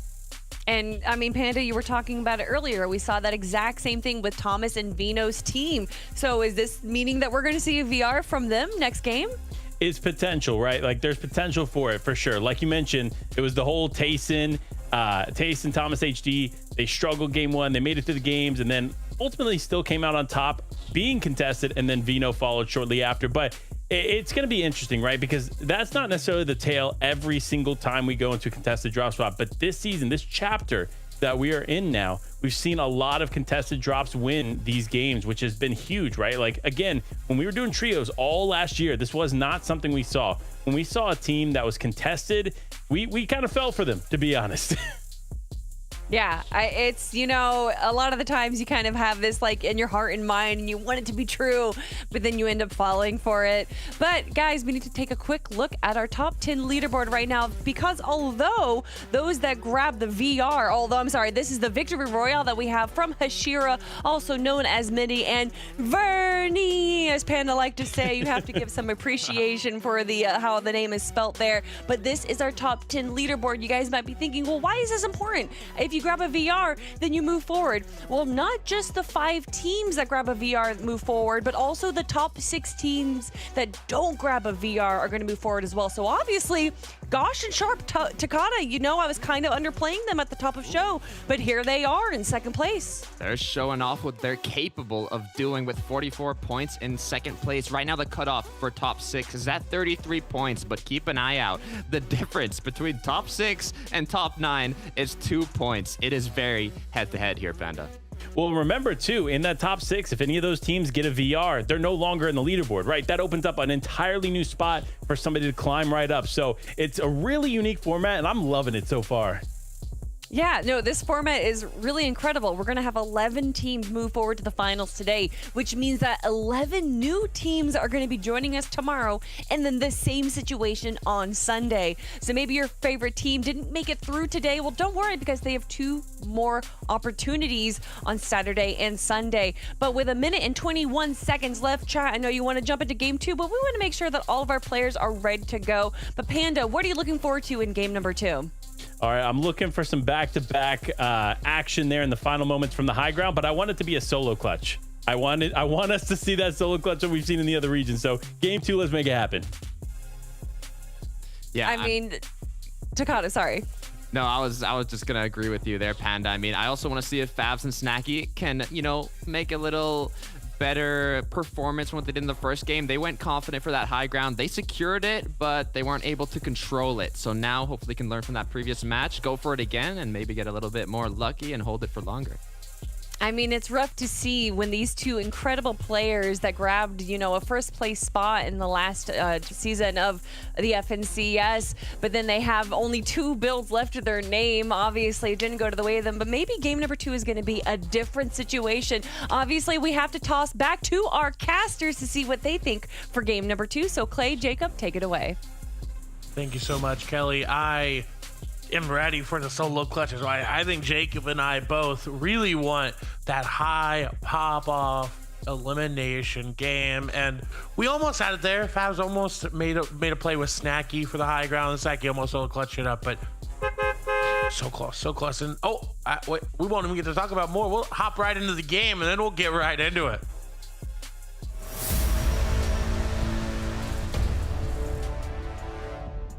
Like I said, game number 2 already right away. And pop-off elimination games are kind of what it's about overall if you want to get to the top of the leaderboard. But again, there's a duality happening right now. It's top of the leaderboard overall at the end of 5 games if you don't get a Victory Royale, because you get that Victory Royale, you're going right through the finals. You saw them last time, this team on screen. I do believe they finished 14th throughout all that mess, but J-Rose and Sneak22 are also one of the duos in qualifier number 2. They did pick up a victory royale, so they know how to win. They have that recipe. They're no strangers towards Tilted Towers. They know they just want to get up. They want to loot up as much as possible, get as much resources as possible, just in case a battle does go down. Because even though that's what we're expecting right now, Clay, it wouldn't be strange or surprising to see everybody here try to back off. I agree, which would be interesting overall for like Tilted. When you think about the history of Tilted Towers, it's always had these big fights back and forth. I mean, we big names landing here throughout the history of Fortnite, but I agree. I mean, if I'm playing right now, I'm getting the shotgun, I'm getting an AR, I'm getting an SMG, I'm getting a harpoon, I'm getting a heal, and then I'm leaving. That's all I'm looking for. Going straight to the center zone, just kind of boxing up, waiting for somebody to come back. I'm going for my surge tags as well. But then again, if I'm here in the lobby, I'm probably far, far away from Tilted Towers. I'm going for some split drop that nobody even knows is there, but that's neither here nor there. There's 3 duos still around Tilted, but nobody really popping off a shot just yet. And that just goes to show, and let me continue to say it, Clay, as this is win or punch your ticket to grand finals or that top 6. So these teams, they have a lot to go and think about if they do want to try to take an early skirmish. Uh-oh. Zagor did take down Poppy Blast there. The show just needs to get away. Maybe able to get out. Looks like they will. No, look at those arrows. That means they're chonkered up as well. They're coming to that Whiplash, trying to get that elimination because they don't want them to get away. And again, this is a top 6 player, right? Oh no, the cone gonna get the launch pad off, but it's not gonna be enough of a high performance to make it happen. Has that med miss? Can try to heal up a little bit, 3 HP. And in reality, they need to deny every single ounce of loot that they have, but they're not going to have much time. They're big builds coming out, big shots from the other team, but they're not hitting. Almost able to knock that player down. Maybe able to solo clutch this up. Big shot's going to connect. They do get the knock, but the teammate is right there. I won't say I was secretly rooting for him, but man, he was making sure everybody that hopes and dreams for a play like that to come true was probably rooting for him on the side. And you can kind of see it in your mini-map. There were a couple teams and players trying to disrupt that fight, trying to sneak away that elimination or that storm surge damage. Either one that you get, but it's going to be this team, Matt and Nav, that are going to be the last ones standing towards Chonkers. And now that they got the eliminations, they got the damage that they needed, they can kind of pick and choose where they want to go, position themselves in toward the middle, as deep into the zone as possible, as another team that we saw go down because of Storm Surge and being forced into altercation they didn't want. It happens in the early game this time. West going aggressive to try to correct the mistakes of last game. Seems like it always happens. Players like to be very aggressive once they realize, okay, we're going down to Surge. Well, I need to fix it. I need to find a way to get more tags, and then they go aggressive off of their drops, and it's just not always the play. You can get these tags in rotation. Yes, the sniper rifle's not as prevalent, but it has space for you if you can use it. As we move back over to Daily Bugle, a very interesting play coming through. We see Worldka and Kika using a truck to get out with the spider webs that are just naturally there. You know, sometimes you got to think outside of the box. Sometimes you just got to mix it up a little bit to try to catch your opponents off guard, but they're going to be stuffed down low towards the low ground. A big difference between 5th and 24th after game number 1, but everything is still possible. But that's why you see a lot of these teams and players getting aggressive. They want to take their own destiny under their control, and lots of shots being fired off. Coex and Static are looking like they're winning this fight that is going to continue. It's going to be prolonged. The resources being used. Chug Splash bouncing around. Worldka hasn't taken too much damage just yet. He needs to figure out a way to alleviate that pressure for his teammate. Doesn't seem like they're going to be able to do it. Oh, going both in. Whoa, all of a sudden, they had the advantage. Static and Co had the ability to win that fight, but Worldka and Kika going to be able to put the damage down. They did more. Who's got more shield? Who's got more in their inventory. A teammate gonna actually drop the loot over so that they can get those chug splashes up back to full, and that's gonna be great for them. But they're looking for the finish. That is gonna be a confirmation there. There's the siphon. Doesn't matter that you got the chug splashes from your teammate there. They have effectively the same amount of HP. Siphon gonna come through. It's gonna be an enemy player. SMG spray. Both of them missing equal amounts of shot. End up about the same. And Wilka says, I got the reboot card. I am out. I am getting as far away from you as I can. Needs to hit the slide here so that they keep going, and they do. Go in for that reboot and the disengage. I like the play. No, I love the play as well. You got to be able to stay alive, make it towards the end. You got some good points in that game, number one. You don't want to toss it away after an early skirmish of Daily Bugle. And you can kind of see why he was flying through the sky. I saw it on the minimap. Somebody might have looked at him going outside of zone. They say, hey, we don't have to worry about him. We can let him kind of sneak past, and then we worry about him a little bit later, try to get our tags on him and see the replay going down yet again. This one's going to be towards Tilted. We saw this battle early. Jay Roses looking like he was separated by himself. Combat and Zays. That's all it takes, Clay. 1 second of separation for a team to see it as a green light. And that's what I think is one of the most fun things about competitive Fortnite and Fortnite in general, is everything changes in a millisecond, and you have to be ready to adapt to it. And it's so different from other things. And unfortunately, looks like Fabs is gonna go down, went down early here. So Snacky having to solo clutch it up, and this may be the game, but getting third-partied by a team, Prism and Hound looking to take them down. Shots will come through. Doesn't look like Prism takes any damage, so Snacky may have ended up taking a good amount there. Does hit a nice damage shot for 32, but Snacky in a box with Hound rather, and unfortunately gonna go down early.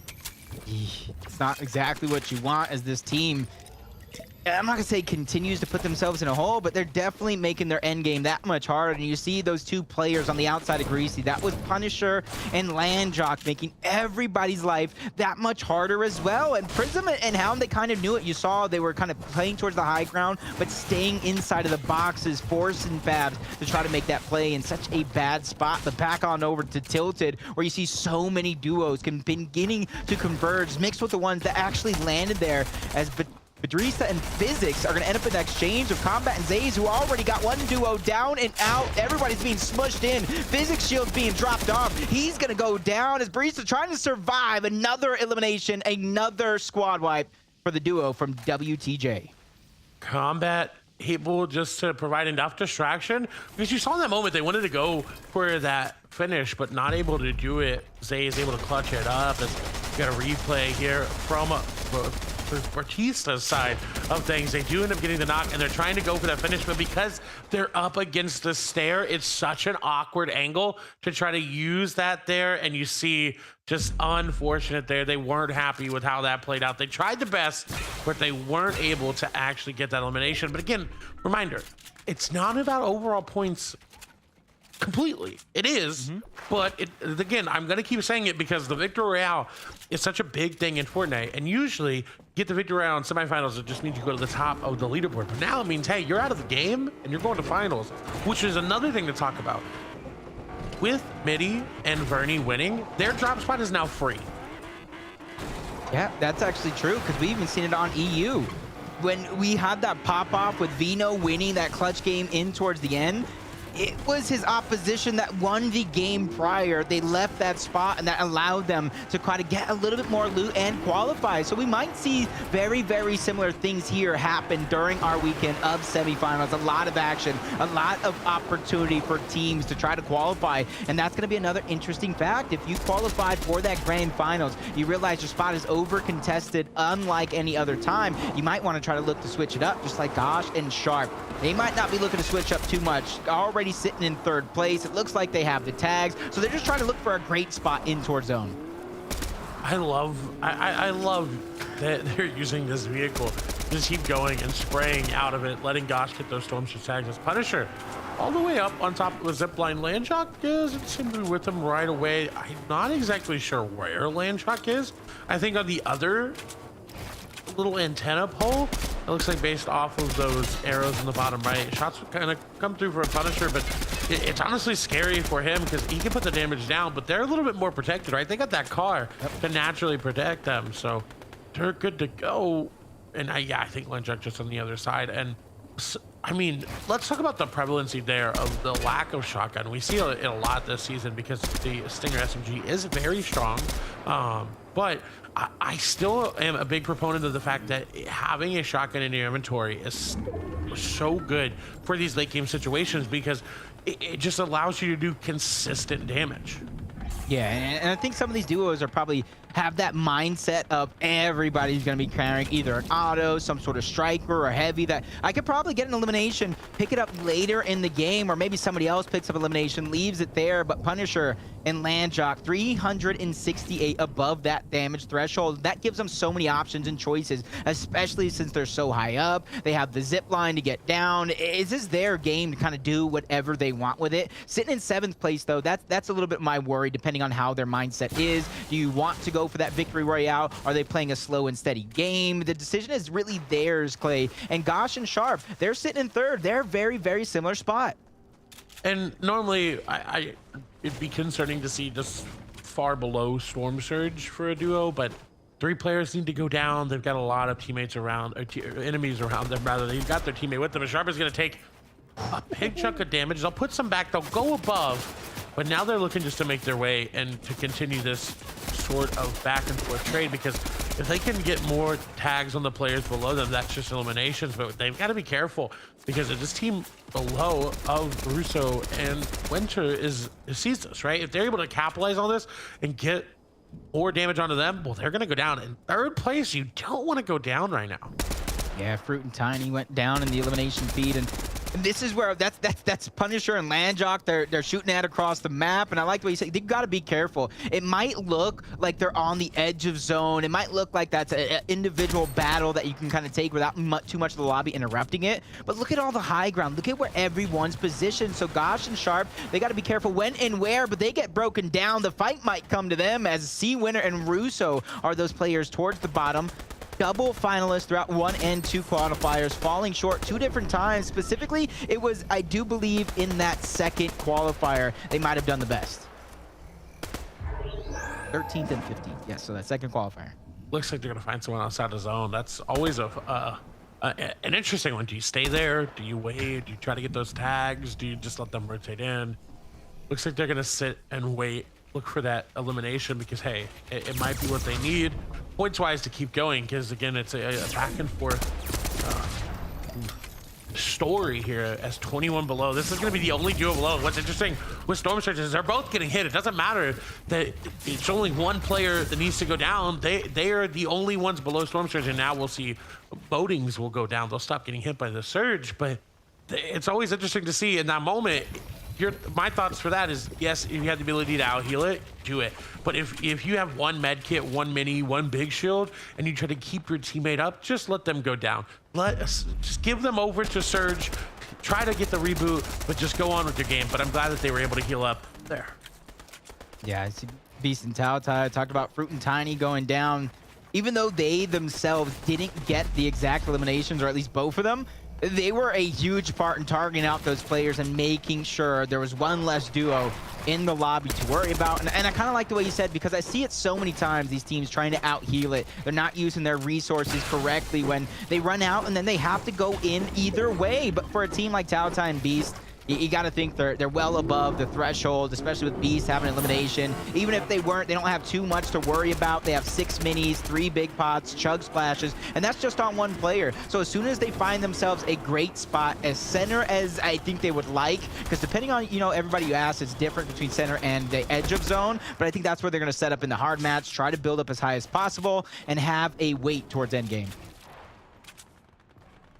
Gosh and Sharp looking good, but who is the only returning duo from the previous FNCS Duos Finals? That is a very interesting question there. Oh, I feel like I know the answer, but I just can't. It's like right on the tip of my tongue. So I'm gonna let Jacob answer first, and then I'm gonna answer. I mean, it's gonna be a hard one. At the top of my head, I just think OG status, Landjock and Punisher. I gotta be wrong. I'd have to agree. I would have to go with Landry. It's been around so long. I was gonna go with Saki and Favs, but I don't know if they played together in duos. I don't think they did. It's gonna be Falconer and Riverson. Okay, so they play tomorrow. Production be a little sneaky there, throwing it stat in for tomorrow. They got us. They got us. But yes, Falconer and Riverson did play together back in the day in duos, and Riverson's actually one of the few players that kind of started that transition from West players moving all the way over to East. He did that and then came back over to West, so he's getting a little bit of experience on both sides of NA East and NA West. But back over here playing with Falconer, I look forward to seeing how they do. Yeah, no, I did too. I'm actually really surprised they, didn't qualify through the first 2 qualifiers. Surprisingly, according to series points, they weren't here on the first day. But we know all you need is a chance for that dream to possibly come true. As Punisher and Landjock not having to move at all, still controlling a major portion of that high ground. But a team that's going to have to think about a rotation is Zooks and Bolts, and they're going to have to think long and hard. There are so many teams stacked up towards their left and that right side of the zone. They might have to wait, maybe even use this jump pad early on, but at the same time, you don't want to use it. The decisions are theirs, and it's going to be tough decisions. Will they be able to make the right ones, though? Question. We'll find out.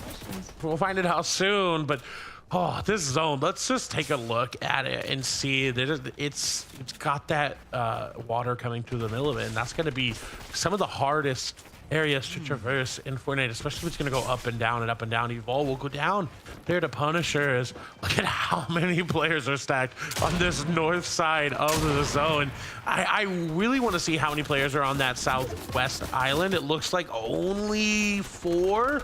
2 duos are going to be on the other side. No, it's going to be 6 players on the other side. So out of 63 total players, less than, I'd say, 1/8% is going to be on that small island. Yep.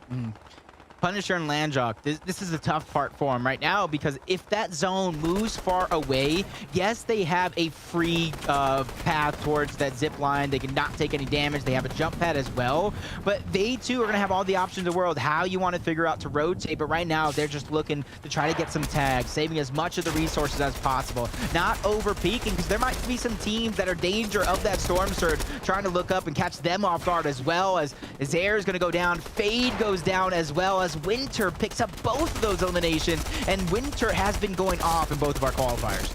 And notice on Punisher there, they didn't have a lot of AR ammo, and with high ground, you're going to need to have a great amount there. As Zoo looking for some damage, they try to catch an unsuspecting team there, but weren't able to do it. The damage ended up going on to Bolts. They're pretty low. Zaire and Fade, unfortunately, going to fall. Combat will go down. Frappe getting a good amount of eliminations, and I really like this play, the shield keg, to negate all of the storm surge damage, so they can sit here, use this keg, try to find any sort of damage so that they can heal up. And that's one of the best ways. They also have another one, so there's no reason they'll go down during surge here. Yeah, the only thing that kind of makes me a little worried and a little scared is the amount of resources, their medium and light ammo. They don't have a ton, so they're really going to have to pick and choose their shots, and that's what makes the shield cake even better, because when you're low on those resources and you have to pick and choose, that gives you more time to actually pick and choose those shots. But a team that is running out of time, Clux and Shades, one of them is already dwindled down, stuck in a bad exchange. A Storm Surge still playing a prevalent role as Clux backs down, trying to out-heal it, but so many players continuously still need to go down. Zone is now moving, forcing players into an even worse spot here, as they still need to look for that damage, as Remy's below him. They have a couple targets in mind, but nothing's presenting itself yet. And the team that they ended up getting an elimination onto was already going down to Surge, so they didn't have a lot of HP. Clux trying to find any sort of reprieve, but just gonna go down to Surge and spray there and rush on the high ground on top of that windmill. They chose right. Again, it was 63 players total. 6 of them were on the island, so that percentage is just abnormally small, and they chose right. When you have that moment and you don't have to be those ones that have to make that trek, you are looking good. But we know Zone's either going to go north, it's going to go to the east, or it's going to go to the west. It's not going any further south. So I'm excited to see who ends up pulling the zone as we move back over. Punisher, again, they've got a lot to work with, but they don't have a lot of AR ammo. They have a lot of SMG light ammo. They are going to look good, but that's another zone that's going to be that hard, because look, only the smallest little bit is going to be of land. good luck to anybody that doesn't have some sort of rotation. Punisher might have to leave Landjog. That's all I'm saying. He has the Spider-Man Mythic. He has his rotation over, but it depends on if his teammate, and that's something you might have to do because there's no point in both of you going down. Sometimes you might have to be the solo heroes. I love the high ground view. You see everybody that's going to be forced to rotate out. Try to think of something, as not too many people, regardless if they have that left side that is the zone, are going to be too safe here. Oh, they're trying to find any sort of tags there, but in all honesty, you're not going to get a lot of damage with that SMG when they're flying through the air like that. Russ and GGEZ, they have the high ground, but they don't have a lot of ammo to keep it. They have the builds. They'll be able to keep that for now. They go from windmill to windmill, turbine to turbine. But again, with high ground being so early, I love what Taotai and Beast are doing. They're going into zone to secure themselves that initial landing. They are safe here, but if it goes any more south, again, they're gonna have to build back out. A lot of players going down though. Taotai looking good. Look at high ground that's going back and forth. Another team trying to build their way on up for it. Rush is trying to hold it there, but they are gonna get coned off again. They went for high ground too early. The pattern is repeating.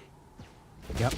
Luckily for them, though, they didn't waste too many resources. They could still drop low and be okay. They could still try to take another shot at it. It's Elder and Statics have a piece of that high ground for now, but when it comes to resources and mats, Elder at least is down to just wood. He's a beamer from the bottom to go ahead and make Elder worry. He's gonna have to think about dropping down just like you see, but there's a couple players, two duos waiting. Rush, they retake that high ground right back, forcing the team down low, and that's gonna be a pot to hold on to as Elder goes down as well. Not only they get high ground, they get an elimination and a little bit of a refresh. I'm surprised they went back up for it. Rush has 90 builds now. Soda's pulling all the way back to their old builds, back to these turbines. They are really challenging everyone in this lobby as we see Cypress unfortunately going to fall there to Taotai, who picks up a double elimination on the low ground. High ground looking good. It should be secured. I don't know how many more players are going to go for it. Taotai, though, operating really well all the way up into 8th overall place. If they pick up a victory right here from the low ground, they could do it. They actually have they've got 12 chug splashes. I'm not sure what Beast has for heals in the inventory, but this is looking good. But Punisher and Landjog on the other side, they moved up to second place. They're trying to get into Taotai's box. They don't want to allow him to have this much space on the low ground, but the builds, the teamwork is keeping them out.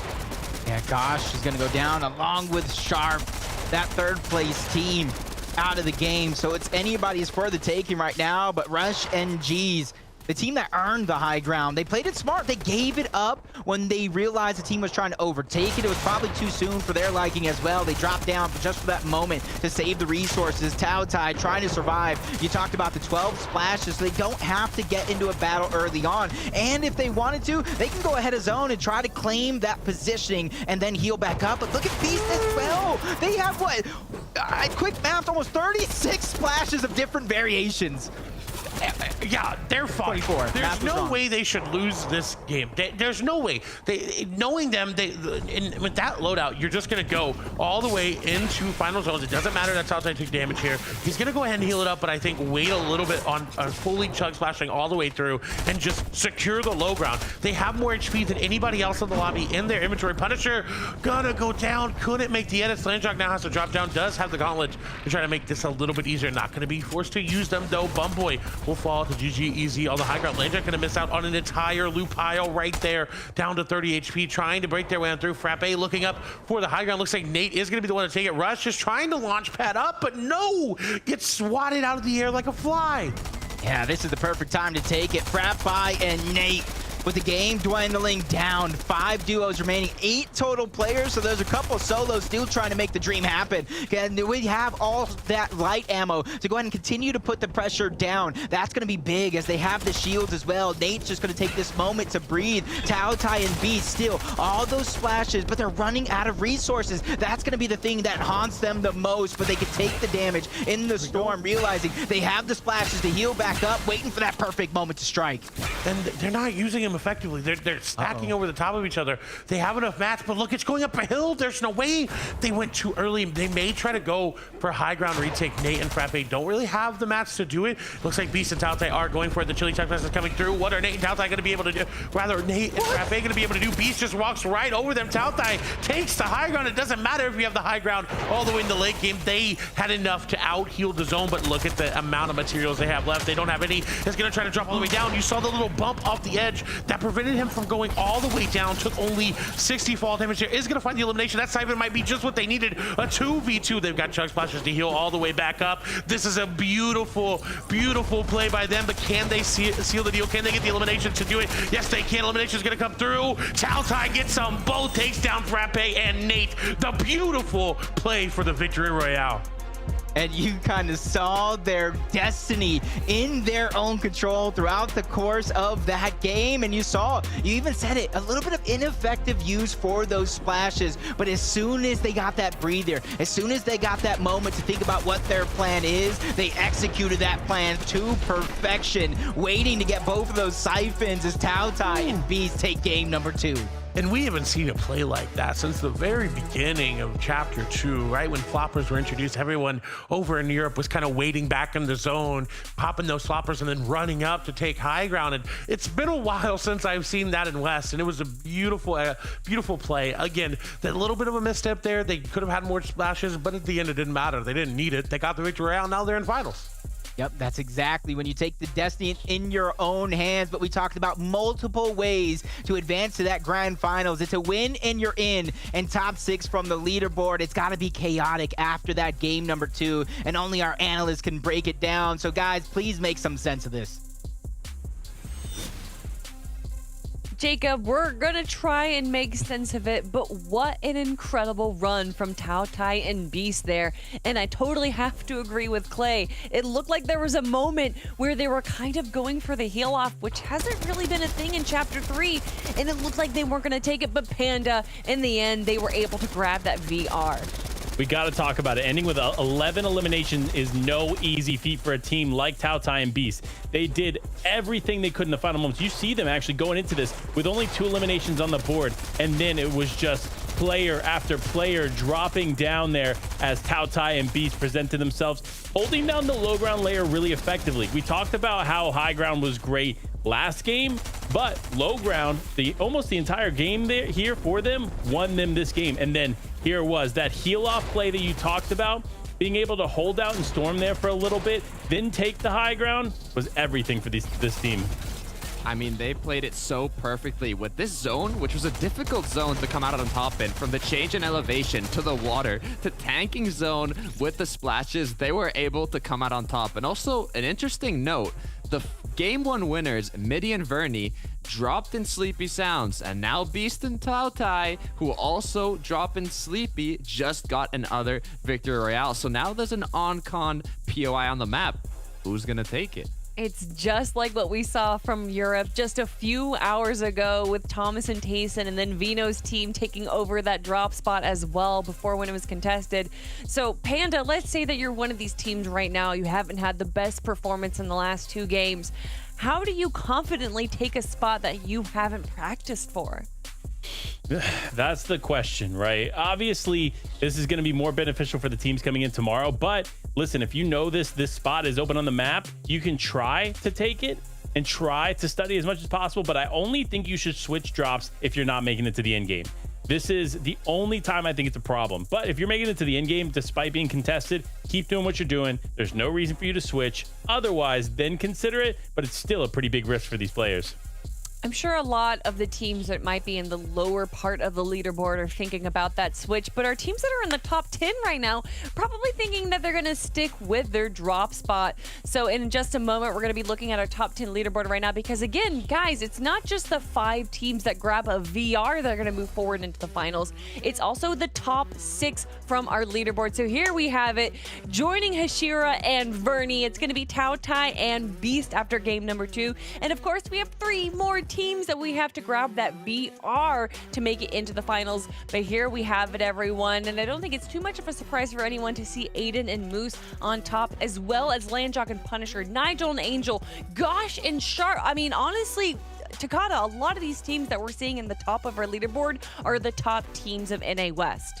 Top teams of NA West, and it's showing off with their consistency. They're constantly getting to the late game, but they're also making use of those 3 points per elimination, securing a good amount of elims in those late games, and I mean, it's showcasing being in the top 6. And we're taking a quick look at the second page here, and Panda, I just want to say, I see my team here, Notch and Hav, but where's Favs and Snacky? It's okay. You know what? They don't need that, right? They don't need to be up in the top 20 right now because they're going to walk away with a VR in game number 3. Calling it now here. Remember this moment. Panda says Snacky Favs taking game 3. I am so ready to see it. Those are the predictions that I want to hear here on the FNCS analyst desk because, again, Favs and Snacky are a pivotal part of NA West competition. It wouldn't be a finals without them, but VRs are so important, and there's a lot of teams here that kind of go for consistency. They go for a big, heaping of eliminations on top of placing in the top 10 as well, but any team can really grab if they've made it this far, any team can grab a VR, Takata. Any team can do it, Kelly. It's all about maintaining that consistency and making the most out of the situations given to you. For example, I saw an interesting note there in the last endgame that ended the south of Greasy by the windmills on the map there, and that's actually Punisher and Landjock's drop spot. So they got a zone literally in the same place they drop at. So you can get a little fortunate with some of those zones, but making the most out of it, getting yourself in a good position before the other players, that's what it's about.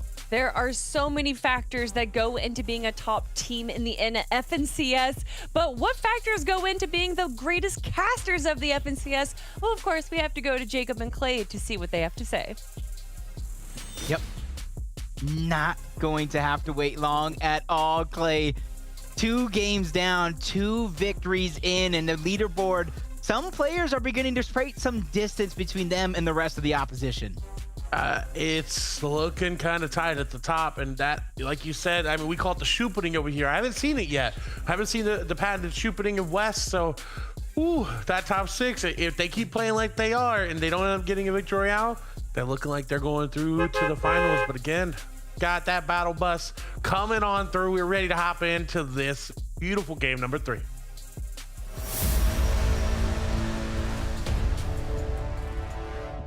Game number 3 is on our hands, Clay, and we've already seen 2 duos punch their ticket to the finals. And now we're on board Favs and Snacky. I gotta believe they're some of the biggest fan favorites in our semifinals, day number 1, but they're not having the day they've been hoping for so far. Uncontested this time around, no. Both able to get the loot that they want, get a chance to breathe, find all of it. And again, reminder, 3 teams, well, 2 teams have had that victory royale. 3 after this one will be moved from the game. And like I said, I'll be interesting to see who's dropping where these other players that qualified have. Who's taking over that? Because again, like Panda said, if you haven't practiced the drop spot, it's not worth it to go ahead and try to switch up your drop unless you're guaranteed to get it uncontested. I mean, because then it's an uncontested drop spot, you're gonna chill no matter what. But look at Sleepy Sound, it's contested. This is a very interesting POI that can be split like 3 different ways, and excited to see how these players end up splitting it. Yeah. Just got to be very, very careful at some times, because if you don't kind of watch where you're going, you could get tagged from across. But luckily for them, they don't have to traverse outside of this spot too soon, because they still have a corner of it inside of the zone and see another team towards the Daily Bugle. This is where a lot of action pops off very early, and almost all of our reads is for our team in 29th place, going up against a team that is on the bubble. They might not try to get it through that victory royale, but they're trying to get it through consistency. This is a very awkward fight if they go down now. They're only going to have 2 games left. Try to clutch up that top 6 placement or that victory royale. And they don't have the best loot to do it with that Ranger AR. Not going to be the best at spraying. They have a Stinger SMG on the side of World Cup. Again, this is getting tight. They're running out of room. The walls are, looks like, caving in around them. As the build's just not there, so they're going to find a little bit of a reprieve. They're gonna find a disengage here. Static may have gone a little bit too aggressive as Roka and Kika going in, and that's exactly what they needed. They needed the other players to make a mistake. They're able to get the down just barely, and this is how they did it last game. They waited for the other team to make the mistake. They got the elimination, and now they're chilling. I like the way you pointed out. It's like deja vu all over again. They didn't learn their lesson when it comes to separating. All it takes is a second for these players to notice that you are separated. They see it as a green light and they go, they get aggressive, especially this season. Well, how easy it is to get in those boxes when it's only one player. Multiple Stinger SMGs shooting through the builds to make that first elimination possible. And that go ahead and forces World Cut and his duo to kind of make that decision. Do you go ahead and camp the car? Do you go ahead and try to rotate out? I see multiple teams going out in our elimination feed, including E22. Oh, that is unfortunate. That's a big name for J Roses being their duo partner going down. And notice we've slowed down. Only 4 players have gone down. Javier will be another. And we get to take, again, another little bit of a breather. West has been so jam-packed. As I say that, you can have another fight on the lower side of the map. CZR, Javier's duo, trying to pop a big shield. Has a lot of heals, but will they have the time to pop it? Nice tags coming on through there. CZR get a chance to pop that shield. Hopefully, no, it will get popped there. As Navi on the other side, looking for any sort of tags. CZR just trying to find that perfect shot. They had it. Not gonna be there. The cone over the top was almost perfect. The builds gonna be there. Are they gonna get the cone? They did. The box there like a fish. Will they get? They had it. No, the stair was not their favor. They boxed him yet again. This is what he needed to do. A beautiful execution of his mechanics there. As CZR will take down one and now looks to take down another. Again, Clay, again, these players are separated. I don't know what the game plan was, but CZR is looking like he's trying to hunt down that last and final player that's stuck towards the low ground. It makes me wonder what the resources are like as his life is flashing before his eyes. CZR continuing the aggression. Doesn't have a stinger though, so it's going to take him some time trying to get in the box, but it takes piece by piece, step by step. He gets dropped in, shots back and forth. CZR trying to survive. The damage is in his favor as Nav is doing everything he can to stay alive. Both of these players just taking a second to breathe, but it is CZR who I think has the better of the resources. And honestly, yeah, he's gonna be able to heal up. He can even pop the guzzle juicer there if he wants to, but doesn't need to. Nice 98 tag. That's all the shield gone there from the enemy. Guzzle juice will be popped. So now Effect will be just healing until he takes damage, and it doesn't matter. He's doing the damage cone over the top. The edit down gonna come through. The pickaxe is there. They're all one hit, not able to track him through. And now in enemy territory, has to try to find these builds that are his. And is gonna find the edit. Shots are there, but it's only 20 damage. No. He was so close to getting that elimination, Jacob, but he just missed the shot. But he's not giving up. He knows the player's dead to rights. Here in the med mist as well, trying to take as many of those minis towards the low ground. Nav got a couple of them as well. The battle's gonna continue. CZR goes down. Nav survived, and he makes a big play for him and his duo. Just try to stay alive, but look at Storm is on their back. He has to still go get the card, so his job is not over just yet. There is no way. Let's take a look at Nav's perspective there. The SMG spray just going to be enough. He hits a couple headshots there. Was 19 HP and barely able to clutch it up. Oh, that was a great fight. That was great. That really tests the patience as individuals. It tests how far you're willing to go. And he's going to have some more work to do. I said he's going to have to traverse far to get in towards the zone. But another team trying to make up for lost time. They're sitting right on that bubble. 6th place. They find, I do believe, a possible elimination towards the low ground. But if they don't be careful, if you look in your mini-map, there's another team that might have heard those shots and they're trying to hunt them down themselves. Uh-oh. Doesn't look good. They're gonna have the high ground. Yeah, they've got heals to go out to around the edge of zone, but it's getting awkward as Pumps is gonna find an elimination there on the GGEZ, who we saw get very far into the last game. They had the high ground multiple times. As Rush is just going to disengage. They don't want to be involved in that fight anymore. They hop in the truck. They try to get away. And they will. No reboot card for now. It's got about 4 minutes and 30 seconds left on that before they can come back as J Rose. This will now be finished off E22.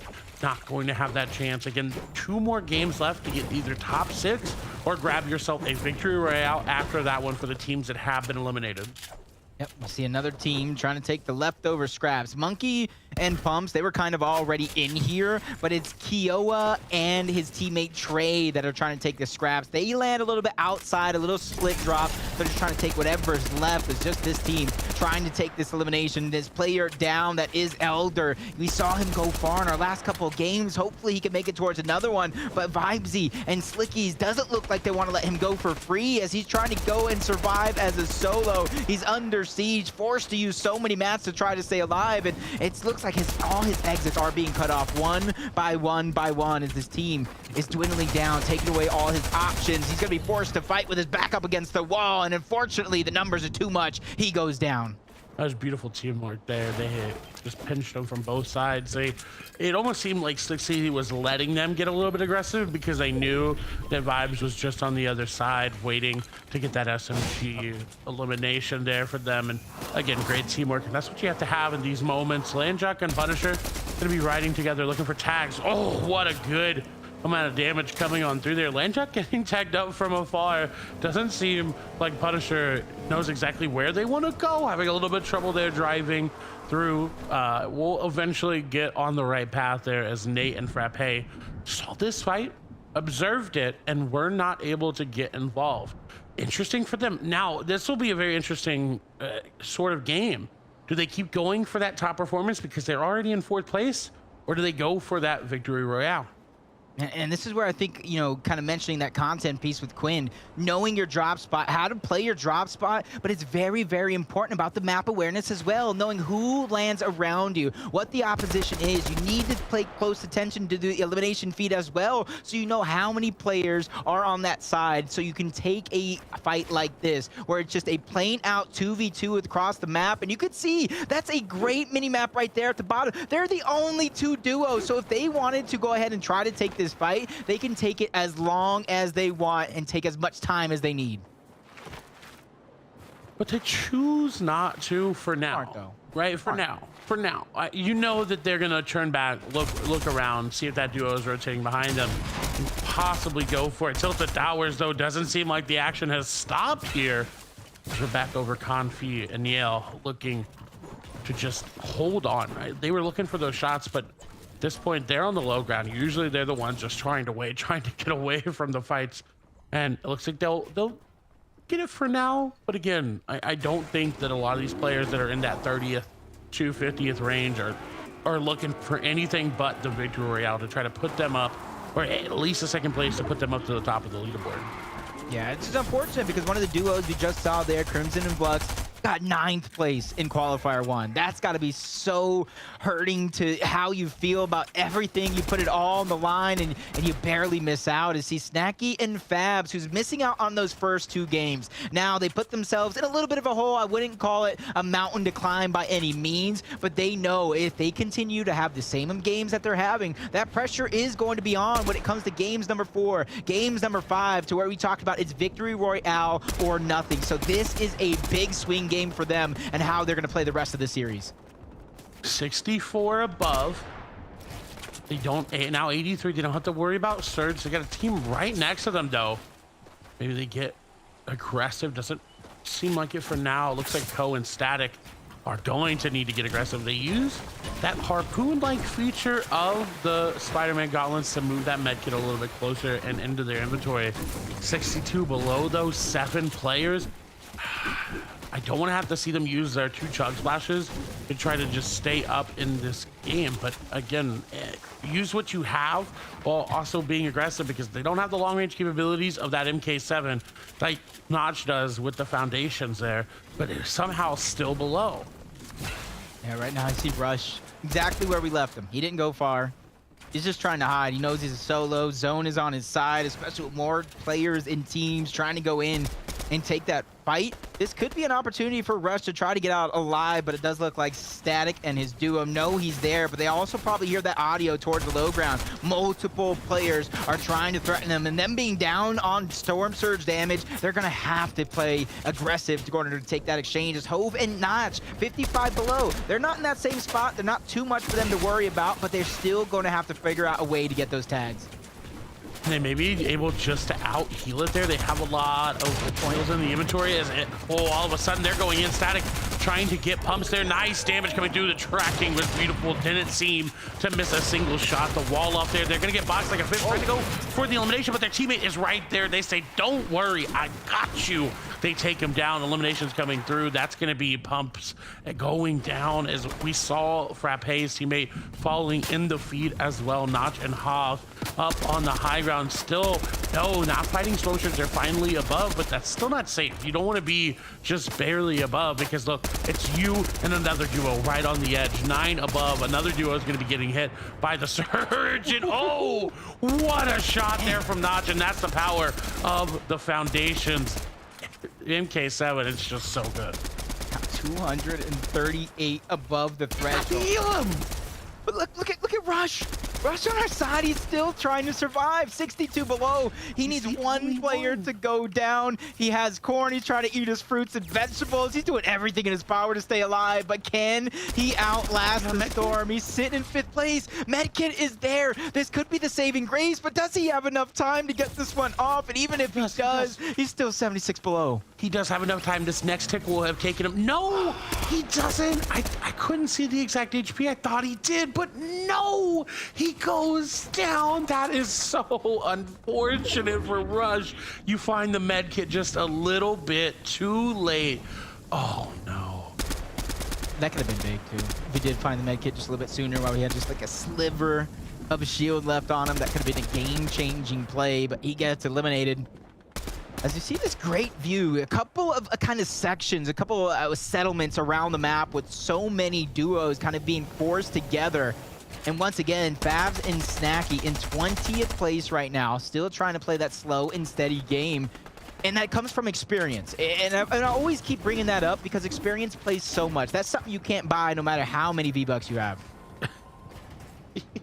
That's a really good way to put it there, and you're not wrong. Is they're gonna go and not aggressive, right? They're just posturing so they can get this drop because they want that launch pad. They want that guaranteed movement there. Landjock and Punisher on the other side. They're 2nd place overall. So you have to ask yourself, is it worth it to go for the victory royale? Or do we just keep playing our game? We just keep going for this overall top 6? Because again, if you get top 6 overall, you're going through. You don't have to be aggressive for that victory royale. And of course you're wondering, well, there's 3 days of semifinals, Clay. What's happening in the other days? So those 11 players that did end up getting moved out, we will move 11 new players in from the series points leaderboard, and they will come and play. So everyone here today that doesn't qualify gets 2 more opportunities to make it happen.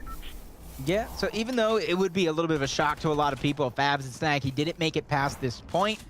With that experience that I keep bringing up, with everything that they've had throughout multiple seasons, being the champions that they are, you got to think 3 opportunities, that is definitely doable for them. But for a team not looking to take all 3 opportunities, Sharp and Gosh currently sitting in 3rd place, setting themselves up pretty nicely to try to collect as many points as possible. But they're going to have to move in. And right now, they're in a very congested part of zone. And a team and a player as Punisher and Landjock, because of that car that they had, the vehicle, they were able to go from the south part of the map all the way towards the north, play a little bit towards the slower side of the zone. And that's why they're able to take their time and continue to take their time here.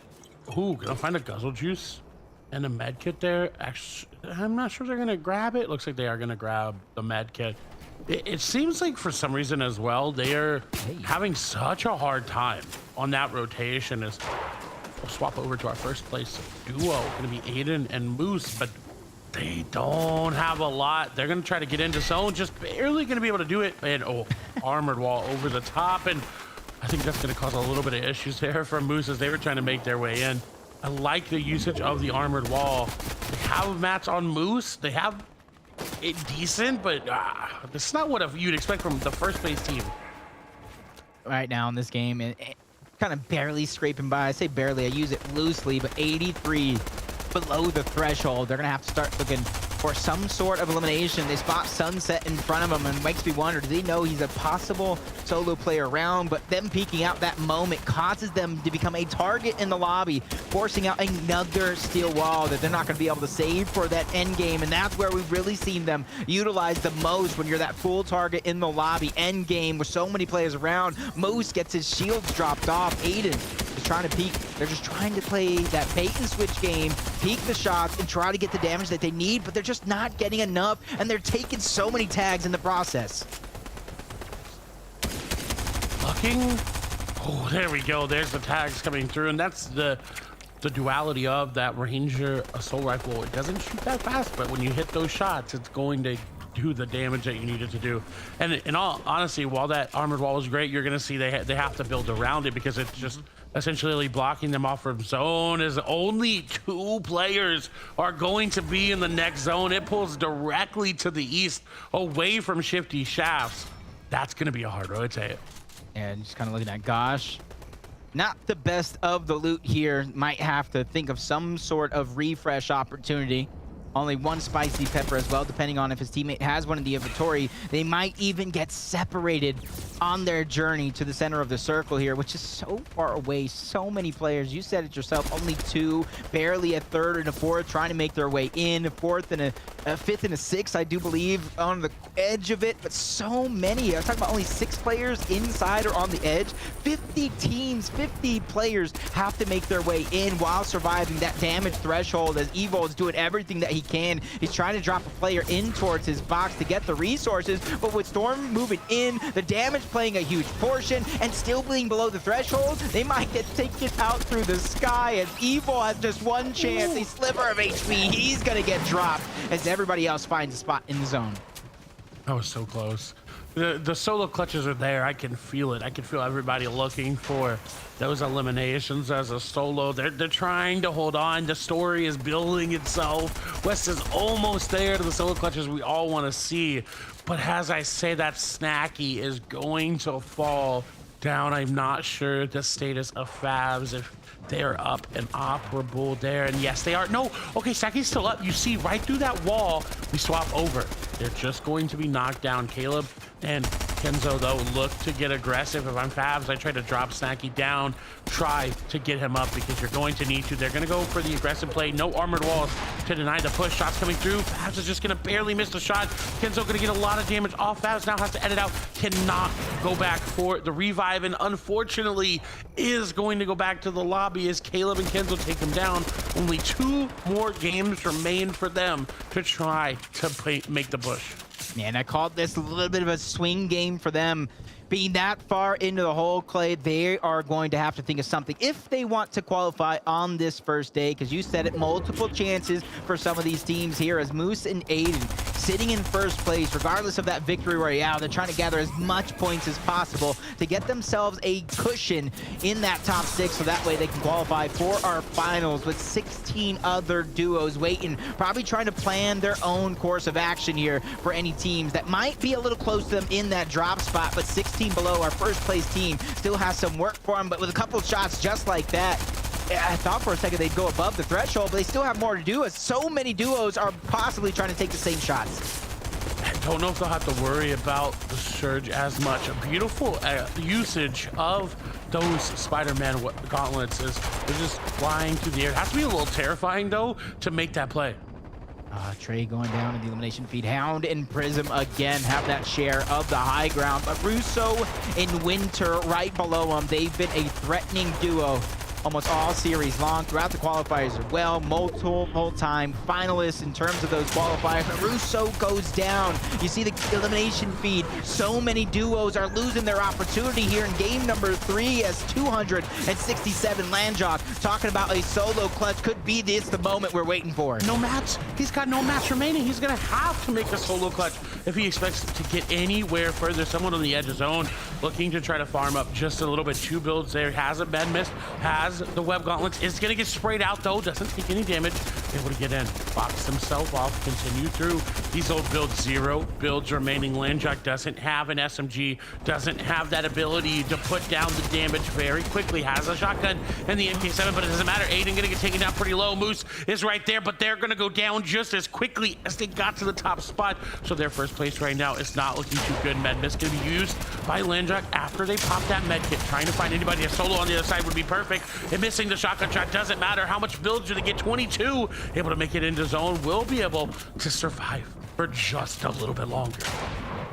Surviving, not thriving here in this situation as he just gets a refresh and possibly forced to look for more as his shields get dwindled down. 35 HP in a dream. He does have the med kit, but he doesn't have time. He's getting stuck on the rover. Landjock trying to get in the box, but he gets taken down yet again. But Prism and Hound, this is their chance to put the pressure from the high ground, but no medium, no light ammo, so there's only a certain amount of pressure they can even put on the rest of the lobby. I wonder who's going to go for that high ground push towards the end. Are they just going to be able to win it out from above, or is a team like WorldCut and Kika going to be able to make their way on through? Hound trying to spray out. Bolts now forced into a solo situation. Has a med kit, is going to pop it. They have it out in the inventory. They already have 1 tick of zone damage. They are setting up for it. Do they time it right though? That's the question. Going to pop it a little bit early. That way they have a chance to run back into zone if it doesn't pull their way. Kika has a good angle for eliminations, but not finding anything. Blue Convict and Slicknick going down. Zays once again. That's going to be Beast with the elimination. Prism and Hound, even though they don't have all the ammunition in the world, they're still doing a good job of maintaining. Bolts as a solo. Somebody we're trying to look at. Remy is down as well. That's going to be by Convict as WorldCut and Kika are trying to do what they can. They're going to get dropped down low. Not too many resources to their name, but 7 eliminations. Almost trying to make it an 8th, but they're both going to get dropped. That's going to be Salty. A huge double kill as this one dwindles down to our final remaining 6 teams. And this was a duo that had a lot of expectations coming into qualifier number 2. They put second place into round number 2 there, or first place rather, and weren't able to clutch it up. Ended up going up really early. How no builds remaining, no SMG ammo, not a lot to work with, using all of that med miss, trying to find any sort of damage. They're gonna find Mojo right there on the other side. Nigel gonna go down. Actually, it's gonna be Prism taking him down, but they're not able to grab any of the loot. They're getting these eliminations, but it doesn't matter as Angel down below is able to just survive. The solo clutch may come through. It's going over old builds, so they get a little bit of a saving grace. Still not able to grab any of the loot. It's going to be a 2v2 v1. Bolts is popping a mecha in zone. Courier and Salty look to move from 5th into the Victory Royale. They have a lot of minis, but it's not going to matter now. They have the most effective HP in the lobby. Shot's going to come through. Courier is going to get one. His teammate going to get the other. Can they find the other? No. Maybe able to do it. Yes, they do. Oh, almost clutching that up. You saw him hiding in the cone for so long. He waited until he heard those 2 duos above him walk past. He knew there was a team below him. He tried to strike, but in the end of the day, as a solo, getting top 3, that is a feat you could be proud of, especially when there's so many ways to qualify for the finals. But it came down to the wire. Bolt, a little bit of the high ground, but Salty was on fire. I don't think anybody could have stopped him with how well he was playing to end that game. You're right, the teamwork was phenomenal there. They had such a good performance. It seemed right as Courier was going down, Salty was just there to back him up and get that elimination. It was just beautiful. Yep. They started off with, I think it was Salty, a big double elimination to stay alive, get the extra mats and resources, and for them, they have to be feeling on top of the world. The pressure is now off, nothing to worry about as they are sitting pretty, able to watch the rest of the action unfold for the rest of the weekend. But we talked about the team that won the game. They got their ticket to the finals, but there's so many teams as the leaderboard gets even tighter. Kelly, Panda, Takata, what do we have rolling out for us? I mean, Jacob, Clay, how can we even predict what's going to happen? After watching EU and NA East, I thought, okay, the team that has height is going to grab the VR. But in our last 2 games, Panda, that has not been the case. No, it really hasn't. I mean, even from the position there, right? We saw Gruyere and company, they did exceptionally well there in round 2, like Clay mentioned, right? Qualifier 2, round 2, they won it, right? And they won it in spectacular fashion. And once they got to that round 3, they struggled. But here in the semifinals, they showed that they know how to win games. That is exactly what you need to do in a format like this, and that's why they ended up coming out on top.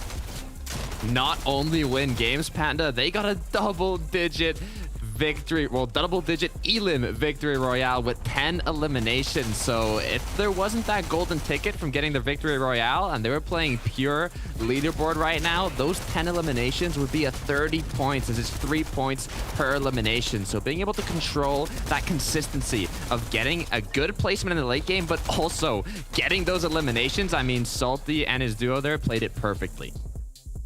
And obviously, after looking at the VR, you kind of have to look at the teams that also did well towards the end game there.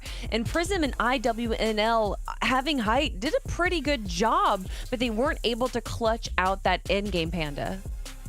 Yeah, unfortunately not. But you know, look, there are still so many opportunities here for this team, and they're showing promise. They kind of took over the high ground at an appropriate time. Prism was doing a good job despite not having a ton of material to work with to make some things happen.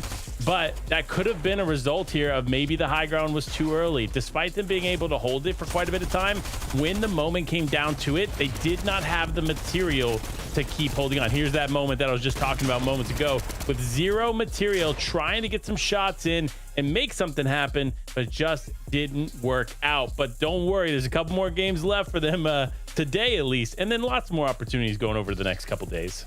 Just 2 more games remaining for the 5 VR winners, and of course our top 6 from the remaining leaderboards to make it through to the semifinals, everyone. Here we have it, our 3rd winners joining Tautai and Hashira's team. It's Saltai and Courier having an incredible run through the low ground right there with that double-digit elimination VR game. But of course, game 4 and game 5 are still on the docket, everyone. We have 2 more teams that are going to automatically make their way through, and a good indication of who those teams are going to be, Takada, are the teams that we see currently in our top 10 leaderboard. Ooh, we have Nigel and Angel in the first place with 101 points, the only duo to break that 100-point threshold today for the NA West. But also taking a look at the cutoff for top 6, which are the 6 duos which will qualify through consistency after the matches conclude today. The cutoff is at 74 points, but it's head-to-head there, as top 10's at 64. Absolutely, the points are close, right? Like you said, 64 there at the bottom, and then when you go into 11th for Frappi and Nate, it is 62. That is only a 2-point difference there, creeping up into the top 10. But look, so many teams right outside of that bubble, right? There's so many opportunities for these players to step up and qualify, but it really depends on what they do next, right? 2 games remaining, like Kelly mentioned, 2 opportunities to make something big happen, whether it's a VR or climbing the leaderboard. We'll see what these teams can do. But listen, if you're Landjock and Punisher, you're feeling comfortable, right? Despite dropping down 1 spot in the leaderboard, you're still top 3.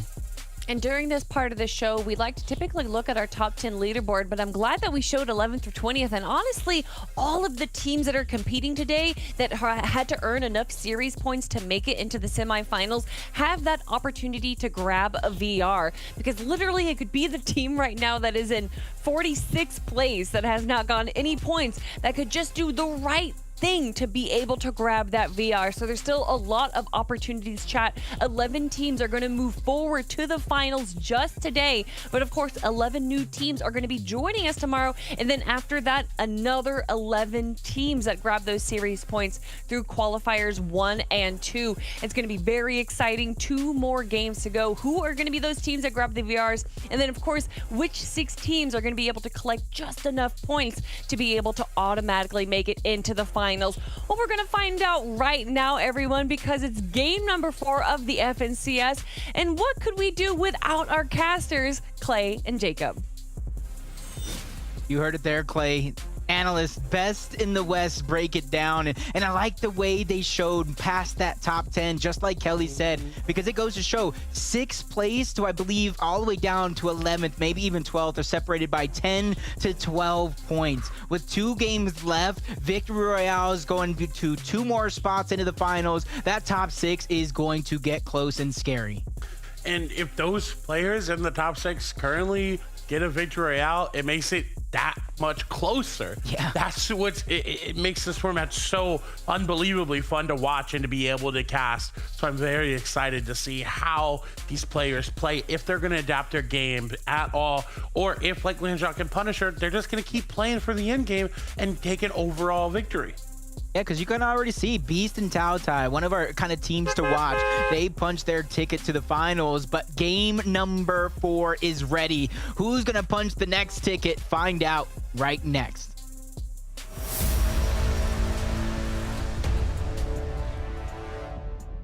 Game number 4. This is where if you're at the bottom half of that leaderboard, Clay, your strategy, your play style, everything might at least cross your mind about switching it up. It could be a massive deficit for some of these teams towards the bottom that might only have 10 to 15 points. A victory royale is a must. It is. And then it gets to the next game, game number 5, and that's when everyone starts panicking. Everyone plays a little bit differently. It's a whole different game. It essentially goes down to a reboot round in that moment for a lot of these players because it's make or break with that victory royale. But like you said, we've got 2 more games in total to play.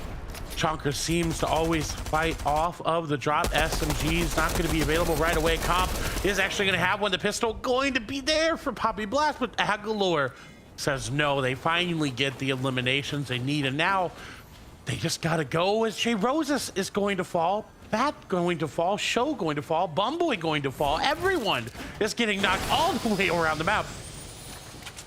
This is the game number 4. This goes to show the switch up that we're talking about, Clay. The pressure, everything on the line. Day number 1, you see the replay. Poppy Blast unable to even get around the corner before his teammate gets knocked. And Complon and Aguilar, 2 different angles. And you see the frustration. We talked about how close this is getting to the wire. Their game number 4 is out. And just like you said, all they got left is a sort of a reboot round type of feel. E22. Without Jay Roses, without his teammate, who is, mind you, an FNCS champion. Has to solo try to clutch it up. This may be it, but look at how far away Nachi is from Hob. This may be great for EZ2 if they try to go in 2 separately, and that's one of the biggest things that we've seen. You pointed out last time is they are like, these duos are just running in versus a solo and letting them take them out, and that's not what we're seeing with Hav. And I really hope that they don't fall to the same sort of trap. Yeah, I think they're trying to take it a little slow on purpose. He knows somebody's down and around him, but because that player's not moving, not giving any audio cues, it's going to be so hard to find him, which is why he's not wanting to go in by himself. But as Notch does come over, he starts to rotate. That's when they're going to be trying to find him. But E22 doesn't want to wait for 2v1 to happen. He wants to try to take a 1v1 while he can, but his timing has gone out the window. He's going to be forced towards the low ground. Notch and Hove just need a couple seconds to find him, and as soon as they turn the corner, they will. He gives up his position trying to fire back, but how many shots, how many resources does he have to keep this battle going against 2 sharks that are hunting him down? Fresh meat in the waters as E22 is doing everything he can. He traps himself in a corner. He's trying to break free, but every good story comes to an end, and that includes E22. One more game for them. One more opportunity. Notch and Hav trying to make their way to the top, trying to get that secured qualification. I like that Cypress is going from another angle here.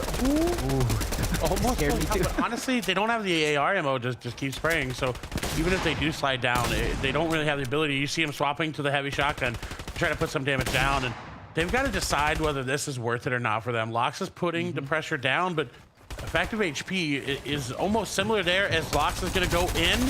Not going to get the high ground there. What can Cypress do on the other side? Can't really do much. They're too far separated, too far out of this fight. Teammates not going to be there, and the double Stinger SMG spray is going to be too powerful. Cypress does not have one. We are going to have to rely only on the heavy shotgun, and they decide, no, I am going to leave you for now. Trying to look for the shot. No, misses his World Cut. And Kika going to go down on the other side of the map. Another duo that's just playing so well. And I like this from Convict and Slick. He has the high ground on side of Cypers. They don't have to realistically continue to fight this elimination for the elimination. They can man up, and they know that he's stuck on that side of the map, so they can try to look for picking that elimination up later on, especially knowing he still has to go for that reboot card. So this is just a pause in their game plan for now, knowing resources are here. Regardless if they want to continue to fight this battle, they're going to need the resources for the rest of the game as we jump on board another big battle towards Coney Crossroads, where it's Shallow and Biz trying to do what they can to get aggressive. They too are going to need that victory royale if they want to qualify on day number 1. may be able to find it. The build's looking good for them. They're able to get out, get back up to the high ground, but I don't know. I don't know what their future is going to hold because they don't have a lot to work with. They're getting sprayed out as they're running through. Salco and Mojo has been to many FNCS finals, has been there to compete, usually with Solution, not this time around. They're in 7th place. They are on the bubble for qualification if they don't pick up the Victory Royale. They have to keep playing. Beautiful edits there by Epic C3S1 as Nico on the other side looking to get some shots coming through. They have to work together. They have to play together. Rush and Co going to go down. That's going to be Static and GGEZ getting eliminations in the feed. Unfortunately for C3S1 and Nico, the team down below is pushing together so effectively. They're separating them. They have to be very careful about this. This is Boyo and Glow, who we saw perform very well in the qualifiers, but just fall short. And the Chili Chug Splashers, one of them was used, that Aura Pepper. They're trying to track him on through, but the disengage looks like it's just going to come through, and it might be a little bit too strong. Battle is going to be a little prolonged. More than either one of these duos might have guessed up until this point, but they realize the position they're in, 17th and 29th. They have to start taking their destiny under their own control and start looking for these early eliminations, especially Epic C3S1 and Nico, my favorite to kind of qualify today. Luckily for them, they're going to have multiple chances throughout the weekend, but if they want to qualify and not worry about those chances and begin to plan for the finals, this is where it's going to come in. A big battle to start the game, and Yellow Glow is going to be dropped down. Very little shields, having to force to use those minis to get right back up, but this is where a prolonged fight like this begins to get dangerous. There's another duo around Rocky Reels that could play a third-party role. Hit the nail on the head there. I was going to mention, as these fights draw out, you run out of mats, and then you're a center zone with no mats right on the edge. You don't have the opportunity to refarm, no opportunity to grab any extra loot. You put yourself in such a bad spot. And Nico deciding, you know what? No, we're not going to invest any more into that. They're going to go back. Whoa. It looks like grab what was a llama there. Right? All that extra mats. I mean, hey, you know, at that point, the fight becomes worth it, right? Because you know you got that extra loot you can go back to. There, it was good for them. But overall, usually that situation, I agree with the disengage. If you don't have the llama there, it's still right to disengage because you said it perfectly. It's a game of attrition, and when you come to that point where it gets too heavy on one side, there's not much you can do. I mean, Buzzo just 2v1 that team like easily. Yeah. Another one of our teams there on screen, Evo and Buzzle in qualifier number 2. They got 10th, right on the bubble again, and that's going to happen today as well. We talk about top 6 placing through consistency and how jam-packed it is. Before this one, I talked about it between, I think, 6th and 11th place. There's only 10 points of separation, which we know with 2 games, game 4 and game 5 left, that's nothing. That is just a huge chaotic battle. The wrong elimination, the right elimination at either time could be a difference, but Landjock and Punisher, because of that last game, they jumped up into 3rd place. They didn't have to maneuver too much, but Landjock takes a beam to the face. Half his shield's gone, but in the blink of an eye. And I keep looking at Landjock and Punisher, and they keep surprising me because you know, we saw them get stuck in their car trying to rotate through, took a lot of damage, somehow able to make it to the late game. Saw them took a very interesting rotation the game after that. Took a lot of damage, unfortunately, not able to make it as far as they wanted, but still able to get a lot of points on the board. And you're right, that was a good shot there from the team running on through as Nate's going to take down Nigel. That's a big elimination. Their top teams going at each other. And it intrigues me because Landjock and Punisher, I mean, if you look at their loot right throughout some of these games, half the time wonder how they even make it with that shambolic loot, if you will, and then somehow they're able to put together the run and to make it happen. Yep. I like the way they're playing it too, but the replay is about to come in, and this is one of those duos you saw go down in the elimination feed early on towards Daily Bugle. And that's the thing, and we've been seeing it all day long. All it takes is a second. You separate your duo, and this is exactly what happens. Nigel's gonna go down. He lost Angel early on. Frappi had one angle, and they're forcing him right into Nate. So as this one gets aggressive, it's gonna be great. Yeah, first place just went down, Jacob. That opens the door. That door is wide open. Anybody for the taking. Fruit and Tiny. We're talking about so many teams throughout the first 2 qualifiers on the bubble. Those are like learning lessons. That's what I said earlier. Experience is something that is just so important going into these types of events that it could be the difference maker, as Fruit is now under siege. Battle going off. Tiny on one angle is going to go ahead and alleviate some of that pressure as Fruit doing what he can. And this is where he gets stuck on the rock for just a moment. That moment is going to be the moment his opponent uses to breathe. That's Confi doing what he can. Prism and Hound is making sure they interrupt his battle to get tags for themselves. So Storm Surge isn't a worry for them, as Confi is doing what he can, taking as much of the high ground as possible. But that's not going to stop Tiny. That's not going to stop Fruit, especially knowing everybody else in the lobby has now made them a target. The elimination towards the bottom. There goes number 1. They know the shots are on different angles as he's finally going to get cleaned up. Tiny and Fruit, they didn't get that one, but they're going to get the loot for sure. And yeah, at this point for them, it's a victory royale, right? Let's be realistic with it. I know you can get a lot of points for the victory royale in the eliminations, but they are forcing them. They put themselves in a spot where they're forced to get a victory royale. And Fabs, with quite literally 1 HP, somehow is still here in the game. Yeah, it is so low. But it looks, I think he's probably at 100 there, knowing that he's not immediately popping those chug splashes.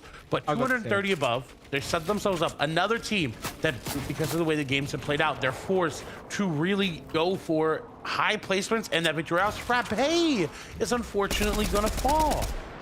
Yeah, that's surprising there, but there goes Fabs and Snacky once again putting those shots down from above.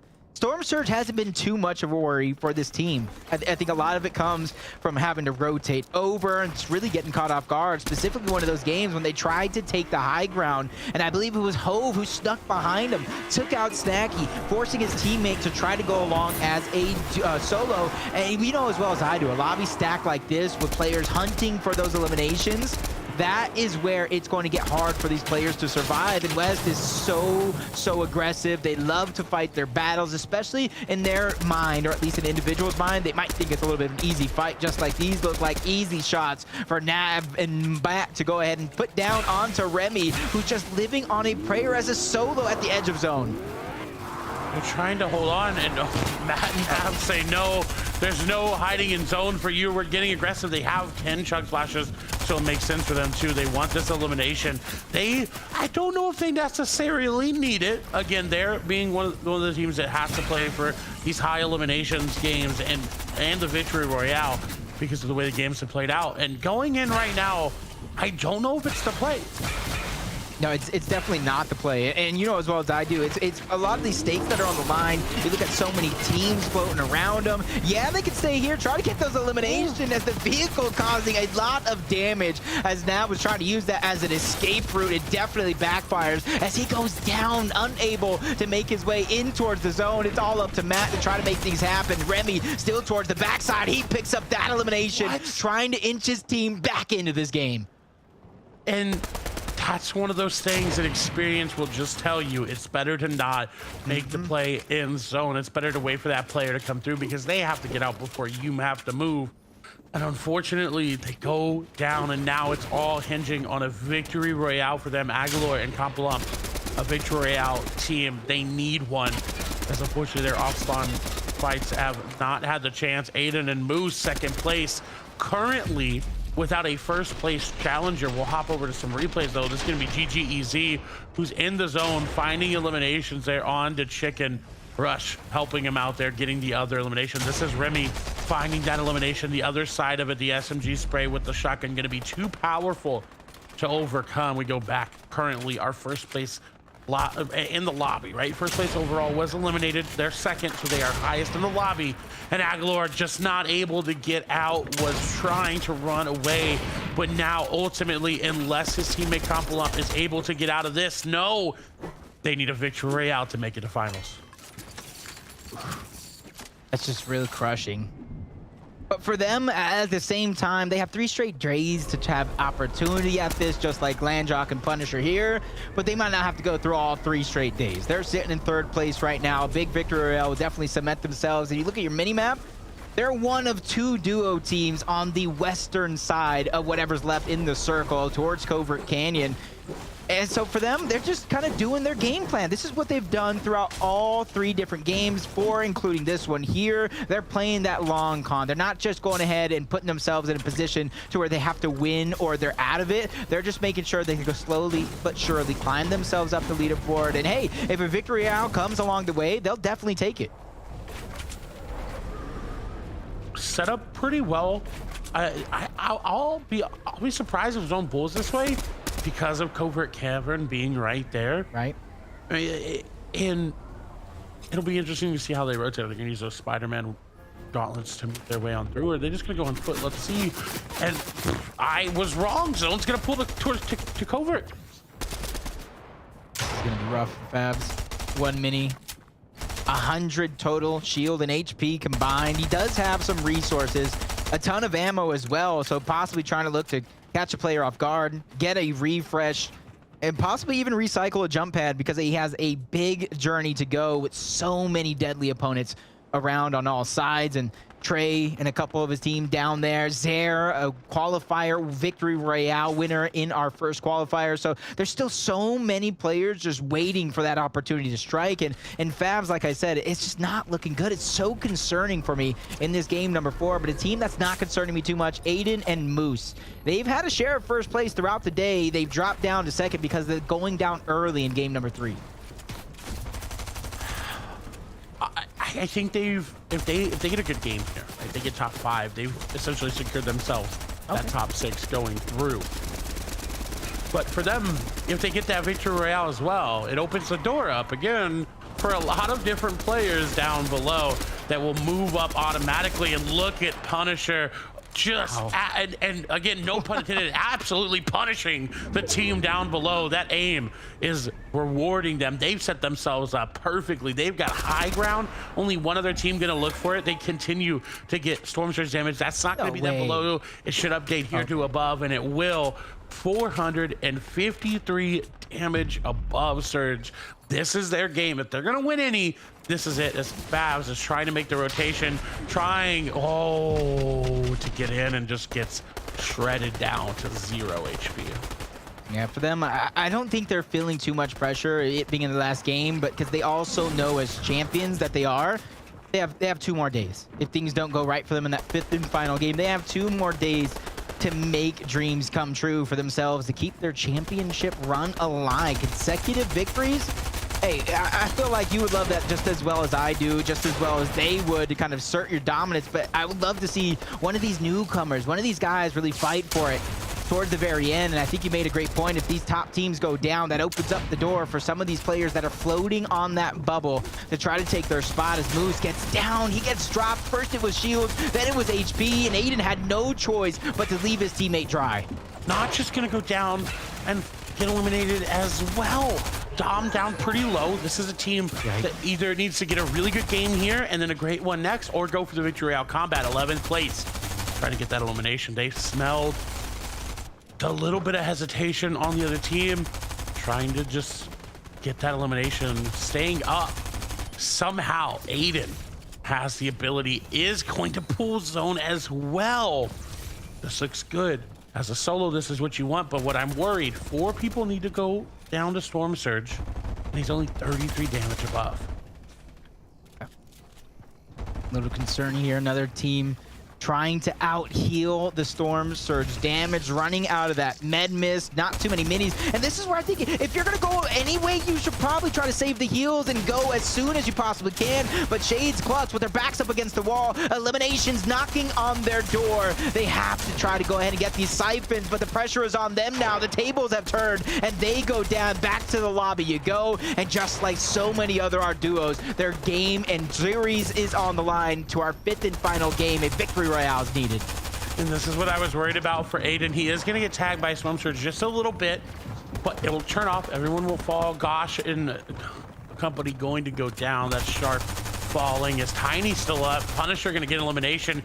But what is unfortunate for Aiden is they heard that he was getting damaged by Storm Surge, and they can tell that was only 1 player getting hit as well. They know that they're a solo. The enemies around them have that knowledge. He has to be very careful with how he chooses to make this rotation, because if he gets caught out, if that web from the Spider-Man web slingers comes out and they shoot it out, he is going to be eliminated.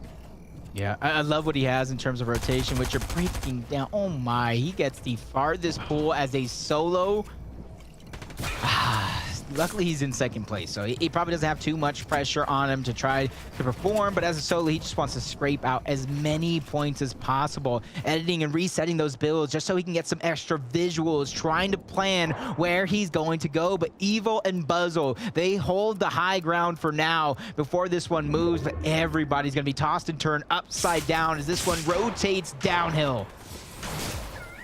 Good usage by Punisher. Is Landjock there to follow? They are.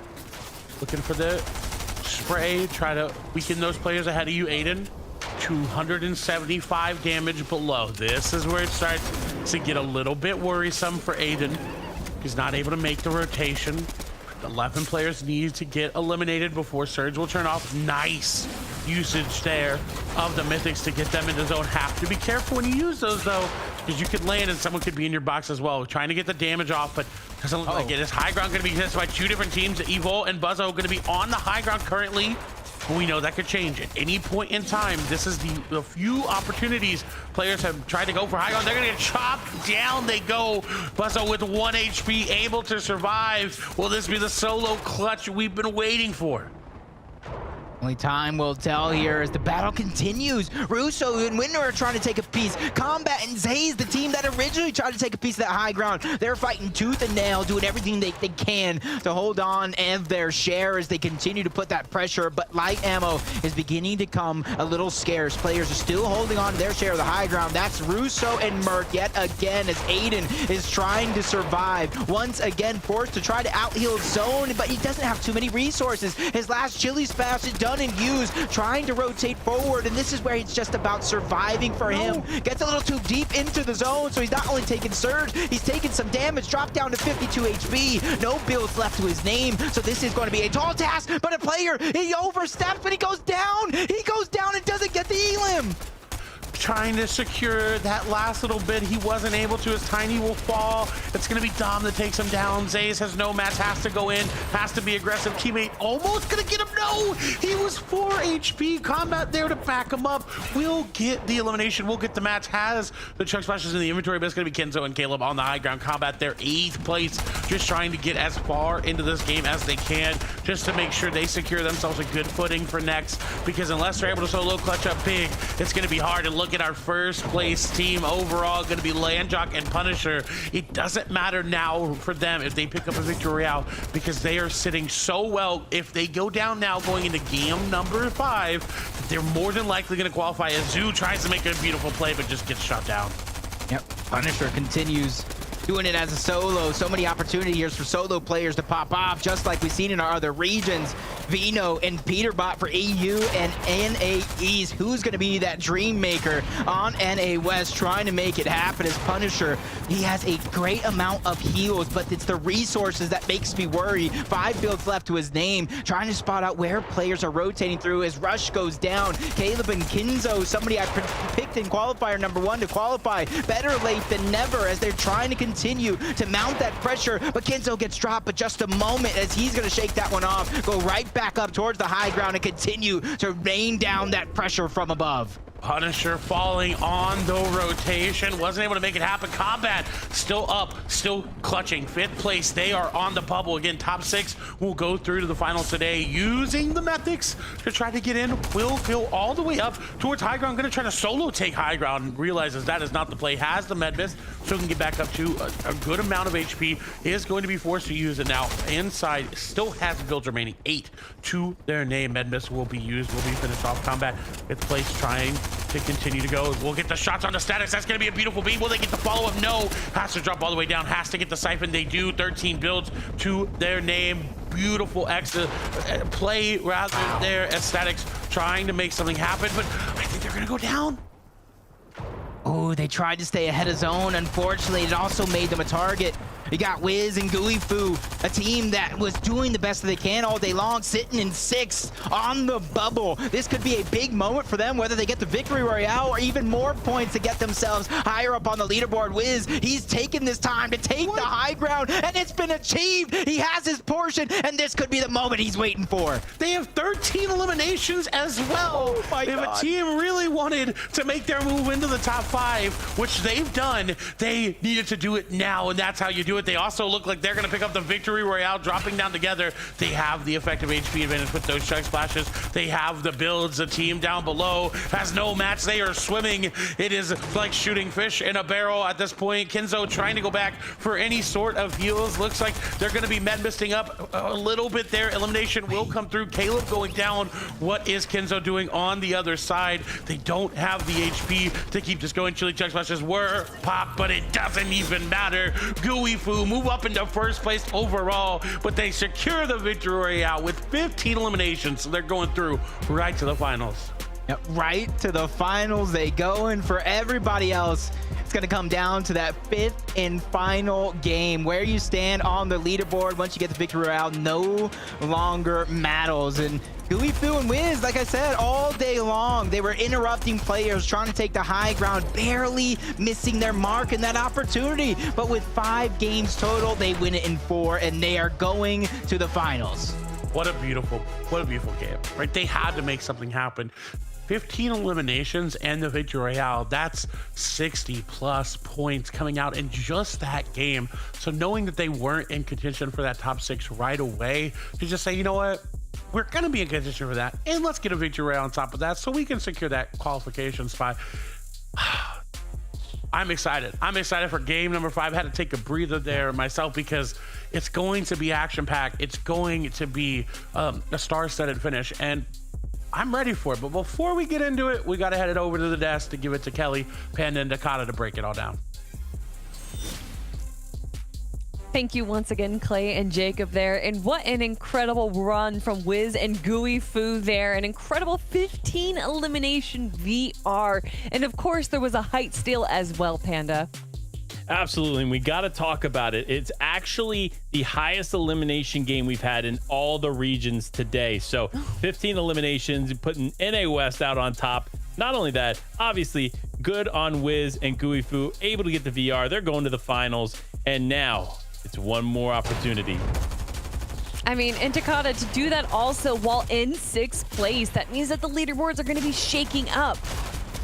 That's absolutely correct, Kelly. When one team gets that victory royale, they no longer count to that consistency leaderboard. So it's going to be the top 6 of teams that have not gotten that victory royale. Now with that 15 elimination VR, they're going to be going to the finals and giving that leaderboard slot to another duo. So we'll have to see which duos have been maintaining that consistency. I know we've seen Landjock and Punisher play in every single endgame. They've been performing very well, very consistent, and I'm sure they're maintaining that position up there. Well, if we're talking about consistency, of course, we have to talk about another team here, although wrapping up the VR with Wiz and Gooey Foo. An incredible run here, so confident with the height steal, and then, of course, that insane high elimination VR. But I think we also have to talk about Punisher, because, Panda, this is a player, this is a team that we constantly see in the end game, but for whatever reason, they just can't seem to clinch that VR. Well, honestly, I don't know if it matters for them, right? Because Punisher and Landjock show why you don't necessarily need a VR to win the day. Do you know what I mean? And when I say that, they've been consistent, start to finish.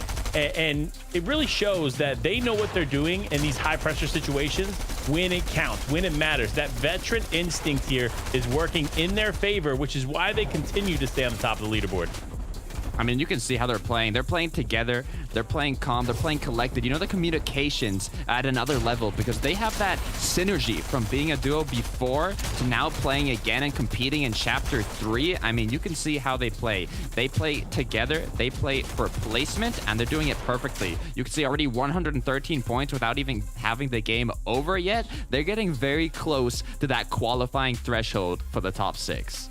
There are still a few opportunities left for our remaining teams to make it into the finals. But just as a quick reminder, which 4 teams have already seen themselves move on? We, of course, have Hashira and Vernie, Tao Tai and B, Salty and Courier, and then, of course, in that last game, it's Gooey, Fu, and Wiz. But I mean, there's only one more shot, one more opportunity to really seize everything that they wanted in this FNCS. So Panda, with this last game left, there's only one more opportunity for these teams that we're seeing right here. Are they going to capture it, or is it going to slip through their fingers? Well, look, I'll say it. One shot, one opportunity left for Snacky and Favs to take the last game. I've said it every game now. I'm calling it. They got to do it in game 5. I'm holding on here for hope. But no, it's been awesome to see these teams just do exceptionally well.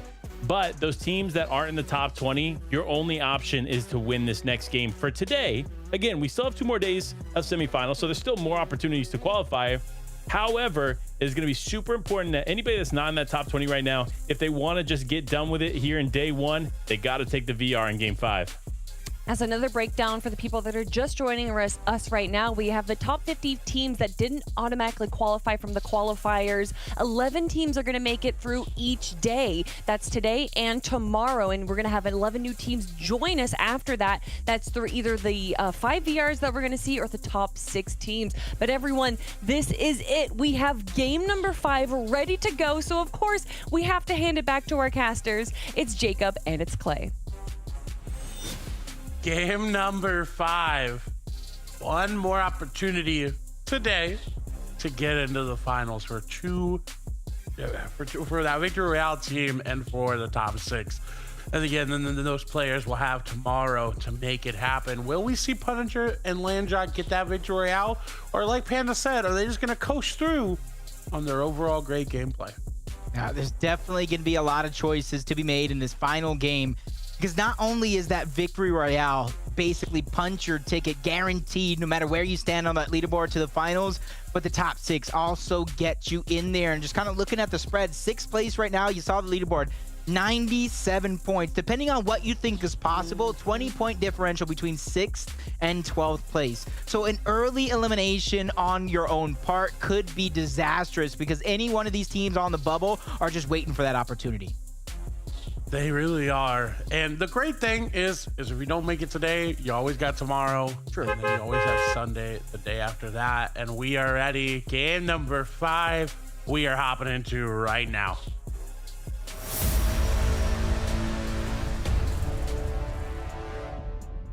The last chance for players to qualify today for the finals. The first duo FNCS of this chapter. Who is going to clutch up and make it through? And who is going to be relegated to day number 2?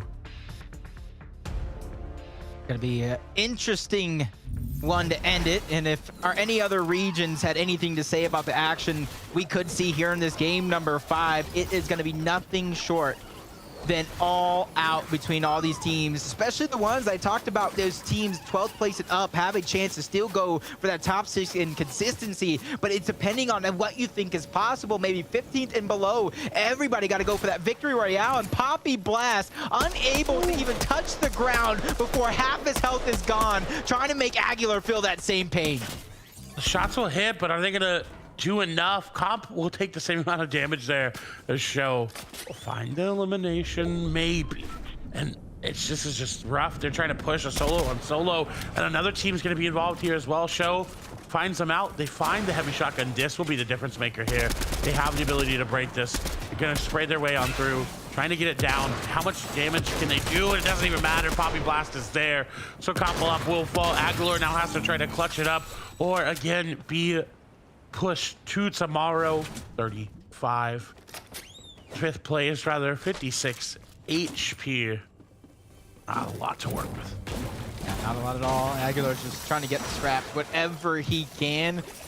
And this is the thing that's kind of concerning as well. There's 2 duos around. The one that actually got the elimination that can try to kind of camp the card as well. You see that a lot in competitive. Aguilar has to go back sooner or later to try to get it. Yes, there's a massive amount of time, so trying to make that a part of your game plan could cost you some rotation, could cost you some surge damage along the way, but the choice is definitely theirs to make as a battle that's been going down on every single region. Ko gets it separated from the rest of his team. This is usually where they strike, and he actually fires back. 2 great shots. He drops 1 player, coming down to a 1v1. Static doing what he can. He gets into the box and gets the elimination to save the day and keep their hopes and dreams alive.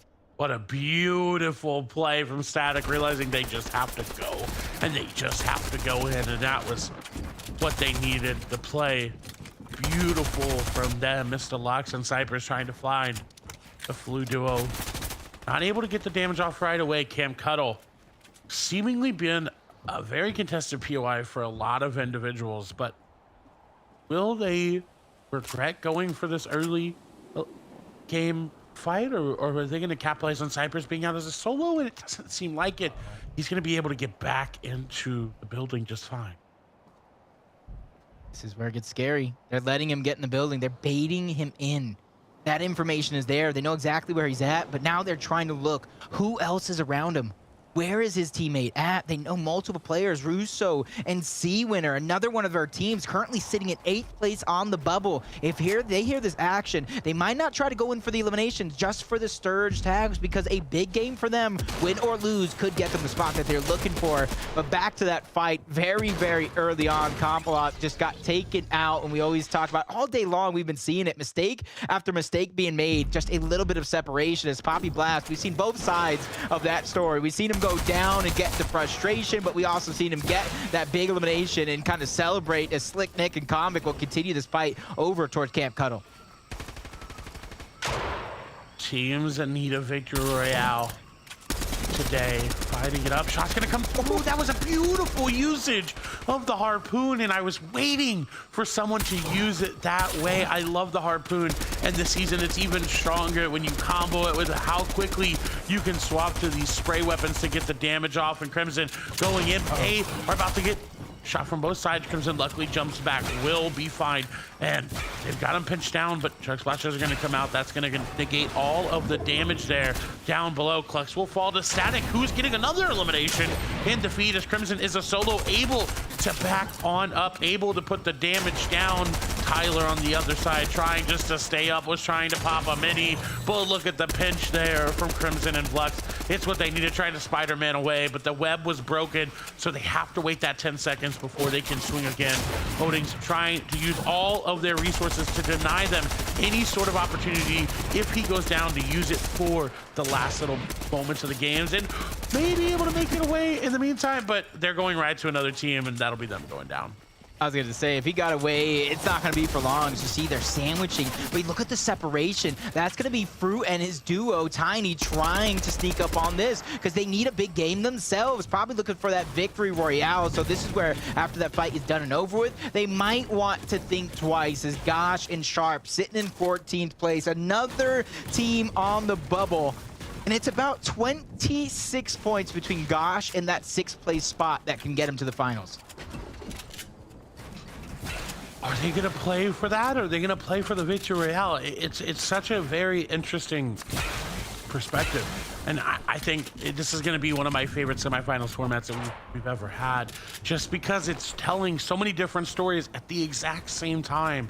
It allows for these players who may be really good at getting eliminations and getting that victory royale to play for it. And these players like Landjock and Punisher who are good at just playing normal competitive Fortnite to do that and get to the top spots and qualify through that. It is allowing for so many opportunities, but who's going to secure it? As Poppy Blast is going to get third-partied from the side. It's going to be Javier trying to make their way on through. Zone's coming in though. Everyone here is about to be hit by the zone, and they have about a minute and 50 seconds to make it into the next zone. That's a lot of their heals they're going to have to use if they don't choose to move now. Yeah, luckily for Poppy Blast, though, he does have 2 floppers, 2 chug splashes as well, some mini shields if he does take some more tags. So He is going to be able to outlast what might look like a couple of his other opponents around, but everybody's going to have to figure out what they want to do. As Aiden and Moose, a team at one point or another, were sitting in first place. You can see why. They're able to separate their opponents just like this and swarm in the blink of an eye to clean up those eliminations. And that's been a trend for them in way of trying to qualify for the finals. Oh, Monkey, dude, they won a game in the qualifiers, but can they win the game now? Because they need to try a different duo here, but still have the opportunity. They've made it here. Can they do it? The aggression, unmatched. This is where West separates themselves from the rest of the region. They like to be very aggressive in this last game every single time. They get a little bit of a breather, though, as Pumps can get back to the stress flashes and heal them on up. They get to rotate out, and as I say that, on top of the house, Hound is going to find them out. They have to go back towards Trey. And you said it right. Uh-oh, indeed. Yeah, Kiowa's over there just waiting. And this is where Pumps and Monkey's going to have to be careful which way they go. Either way, if they're stuck between a rock and a hard place, might have to choose the boat. And honestly, that is a brilliant escape plan if they have the build to shield a lot of this damage, and it doesn't look like they do. They're trying to get as far away as possible, create some separation, get up over that hill to try to survive, and luckily, they're going to live, well, barely by the hair on their chinny chin chin, but I might spoke too soon. The shots are still raining through as Pumps is doing what he can to try to get over the mountain. 36 HP. No HP. He actually gets dropped. And look at the mini-map. They got the knock, and now they're going to try to clean up that elimination. Oh. Are they going to get out there? I'm not sure as Trey looks to go aggressive. Oh, that was so close. They almost got around. Wow. Now they're hunting him down. And this is a must-have. Trey and Kiowa have been a little passive. They've been struggling to that storm surge, and they've been a victim to it at least one time today. So now they know they have to try to get these eliminations, clean it up as much as possible, while Monkey is taking that lighthouse high ground. And then you saw him before. He's just trying to look for some scraps. If there's any sort of heals on that side, otherwise it might be bad news bears for him. Oh, and on average, teams have needed 115 points to qualify through to consistency. That's going to be rough for a lot of these teams, as that, again, that leaderboard was showing it's trending the same way. But again, West last time was an average higher, right? Their overall average was a little bit higher than everyone else, 152 points, I believe. So will it be higher again? Aiden sitting at 109 there with Moose there in second place. All they have to do, this is what Sundown and I like to call tournament management mode, is enter it. Just sit there, play for endgame, don't try to do anything that puts you in utter jeopardy of going down, and just make it into top 10. I love that. You know, when you flip it on, especially game number 5, this is where all the practice, all the hours of scrims, the FNCSs you played in the past, the cash cups, everything you've learned comes down to this final game to kind of punch your ticket. As Sharp and Gosh sitting on that bubble as well. 71 points, 26 shy. See the replay. This is Trey and Kiowa as they got that knock on that player. That was much needed surge tags to make their pressure a little bit less as they traverse towards the mid game. Oh, and look, Monkey tried to fish and got a shield fish. Oh, no. That one hurts, but they've got 2 more days to get into the finals. They got tomorrow, and they got the day after that. That hurts. You get that fish and pull, you're like, yes, I can fish. I can try to get something, and you get a shield fish. Normally you're like, oh, hey, a shield fish, and you're kind of excited. I got some extra shields, how fast you could use it. But in that situation, the very rare situations, you would rather a flop or even a macro or something to try to get it, as Gosh and Sharp trying to get aggressive. They want those eliminations. They want to take one less team out of this lobby. Logjam, Lumberyard, a couple teams landing here, a couple teams rotating through as well, so they need to be careful. Salco, 5th place, Clay, on the bubble. Mojo is out. Talk about pressure. It is, and can they clutch up? This could be the solo clutch that we've been watching. It may not be a solo clutch for Victory Royale, but a solo clutch for the overall placement. Depending on if you got the card as well. This could be what we are looking for, as he's just trying to create some space. He heard all the shots going down. He saw all the action around him. So many teams kind of going in towards Logjam Jumbadam. Not around it, but they're actually going in to try to get those eliminations. That is the pressure that we keep talking about. Two different ways to qualify. You either get the last victory royale here in our final game of the day, or you get enough points to jump into the top 6. And with our 5th place team down to just a solo, anything is possible. And that's the best thing about Fortnite and competitive Fortnite. At the end of the day, it truly is anybody's game. They have the ability to see their destiny in front of them. Like you said, they're holding it, but can they finish it? I like this. I like this for Zays in combat.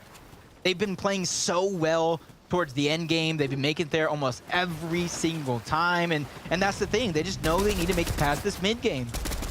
And things just turn on for a lot of duos, a lot of teams. Once you reach that end game, it's a lot more fun to play, so you kind of practice it a little bit more, and so you kind of get that muscle memory, you know exactly what to do, and that's why this team is trying to position themselves as far into the zone as they can without taking too much damage, without making themselves a target, so that way they can play for that end game. And one of those teams, talk about solo clutch, Bolts almost clutched up big last game. 6th place. It's looking like that average 115 points again. That's for the semifinals is going to hold. They're trying to make their rotation. They have to hop out of the vehicle. Landjock and Punisher again. 1st place overall. If they go out now, they'd be right on that 115 bubble. They want to secure that qualification again just by staying up, trying to get that guzzle juice, but not able to do so as that railing's going to be on the other side. They're going to have to shoot it down. They'll get the med kit and the guzzle juice just fine. Both of them using it there, and good overall usage. You know, the initial play not the best, but they ended up getting the guzzle juice. Yeah, what a blessing though. These guys have been playing that slow and steady game. And that's what I like, because throughout the opens, throughout the qualifiers, you got to change up your game a little bit. There's so many different formats, so many different ways to go. Same thing here with different ways to qualify, but for them, they're playing the smart game no matter how many ways to qualify. They're playing almost as if they're already in the finals, and they're in 1st place. You got to imagine if they were there, they got to be sitting pretty confident as can be, but so many teams on the bubble here around this, Bolt being one of them. This is going to be very, very concerning for somebody if they don't pull zone. This is one of those ones where it's just you look at the zone and you're like, what do we do? Oh no, yeah, exactly. What's the plan? You're sitting there like, what do we do? What are we gonna do?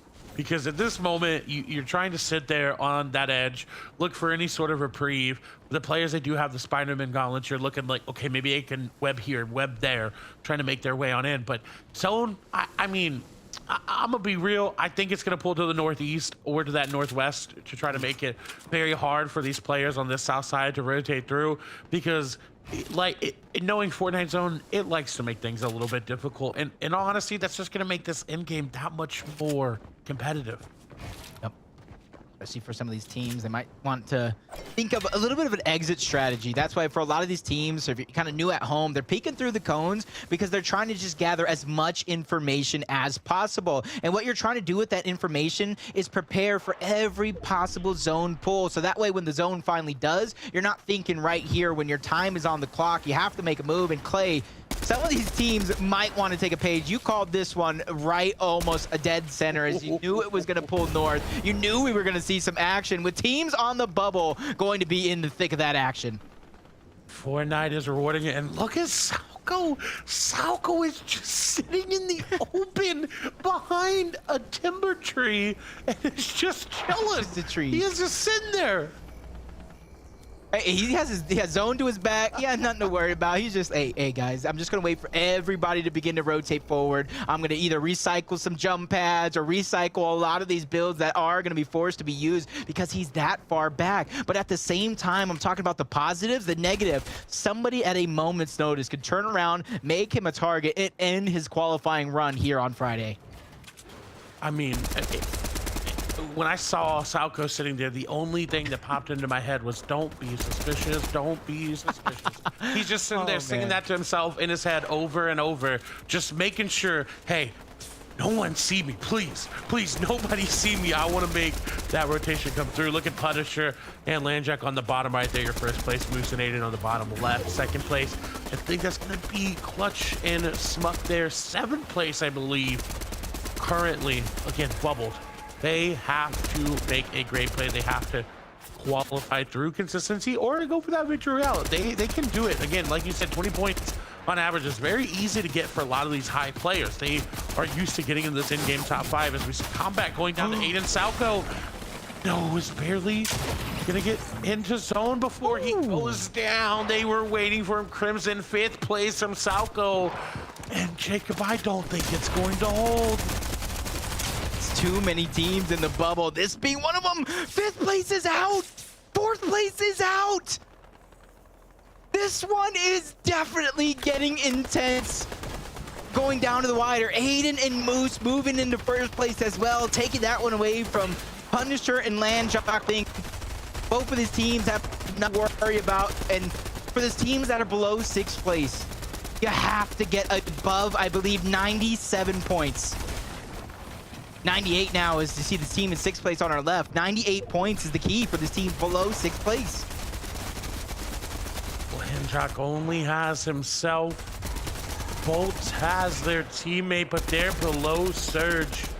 As a solo, Landjock not in zone, but is right nearby it, sitting in a good spot, can effectively keep that spot to themselves. But in all honesty, knowing West, I don't even think he's safe. Look at first place up there. Poppy Blast gonna go down. Nav will fall as well. Shock will come through from Zoo. They're gonna be above, and now securing the fact that they are. Show will fall. Biz going to fall. Matt gonna get elimination there. Remy also falling as well. Storm Surge always seems to be where the action is in NA West. Everyone will either be very aggressive early and then wait for Surge, or will wait for Surge throughout the entirety of the match. And yet again, this is where the action will come through. These players have to make a decision now, because 45 below, they continue to tick. Both gonna tick down as well. They are 6th place. They cannot afford to go down right now. Elder taking a big shot, but able to back up. Yeah, it looked like for a moment he's gonna try to use the med mist to save the minis as long as possible, but barely above the threshold. That's gonna give him a moment to breathe, but they need to continue to look for these tags, because 85, that's nothing with how dangerous this lobby is looking. Multiple top 6 teams going down early, as everybody is hungry for that victory royale, hungry for these points to get into that top 6, as Landjock seemingly already achieved that top 6, going to continue to get as many points as he can as a solo. 107 above the threshold, a possible siphon, a great reward for Landjock as he gets the math that he absolutely needs, gets the SMG, gets the mini, everything right now as Landjock is setting himself up for a good end game. It's essentially like you got a llama there at the very last little bit. And honestly, I was gonna say, please go back down, Landjock. Please get the med mist. It is so useful in this situation as a solo. It gives him so much time in zone. He got it. He's in a great spot. Has the shotgun SMG combo. At this point, an AR for him is useless. I'm glad that he had prioritized the Singer SMG, because he doesn't need that long range. He's not looking for it. He's well above Surge. He doesn't have to worry going into this rotation. This team, though, almost went down. 6th place. They have to hang on. First place going to be Moose and Aiden flying through the sky. Looks like they launch pad. Aiden going to get shot from behind. Not able to make it all the way through. Actually may have used those web slingers and got shot out. That's Aiden right there. That's going to be shots going on him. He's whited. This may be risky. All of a sudden, they may be in a bad situation, just like Landjock was. Now 800 below, and as I said, he didn't have to worry about that. He does. Players on the backside of zone trying to Spider-Man their way on through. Landjock not able to hit it. 9 players need to go down. Will he make it?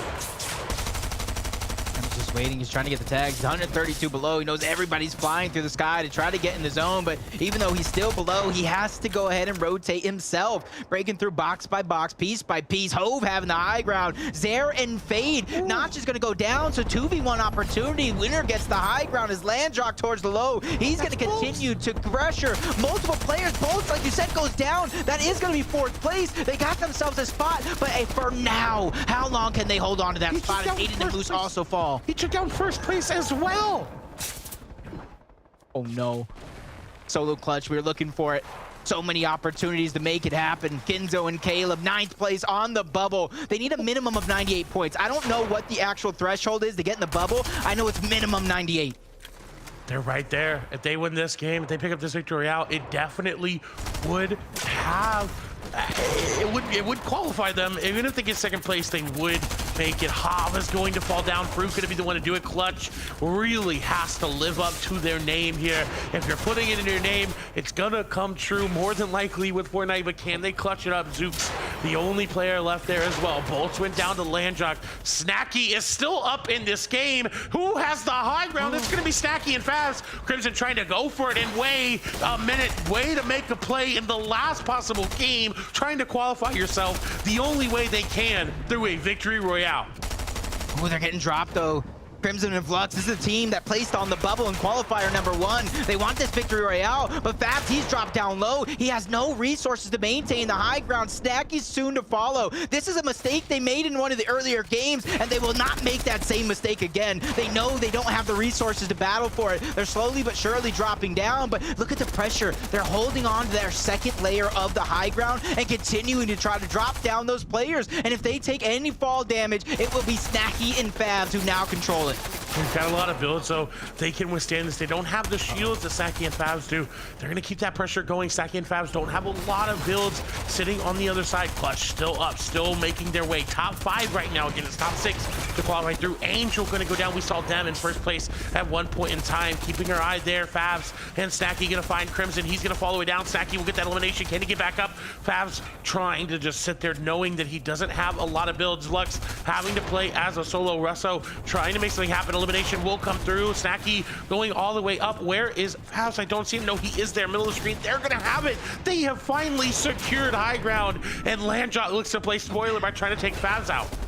Fabs needs to figure out a way to get with his teammate, but no builds. He's not going to have that opportunity. No HP. So he's just trying to take down everybody and make Snacky's life toward the high ground that much easier. But teamwork making the dream work. He comes down for his teammate, but he gets blocked off. Fabs still has to do it alone. He's doing what he can. Only 32 HP. He takes a tick of that damage. Now he has to think twice. His teammate in Snacky is still helping any way that he can. Maintain that pressure. And look at, they do it again. He's not letting him go down without a fight. 9th place is still in this game. They're on the low ground. They need to clutch up as well. J Rose is going to go down 10th place still here. 9th and 10th. Nate and Frappe are going to be sitting in 10th. Conic and Nick on the other side going to be sitting in 9th. Static trying to play spoiler there. Does have charge flashes. Does have an epic Stinger SMG. Able to put the damage down. They're trying to get him though. 13th place on the other side. Snacky and Fabs need a victory royale, while Conic and Nick need the ability just to get into the top 6. They're right on the bubble there. The 9th place. They're trying to get these placement point. Landjack finally going to go down, somehow able to make it. Will secure a qualification spot through that. That's going to be Convict getting the elimination onto Static, moving up into 7th place. They are just inching their way forward. Who are they going to find next? They find another one. That's going to be Nate and Frappe falling in 10th place. They don't go through. Fabs dropping all the way down. Slick Nick going to take down Fabs. Fabs needed a victory royale. Can Snacky do it? A 1v2. The HP is very low. They will get the Siphon, the SMG spray for Snacky. Will it be enough? Will Snacky be able to clutch it up? He's got the heal off. He has to heal off one. He just can't get sprayed down. Launchpad into zone. He says, no, I am getting as far away from this as possible. I want the victory royale. And we haven't seen an old-fashioned heal off in a while. God. But Snacky says, I'm going to make it happen. Does he have the HP to do it? Slick Nick barely going to be hit by zone. Convict will go down. Snacky does have the HP advantage. Does he have the med miss? Still he does. It doesn't matter. Snacky is making it through to finals. They finally pick up a victory royale, and it's in the last game of the day.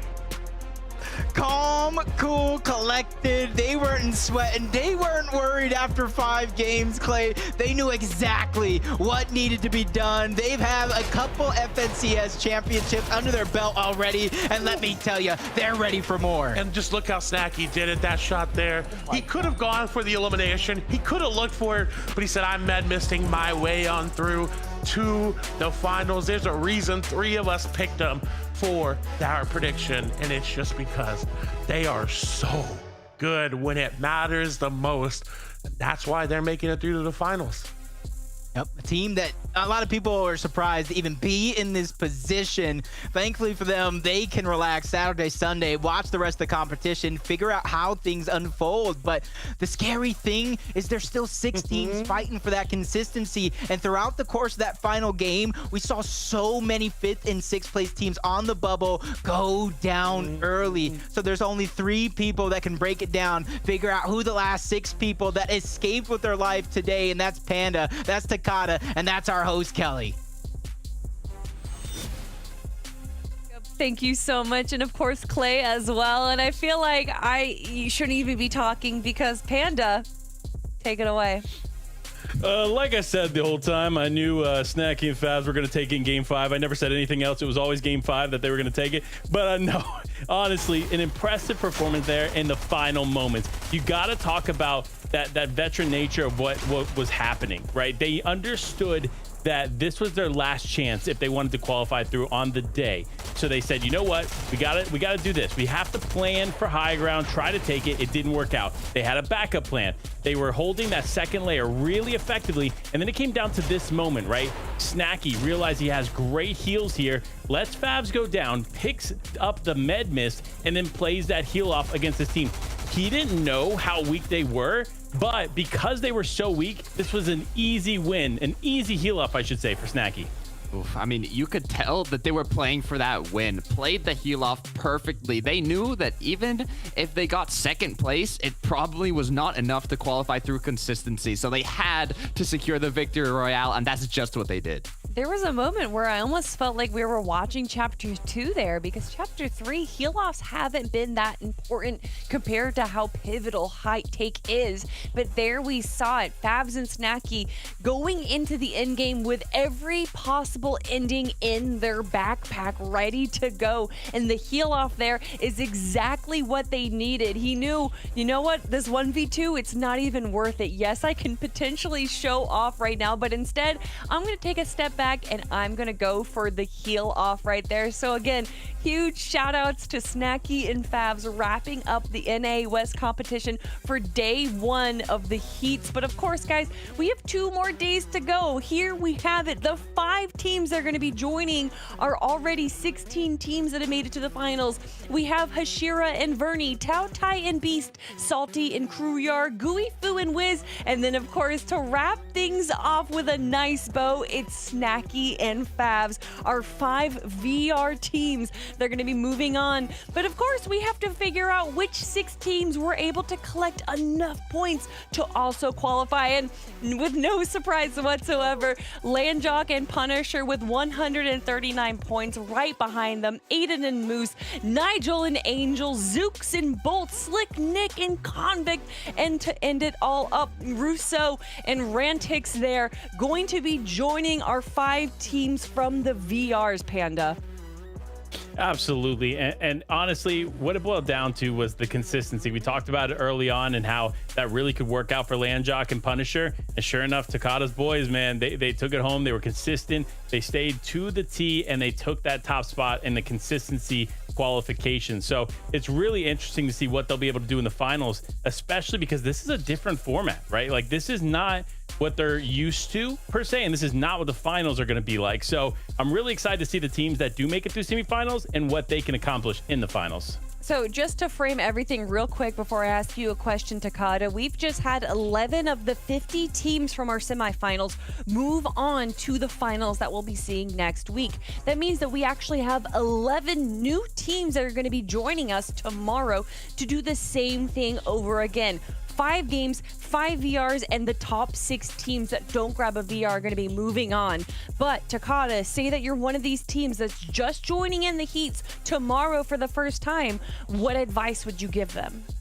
I mean, you've got to do what Fortnite's all about, adapt. Some people would say you have a disadvantage from coming in the second day of semifinals, but now you get to see how the teams played in day 1. You get to see how the rotations worked, where the drop spots were, and it's time to study. You got to look at the map. You got to look, just like what the pros were saying at the start of this broadcast. It's all about preparing yourself, optimizing your loop path, optimizing your rotates, and that's what these 11 players have to do. And it's not just the players that are going to be optimizing, it's us as well, because we we have to make some predictions. So with that being said, let's actually take a quick look at the predictions that we all made for today. And I mean, yeah, you know, Notch and Hav, an incredible team here. I'm sure that they're just trying to build up the suspense for tomorrow. But Panda, Favs, and Snacky seem to be a favorite team here, and that's without a doubt for a reason why.